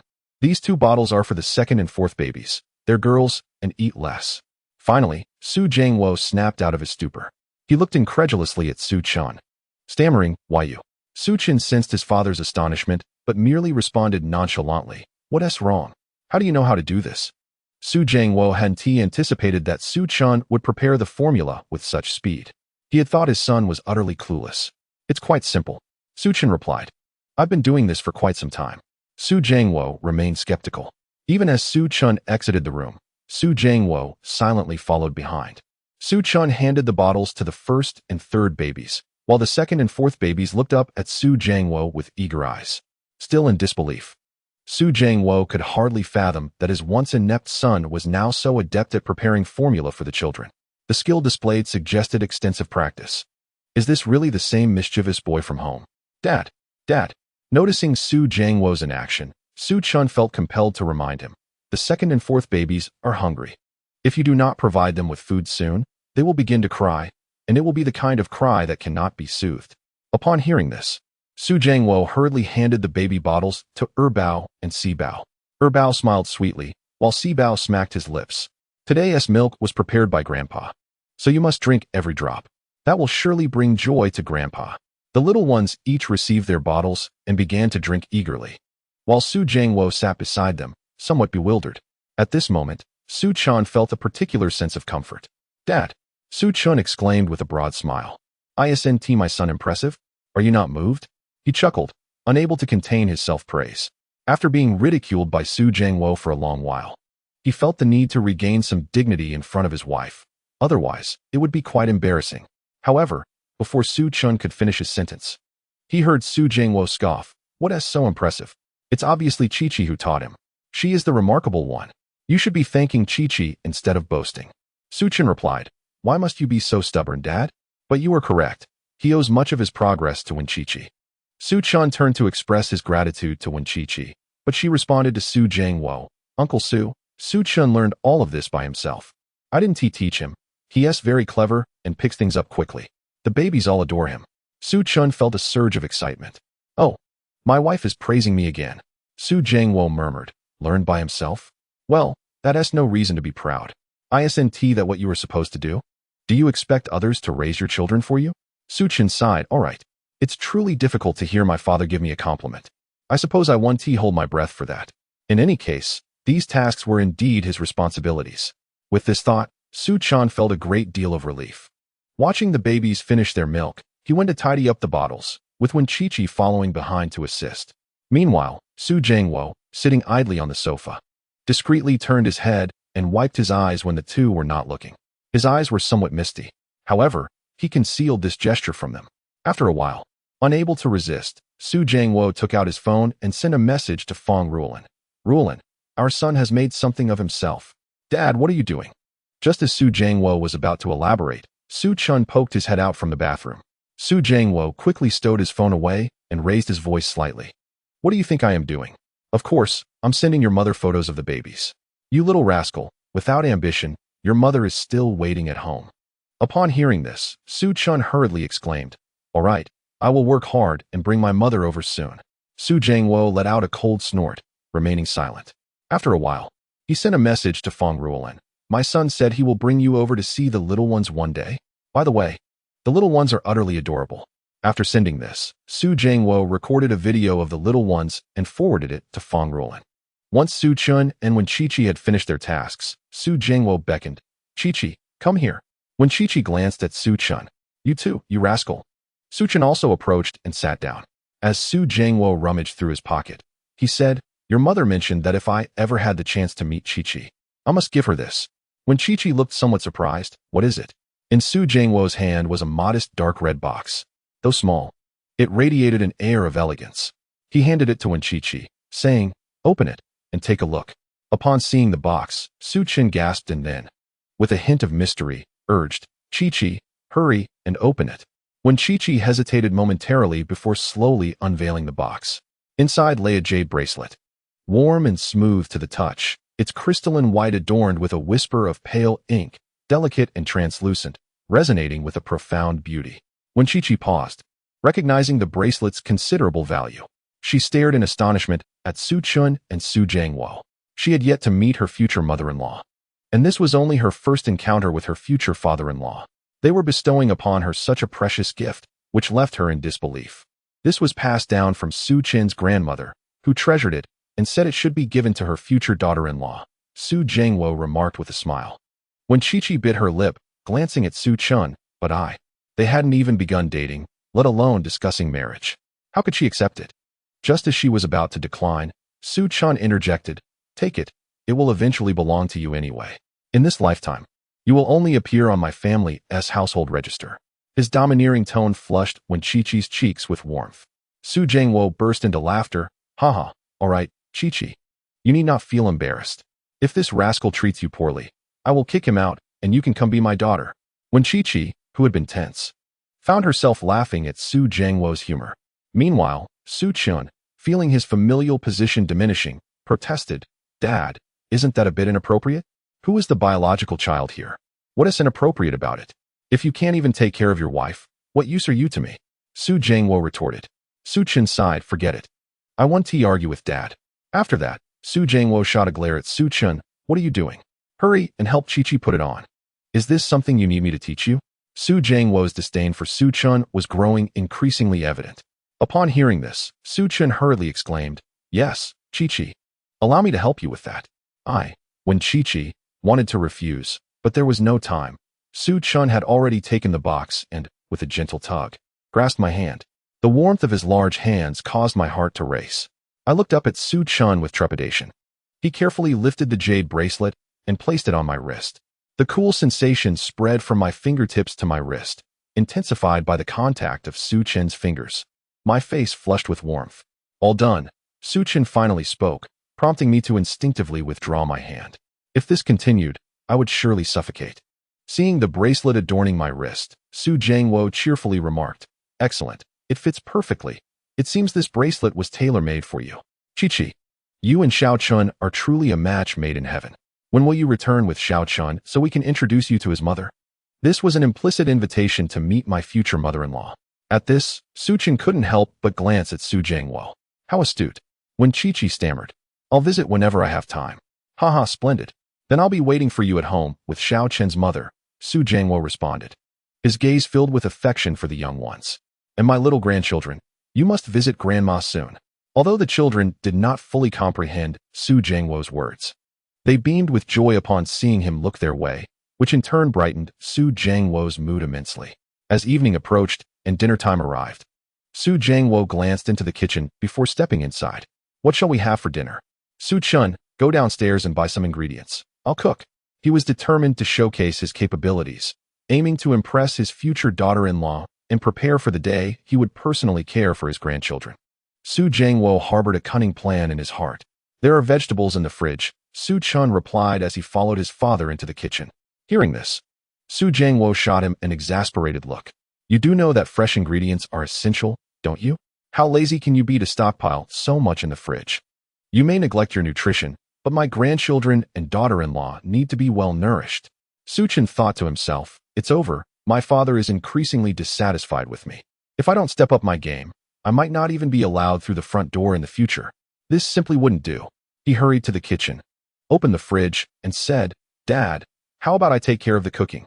With that, he pulled out a potato and a tomato. You? Cook. Su Jiangwo was about to continue his reprimand when he suddenly noticed the potato and tomato in Su Chen's hands. He was taken aback. The words of reprimand caught in his throat. He swallowed hard. Did you just buy those vegetables? Not quite. They've been in the fridge for a day, Su Chen replied, explaining that they were placed there that morning when he had retrieved them from his storage space. Su Jiangwo was momentarily taken aback. Where did you buy this? Su Chen asked incredulously. I cultivated it myself, Su Chen replied. Su Jiangwo's eyes widened in disbelief as he gazed at Su Chun. You grew this? Yes. Su Chun handed another tomato to Su Jiangwo. Oh, by the way, there's cucumber in the fridge. Dad, would you like to try some? It's quite delicious. People eat it like fruit, and it sells quite well. Let me wash one for you. With that, Su Chun turned and retrieved a cucumber. In a moment of surprise, Su Jiangwo found himself receiving the freshly washed cucumber. Stunned, he took a hesitant bite. Instantly, his eyes widened.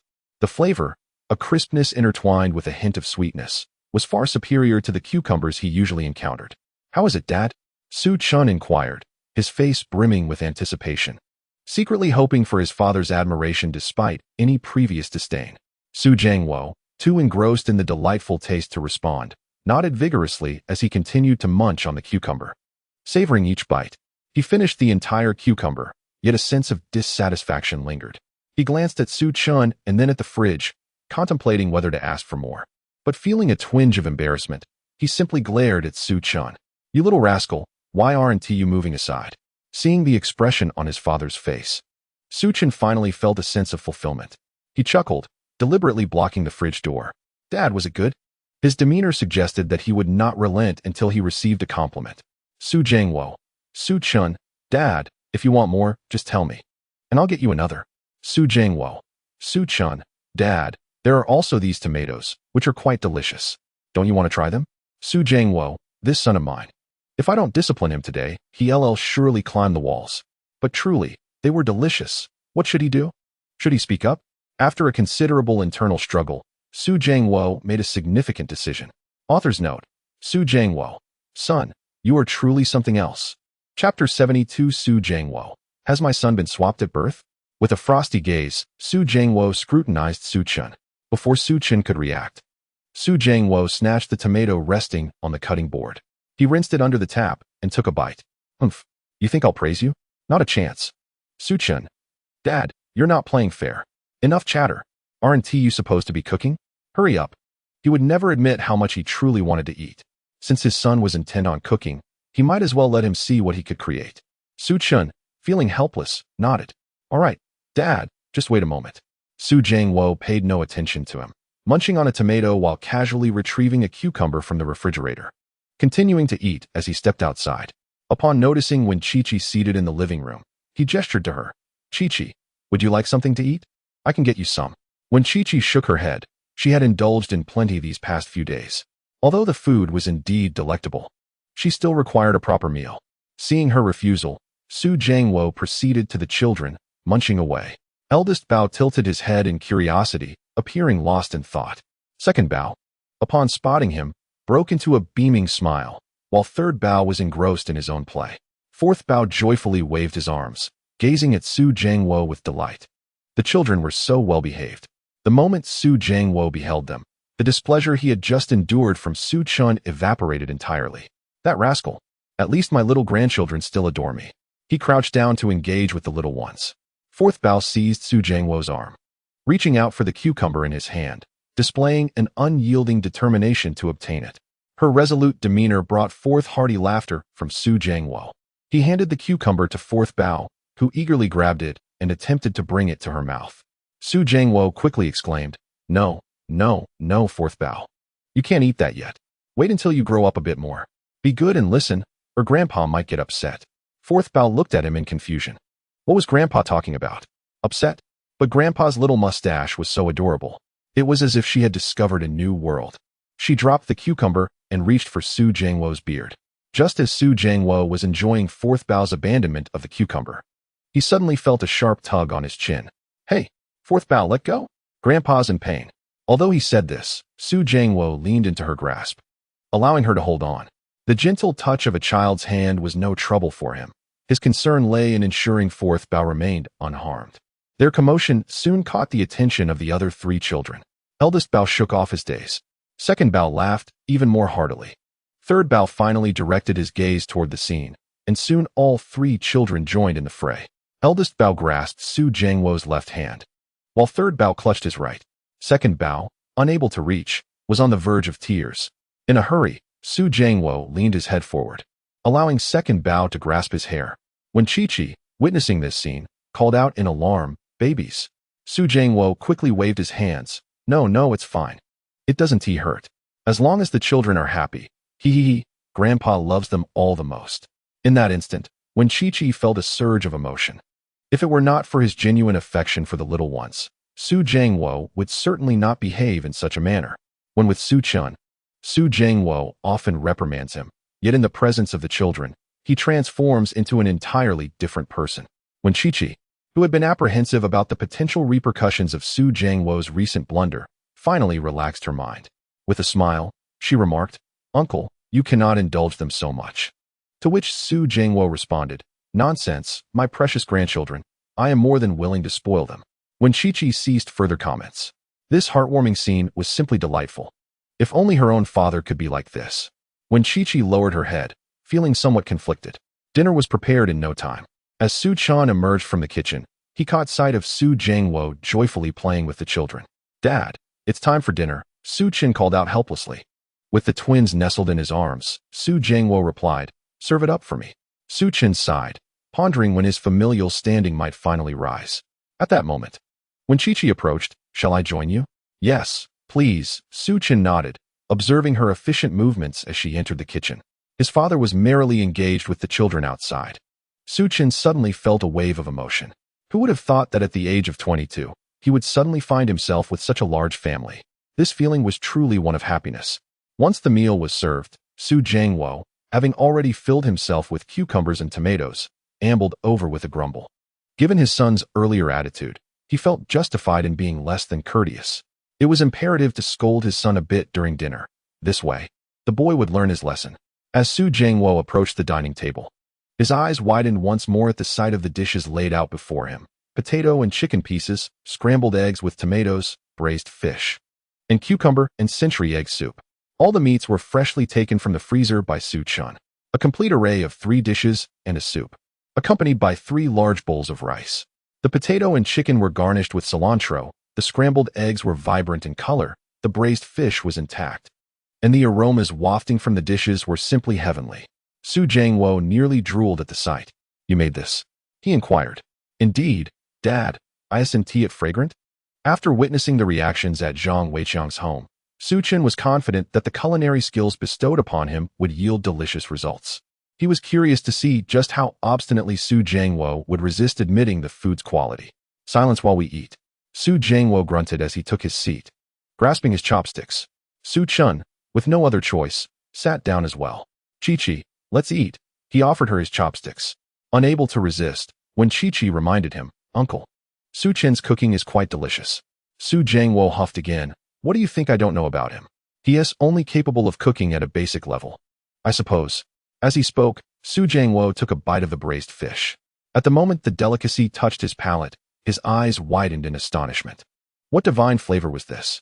He recalled his previous visits to the bustling city of Ningzhou, where he had dined on exquisite dishes at renowned restaurants. His own culinary creations had garnered unanimous praise from Feng Rulin and the neighbors alike. Yet, at this moment, he found himself suddenly realizing that those dishes were mere trifles in comparison. Su Qin's braised fish was astoundingly 100 times more delectable. No, 1,000 times. The burst of flavor ignited his taste buds in an unparalleled way. Was it truly this delicious? Su Jiangwo felt an urge to express his delight. But upon meeting Su Qin's expectant gaze, he swallowed back his words. No, this little rascal would become conceited. Although Su Qin had been waiting for quite some time, Su Jiangwo remained silent, seemingly savoring each bite. Finally, Su Qin could no longer contain himself. Dad, is it delicious? Chapter 73. A father is forever a father. Su Jiangwo chose to ignore Su Qin's question. Steadfast as a mountain, he served himself another piece of chicken. As it entered his mouth, he was once again astounded. Typically, potato and chicken dishes harbor a hint of gaminess, yet Su Qin's chicken was devoid of such flavors. The meat was succulent, showcasing the chicken's texture to perfection. The potatoes were nothing short of extraordinary. With each bite, the rich aroma enveloped him and paired with rice. It was simply a match made in heaven. Su Jiangwo quickly took a mouthful of rice. Indeed, delicious, delicious, delicious. He smiled contentedly within, noticing Su Jiangwo's silence. Su Qin ventured another question. Dad? Still, Su Jiangwo remained mute, fearing that speaking would shatter the spell. He then sampled a spoonful of the tomato and egg dish, placing it atop the rice. The sensation was utterly sublime. What a delightful surprise. Su Jiangwo had never tasted such exquisite food. He yearned to devour 3 large bowls at once. Su Qin continued to observe his father quietly. Dad, is it so difficult to praise your son? When Chi-Chi, too, had not eaten, eager to witness Su Jiangwo's reaction. Yet, his expression revealed nothing. After finishing his meal, he glanced at Su Qin and Wen Chi-Chi, asking, Why aren't you eating? Su Qin felt a wave of disappointment wash over him. It seemed that all his efforts had been in vain. Had he truly faltered today? Were his dishes not up to par? Unwilling to accept this, Su Qin took a piece of fish for himself and tasted it. The texture was delicate, melting away in his mouth, with the fish's fresh aroma remaining intact. The food is quite delicious, isn't it? Su Qin furrowed his brow in confusion and took another bite of the potato. Indeed, it is truly delightful. Next came the tomato and egg dish. Surely, this must be even more delectable? What could be the matter? Has his father's sense of taste gone awry? Unable to contain himself any longer, Su Qin inquired, Dad, are you all right? Su Jiangwo shot a glance at Su Qin, remaining silent. In truth, he was experiencing an exhilarating surge of excitement within. This is utterly scrumptious, incredibly delicious. His son's chatter was a distraction, disrupting his enjoyment of the meal. Observing Su Jiangwo's lack of movement, Su Qin served a bite of vegetables to Wen Chi-Chi and then quietly resumed his own meal. Su Jiangwo's pace of eating was leisurely, yet his chopsticks never ceased their activity. Before long, he had consumed an entire bowl of rice. Yet, he found himself craving more. However, he pondered whether indulging in another serving might reveal his delight to Su Qin. What if his son became proud? The thought of not eating was equally unbearable. Su Jiangwo found himself in a dilemma. At that moment, when Chi-Chi stood up, Uncle, may I serve you some more? Su Jiangwo's eyes lit up. His daughter-in-law was indeed thoughtful. He subtly nodded and handed his bowl to Wen Chi-Chi. Yes, thank you, dear daughter-in-law. How could he refuse the rice served by her? This couldn't be held against him. Wen Chi-Chi smiled as she filled his bowl. Su Jiangwo continued to eat quietly. Su Qin was perplexed. This reaction was so pronounced. Yet only Wen Chi-Chi, accustomed to the flavors, remained unaffected. Why was his father so unresponsive? Could it be that the food did not appeal to his palate? No, that couldn't be. It was prepared according to his father's tastes. Su Qin cast a conflicted glance at Su Jiangwo and soon discerned something. Although Su Jiangwo was not eating quickly, he savored each bite, clearly relishing the meal. Furthermore, his usual portion was merely 1 bowl. He had not declined when Chi-Chi served him, and now, not long after, that bowl was nearly empty. Was he merely pretending? Suppressing a smile, Su Qin chose not to expose Su Jiangwo's facade. Soon, Su Jiangwo was finishing his second bowl. At this moment, he was in a quandary. What if he finished and still desired more? If he didn't finish, it would seem too hasty. Feeling increasingly strained, Su Jiangwo slowly took one bite at a time. As he approached the last morsel of rice, he hesitated to take it. Just then, he noticed Su Chen stand up. I suddenly need to use the restroom. Please continue eating. When Chi-Chi glanced at Su Chen but said nothing, Su Jiangwo felt a surge of joy within. An opportunity had presented itself. However, he still muttered discontentedly. Using the restroom during mealtime, you certainly have your share of troubles. Su Chen chuckled softly and turned to head to the restroom. In truth, he did not wish to go, but he could not bear to see his father suffer so.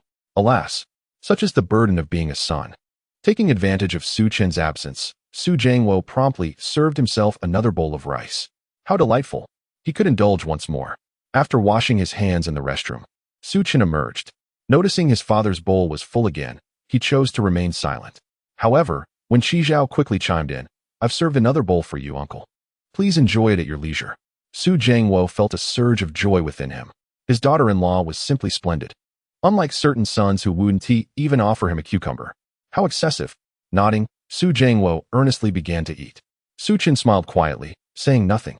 Before Su Jiangwo finished his third bowl, Su Chen cleared his own dishes and stood to head to the kitchen, stating, I'm full, I'll tidy up.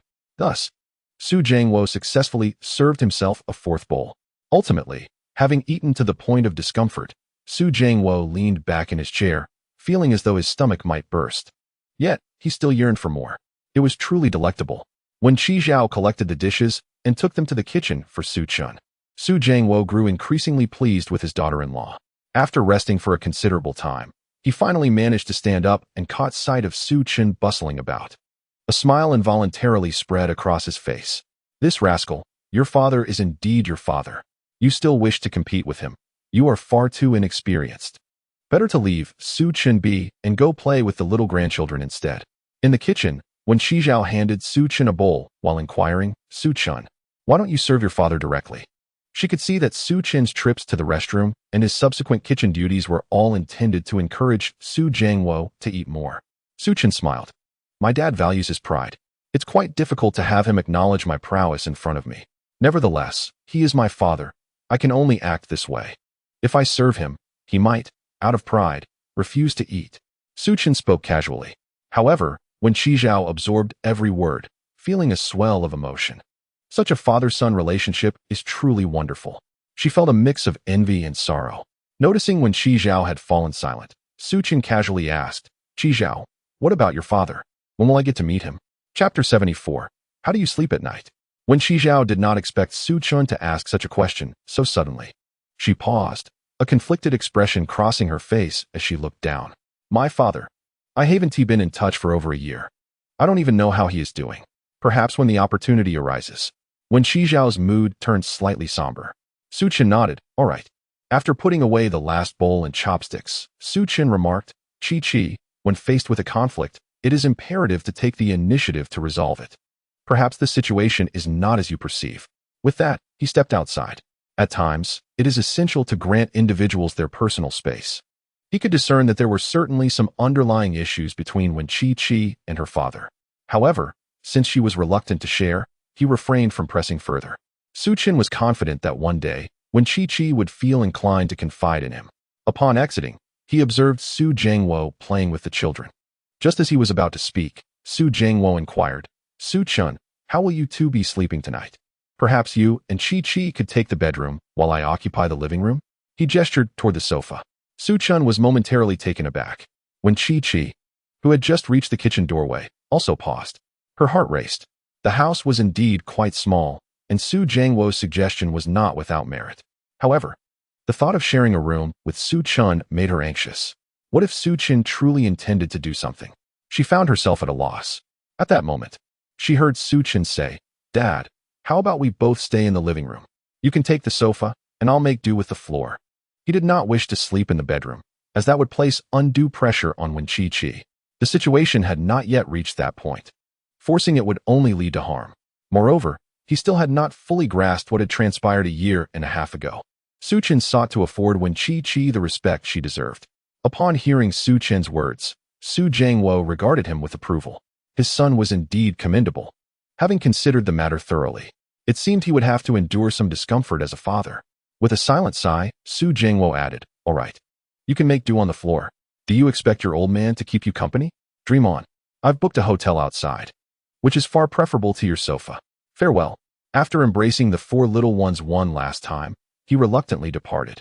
Oh, he could hardly bear to part from the children, but for the sake of his son, he had to endure. This unambitious son of his. Su Jingwo grumbled as he exited. When Chi-Chi, seeing Su Jingwo leave, grew anxious. "Su-chun, why not let your father stay in the bedroom? It's not right to send him away so soon after his arrival." Su-chun reassured her. "It's fine. Dong-gu made the reservation, so it must be safe." Yet, watching his father's retreating figure filled Su-chun with a sense of melancholy. When his father visited next time, he was determined to provide him with a warm home. That evening, after when Chi-Chi had fed the children, she wrestled with her thoughts for a moment before stepping into the living room. Su-chun had just lain down, engrossed in his phone. Upon seeing Wen Shishir approach, he sat up and inquired, "What is it? Have the little ones been causing a ruckus?" No," Wen Shishir replied, her tone revealing her inner turmoil. Recognizing that something weighed on her mind, Su-chun smiled and asked, "Then what is it? Are you inviting your husband back to the room for some rest?" Wen Shishir shot him a playful glare, exasperated, "Stop joking." "All right, my dear wife." "Understood," Su-chun responded, making room for her to sit beside him. When Shishir approached, handing Su-chun a bank card. Surprised, he asked, "What is this for?" When Shishir explained, "This card contains 20,000 yuan. Money I earned from doing design work while caring for the little ones. I had intended to save it for their formula, but now, I want you to have it." As she spoke, her gaze dropped. "I know it's a bit modest. I'll look for more work and contribute more for you. You should save a little too. Let us work hard to buy a house." After uttering these words, she sniffled. "Next time Uncle Su visits, we must insist he stays with us instead of at a hotel." When Shishir pondered this solution for quite some time, fearing Su-chun might refuse, she added, "This is also a gift for the children's grandfather. You must accept it." Seeing her earnest expression, a wave of warmth surged through Su-chun. At that moment, he could no longer restrain himself and pulled Wen Shishir into his embrace. Wen Shishir, Yushi gasped at his sudden action, struggling to rise.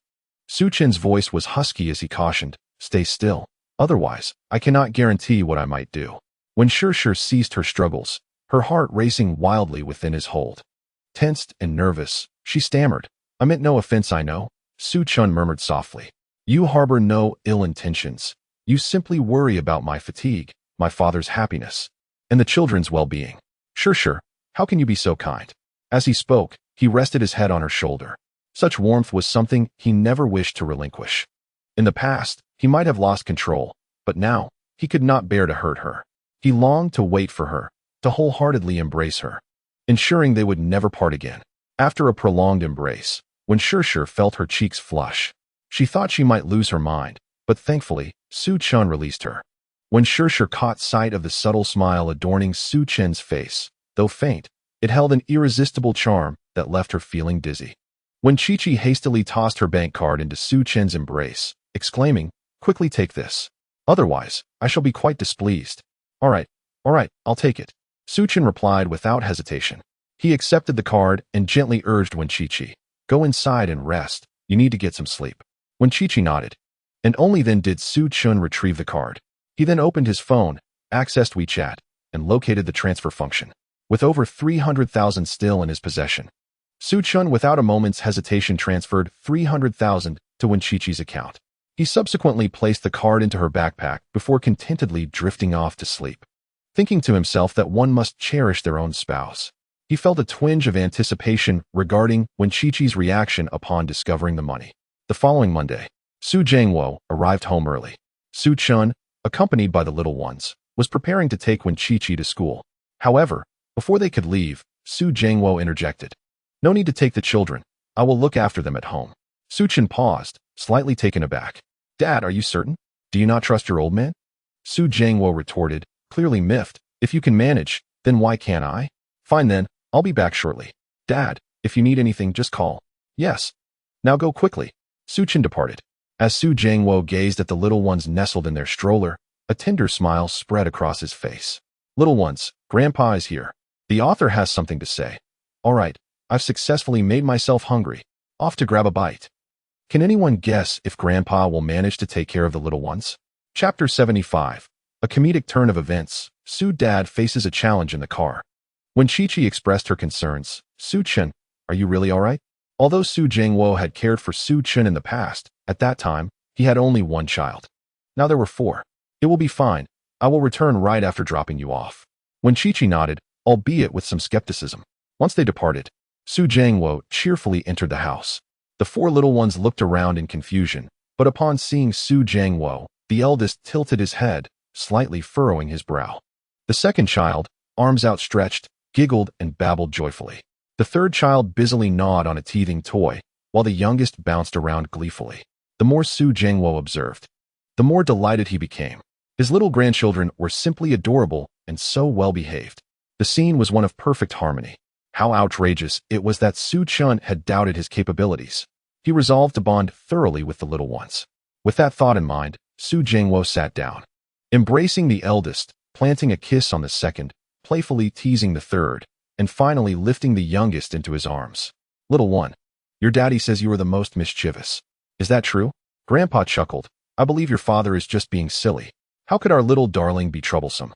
It must be that your father is not competent enough to handle you all. Humph, I shall not heed him. Come, let us play together. The four treasures were incessantly giggling at Su Jingwo's playful antics. As she laughed, the other three little ones joined in the merriment. Today was a delightful day. As Grandpa was here. Grandpa is so adorable. I want a hug. The atmosphere was instantly filled with joy. Su Jingwo was utterly elated. After a brief 5 minutes, he noticed that the eldest treasure, lost in thought, began to cry. Hastily, he released the fourth treasure from his embrace. What is the matter, dear? Are you hungry? Grandpa will prepare your milk right away. Just wait a moment. The eldest treasure nodded, a solitary tear glistening at the corner of his eye. Truly feeling the pangs of hunger, Su Jingwo rose to prepare the milk formula. It was ready in no time, and he handed the bottle to the eldest. Good boy. It's time for your milk. The eldest eagerly lifted the bottle, drinking heartily. Su Jingwo beamed with joy. However, the other three treasures were not pleased. The second treasure, noticing the eldest enjoying his milk while he was left out, pouted and began to cry. The third treasure, abandoning his toy, looked from the eldest to the second, then back at Su Jingwo, and burst into tears as well. Meanwhile, the fourth treasure, nestled in Su Jingwo's arms, sniffed the air. Something was amiss. She seemed to catch a whiff of the milk scent, so delightful, so enticing. She had never tasted it before. Yet, Grandpa hadn't prepared any for her. What to do? She was so hungry.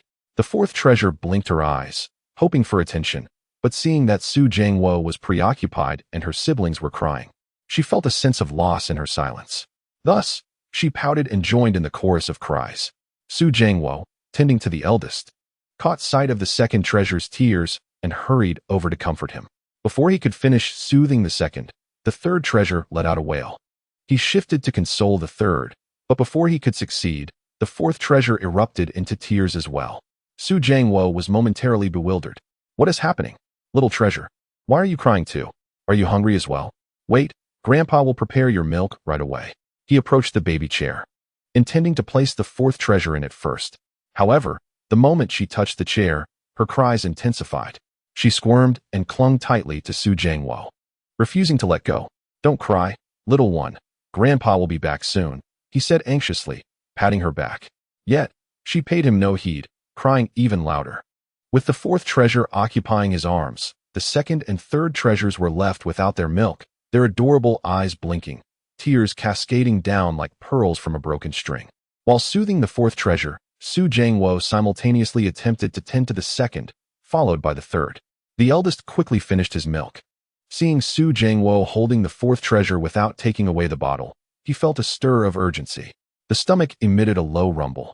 After two such sounds, a peculiar odor filled the room. Dabao had sold himself. Su Jingwo felt a surge of urgency. Dabao, is that you? Oh dear, Sibao, come down quickly. Grandpa will be back soon. Sibao refused to let go, forcing Su Jingwo to place him onto the bed, without the comforting embrace of his grandfather. Sibao cried, even more vehemently. Woo-woo, Grandpa doesn't want me anymore. I'm so sad, woo-woo. Seizing the moment, Su Jingwo hurried to prepare formula for the three little ones. While measuring, he murmured, how much was it supposed to be? Oh dear, little ones, don't cry. Grandpa will be there shortly. Water, yes, water. In his haste, he accidentally knocked over the water bottle, spilling the hot water everywhere. Su Jiangwo felt a wave of frustration wash over him. He had to start boiling water again. With the formula still not prepared and the babies continuing to fuss, he had no choice but to rush in to change Dabao's diaper. After removing Dabao's little pants, he quickly began to tidy up the area. Meanwhile, Air Bao, San Bao, and Si Bao, seeing that Su Jiangwo was attending to Dabao, cried even louder. Whoa, Grandpa only cares about Dabao. Grandpa doesn't see us. We are so pitiful. Su Jiangwo, now in a state of distress, felt beads of sweat forming on his forehead. Little ones, please be patient. Grandpa will be ready soon. Just a moment longer. However, the babies were oblivious to his words, each one crying more fiercely than the last. After finally managing to take care of Dabao, the water had finally boiled. Su Jiangwo went to get the cooled water when suddenly, San Bao also soiled himself. Su Jiangwo felt as if he might lose his mind. How could these adorable little grandsons be so demanding? He felt utterly overwhelmed, unsure how to manage it all. Frantically preparing the formula, he rushed to tend to San Bao. The room was now filled with the aroma of milk powder mingling with the unpleasant smell from the babies. Just as he was contemplating changing San Bao's diaper, Si Bao's little face reddened. Unaccustomed to formula, he accidentally spilled the milk all over his freshly changed clothes. Su Jiangwo was on the verge of a breakdown. Unable to contain himself, he pulled out his phone. An hour had passed. Where was that little rascal? At that moment, Su Chun was leisurely making his way back home. Knowing Su Jiangwo adored children, he thought to grant him some time alone with the little ones. He was now quite close to home when suddenly, his phone rang. Picking it up, he saw it was Su Jiangwo calling. His brow furrowed. Dad, what's wrong? Why aren't you back yet? Are you abandoning the babies? The scathing reprimands from Su Jiangwo resounded from the other end of the phone. Upon hearing it, Su Chun sensed something was amiss. Could it be that something had happened at home? Feeling a surge of anxiety, he promptly exclaimed, I will return immediately. After hanging up, Su Chun raced home at lightning speed. Upon opening the door, he was taken aback. The scene before him was utterly chaotic. The room lay in disarray, resembling a battleground. Su Jiangwo was clutching the little pants of Dabao and San Bao, who, still clad in their old garments, gazed at him with bewilderment. Air Bao's hair was a tangled mess, the braids long gone, while Si Bao lay sprawled on the bed, wailing inconsolably, his tiny hands flailing about. Dressed in Dabao's clothing, the sight was nothing short of tragic. Su Chun was momentarily at a loss for words. What are you dawdling for, you little rascal? Help out.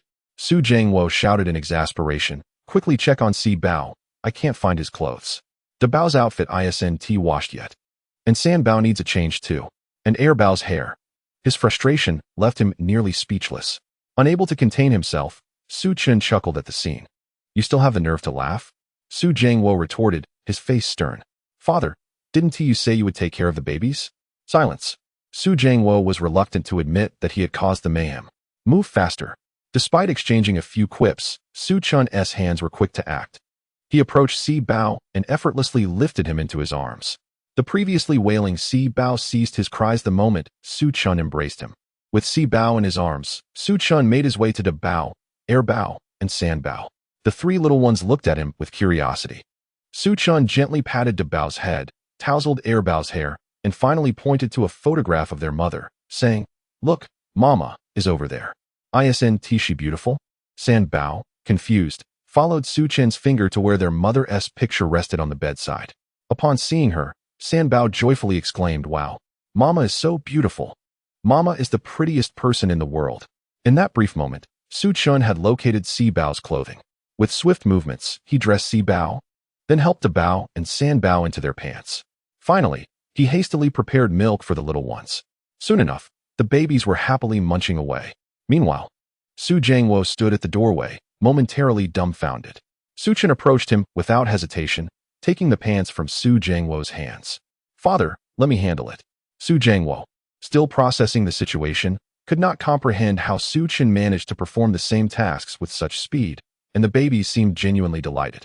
Did I make a mistake somewhere? Su Jiangwo felt quite indignant.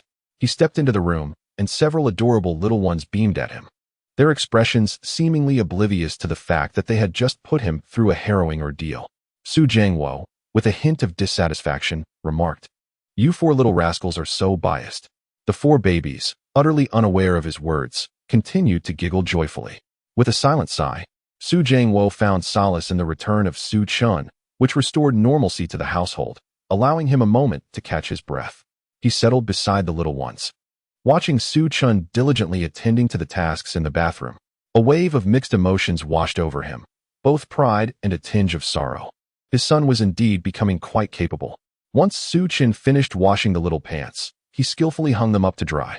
Upon entering the living room, he noticed Su Jiangwo's gaze fixed upon him. With a smile, he inquired, "Dad, what's up?" "Nothing," Su Jiangwo swiftly replied.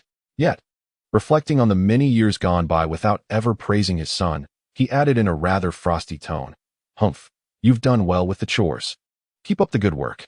We wouldn't want my little grandsons to suffer any indignities." Su Chin sighed at his father's oddly phrased compliment. It was clearly praise, yet Su Jiangwo insisted on delivering it awkwardly. Nevertheless, he felt grateful. "I understand, Dad. Rest assured." Su Jiangwo nodded, then recalled something else and asked, "What about your studies while you care for the babies?" This had always been a concern for him. In the presence of Wen Qiqi, he had refrained from asking, fearing his daughter-in-law might overthink it. Now, with only the three of them, grandfather and grandsons, he voiced his worries. Su Chin had anticipated this question would arise eventually and replied, "I've already requested leave from my advisor. You needn't worry about school. I won't miss any exams or other activities, and I will graduate on time." Not only that, but he also aimed to secure scholarships each year. "Well, don't drop the ball," Su Jiangwo grunted, his tone still cool, and fell silent. After lunch, Su Chin received a phone call from Qianhu. "Su Chin, do you have time this afternoon? Tiansheng's tea shop has reopened, and I was hoping you could bring the babies to help out." "Sure, I'll go," Su Chin replied. After hanging up, he briefed Su Jiangwo on the situation. Su Jiangwo was astonished. Are they really going to help out at such a young age? Is that feasible? Su Chin chuckled. "Once we get there, you'll see. Your grandsons are quite impressive." Skeptical yet intrigued, Su Jiangwo accompanied Su Chun to Qiancha Baihui. Upon their arrival, Qianhu and Tang Tianxing rushed over. "Su Chun, you're quick to arrive. Ah, the babies are here." Qianhu's eyes squinted in delight as he exclaimed, "So adorable. Come here and let uncle hold you." Tang Tianxing stood there, mouth agape in astonishment. He had always heard that Su Chan had four adorable little ones, and each time he sold vegetables. The moment Su Chin's children arrived, business would flourish. However, this was merely hearsay. Tang Tianxing had never laid eyes on Su Chin's children. He had seen plenty of other people's little ones, yet he had never encountered such captivating charm in such small beings. Thus, although he trusted that Qianhu would not deceive him, he remained somewhat skeptical, until now. Upon beholding Su Chin's 4 cherubic bundles, he was instantly astonished. Qianhu had remarked that Su Chin's children appeared to have stepped out of a painting. But how could that be? They were even more enchanting than those depicted in art. Overwhelmed by his emotions, Tang Tianxing hurried towards the children. Su Chun, believing that Tang Tianxing was coming to greet him, extended his hand to speak. "Tang," but before he could utter another word, Tang Tianxing zipped past him, leaving only a fleeting silhouette behind. Su Chin pondered, recalling that during his last visit, Tang Tianxing had seemed to regard him with considerable importance. Why was it, then, that upon the arrival of the children, he appeared to vanish from sight? Yet Tang Tianxing was too enthralled to care. Together with Qianhu, he approached the 4 little ones, eager to embrace them, yet hesitant, fearful of causing them any harm. Su Jiangwo had never witnessed such a scene. He felt somewhat bewildered until he saw the two standing beside the children, their faces radiating pure joy. Growing anxious, he called out, Hey, hey, hey, what are you doing? Let go of my little ones." Qianhu and Tang Tianxing paid no heed to Su Jiangwo's shouts. Qianhu cradled the eldest, while holding the second in his embrace. And Tang Tianxing lifted the youngest, gently caressing the face of the third. "Wow, how utterly adorable. Brother, your genes are phenomenal. May I inquire if your children are in need of a father figure? I would be more than willing." Tang Tianxing had completely forgotten his usual demeanor, fully immersed in the joy of cuddling the little ones. Su Jiangwo, who had just arrived late and missed the greetings exchanged between Qianhu, Tang Tianxing, and Su Chun, was now furious to see his beloved children being whisked away. Step aside, he exclaimed. With a sigh, Su Chun approached. "Dad, it's all right. They simply adore the children and would never harm them." He gestured towards Qianhu. "This is Qianhu, the contractor of this vegetable market, and then indicated Tang Tianxing. And this is Tang Tianxing, the owner of the tea shop. Su Jiangwo was momentarily taken aback. They were both business owners? Su Chun pointed to Su Jiangwo, introducing him to Tang Tianxing and Qian Hu. This is my father.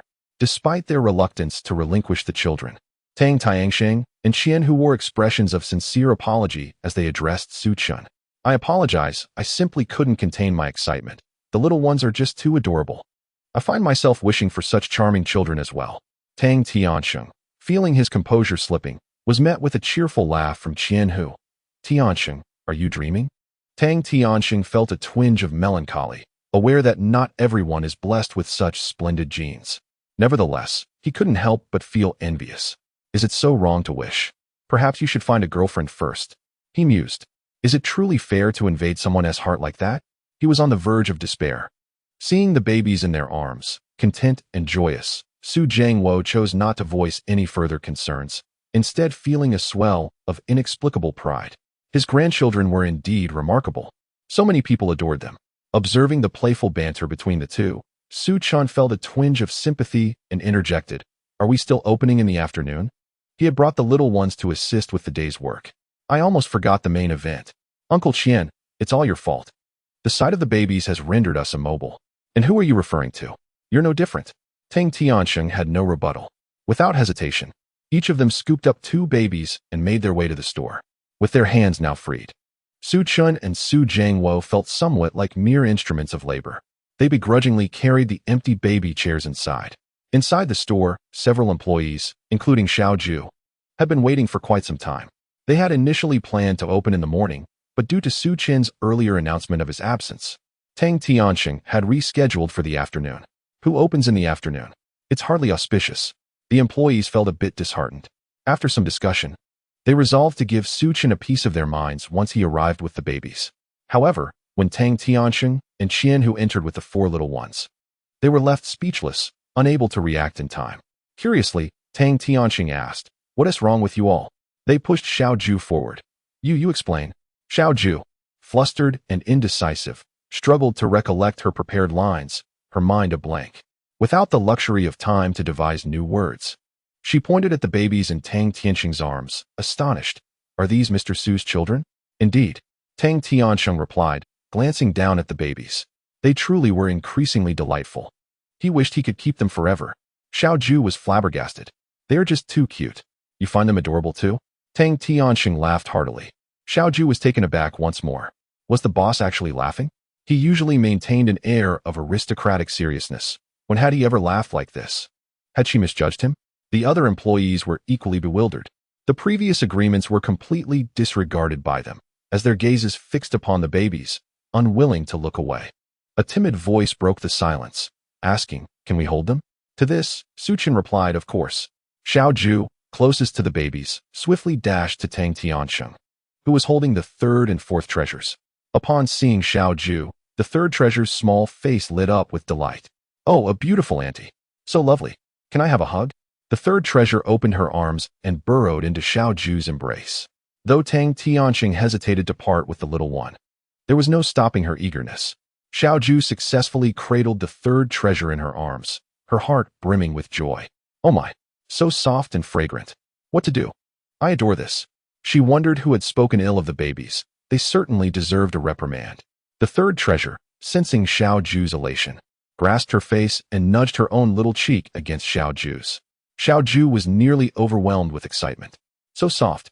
The baby seems to like me. How blissful.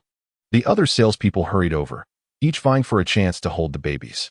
Those who could not obtain one clustered around, their eyes filled with yearning.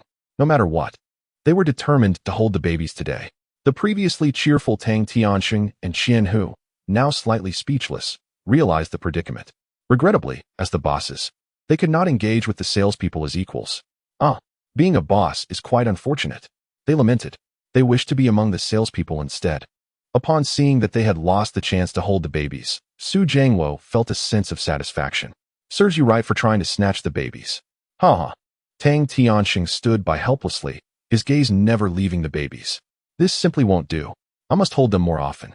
But how could he manage to see the babies more frequently? After pondering for a while, an idea struck him. Of course. I should collaborate more with Su Chen in the future.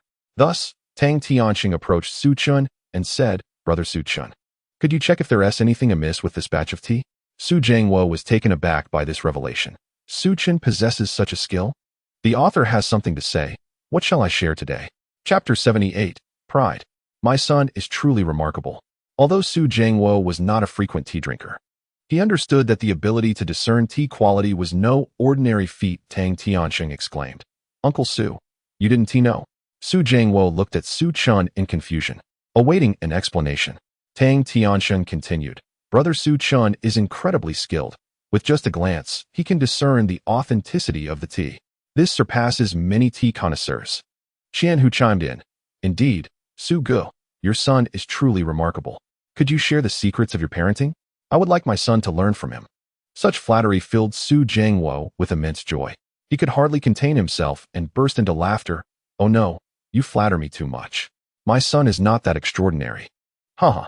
In truth, Su Jiangwo was internally elated and subtly moved. His son was indeed impressive. He felt a sense of pride just by association. Tang Tianxing remarked, Qian Hu, it seems you're on the verge of tattooing my son. Is this amazing on your forehead? Hearing their conversation, Su Chen felt a mix of exasperation and resignation. He knew that if he didn't clarify, Su Jiangwo would certainly pester him with questions upon their return. Thus, he casually replied while walking. It's just what I learned during this past year at school. Given that he rarely returned home from university, he concocted an excuse. Su Jiangwo nodded approvingly. Good, good. Now, why don't you hurry and show it to Boss Tang? What if he has been waiting impatiently? Reluctantly, Su Chen complied. His father never truly praised him. Tang Tianxing gazed at the two with envy. Qian Hu, curious, inquired, what is on your mind? Tang Tianxing sighed. If only my relationship with my family were as harmonious as theirs. Qian Hu, not wishing to dampen his spirits, followed Su Chen to the area where the new tea leaves were arranged. Soon, Su Chen inspected the newly arrived tea leaves and confirmed that everything was in order. Tang Tianxing exhaled a sigh of relief. Thank goodness, Su Chen, I truly appreciate your help. It's nothing, just a small effort, Su Chen replied. Shall we officially open for business now? Indeed. Su Chen nodded.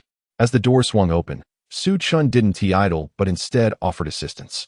Qian Hu stood beside Su Jiangwo, reflecting, how fortunate you are to have such a son and grandchildren. Su Gu, I envy you greatly. Su Jiangwo's heart swelled with pride once more. He patted Qian Hu's shoulder, and just when Qian Hu expected a comforting response, he heard Su Jiangwo say, don't overthink it. Not everyone is so fortunate. Qian Hu was taken aback. Is this supposed to be comforting?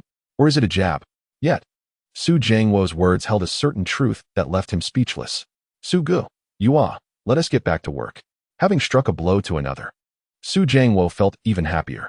He rushed toward the children, pushing a baby chair in front of Tang Tianxing. Boss Tang, what do we need to do?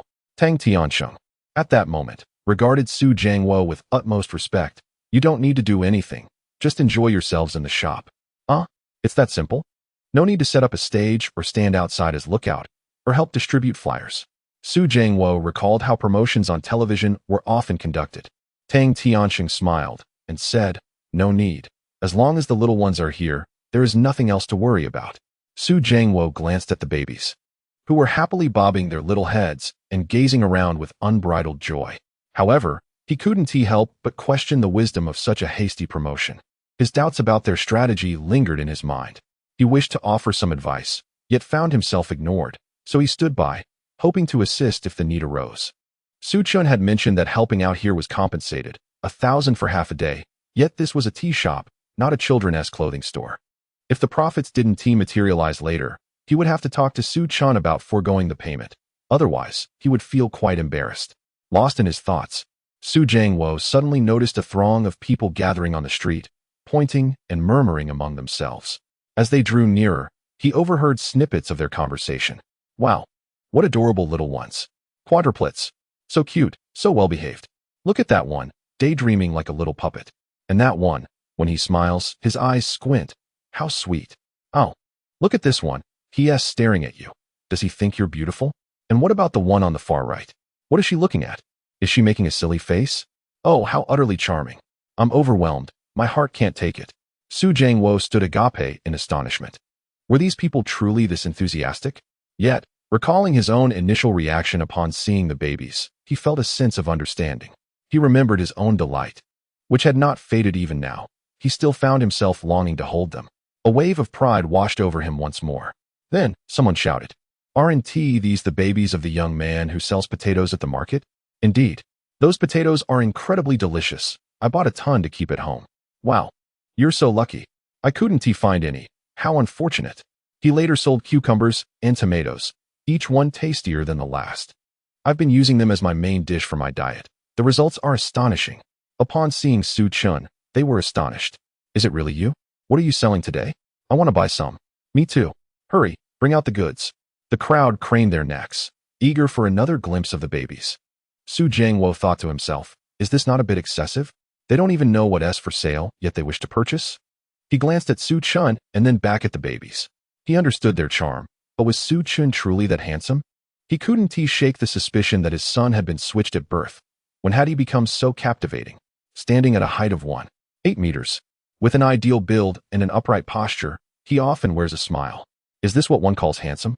Su Jiangwo pondered for quite some time, unable to discern what made Su Chin so worthy of such fervent admiration. If he had to speculate, perhaps it was merely the resemblance to himself? With this thought, Su Jiangwo felt a sense of comfort. Indeed, resembling him was a mark of handsomeness. Amused by this realization, he could not help but chuckle. Beside him, Qian, who wore a perplexed expression, "Brother Su, what are you laughing about?" Chapter 79. "I just think my son is quite handsome." Su Jiangwo gazed in Su Chin's direction and replied nonchalantly, "Oh, it's nothing. I just think my son is a bit handsome." Qian, who was taken aback, "You just realized that? If your son weren't a father already, he would undoubtedly have countless admirers." "Oh, wait. Even now, despite having a child, there are still many pursuing him. It's just that his heart belongs solely to the child's mother. I wonder how beautiful she must be to captivate Su Chun so completely. How wonderful it would be if I had a son like that." Qian, who had yet to meet Wenqiqi. At this, Su Jiangwo burst into hearty laughter. It seemed his son was continuously full of pleasant surprises. "Do not worry. You won't have that opportunity." Qian, who thought to himself, why was he discussing such matters with Su Jiangwo? It was enough to drive one to frustration, with no reasonable counter-argument in sight. Thus, he decided to assist Tang Tianxing instead. Upon hearing inquiries from the crowd, Su Chin confidently announced, "Today, we are selling tea." However, he quickly added, "But I am not the one selling it." The crowd hardly registered the latter part of his statement. Merely hearing the first half sent them into a frenzy. "So it's tea? I want to buy some. My partner loves tea. I'll purchase a bit more." With that, they began to swarm into the shop. Unable to contain himself, Su Chun cleared his throat and said, "Ahem, everyone, please be quiet and listen to me." The crowd settled down. Su Chun then reiterated his earlier statement. "This tea is being sold by my brother, Tang Tianxing. However, I assure you, I have examined it, and it is all genuine. So whether to purchase or not is entirely up to you." At this juncture, Tang Tianxing also chimed in. "You can rest assured. If any tea is found to be counterfeit, I will compensate tenfold. I stand by my word. Additionally, anyone purchasing tea this afternoon will receive a 10% discount. I thank my brother Su Chin for his support." The crowd suddenly understood. "Oh, it's being sold by a brother? That's reassuring. This young man's brother must surely be as honest as he is. I will buy." "Me too," they exclaimed as they rushed into the store. The sales staff, who had been entertaining the little ones, had to rise to tend to the tea sales. Meanwhile, the four babies, seated in their high chairs, clapped their hands joyfully upon witnessing the bustling crowd. Su Jiangwo stood to the side, filled with emotion. Not only had his son begun to earn money, but even the little ones were contributing as well. In his lifetime, he felt a profound sense of contentment.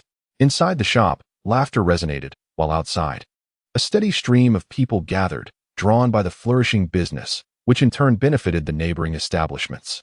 Many came to express their gratitude to Su Chun, although most were merely seizing the opportunity to catch a glimpse of the adorable children.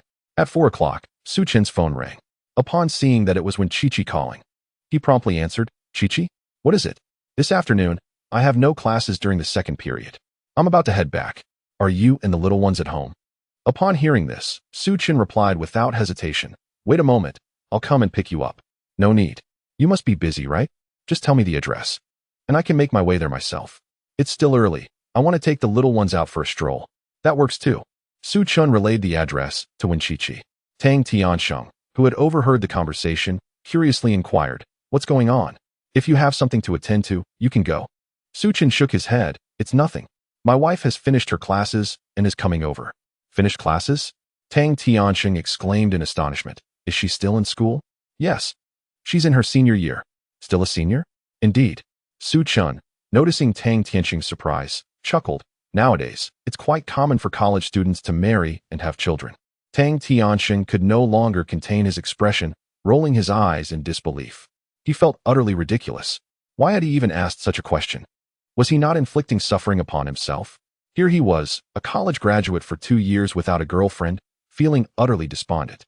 Determined to seek guidance, Tang Tiansheng asked, "Brother Su Chen, how did you manage to win over your girlfriend?" "Me? I didn't pursue her, to be honest.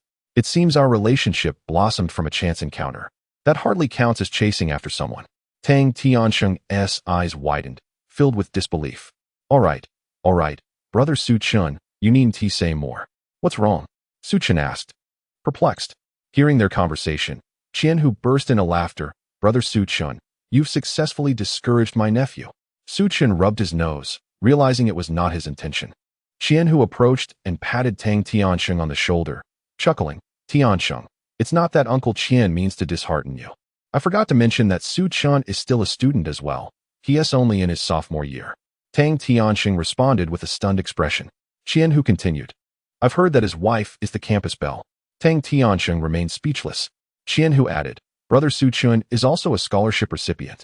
Tang Tiansheng thought to himself, "People are so different, it's infuriating." He felt disinclined to engage in further conversation. Su Chen wished to clarify something, but given the current situation, it seemed that any explanation would only complicate matters further, so he decided to remain silent. Su Jiangwo was overjoyed. His son, daughter-in-law, and grandchildren were all receiving praise, making him feel like a true winner in life. Tang Tiansheng, feeling conflicted, ultimately decided to rise and assist with the tasks at hand. Su Chen was somewhat concerned. "Is Boss Tang all right?" Qian-Hu shook his head. "He's fine. If you don't give him a little push, he won't even think about finding a partner. His parents are almost at their wits' end." Haha. Qian-Hu laughed heartily, prompting Su Chen to chuckle along. Half an hour later, the bustling individuals inside suddenly heard commotion at the door. Tang Tiansheng asked in bewilderment, "What is happening?" Someone outside shouted, "Beauty! A gorgeous woman is coming this way. Wow, she's stunning." Qian-Hu immediately patted Tang Tiansheng on the shoulder.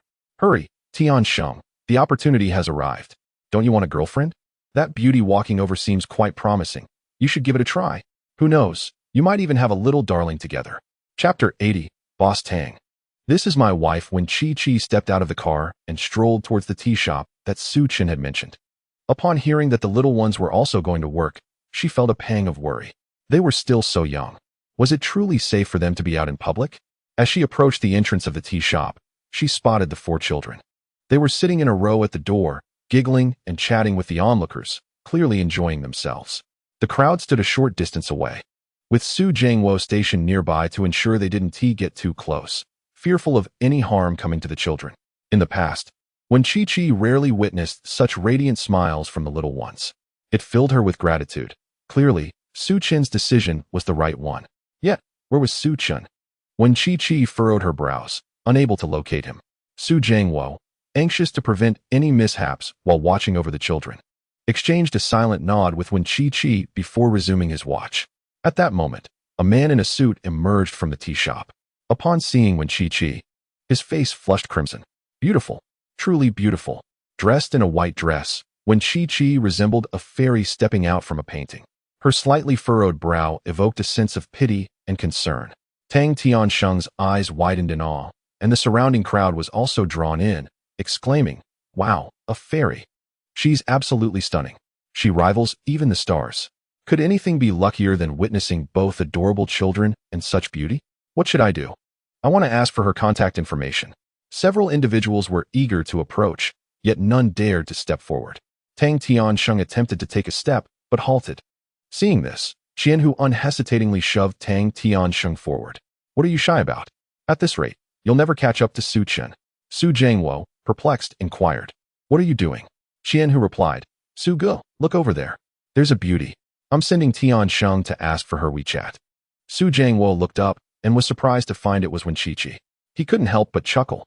Qianhu, bewildered, asked, "Brother Su, what are you laughing at?" "It's unattainable." Qianhu continued, "You can't say that. Although we may not be able to compare to your son Su Chen by birth, I still think we are quite handsome. I believe he has a chance. Can't you wish him well?" Su Jiangwo shook his head. "It's not that I don't wish him well. Even if I did, his son wouldn't agree." However, he paused and inquired, "Where's Su Chen? He is inside helping out. Tell him to come out quickly." Wait, let me see my nephew win over the beauty first." Su Jiangwo shook his head helplessly. At that moment, Tang Tianxing had approached Wenqiqi, and upon seeing her, he felt even more bashful. Wenqiqi finally realized someone was beside her and looked at him in confusion. As if unsure of his intentions, Tang Tianxing, with his head lowered, struggled for a while before asking, "Excuse me, could I have your WeChat?" Wenqiqi was even more perplexed. "Who are you?" "Wow, the beauty is addressing me." Tang Tianxing was elated. He quickly straightened his attire and introduced himself. "I am the owner of this tea shop. My name is Tang Tianxing. Nice to meet you." He extended his hand, attempting to shake hands with Wenqiqi. Upon learning he was the tea shop owner, she smiled. At the entrance, Qianhu, witnessing this scene, couldn't resist nudging Su Jiangwo. "Brother Su, look. That beauty smiled at my nephew. I told you there was a chance, right?" Su Jiangwo scoffed lightly and shook his head, unconvinced. Meanwhile, Su Chun, having finished his tasks, noticed the shop was empty and a crowd had gathered at the entrance. Curious, he walked over and asked Qianhu, who was blocking the way, what's going on.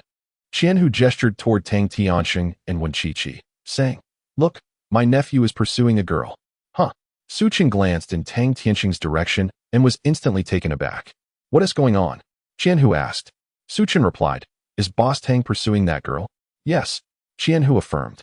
Su Chen sighed and shook his head, then began to walk outside. Qianhu was left in confusion. Why did everything feel off? Their reactions were far too unusual. Everyone was eager for gossip. Yet why were they so aloof? After pondering for a moment, Qianhu suddenly recalled something and exclaimed, "Tianxing, come back." At that moment, Tang Tianxing was in the crucial moment of confessing, and having already faced numerous setbacks that day, he was overwhelmed. He decided to seize this opportunity. He could hardly believe that he could pursue a woman who was even more beautiful than Su Chen's wife. With this thought in mind, Tang Tianxing mustered his courage and asked once more, "Beauty, may I?" Wenqiqi smiled again. In that moment, Tang Tianxing felt a wave of dizziness. She was simply enchanting. He had even begun to contemplate names for their future children. Just as he was basking in his delight, he suddenly heard the woman ahead say, "Boss Tang, is Su Chen here?" Tang Tianxing abruptly lifted his head, astonished at the woman before him. Su Chen. "Yes, I've come to find Su Chen." At that moment, Tang Tianxing's expression turned to one of shock as he recalled something. Just then, Su Chen's voice resonated from behind. "Chi, you've arrived." Tang Tianxing turned around in disbelief, glancing between Su Chen and Wenqiqi. In that instant, an overwhelming sense of embarrassment surged through his mind. He pointed at Wenqiqi and then at Su Chen, stammering, You. Su Chen calmly replied, "Boss Tang, this is my wife. The author has something to say. Come on, let us witness some dog abuse." Chapter 81. A Family of 7. Envying onlookers, Tang Tianxing was utterly dumbfounded. At that moment, he wished he could find a crack in the ground to hide in. Ahem. "I apologize, Brother Su Chen. I had no idea." Tang Tianxing felt as though his smile was frozen. He longed to turn around immediately and confront Qianhu. If it weren't for Qianhu's instigation, he would never have engaged in such a humiliating act. Su Chen waved his hand dismissively. "It's all right. Ignorance is no crime." Wenqiqi looked perplexed. "What is going on?" Su Chen chuckled softly, affectionately ruffling Wenqiqi's hair without elaborating. His wife was adorably naive. She hadn't even realized that Tang Tianxing had been deliberately flirting with her. Huh. Su Chen's gesture was laden with intimacy, prompting gasps from those present. Wow, that move. How sweet. Isn't he the father of quadruplets? Could this woman be the mother of quadruplets? Clearly, she was. Are they not just flaunting their love? You just realized? Those who are love-struck, this is outrageous. But the man is so handsome, and the woman is stunning too. I feel so envious.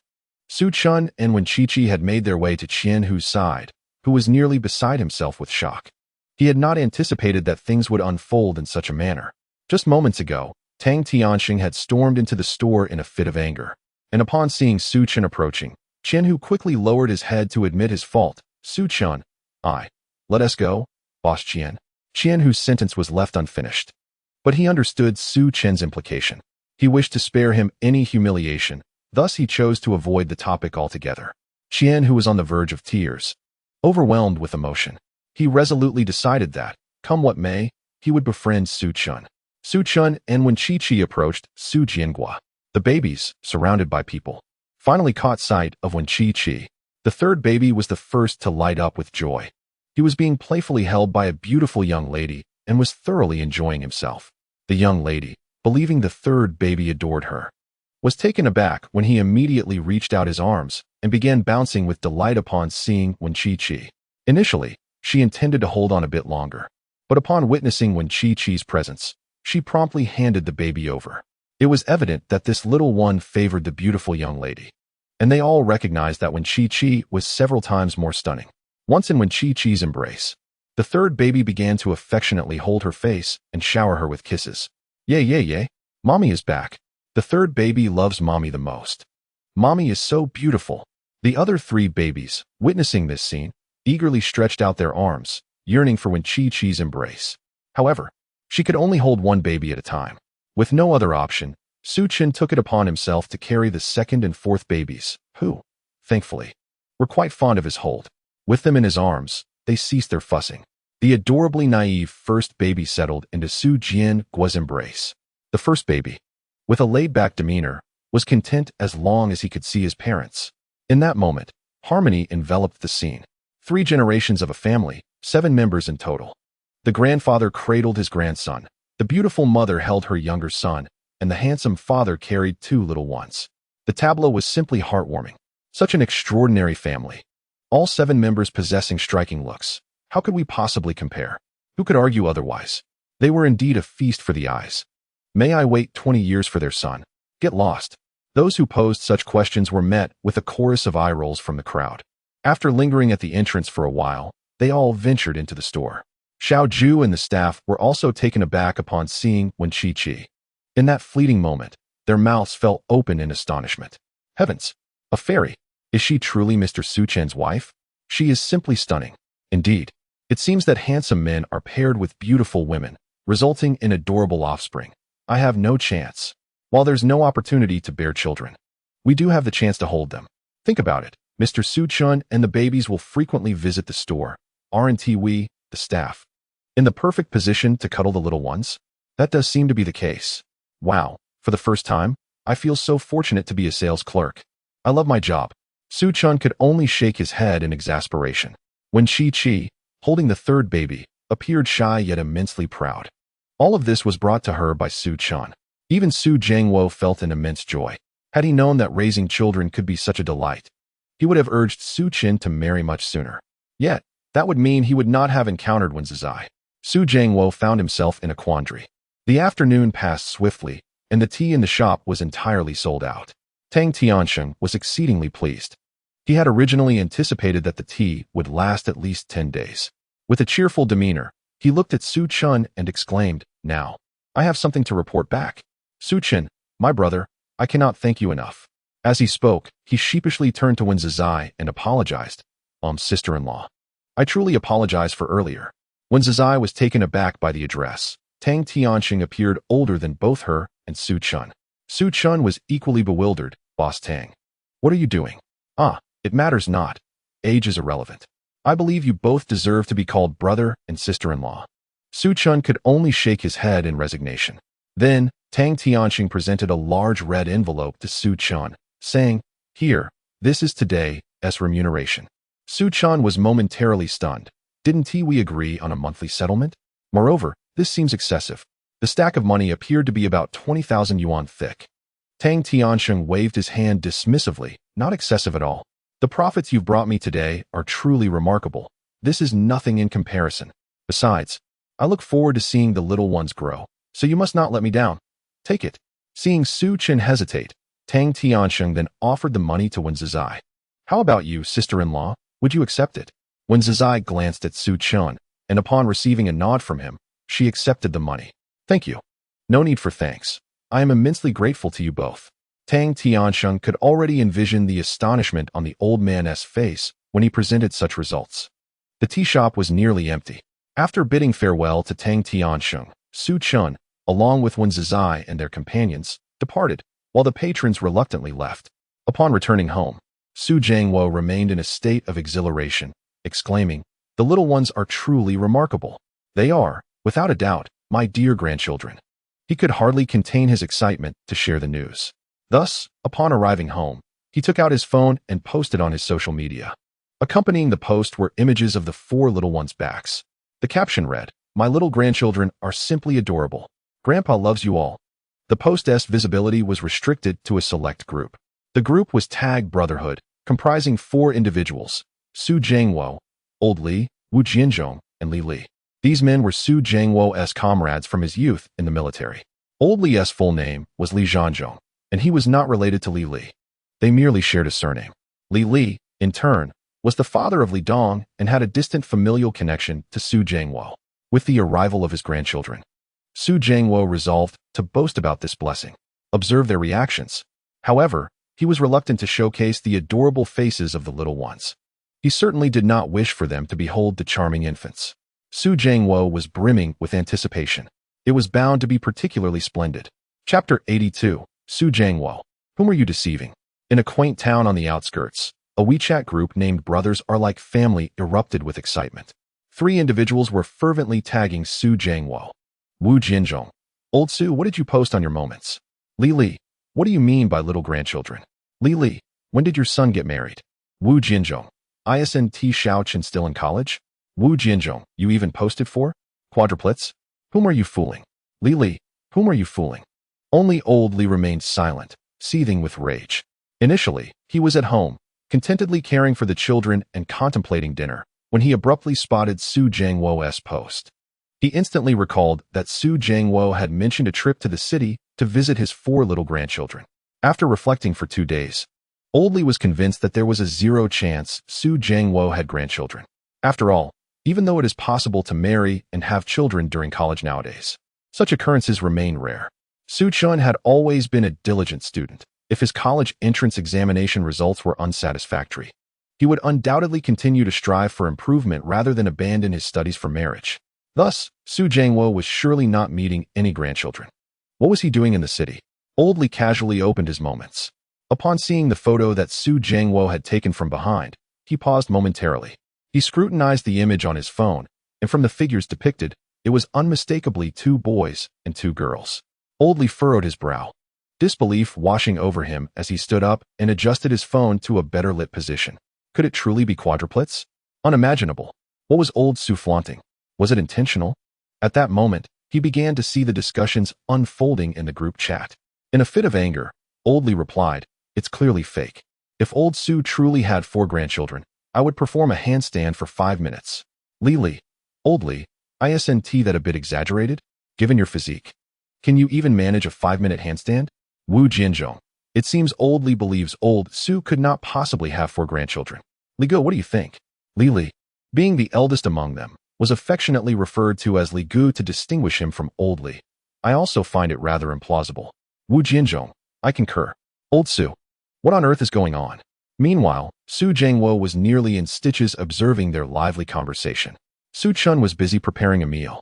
While Wen Chi had gone to tidy up, Su Jiangwo sat alone, watching the little ones while engrossed in his phone. As he smiled, the little ones gazed at him in utter bewilderment. Then, one after another, they burst into laughter. Su Jiangwo, delighted, addressed the children, saying, "Ha, do you know? Your great-grandfather does not believe in your existence. This is truly amusing. I shall make them regret it this time. Ha. Su Jiangwo's laughter reverberated throughout the room, reaching even the busy Su Chun. Peeking out from the kitchen, Su Chun curiously inquired, "Dad, what is going on?" "Nothing concerning you. Continue preparing your meal." Su Chun reluctantly returned to his cooking, feeling a bit helpless.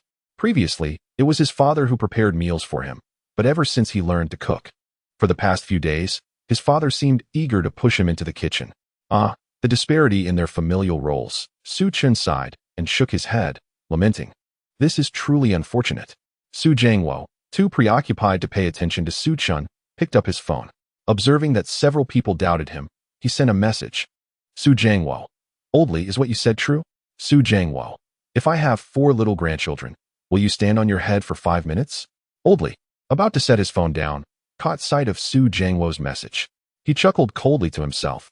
This Su Jiangwo is making it sound so real. I suppose I shall not hold back. Oldly promptly picked up his phone again and began to reply. Oldly, what? You don't believe me? What if you truly don't have them? Su Jiangwo chuckled. This was a provocation. Quadruplets are indeed rare. Yet he, Su Jiangwo, had encountered them. He busily typed away on his phone. Su Jiangwo, what about you two? You don't believe me either? Wu Jianzhong, Li Li, Wu Jianzhong, not believing. Li Li, not believing. Su Jiangwo, are you two going to perform a headstand as well? After sending those words, he began to chuckle to himself. They were nearly 50, and their physical prowess was nowhere near what it once was. Though they were invincible in their youth, now, doing a headstand could take half their lives. It would be a shame not to take advantage of such an opportunity. Wu Jianzhong, shall we perform? Li Li, old Su, are you serious? Su Jiangwo, absolutely serious. If you believe me, you won't have to stand on your head. However, Li Li still found it hard to believe. After pondering for a long time, he devised a compromise. Li Li, then I shall remain neutral. See, how fitting that is for my name. Old Li could no longer bear it. Old Li, old Su, don't always target us. What if you don't have them? Old Li, what then? Surely there won't be any punitive measures? Su Jiangwo laughed heartily and replied, then I shall directly stand on my head for 20 minutes. Old Li, Wu Jianzhong, old Su is really going all out, isn't he? Could it be true? Li Li, ha ha ha, fortunately, I am quite clever. Wu Jianzhong, Old Li, are you trying to trick me? Old Li was getting anxious as well. 20 minutes of standing on his head. Su Jiangwo's current predicament is far more serious than merely losing half his life. Has he truly lost his mind? Could it be that he genuinely has 4 little grandchildren? Old Li pondered this carefully, yet mustered the courage to respond. Old Li, absolutely impossible. I refuse to believe it. Old Li, Wu Gu, if he truly does have them, I shall take your place in standing on my head. Humph. He just cannot fathom that Su Jiangwo could actually have 4 little grandchildren. Wu Jianzhong, all right. Su Jiangwo has completely lost his mind from laughter. Su Jiangwo, ha ha ha, Old Li. This time you are finished. Su Jiangwo, but you must not seek assistance. Su Jiangwo, just wait. I am off to play with my little grandchildren, goodbye. He swiftly exited WeChat. The meal was not yet prepared, but the little ones joyfully gathered around him. Su Jiangwo felt an increasing urge to laugh. This time, he was undoubtedly the ultimate victor. At that moment, Li Li meticulously reviewed the messages in the group chat. The more he read, the more he sensed something was amiss. Su Jiangwo usually had a terrible temper and spoke in a rather irritable manner. Why was he laughing so much today? Moreover, his tone seemed unusually cheerful. Something was definitely off. He contemplated for a moment before standing up to call his son, Li Dong. The call connected, and Li Dong's voice came through. Hello? Dad. Li Li.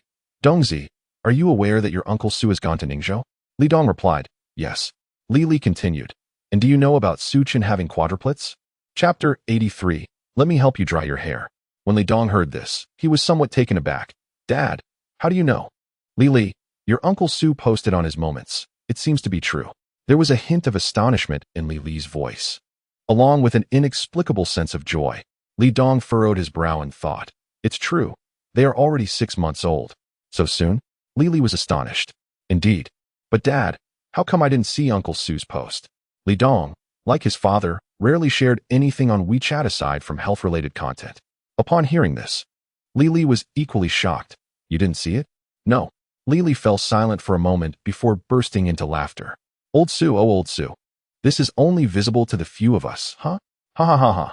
This is going to be entertaining. Li Dong, perplexed, inquired. Dad, what is going on? Nothing.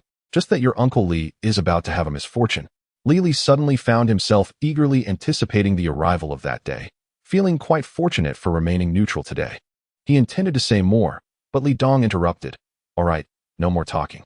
Dongzi, you should hurry. If it becomes urgent, just come back for a blind date. Or else your old dad will be mocked again. Li Dong awkwardly smiled, offering a perfunctory reply. All right, Dad, I understand. Yes, I'll hang up now. I'm looking forward to the show. Once Li Li ended the call, he checked his social media once more, only to find no updates from Su Jiangwo. It seemed he had yet to meet Su Chan's child and wife, having missed every opportunity due to his busy schedule. Were the little ones truly this adorable? Li Dong felt a flicker of anticipation. After dinner, Su Jiangwo lingered, engrossed in play with the children. It was not until the little ones began to grow weary that he reluctantly rose to leave. Noticing something amiss, Su Qin inquired, "Dad, is something bothering you?" Su Jiangwo's gaze remained fixed on the children as he sighed deeply. "I have been away for 3 days. Your mother is quite worried. I must return tomorrow, but—" The thought of leaving his precious grandchildren filled him with reluctance. What to do? He longed to take them home, understanding his father's sentiments. Su Qin offered a comforting response. "It's all right. During the National Day holiday, I will discuss with Chi whether we should bring the children back." The moment Su Jiangwo heard this, his eyes sparkled with delight. You said it. He had been contemplating how to persuade Su Qin to come home for the holiday, and now there was no need for excuses. "All right," Su Qin nodded. "Do your best, son. Even if you don't return, ensure that Chi and the children come back to me. Otherwise, you might never return." With the holiday only a few days away, it would be the perfect opportunity for old Li to fulfill his promise, and they could showcase the little ones. What a joyous occasion it would be. Su Qin mused. Why do I feel like a mere tool for delivering children? Seeing Su Jiangwo's eager expression, he couldn't let his father down. He nodded in agreement. "I'll do my best, Dad. What time is your train tomorrow? I'll come to see you off." "Oh, at 10 o'clock, Su Jiangwo replied before taking his leave. Later that evening, after completing her nightly routine, when Chi entered the room to find Su Chun sitting on the sofa, gazing at her. Clad in pajamas with damp hair, she felt a touch of embarrassment. Her cheeks flushed as she stammered, What are you looking at?"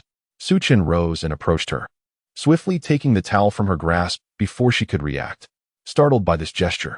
When Chi was taken aback as Su Chun gently placed the towel on her head, beginning to dry her hair. He towered over her by a significant margin, and the angle was just right. When Chi froze momentarily, Su Chin's voice soon resonated from above. Chi, let me help you dry your hair." "I can manage on my own," she replied, her voice diminishing with each word. For reasons unknown, it seemed she could not bring herself to refuse him. Her face was flushed, reminiscent of a ripe apple. Su Chun feigned ignorance and pulled when Chi to sit on the bench. "What did you just say?" "Nothing. Nothing at all," she replied, shaking her head. In the past, she often fantasized about having a boyfriend who would dote on her like the heroines in the romance novels she adored. Little did she expect that her dream would now materialize. Su Chun's touch was gentle, and as she sat there, the warm breeze from his fingertips caressed her head. Her freshly washed hair carried a subtle fragrance, fresh and delightful. At that moment, Su Chun found himself quite enamored with this life, being cherished, loved, and accompanied, alongside a group of adorable little ones. His existence felt as though it had been augmented by some unseen force. Indeed, it appeared that he was quite extraordinary, especially as a man with a system. As her hair neared completion in drying, Su Chun inadvertently let the hairdryer brush past her ear, causing strands to fall onto Chi-Chi's face, nearly obscuring her vision. She instinctively closed her eyes. Observing this, Su Chun chuckled softly, bending down to gently sweep the hair from her face, revealing her exquisitely flushed cheeks. Daring not to gaze further down, he was taken aback when Chi opened her eyes to find him staring intently at her. The intensity of his gaze rendered her momentarily speechless.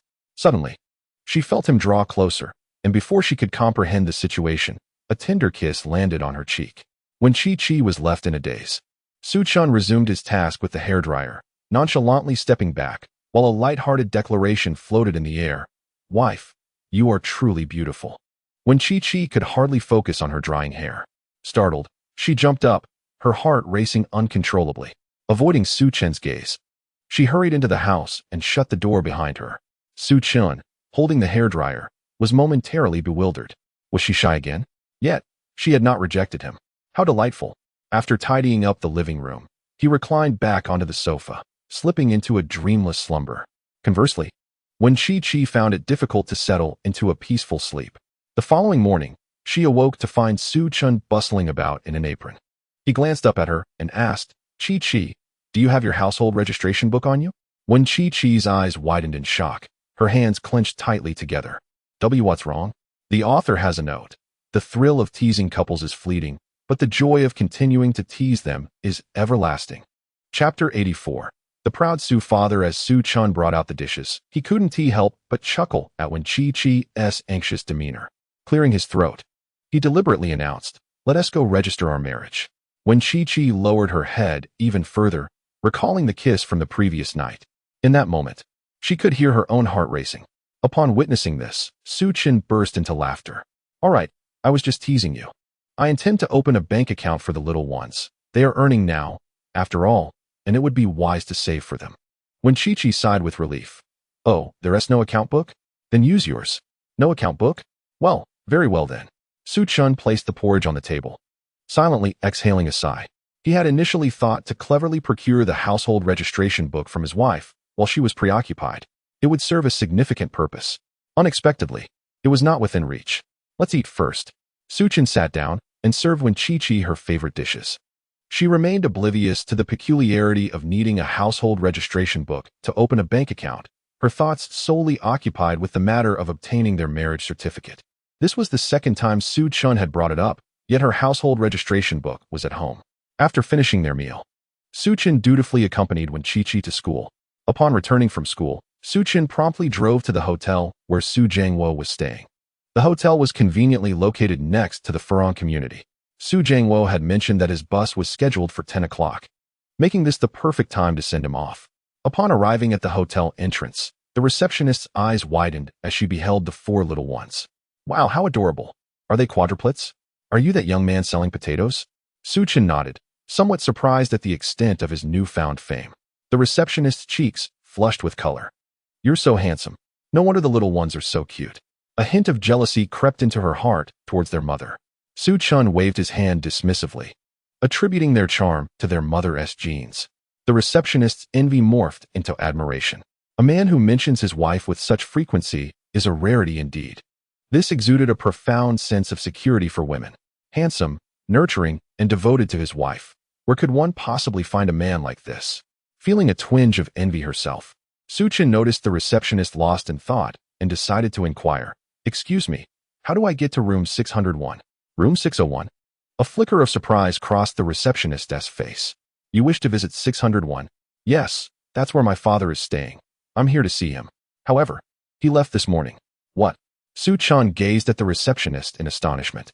She pondered for a moment and then added, Oh, right. He mentioned to me that if his son came looking for him, to say that he found you too slow and took a taxi to the station himself, and to remind you to take good care of the little ones. Upon hearing this, Su-Chin couldn't help but chuckle. That old man is quite proud, isn't he? Thank you, young lady. With that, he took the little ones and departed. The receptionist was left bewildered, wondering why each of them seemed so peculiar. Yet the children were undeniably the most delightful. Su-Chun gathered the little ones one by one and placed them into the car. Afterward, he clapped his hands. All right. Little ones, let us head to the station to find Grandpa. I wonder if that old man will manage to find a taxi without me. Oh, he is simply afraid of taking up too much of his father's time. Your grandfather's sharp tongue and tender heart have remained unchanged over the years. The little ones gazed wide-eyed at Su-Chun. Although they did not comprehend his words, they understood the term grandfather, which instantly filled them with joy. Grandfather. We are about to see Grandfather. How delightful. At that moment, the station was teeming with people, particularly at the ticket counter. Su Jiangwo stood at the ticket window, lifting his gaze to assess how long he would have to wait. The crowd was so dense that it seemed to stretch endlessly. Unable to restrain himself, Su Jiangwo sighed. I haven't visited Ningzhou in quite some time. The population has certainly grown. Next to him stood a middle-aged man of similar age, with a buzz cut and a modest stature. Upon hearing Su Jiangwo's remark, the man echoed his sentiment. Indeed, it has been ages since my last visit. Fortunately, my son purchased my ticket and is currently retrieving it for me. How about you, old friend? Where is your son? Taken aback by the question, Su Jiangwo paused for a moment before responding with a smile. My son? He is at home, taking care of my little grandson. Little grandson? The middle-aged man had never encountered such a term before. After a moment's contemplation, he suddenly realized. You mean your grandson, correct? Su Jiangwo refrained from answering directly. In truth, he had 2 grandsons and 2 granddaughters, which was why he used that term. After all, granddaughters can hold their own weight in the family. His joy was a sentiment they could not fathom. Observing Su Jiangwo's enigmatic demeanor, the middle-aged man sighed sympathetically. Dear brother, at our age, we should truly savor the joys of our grandchildren while we can. I also have a grandson, yet my son still came to see me off, bringing the little one along. You should have a word with your son. Otherwise, he may never grasp the significance of having such a father. Su Jiangwo silently regarded the middle-aged man. One grandson is certainly manageable, but he had four. Bringing all four to the station was a concern for Su Chun, which is precisely why he had slipped away early today. Shaking his head, Su Jiangwo replied, I am perfectly fine. My son is rather busy. I can manage on my own. The middle-aged man appeared somewhat at a loss for words. Is there something unspeakable troubling you, my friend? He assumed that this elder son was neglectful. Others around them had overheard their conversation and began to express their excitement. In this day and age, how can a son be so inconsiderate? An elder of such age, and yet no one is here to see him off? Truly, Su Jiangwo, not yet 50, thought to himself, you are not that old. Your entire family is not that old either. Nevertheless, their intentions were good-hearted. Unable to articulate a response, he remained silent. At that moment, the middle-aged man's son approached. The baby cradled in his arms is already a year and a half old, sweetly calling out for grandpa. This tender utterance halts Su Jiangwo in his tracks. He silently muses about the day when his little grandchildren will call him grandpa, envisioning the joy of having four of them gathered around his knees. Su Jiangwo eagerly anticipates such a life. Yet, in the eyes of Ping Tu-gu, his expression seems to transform into one of envy. With a sigh, Ping Tu-ji's son curiously inquires, Dad, what's the matter? Ping Tu-gu recounts the unfolding events. He secretly clicks his tongue. Oh, uncle, where are you off to? Should I buy you a ticket? Just wait a moment. Su Jiangwo hastily waves his hand. No need. No need. It's quite all right, uncle. I'm already at the station. They found it hard to comprehend Su Jiangwo's son, but could not bear to see him alone in such a long queue. Just then, a wave of astonished gasps erupted at the ticket counter. Upon raising his head, Su Jiangwo spotted Su Chun. Chapter 85. My son has arrived. Envious, are you? Ping Tu-ji's son was still trying to grasp the situation. Tentatively, he asked, Uncle, how about you give me your ID first? No. Su Jiangwo waved his hand. Chuckling, Ping Tu-ji's son furrowed his brow. The commotion at the entrance grew louder. Wow, for babies. So adorable, so adorable. I'm melting. Is such beauty even real? The one pushing the stroller must be the dad, right? So handsome. He looks so young, probably just over 20. Truly a winner in life. Su Chun did not expect such a strong reaction upon arriving at the station. The crowd was overwhelming. It was the first time the four babies had encountered so many people, and they gleefully looked around, occasionally making cute faces or playful grimaces. In this moment, Su Chun felt both blissful and somewhat overwhelmed. Thankfully, the onlookers seemed hesitant to approach, perhaps out of concern for the baby's comfort or safety, maintaining a respectful distance while admiring them.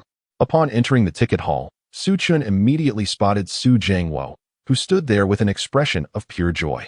Ping Tu-gu also noticed Su Chun and the four babies, momentarily bewildered. For quadruplets? And each one more beautiful than the last? While Ping Tu-gu's grandson was also handsome, he paled in comparison to Su Chun and the quadruplets. Suddenly, Ping Tu-gu found himself envious of this man. Whose children are these? They are remarkable. Ping Tu-ji's son was even more perplexed, having never encountered quadruplets before. In fact, during his wife's pregnancy, the doctor had once misdiagnosed them as twins.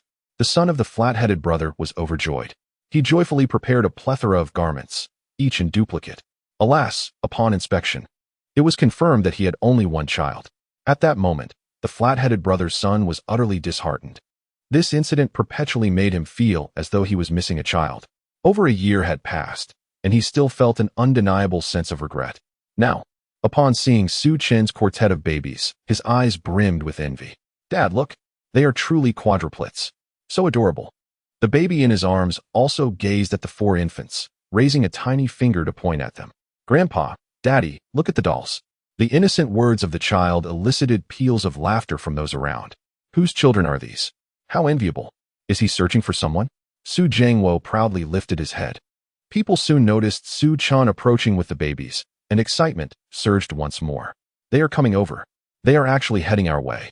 Could it be that he is looking for someone among us? Oh my, the baby smiled at us. How utterly charming. In truth, the four babies had spotted Su Jiangwo. After spending the last few days together, they had become quite familiar with him. At that moment, the eldest was staring vacantly at Su Jiangwo, while the second was squinting with laughter. The third, glancing at Su Jiangwo, was simultaneously searching for a lovely young lady. Oh dear, How difficult it is to choose. I want Grandpa, but that pretty aunt over there is tempting. The third was torn, unsure of what to do. Meanwhile, the fourth stretched out its little arms, waving them enthusiastically, beckoning Su Jiangwo to hold him. Su Jiangwo's heart nearly melted, and the hearts of those nearby softened as well. Wow, so well-behaved. I want a kiss. I want a hug. I want a pinch. Oh dear, if I rush over, will I get scolded? People contemplated the possibility of approaching to embrace the babies. Su Chun, exasperated, gestured for the babies. Don't make a fuss. We are going to find Grandpa. The four babies seemed to understand and ceased their movements. Su Chun walked to Su Jiangwo's side, and under the watchful eyes of the crowd, exclaimed, Dad, how could you sneak away? We agreed that I would escort you. The flat-headed brother. The flat-headed brother's son. The crowd surrounding Su Jiangwo. Father? This pitiful elder brother is his father? Oh no, wait. Suddenly, the elder brother seems not pitiful at all. The true pitiable ones are they, aren't they? It seems this handsome fellow intended to accompany him, but the elder brother absconded. The onlookers gazed at Su Jiangwo with expressions of confusion. The flat-headed brother was utterly bewildered. Brother, is this little one really your grandson? Su Jiangwo cheerfully cradled the most boisterous of the four babies, his joy evident. I've said at ISNT that my son won't send me. Rather, it is that I do not permit them to do so. However, I must express my gratitude to you all. My little grandchildren have arrived. Haha. As the fourth baby affectionately rubbed against Su Jiangwo's face, his expression radiated profound happiness. The flat-headed brother pondered. So, this is what grandchild means? Suddenly, he felt somewhat uneducated, or perhaps even pitiable, realizing he had been sympathizing with others when, in truth, he was the one in the most unfortunate circumstance. He felt a wave of melancholy wash over him. Meanwhile, the flat-headed brother's son had begun to play joyfully with the fourth baby, gently pinching its adorable cheeks while mumbling incoherently, Doll, pretty doll, lovely baby, a doll indeed. The flat-headed brother's face flushed with embarrassment. I apologize, sir, my son, he means no harm. Su Jiangwo waved his hand dismissively. Just a moment ago, this young lad was eager to buy a ticket for me. He is quite a fine boy. Your baby is rather charming as well.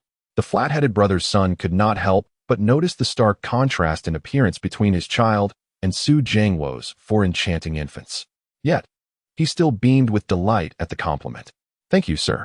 Little brother, you are quite impressive. Su Chun, feeling a bit helpless after being praised, remarked.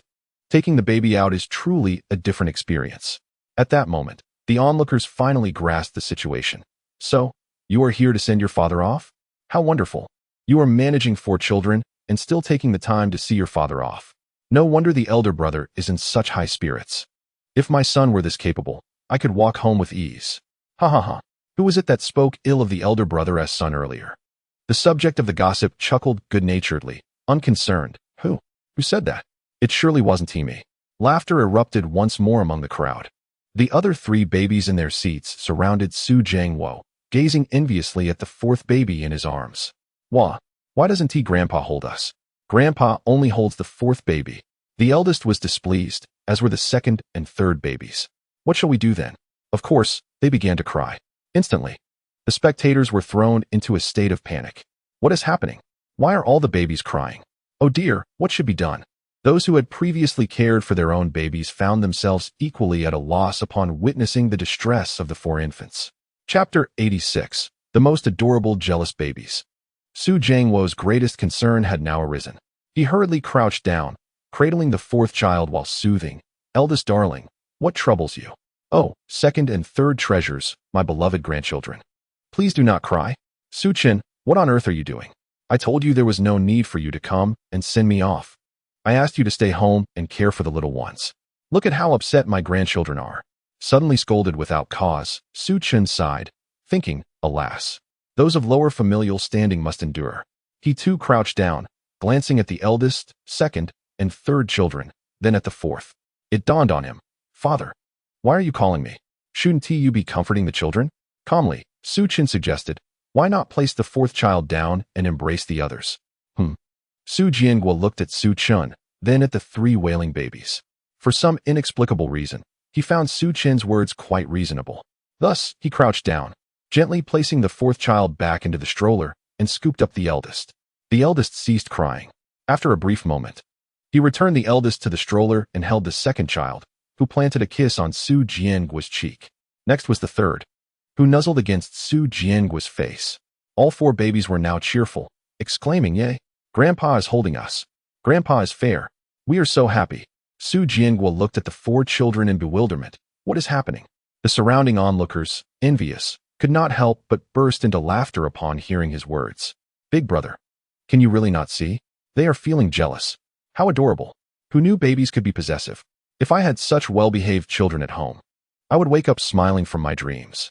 Finally grasping the concept of jealousy, Su Jianguo was astounded. Do they know how to feel jealous at such a young age? Su Chen chuckled. "Father, they remember you and understand you are their grandfather. Naturally, they will feel possessive."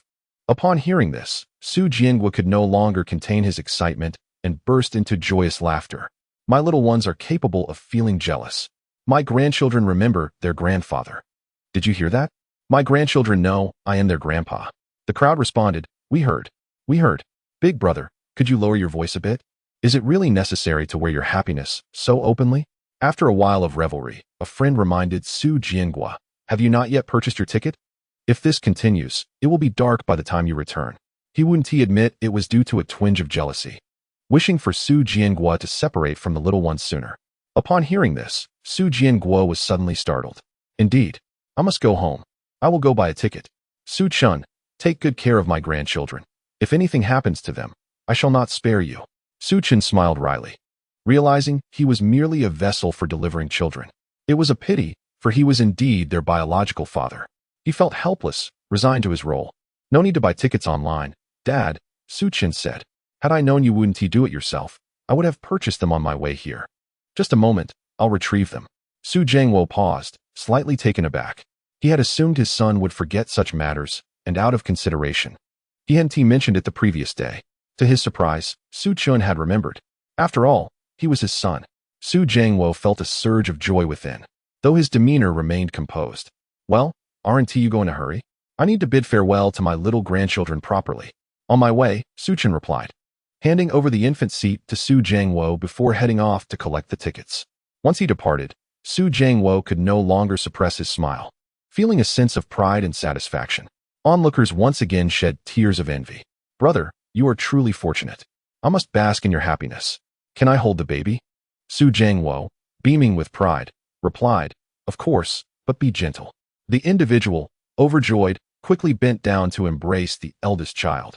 Seeing the baby being held, others gathered around, eager to touch the second child's little curls, pinch the third child's chubby cheeks, and ruffle the fourth child's hair.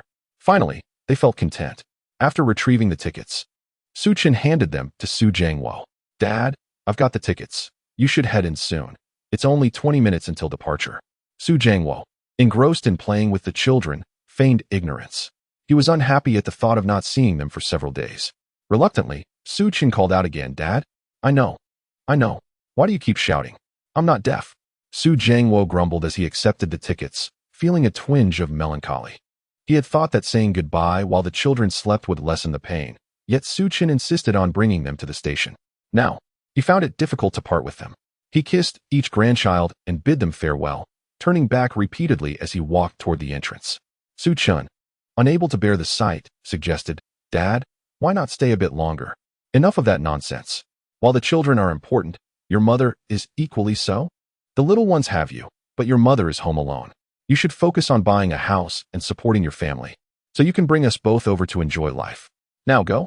After scolding Su Chen, Su Jianguo hurried away.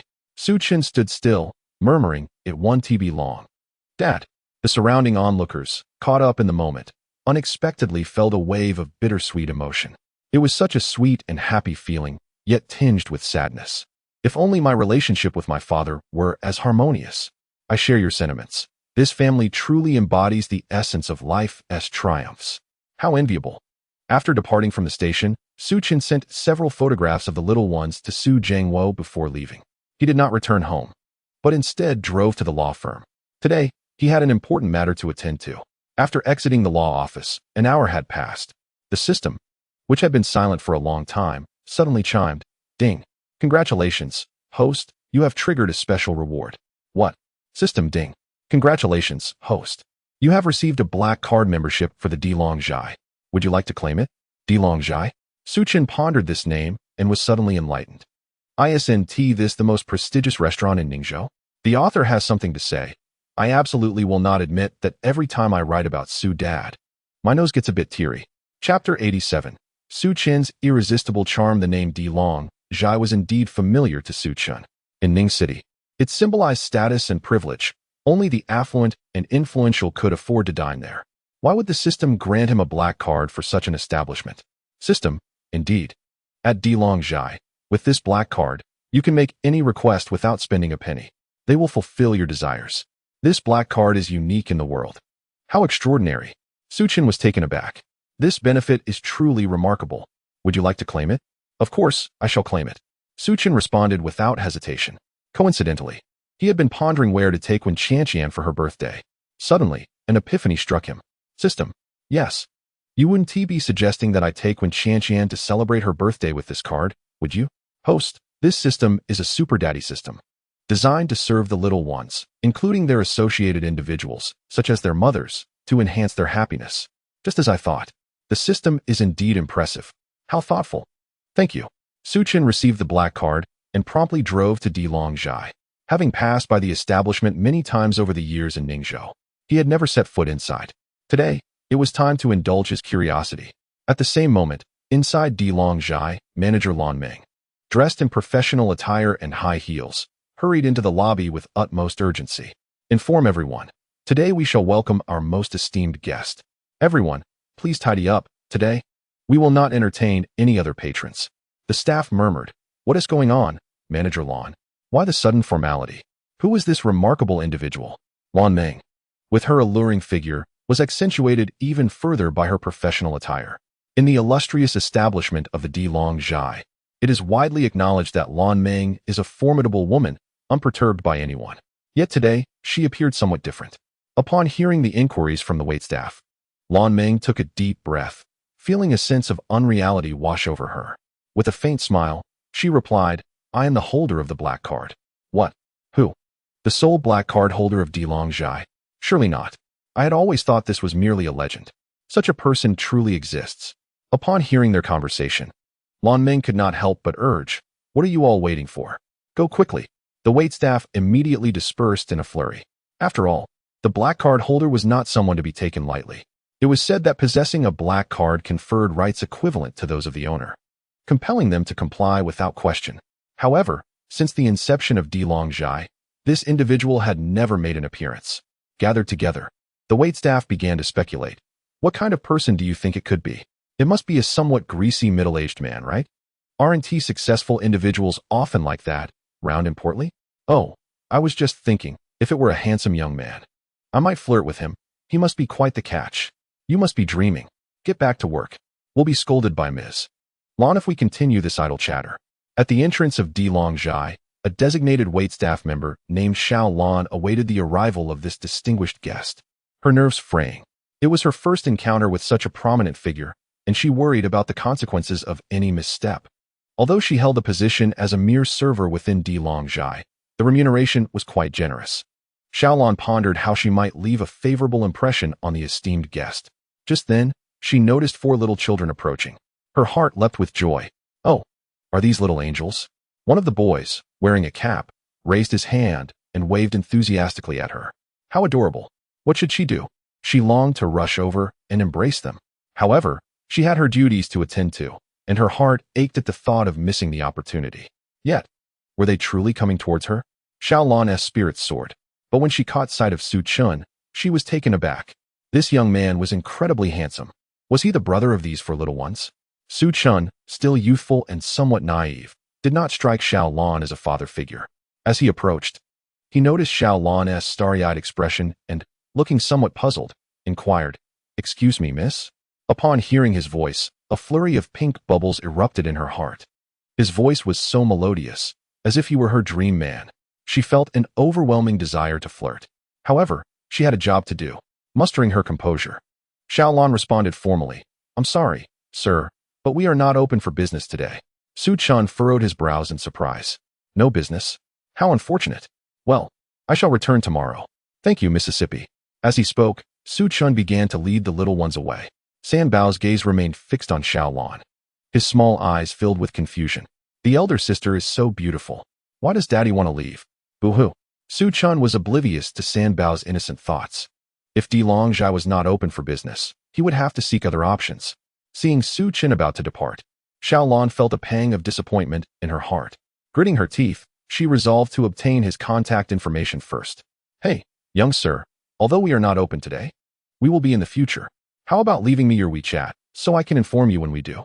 She could not bear the thought of letting such a handsome young man slip away.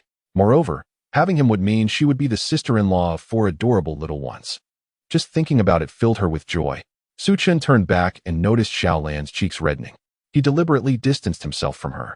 No need. I must take my little ones home. Xiaolan abruptly raised her head, disbelief etched on her face. Your little ones? Indeed, they are all my children. Aren't they lovely? Su Chun decided to use the little ones as a shield against romantic advances. Xiaolan nodded in a daze. So cute. Truly too adorable. But how can this young man have children? What a pity. Yet, how does he manage to care for them alone? What about their mother? She is still in school.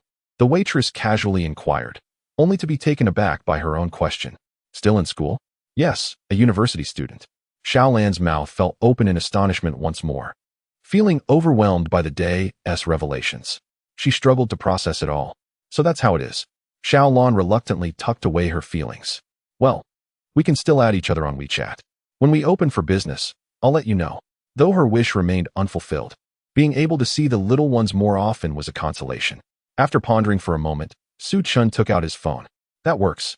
If your manager returns, please inform her that someone with a black card is here seeking assistance. Before Su Chun's words had fully settled, he noticed Xiaolan's shocked expression as she looked up.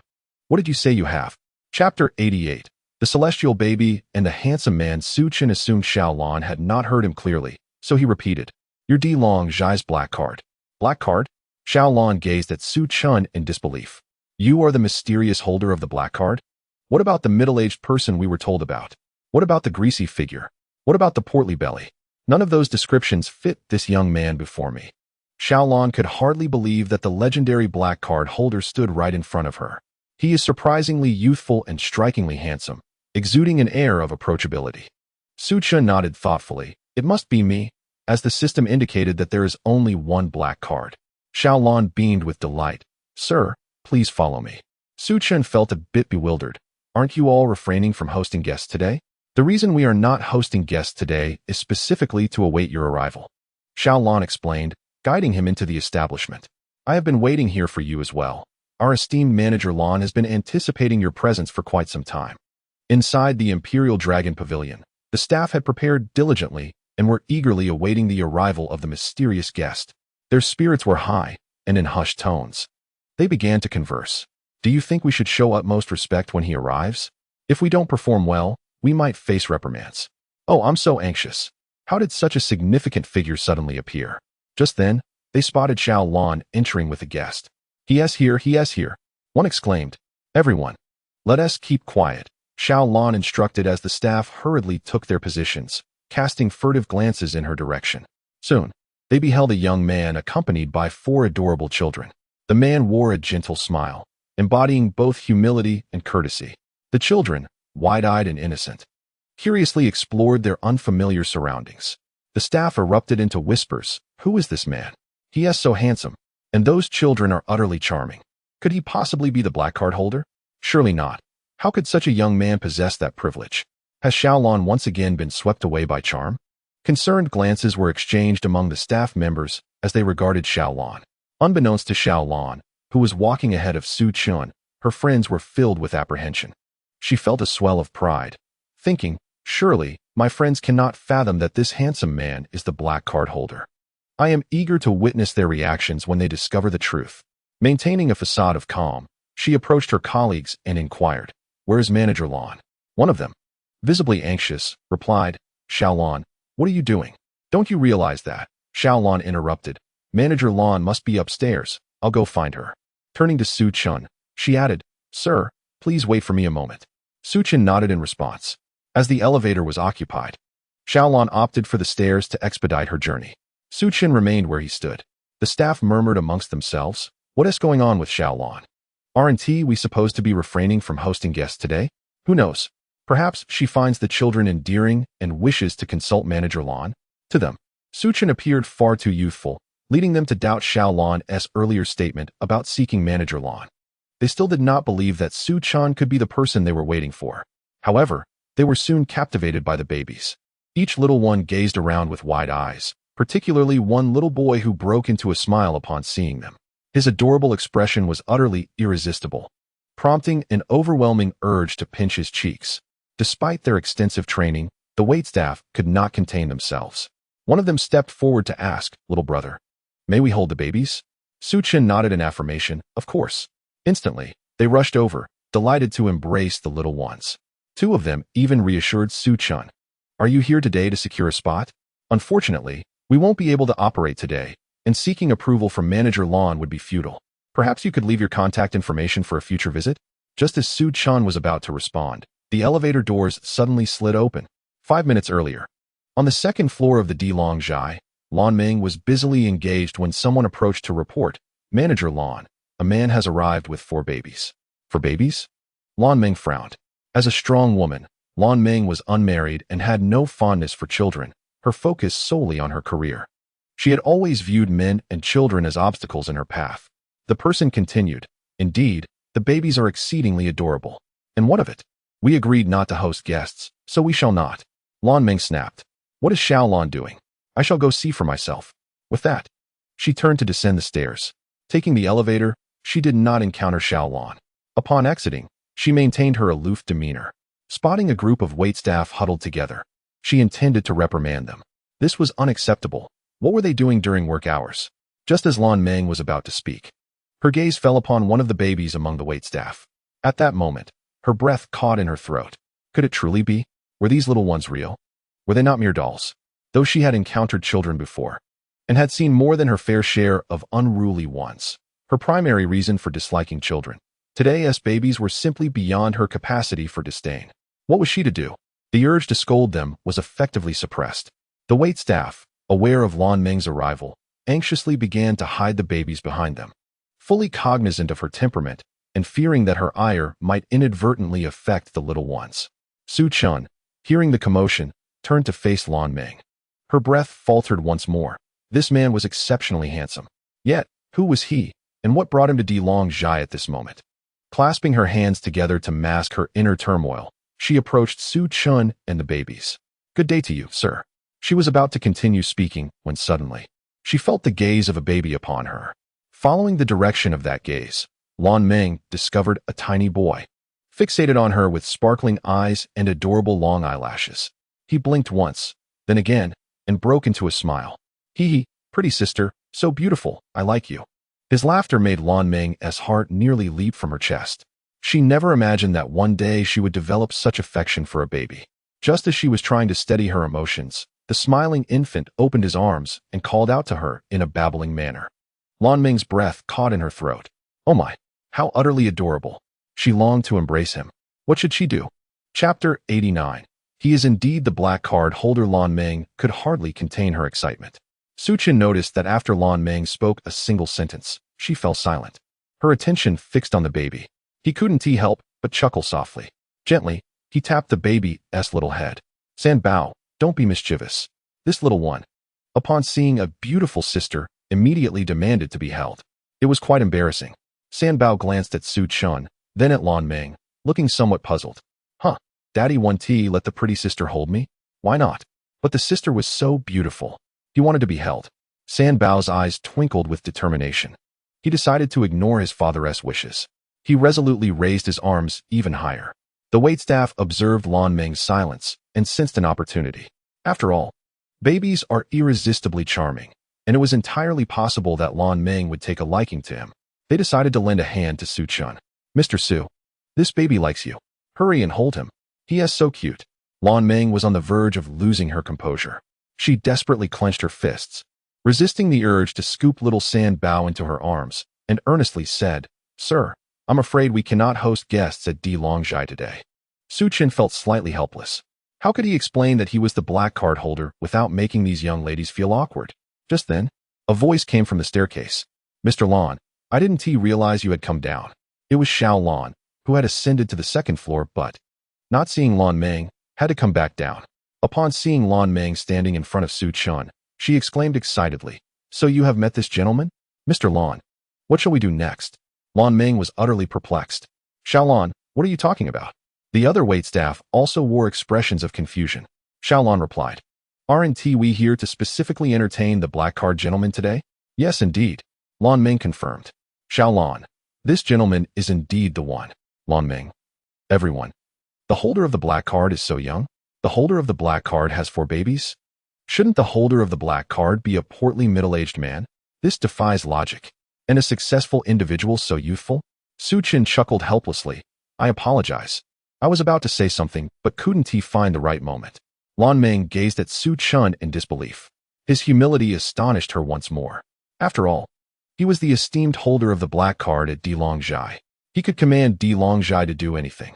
Typically, they would be exceedingly cautious when serving such distinguished guests, fearful of making a mistake.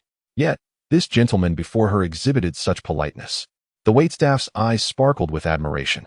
They had long forgotten their previous discussion about the black card holder and now simply wished to forge a closer connection with Su Chun. Lan Meng was the first to regain her composure. Suppressing her excitement, she cautiously inquired, "Sir, may we see your black card?" The waitstaff. Has President Lan taken leave of her senses? When did she become so gentle?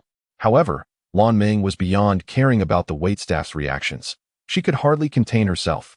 Su Chun casually retrieved the black card from his pocket and handed it to Lan Meng. "Is this it?" Lan Meng was once again taken aback.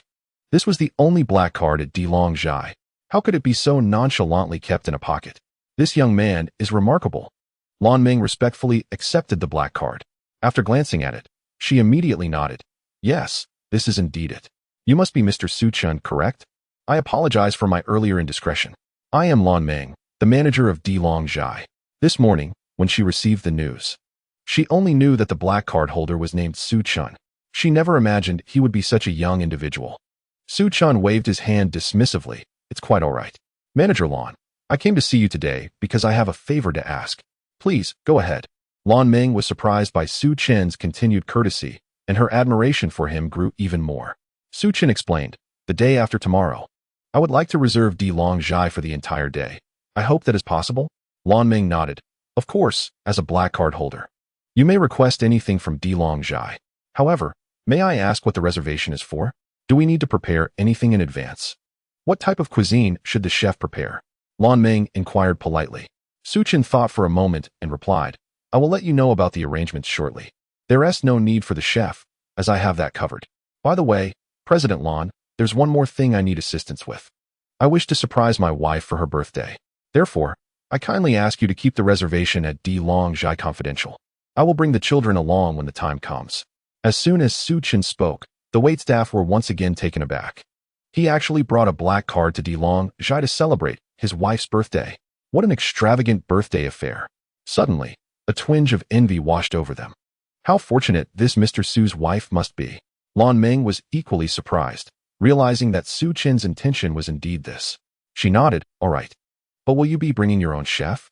Do you need us to prepare the ingredients?" Su Chin shook his head once more. "No need. I've prepared everything myself." "Thank you, General Manager Lan." Lan Meng was skeptical. What kind of chef could possibly surpass the culinary masters at Dilongjai? It seemed she needed to broaden her horizons. After discussing the arrangements with Lan Meng, Su Chun took his leave. The babies were joyfully playing with the waitstaff. After much coaxing, he finally settled them into their high chairs.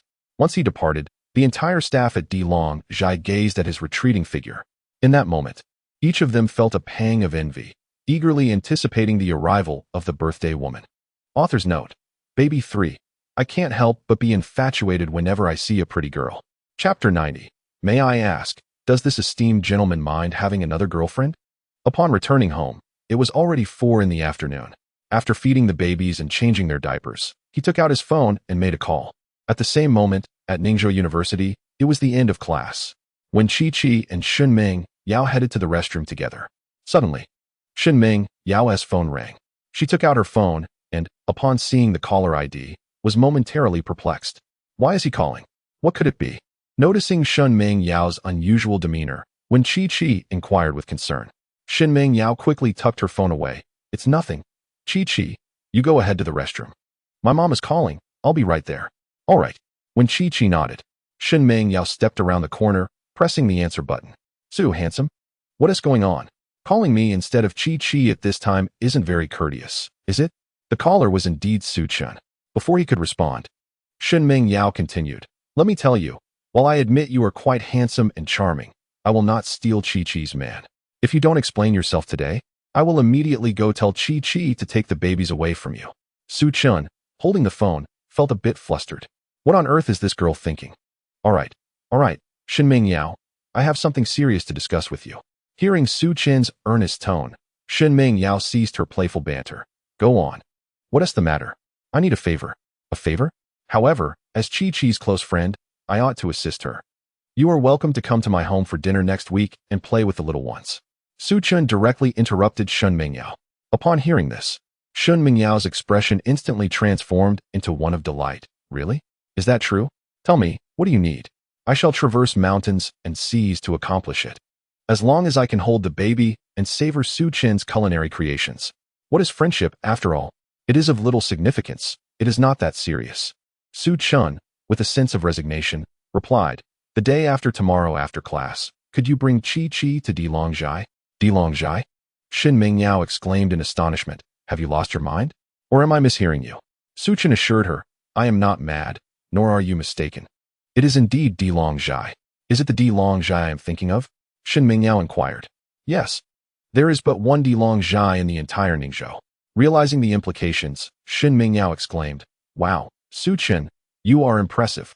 Shin Ming Yao, she continued. Isn't the day after tomorrow Chi's birthday? Wait, let me check my notes. Su Chun remained silent. Moments later, Shin Ming Yao exclaimed, it truly is. Su Chun, are you planning a surprise for Chi-Chi? This is amazing. I cannot contain my excitement. It is Dilongjai, after all. You are incredible. Su Chun, with a weary gesture, contemplated whether seeking Shin Ming Yao's assistance was indeed wise. Miss Shin, please remain composed. If Chi-Chi finds out, the surprise will be lost. Shin Ming Yao then realized her exuberance. She cleared her throat and endeavored to steady her emotions. All right, I understand. Rest assured, I will attempt to remain calm. I will do my utmost. Su Chun insisted, not just attempt. You must absolutely succeed. I am counting on you. Suddenly, Shin Ming Yao felt an immense burden. All right. Do not worry. I will ensure it is done. After hanging up, Shin Ming Yao was still caught up in her excitement. When Chi-Chi emerged, she noticed Shin Ming Yao grinning to herself and curiously inquired, what's wrong? Shin Ming Yao quickly masked her smile. Oh, it's nothing. Just feeling very happy. Come, let us return to class. When Chi-Chi asked, but aren't you going to the restroom? Only then did Shin Ming Yao remember, in her enthusiasm. She had forgotten to go. With class time approaching, she thought, oh well, it doesn't matter now. When Chi-Chi looked at Shin Ming Yao with curiosity, sensing something was off, time passed swiftly, and soon 2 days had gone by. During this time, a rumor swept through Ning City. Dilongjai had been entirely reserved by a mysterious individual. Everyone in Ningzhou was aware of Dilongjai's esteemed status in the culinary realm, where a single meal could cost thousands, and reservations were typically required well in advance. No one anticipated that someone would reserve the entire Dilongjai, who possesses such remarkable prowess. The online community is in a state of astonishment. Who is this formidable individual? We are uncertain. We dispatched someone to investigate, yet the personnel at Dilongjai maintained an exemplary level of confidentiality, rendering our inquiries fruitless. It is said that the person who reserved the venue is reluctant to divulge any information. How extraordinary is this? To have influence over Dilongjai? The enigmatic owner behind Dilongjai is indeed a significant figure residing in the imperial capital. Isn't that so? What could be the motive behind this mysterious individual securing the venue? We have managed to uncover that it is purportedly for his wife's birthday celebration. Upon hearing this revelation, netizens were taken aback. What? A birthday celebration? Ah, is this an exhibition of affection? Indeed, it seems so. Today is yet another day for the envious. Might I inquire if this esteemed gentleman would consider acquiring an additional girlfriend? Dear friends, count me in. I would gladly be his third concubine. I shall be the fourth, the fifth, the 10-086th. When Chi-Chi chanced upon this news, it was already the evening of the 29th. The 30th marks her own birthday. She felt a twinge of jealousy, realizing she shares this day with the woman online. There is a hint of envy within her. Nonetheless, on that day, Su Chun had inquired if her birthday was approaching. Tomorrow. Surely, she too would be met with a delightful surprise, wouldn't she? Suddenly, when Chi-Chi found herself looking forward to her own birthday as well. Chapter 91. Su Chun. Have you forgotten something? September 30th, 6 o'clock in the morning. When Chi-Chi heard Su Chun bustling about in the living room. As she lay in bed, her heart swelled with emotion. Has he risen so early to prepare gifts for her? Su Chun truly excels at everything he undertakes. When Chi-Chi turned over, glancing at the little ones, the 4 babies were sleeping soundly. The 3rd and 4th children appeared to be dreaming of something delightful, their little mouths moving as they murmured in their sleep, an utterly adorable sight. The feeling of bliss was overwhelming. Surely, Su Chun would come to summon her once he finished preparing breakfast? When Chi-Chi suddenly felt inclined to indulge herself for a day, she resolved to be a little capricious, remaining in bed until Su Chun called for her. At 6:30, there was no sign of movement. At 7, still no sound. At 7:10, silence persisted. By 7:30, when Chi-Chi could no longer contain herself and climbed out of bed, upon opening the door, she was filled with anticipation. However, as she stepped out, her expression fell. The living room was impeccably tidy. Aside from being slightly cleaner, there was nothing amiss. Su Chun was busy in the kitchen, seemingly preparing fried dough sticks. When Chi-Chi peeked in, Su Chun, engrossed in his task, turned to greet her. Chi-Chi, you're up? A sense of disappointment washed over when Chi-Chi. She had expected his first words to be, Chi-Chi, happy birthday. She chuckled softly. How did you start making fried dough sticks yourself?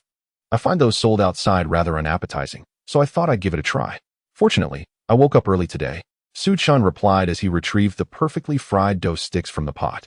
Chi-Chi, just a moment, I'll be done shortly. The kitchen housed only the dough sticks and the porridge simmering away. Nothing else was present. When Chi-Chi suppressed her feelings of disappointment and nodded, all right. She then proceeded to the restroom. After freshening up, Su Chun called her to the table for breakfast. Sitting down mechanically, when Chi-Chi began to eat. The dough sticks were delightful, yet she felt an inexplicable void within her heart. Soon, the little ones awoke, and Su Chun went to dress them. When Chi-Chi sat in the living room, listening to the children's laughter and Su Chun's soothing words, attempting to console herself. The care Su Chun provided for the 4 children was, in truth, the greatest gift of all. When Su Chun emerged, when Chi-Chi had finished her meal, while preparing milk for the babies, he said, Chi-Chi, shall I take you to school now? Otherwise, you might be late. You need not worry about me. I'll eat when I return, just the same. When Chi-Chi nodded, appreciating that Su Chun always considered her needs. Perhaps it was she who demanded too much. As they descended the stairs to the car, when Chi-Chi found herself in contemplation. Perhaps the present awaited her in the vehicle? Alas! Upon opening the door, everything remained unchanged, as it always was. They drove to the school, and as they arrived, when Chi-Chi could no longer contain herself. Su Chun. You. Su Chun adjusted the seat while turning his head. What is it? Did you forget something? Su Chun appeared perplexed. What? Did I forget something? The baby's milk powder? I bought it, and I stocked up on plenty of diapers, so there's nothing to worry about. He rambled on about many things. Finally, when Chi-Chi managed a faint smile, that's good. After saying this, she turned away, feeling dejected, and entered the gates of Ning University. At that moment, Su Chun received a phone call. It was from Shen Mingyao. Lowering her voice, she could not conceal her excitement and shock. Su Chun, what on earth is going on? Today, the Dilong Zhai has been booked entirely. Why did you want me to bring Chi-Chi there? Shen Mingyao could not fathom that Su Chun could afford to reserve the Dilong Zhai. She had nearly lost her mind upon seeing the news that morning. Wasn't this setting her up for failure? Upon hearing this, Su Chun chuckled. It's nothing. You'll find out when you go. What if I embarrass myself if I go? Shen Mingyao exclaimed in frustration. Su Chun, I'll tell you this. If I can't get in, I'll persuade Chi-Chi to break up with you. Su Chun replied. You can come to my place for a month's worth of meals. Shen Mingyao responded. All right, Brother Chun, don't worry. I will do everything in my power to get Chi-Chi there. Find me as well. That equates to a month's worth of meals, allowing me to spend an entire month in the company of the little ones. How blissful is that? What does embarrassment matter? It is of no consequence. When Chi-Chi arrived at the classroom, the lesson had yet to commence. Shen Mingyao sat idly in her chair, and upon seeing Chi-Chi, her eyes immediately sparkled with excitement. Chi-Chi, over here. When Chi-Chi approached, and took a seat with a stoic expression. Shin Mingyao looked at her with curiosity. Chi-Chi, what's wrong? Are you unhappy? When Chi-Chi shook her head. No. Oh, Chi-Chi, isn't today your birthday? Come on. What do you and Su-Chin plan to do to celebrate? Shin Mingyao inquired, intentionally provoking her. When Chi-Chi remained silent, Shin Mingyao pressed on. Could it be? No plans. Nothing at all. This simply one do. How could Su-Chin forget his wife's birthday?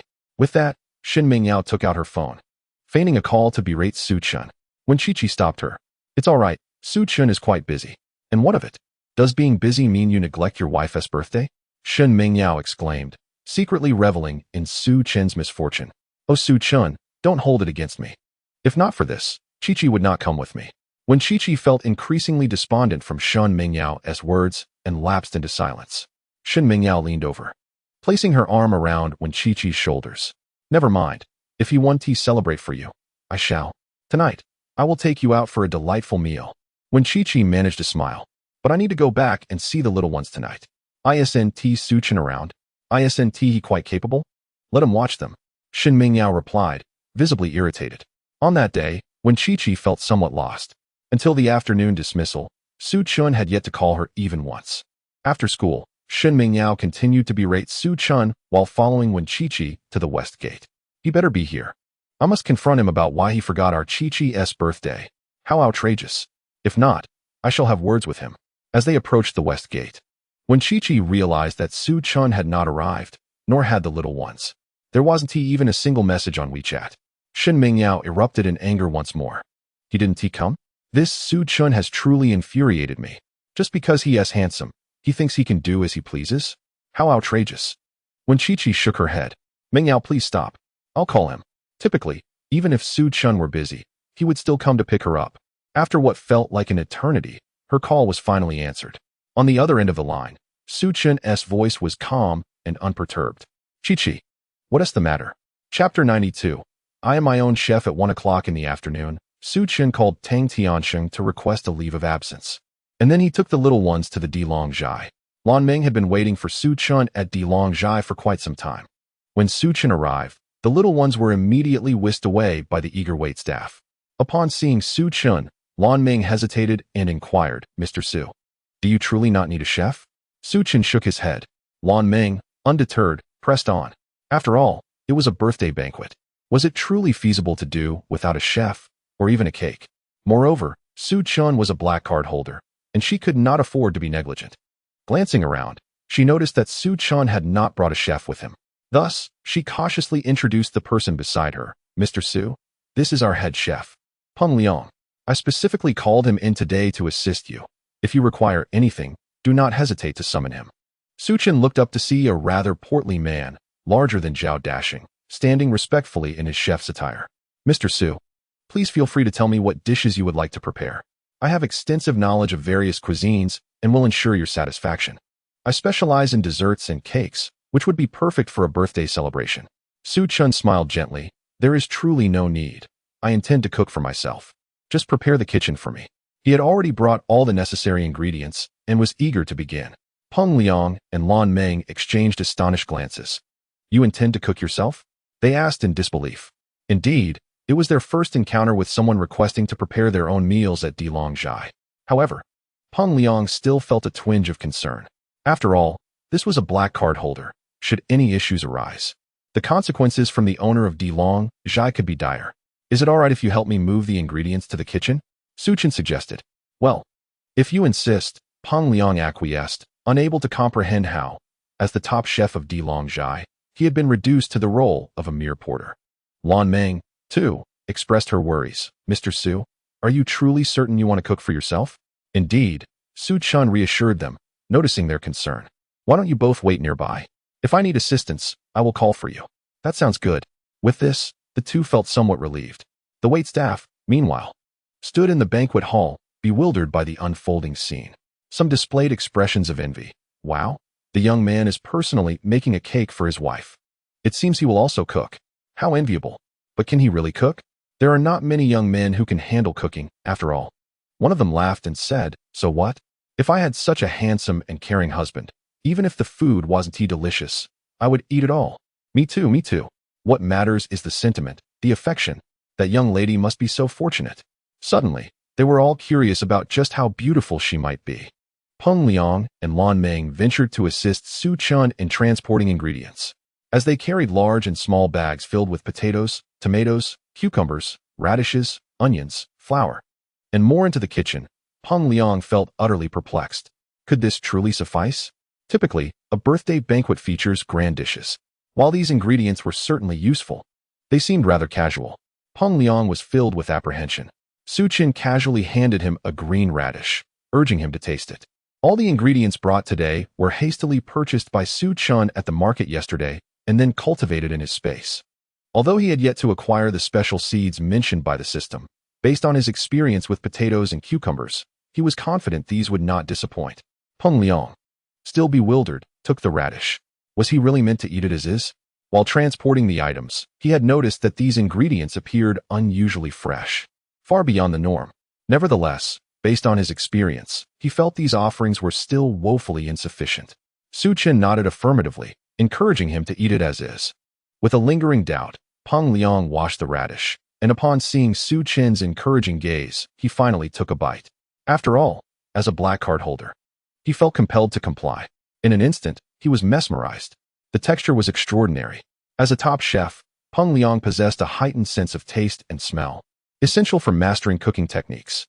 He had eaten green radishes before, but never one as delectable as this. Previously, green radishes had a hint of spiciness. Yet this one was subtly sweet, with an enchanting fragrance that compelled him to take another bite. He began to chew eagerly. Just then, Lan Meng entered and was struck by the sight. Peng Liang, what are you doing? She asked, bewildered. Peng Liang pointed to the radish and then to himself, unable to articulate his excitement. Are you hungry? We must have other food in the kitchen, Lan Meng exclaimed, heading toward the refrigerator. Peng Liang swiftly grasped her arm and broke the radish in half, offering her a piece. Try this. Lan Meng glanced between Peng Liang and Su Chun, sensing something peculiar about them. Yet she took a bite. Instantly, she too was astonished. This radish is unbelievably delicious. Peng Liang replied. Indeed, isn't it? Lan Meng inquired. Are these all ingredients that Su Chun brought? Peng Liang nodded enthusiastically while savoring the radish. Unable to resist, Lan Meng devoured the entire radish and then turned to Su Chun in astonishment. Su Chun was already busy cracking eggs, preparing to make a cake. This morning, he had meticulously recorded the dishes he intended to prepare in his skill book. Now, he possessed an extensive array of skills, eggs and meat, which he had specifically purchased and washed with spring water. Although the effect was not as pronounced as with vegetables, it was still vastly superior to what was available on the market. Lan Meng originally intended to inquire about the source of Su Chen's radishes. However, upon witnessing Su Chen's technique, she was left astounded. Clad in an apron, Su Chun appeared less sharp, yet exuded a gentle demeanor. He approached the task of baking with utmost seriousness, yet his movements were remarkably adept. As the manager of Dilong Zhai, Lan Meng had observed the culinary team led by Peng Liang and had always regarded them as top-tier chefs, creating art in their craft. But today, she was introduced to Su Chun. His speed was astonishing, truly exceptional. Yet each action was executed with perfect precision. The simplicity of his cooking evoked an aesthetic appeal that was utterly captivating. Peng Liang had also finished his radish and was eager for another bite. With his back turned to Su Chun, he was unaware of the latter's actions. Just as he was about to request another piece, he noticed Lan Meng lost in thought. Curiously, Peng Liang asked, Lan Zong. Before he could finish, Lan Meng interrupted him, her gaze fixated on Su Chun as she pointed toward him. Peng Liang turned to look at Su Chun, and in that moment, he was struck with shock. Author's note. Su Chun, you failed to comprehend my earnest intentions. Chapter 93. Master, may I be your disciple? As a top-tier chef, Peng Liang had encountered countless situations and mentored numerous apprentices. He had always believed his skills to be exceptional within the culinary realm of Ningzhou, confident that even if he could not claim the top spot, he would certainly rank within the top 5. Yet now, witnessing Su Chun, he felt an unexpected sense of defeat. What on earth was Su Chun doing? Why did every movement seem so impeccably executed? The separation of egg yolks from whites was done without any hesitation, and the kneading of dough was executed with just the right amount of force. Even in the final stages of carving, each incision was perfectly placed, devoid of any excess. It was as if he had etched his vision into his mind, requiring no conscious thought. Peng Liang understood that the artistry of culinary carving was the most challenging aspect. A single misstep could undo all efforts. Despite having over a decade of experience, he remained meticulous, fearful of making any mistakes. Yet, here was Su Chun, seemingly unfazed. Peng Liang watched in astonishment, yearning to inquire but hesitant to disrupt him. He observed Su Chun for a full hour until the latter finally ceased his work. The cake was complete, and Su Chun let out a profound sigh of relief. It had indeed been a monumental endeavor. For the past hour, he immersed himself entirely in his work, fearing that any shortcomings might necessitate a redo. Fortunately, the culinary skills he possessed were unparalleled. Yet, an inexplicable sensation lingered, as though someone were observing him.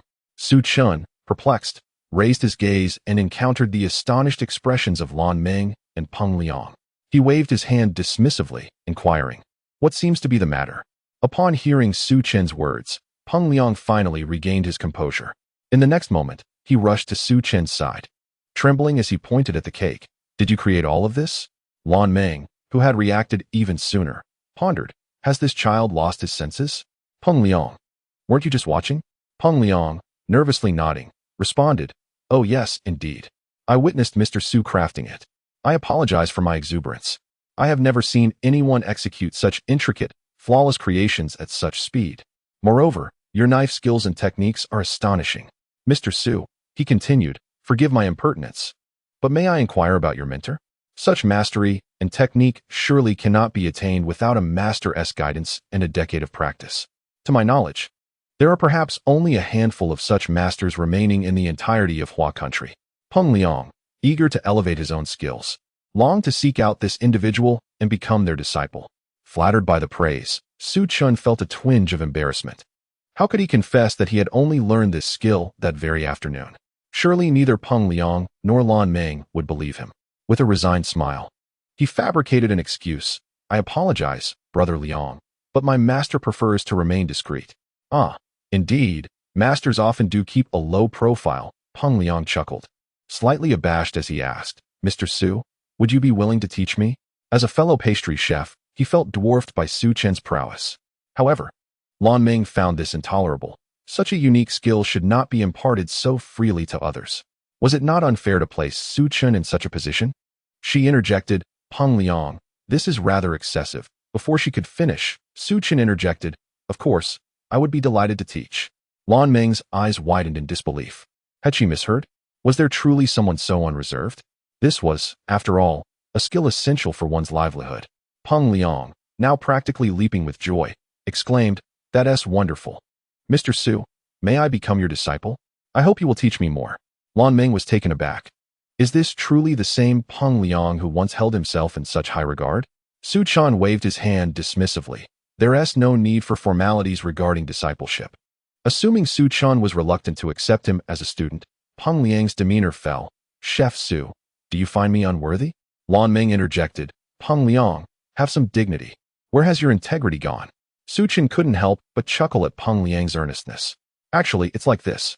I don't possess a chef's qualification, nor do I adhere to any convoluted regulations. If you wish to learn, I can teach you without any unnecessary complexities." After saying this, Su Chan couldn't help but add, "Chef Peng, Manager Lan, please refrain from calling me Mr. Su. Just call me Su Chun. It feels rather awkward." Upon hearing this, Lan Meng smiled. This holder of a black card truly exhibited no pretentiousness at all. She found it delightful. Unfortunately, someone had already made their move. Lan Meng silently sighed within herself. Finally, with a beaming smile, she said, "Then you needn't call me Manager Lan either. Just call me Sister." "All right, Sister Lan, Brother Peng." Peng Liang was overjoyed. "Wonderful. Brother Su Chen, you're impressive. Your cake will surely delight my sister-in-law. If I were her, I would be moved to tears." Su Chen glanced at the cake and chuckled. "Let us hope so." At this moment, Peng Liang had no doubts about Su Chen's abilities. He approached Su Chun, resembling an eager apprentice, and said, "Brother Su Chun, what shall you do next? I'm here to assist you. Feel free to direct me. I'm more familiar with this kitchen than anyone else and can definitely be of help." Seeing Peng Liang's enthusiasm, Su Chun felt it impolite to decline and nodded in agreement. All right. Lan Meng did not leave either. She watched Su Chun cook, marveling at his knife skills, techniques, and capabilities, each more astonishing than the last. Despite this, he displayed no sense of arrogance. Peng Liang incessantly inquired about various details, and Su Chen found no annoyance in his questions, continuously explaining. Such a person was truly commendable. A twinge of envy stirred within Lan Meng. At 30, she remained single, having always believed she could thrive without a man. Yet today, she suddenly yearned for companionship. If it were someone like Su Chen, she could certainly consider it. By 6 in the evening, all the dishes were prepared. Su Chen took the opportunity to make complimentary food for the little ones.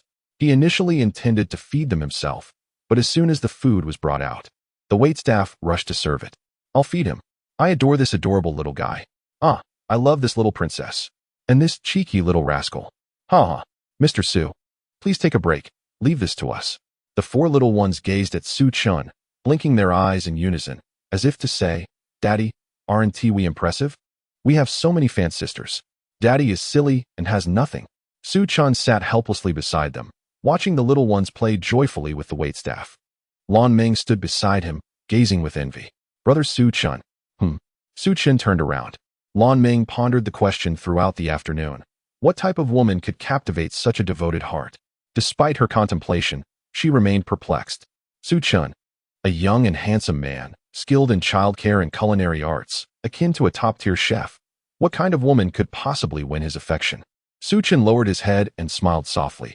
She is a very kind woman. Lan Meng, puzzled, responded, There are plenty of kind women. Have you considered others? Perhaps me? As she spoke, she glanced at Su Chen with a playful charm. Lan Meng was undeniably beautiful. At least she was aware that men often described her as such. Yet, she was reluctant to seek a partner. Otherwise, with a mere wave of her hand, suitors would undoubtedly flock to her. Noticing Su Chen's frown, Lan Meng added, I wouldn't mind at all that you have for little ones.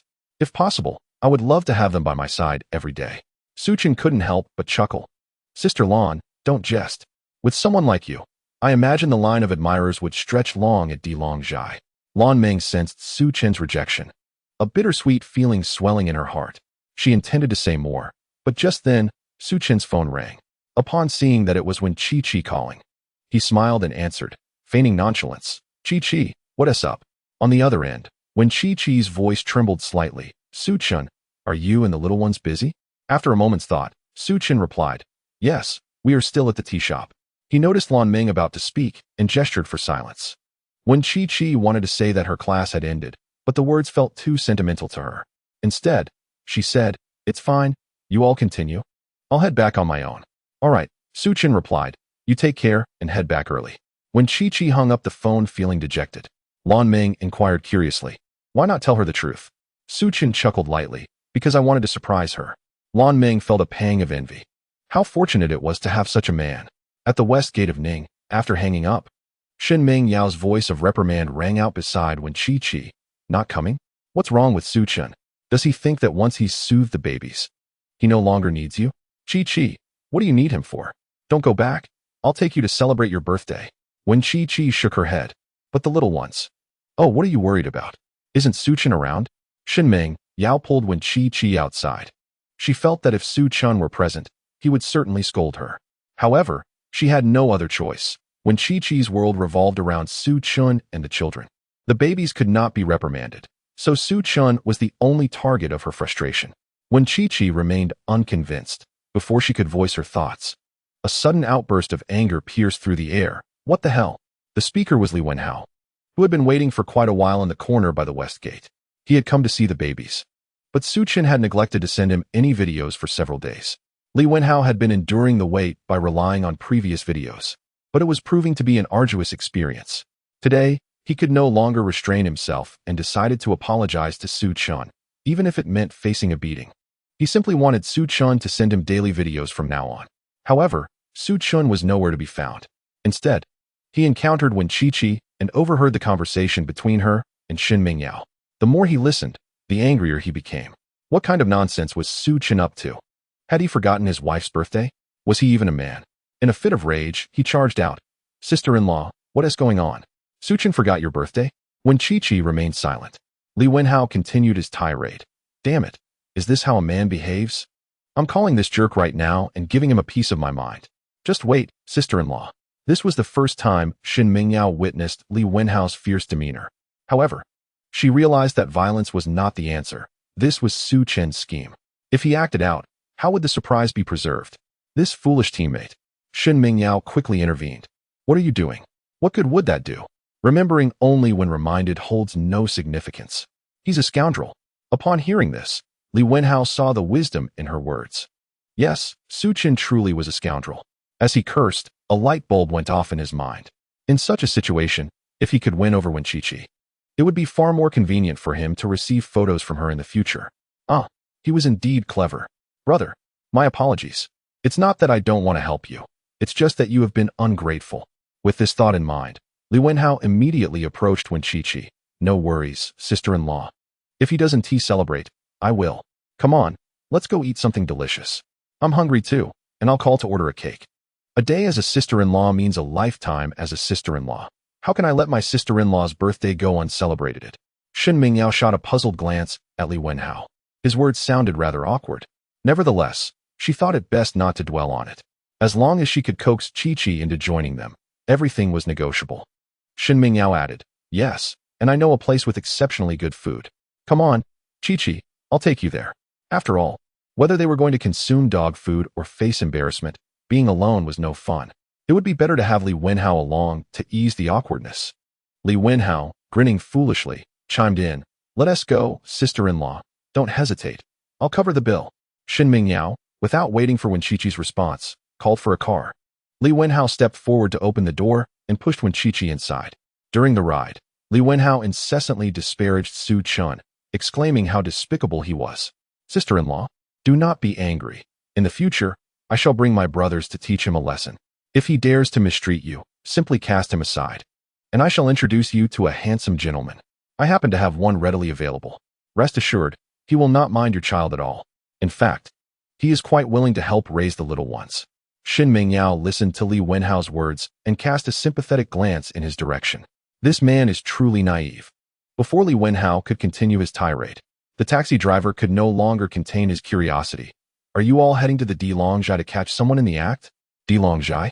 Upon hearing this name, both Li Wenhao and Wen Qiqi were momentarily taken aback. The driver continued, indeed, the address you provided is Dilongjai, which has been entirely booked for today. Unfortunately, the venue is heavily guarded, and outsiders cannot enter. It remains a mystery which big shot is hosting the event. Perhaps it's a birthday celebration? You all seem so furious and are cursing some scoundrel. Could it not be that you are going to catch him red-handed? Li Wenhao gazed at Shin Mingyao, bewildered. She had called the car. She had given the address. What business did they have at Dilongjai? Who was unaware that a grand birthday banquet was taking place there today? Wouldn't this only serve to vex Wen Qiqi further? At that moment, Shin Mingyao was equally perplexed. She had not anticipated the driver's swift remarks. She had initially intended to directly bring Wen Qiqi inside. Now, however, she found herself in a bind. After pondering for a while under tremendous pressure, she concocted a plausible excuse. Chapter 95, Su Chen, you are about to be cheated on. Shin Mingyao feigned ignorance and inquired, is there someone celebrating a birthday at Dilongjai? Really? I had no idea. I was planning to take Qiqi there for a surprise. Li Wenhao exclaimed, you intend to celebrate a birthday at Dilongjai? A meal there costs at least several thousand. They are just students. Shin Mingyao retorted, so what? Are we not allowed to go? Your expression screams that you are truly impoverished, which greatly displeased Li Wenhao. Resolutely, Li Wenhao decided, fine. For the sake of the little ones, let us go to Dilongjai and order some inexpensive dishes. We can go, he asserted. If they can celebrate there, so can we. It's merely booked for someone else. Perhaps we might benefit from it. It would indeed be wonderful to celebrate a birthday at Dilongjai at least once in our lifetime. Li Wenhao's heart ached at the thought. Shin Mingyao nodded in agreement. Yes, even if we cannot enter, dining nearby would still be quite delightful. That works, Li Wenhao responded with a forced smile. Observing the two, Wen Qiqi couldn't help but chuckle. These two are rather amusing. Nevertheless, her mood had indeed brightened considerably. Yet, a sense of unease lingered within Wen Qiqi's heart, as she felt an impending event looming over the day. Outside the Dilongjai, the atmosphere buzzed with heightened excitement. Even the surrounding small shops seemed to bask in this newfound vibrancy. People, both intentionally and inadvertently, were drawn to witness the remarkable woman at the center of attention, as well as the esteemed figure accompanying her. As Shun Mingyao and her companion's taxi came to a halt, they were met with a striking scene.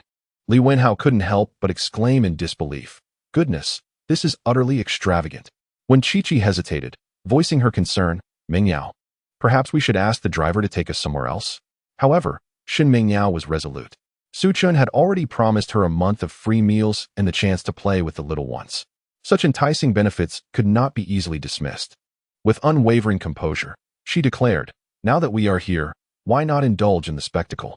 Chi-Chi, you know how much I adore lively gatherings."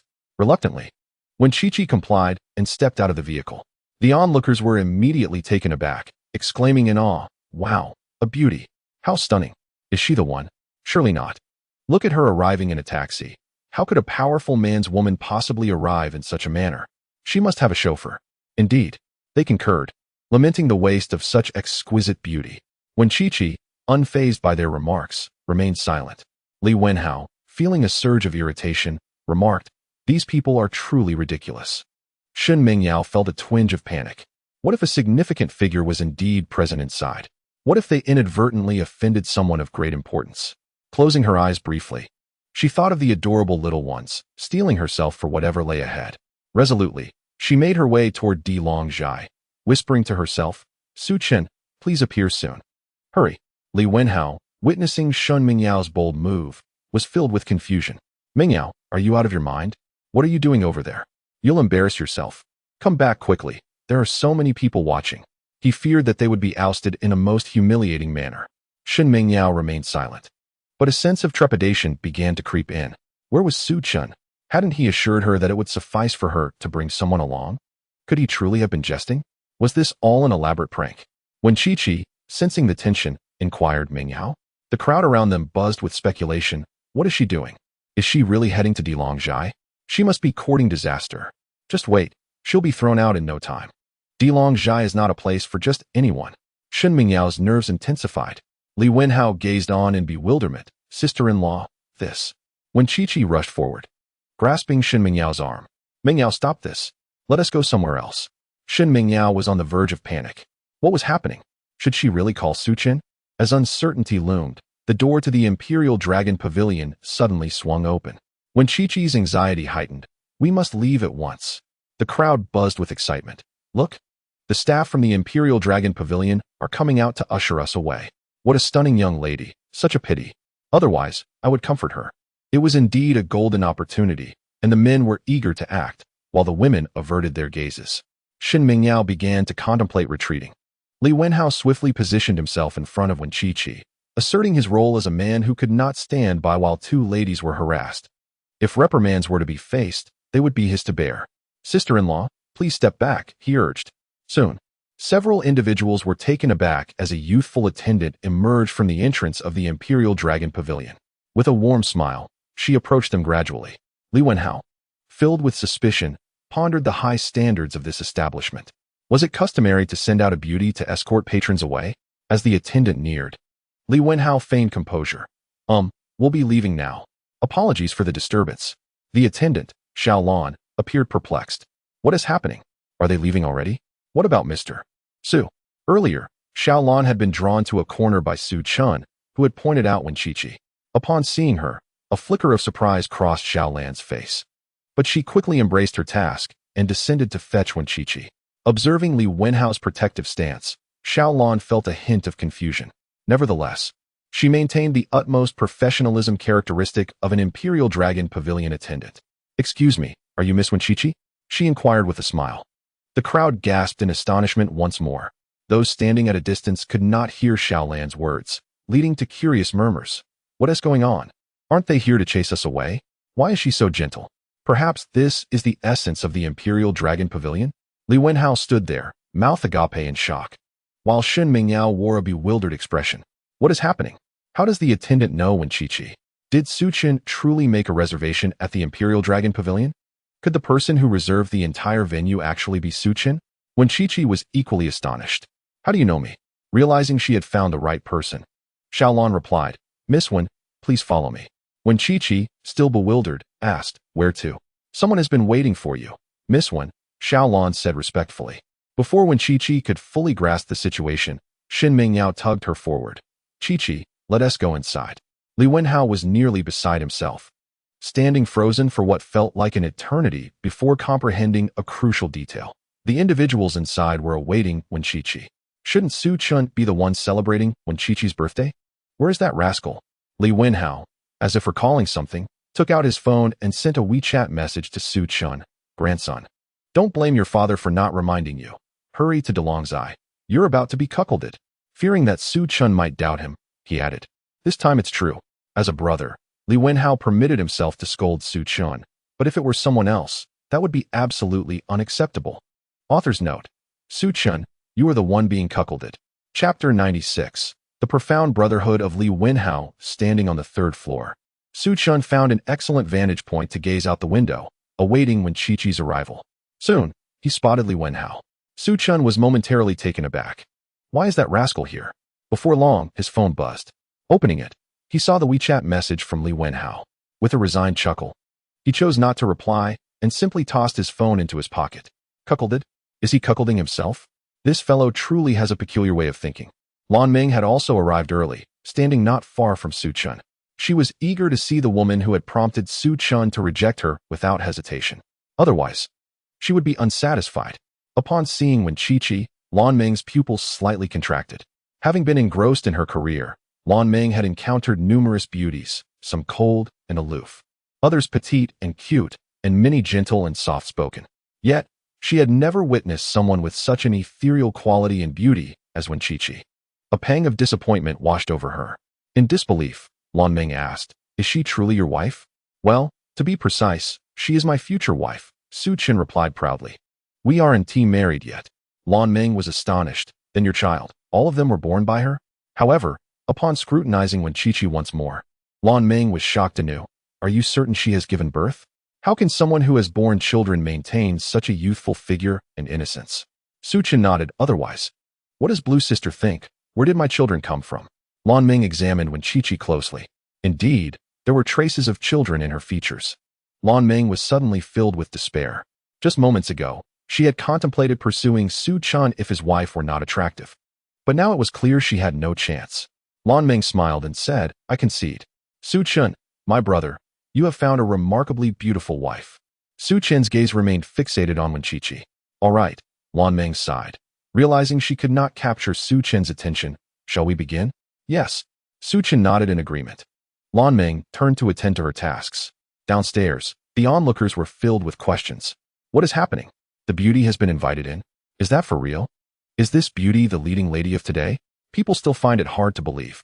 Xiaolon, accompanied by Shin Mingyao and Wen Zhaizhai, had been walking for quite some time when she noticed that Li Wenhao had fallen behind. Concerned, she inquired, ladies, is that gentleman not coming? It appears he was with you too. He must be a friend, right? It seems rather unkind to leave him outside. Shin Mingyao also observed that Li Wenhao had not caught up. Annoyed, she called out, Li Wenhao, what are you daydreaming about? Are you coming or not? Today is indeed a grand occasion orchestrated by Su Chun. Shin Mingyao eagerly anticipated Wen Zhaizhai's reaction upon learning this. This fool only knows how to waste time. Li Wenhao had initially been reluctant to attend.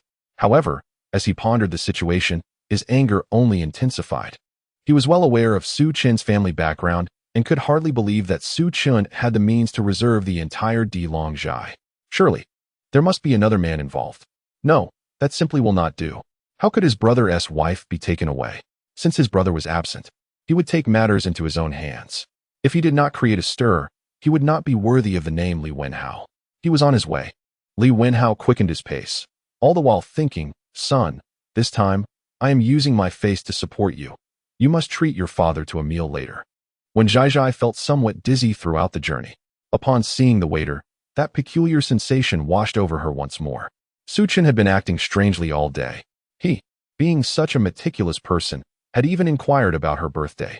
How could he suddenly forget it? What on earth was going on? Was he responsible for all this? Shaking her head, Wen Zhaizhai dismissed the thought. That didn't make sense either. After all, Su Chun was not wealthy. The more she thought about it, the more chaotic her mind became, leading her to decide to simply see what awaited them. The group arrived at the elevator, where Xiaolon pressed the button for their floor, 3. Li Wenhao could not help but exclaim, "Wow, this is indeed a grand affair." The third floor housed the most luxurious banquet hall of Dilongjai. The more Li Wenhao contemplated the situation, the more uneasy he felt. He turned to Wen Zhaizhai and reassured her, "Sister-in-law, do not worry. Any scoundrel who dares to bother you will face dire consequences. After all, you are my brother's wife, and I must stand by him." Shen Mingyao shot Li Wenhao a bewildered glance, exasperated by his lack of awareness. This man has such a slow reaction time. Xiaolon's expression was somewhat peculiar. "What kind of harassment?" Li Wenhao retorted, "That is none of your concern. Just lead the way." The elevator doors opened on the third floor. Li Wenhao rolled up his sleeves and instinctively blocked Wen Zhaizhai from exiting. "Sister-in-law, wait a moment. I will step out first to see which scoundrel is lurking about." Shen Mingyao remarked, "Forget it. If he wants to embarrass himself, let him." The elevator door slid open, and Li Wenhao dashed out, fully expecting to find someone waiting outside with roses for Wen Zhaizhai. He was prepared, intending to launch a punch that would bring his opponent to the ground. However, upon exiting the elevator, Li Wenhao was taken aback. The banquet hall was shrouded in darkness. The lights were off, and the curtains were drawn. It was 7 in the evening, and the outside world had long succumbed to the night. At this moment, visibility was utterly non-existent. Wen Qiqi was also somewhat bewildered. What was happening? Yet, Shen Mingyao wore a smile, intrigued by Su Chen's playful antics. What surprise awaited them? She could hardly contain her excitement. Li Wenhao was beside himself. After a brief silence in the darkness, he could no longer restrain himself. He shouted in fury, "What do you intend to do? If you have the guts, turn on the lights. Bring that dog of a man out for a one-on-one. Dream on if you think you can steal my Chun Ji's woman. I assure you, as long as I, Li Wenhao, draw breath, your scheme shall not succeed. Do you believe I can make you regret this right now?" The darkness enveloped them, yet Li Wenhao's words resonated clearly in every ear present. Shen Mingyao thought to herself how she wished to feign ignorance of Li Wenhao. Wen Qiqi attempted to intervene, but it was too late. Meanwhile, hidden in the shadows, Su Chun rubbed his temples, feeling a slight headache. Lan Meng, unable to contain herself, chuckled softly. "Your friend is quite amusing," she remarked. Su Chun once again rubbed his temples. Indeed, though he can be rather foolish. Why did he come here? The previous matter remains unresolved. After Li Wenhao's outburst, he realized that a considerable amount of time had passed with no response. His anger flared anew. "I have a short temper. If you do not turn on the lights, I will resort to violence. I will count to 3. 1, 2. Li Wenhao gritted his teeth. In the darkness, Lan Meng quietly asked Su Chun, "Shall we turn on the lights?" Su Chun nodded. "Yes, turn them on." Just as Li Wenhao's words left his lips, the lights in the hall flickered on. And in that instant, Li Wenhao was left utterly stunned.